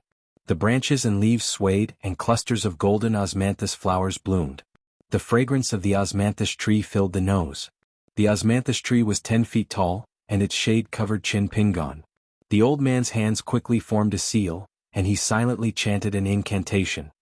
He stomped heavily on the boat that he was standing on, and his palms were pressed against each other. His 10 fingers were intertwined, and a dazzling light bloomed from the gaps between his fingers. The old man's thumb was pressed against his chest, and the little finger of the other hand pointed at the old golden dragon. When the old man formed a seal, a bright red flame lingered around his body. He was like a heavenly official wearing a red robe, and his forehead was covered with scarlet seal scripts. He angrily shouted, "The golden crow spreads its wings, the fire god boils the water." The surface of the sea between the old man's boat and the golden-robed old man was like a pot of boiling water. Then golden crows flew out one after another, and they were dragging billowing flames as they quickly pounced on the old dragon.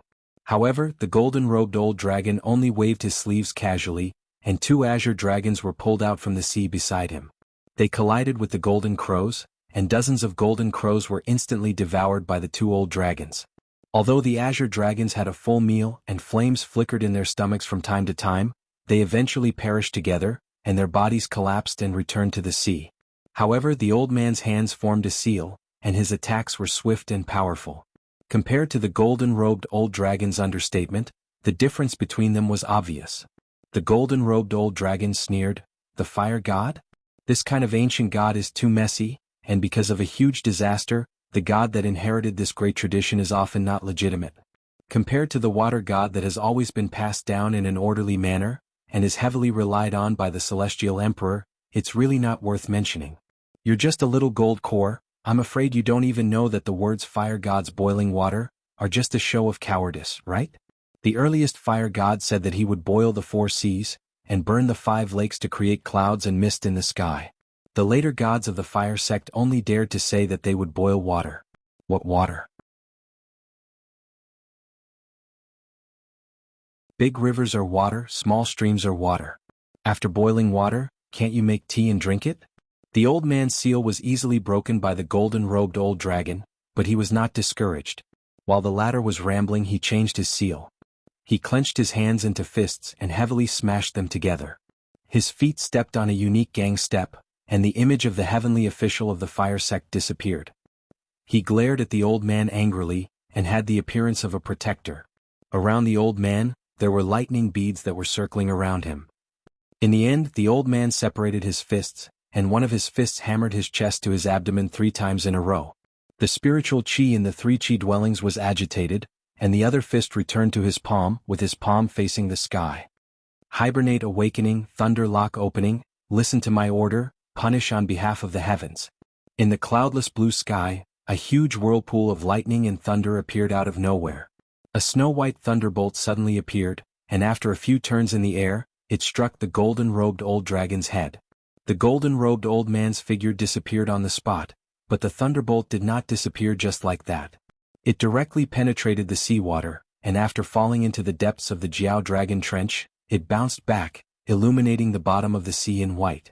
Many of the Jiao dragons that were hiding under the sea did not participate in the encirclement, and after being disturbed by the thunderbolt, they all subconsciously closed their eyes, not daring to look at it directly. The thunderbolt swept out of the sea and flew to a place, and the golden-robed old dragon showed his true form. Facing this unreasonable thunderbolt, the old dragon finally seemed to be a little annoyed. This time, he did not have the leisurely demeanor from before, and did not continue to dodge. He stood where he was and slightly frowned. He put his 2 fingers together, and each of them pinched a long golden eyebrow. He quickly swiped them, and 2 golden sword rays slid out from his fingertips. They were about 3 feet long, and were as long as the world's sharpest sword. One sword went towards the thunderbolt, and the other sword pierced towards the whirlpool that was connected to a small thunder lock. The 2 swords of the golden-robed old dragon's long eyebrow were successful. Together with the thunderbolt and the whirlpool, both the sea and the sky exploded with dazzling lights. The old man on the boat was indeed a rare golden core expert that had personally experienced the glory of an earth immortal. He had many tricks up his sleeves. He stood up from the ground, stretched out his arm, and grabbed a dazzling silver snake spear, and pierced it towards the golden-robed old dragon. "Die, you evil creature!" The golden-robed old dragon twitched the corner of his mouth and disappeared again. The old man on the boat's spear did not weaken at all. Instead, he increased his strength, and a black ripple appeared at the tip of the spear. The snow-white tip of the spear did not stagnate at all, and the spear was like a chopstick in water with a visual deviation. Then a strange scene appeared. There were dozens of golden-robed flood dragons standing around the old man. Above their heads, there was a spear that was either 10 feet long or a foot short, piercing towards the golden-robed flood dragon's forehead. Almost all of the golden-robed old dragons laughed at the same time. "What an earth immortal attack! It must be hard for a golden core realm cultivator like you." He stretched out his hand and grabbed the tip of the spear. Sparks flew everywhere and the world was snow-white. Only one golden-robed old dragon did not speak. He stood behind Chinpingan's boat, and could see Chinpingan who was sitting under the shade of the osmanthus tree. He could not see the origin of the green talisman, but it was full of righteousness. The writing brush was a good item and even the old dragon coveted it. Looking at the blank talisman, it was only 70 to 80% completed. Although the young man's arm, fingers, and the tip of the brush did not tremble, his mind was already unstable. It could be seen that writing this talisman was still too far-fetched. The old dragon became more and more curious. Although the talisman was not a low-grade talisman, the young man had already successfully drawn it on the bamboo pole, which meant that there was no problem with the talisman itself. It was the green talisman that made the young man unable to write. It was like a child climbing a mountain with weights. It was not an exaggeration to say that he had poured his heart and soul into it. It was a high-grade talisman with the Rain Master's edict written on it. If it was before he became a saint, the golden-robed old dragon would still be afraid. After all, it was a natural enemy. During the time when the Rain Master, River Uncle, and Water God were still considered orthodox gods, the flood dragons would pay respect to these existences that were like Yaman superiors. But now, no matter how unyielding the talisman was, the golden-robed old dragon did not put it in his eyes. He even longed to see the talisman again. After all, during a long period of humiliation, the old dragon was young at that time, but what he saw and heard was incomparably unforgettable. The old dragon wanted some old fellows of the same age who were not willing to follow him in the depths of the flood dragon ravine to see this profound talisman with their own eyes. Perhaps it could give these dispirited old fellows a sense of courage and vigor once again. As long as the complete flood dragon ravine was tied into a rope, it was not something that 1 or 2 immortal mansions could compare to. Dozens of golden-robed old dragons crushed the tip of the spear at the same time. This was the natal item of the old man on the boat. He immediately fell on the boat and vomited blood. Except for the old flood dragon who was silently staring at Chinpingan's talisman, the rest of the old flood dragons, whose ferocity had been aroused, burst out laughing and stomped their feet almost at the same time. There was not much noise under their feet, but the formation of osmanthus leaves that protected Osmanthus Island was like a weak city gate that was heavily hammered by countless siege chariots. It was shaking violently and was in imminent danger. Once the formation was broken, those flood dragons would rush into the island instantly and engage in a melee battle with these evil creatures who were born with strong bodies. Not to mention the ordinary chi refinement warriors, even the sword cultivators with the greatest killing power and the military cultivators who were the strongest in Hunglian were not willing to do so. Many of the Qi refinement warriors of the middle 5 realms who were unwilling to take out their trump cards suddenly had a drastic change in expression. They no longer dared to hold back and took out their magical weapons and spiritual weapons. For a time, Osmanthus Island was overflowing with lights and colors. They rushed to the sky one after another to help Lady Gui and the ancestor Osmanthus resist the stomping formation of the old golden dragon. However, when the Qi refinement warriors on the island attacked with all their strength, some of the big figures in the Flood Dragon Ravine who had been watching from afar finally used their magical power of water and sprayed towards Osmanthus Island like a rain of arrows. Therefore, even with the help of the Qi refinement warriors, Osmanthus Island was still at a disadvantage. At this critical moment, there was actually a tall and thin old man who flew over from the sea outside the Flood Dragon Ravine. However, he was obviously hesitating whether to take the risk or not. It was the nascent soul retainer beside the young master of the Jade Gui sect. In the end he chose to wait and see. Lady Gui had no choice but to go to Osmanthus Island. She really did not expect the formation to be so fragile. Qin Pingan's Dao talisman could no longer be taken care of. Once her body and soul were separated, the formation of Osmanthus Island would not be able to withstand the next attack. By then, even if the talisman was successfully drawn, Osmanthus Island would have already been breached. The unscrupulous flood dragons would be unstoppable and they would only be defeated miserably. Lady Gui flew away and turned to the old man helplessly, "Take good care of Qin Pingan." The old man smiled bitterly and nodded. He struggled to stand up. He could only do his best and leave the rest to fate. All the golden-robed old dragons in all directions slowly walked towards the 2 small boats. Only the old golden dragon that had been standing at the same spot all along stared at Qin Pingan from the beginning to the end. It told him in its heart, "Little guy, if you don't finish drawing this talisman and quickly turn the situation around, all of you will die. Lady Gui will die, the old boat will die, you will die too, all of you will die. Whatever you do, the Rainmaster decrees." A talisman with a total of 8 characters. Qin Pingan only wrote 6 characters in the end. Moreover, he did not follow the rules at all. This talisman could be considered as invalid if nothing unexpected happened. Actually, although it took Qin Pingan a long time to finish writing the first 4 characters, it was much longer than drawing talismans in the past. However, on the Rain character, no matter how hard Qin Pingan tried to circulate his qi, he could not even write that horizontal stroke. The green talisman paper seemed to be unwilling to accept this character. The 2 armies were confronting each other. Qin Pingan was fighting alone.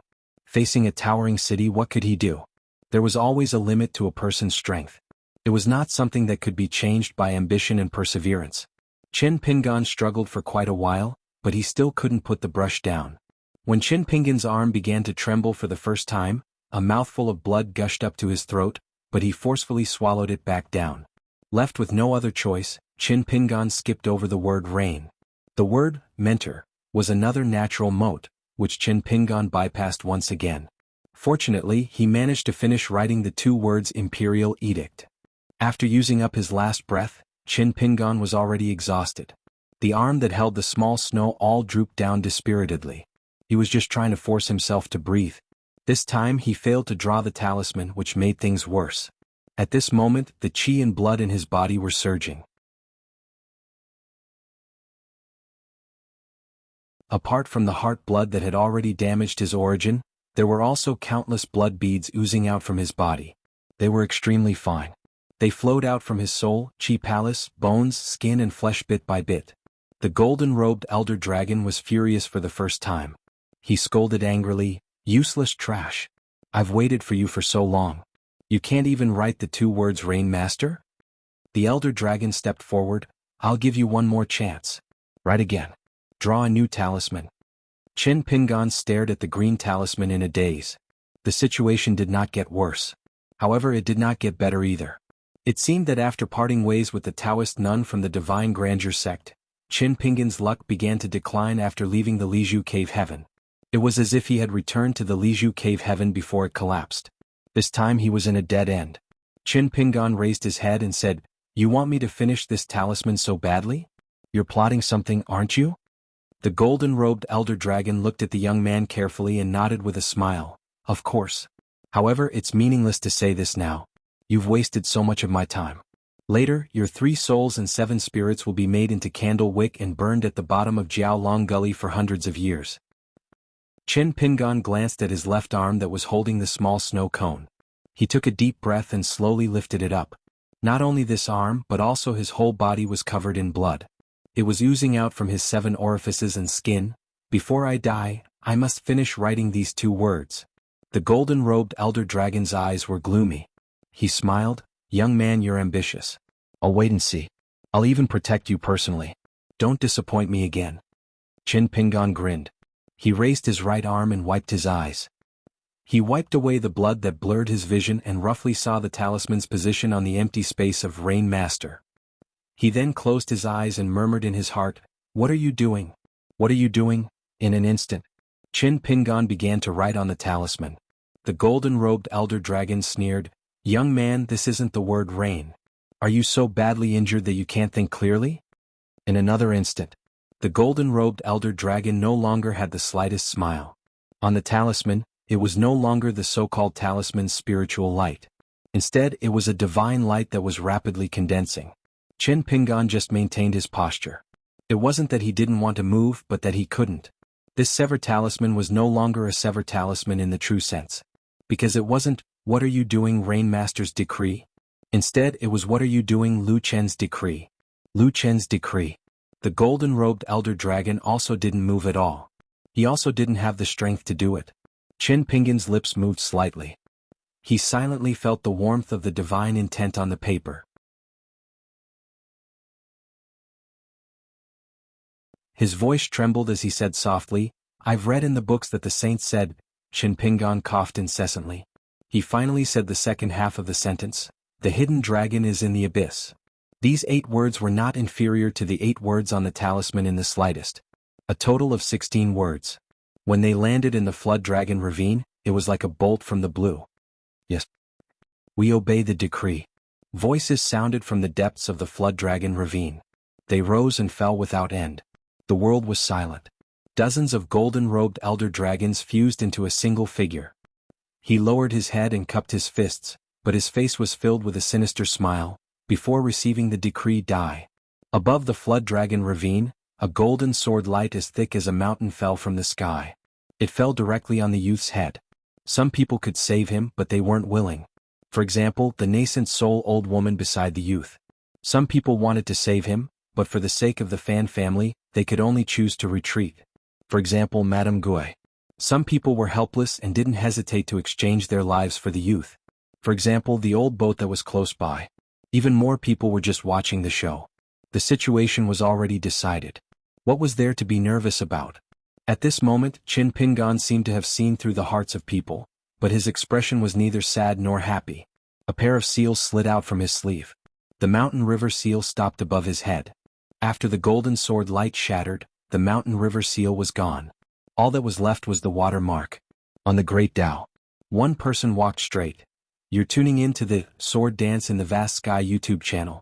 Don't forget to subscribe and join us on this journey to catch the most captivating stories.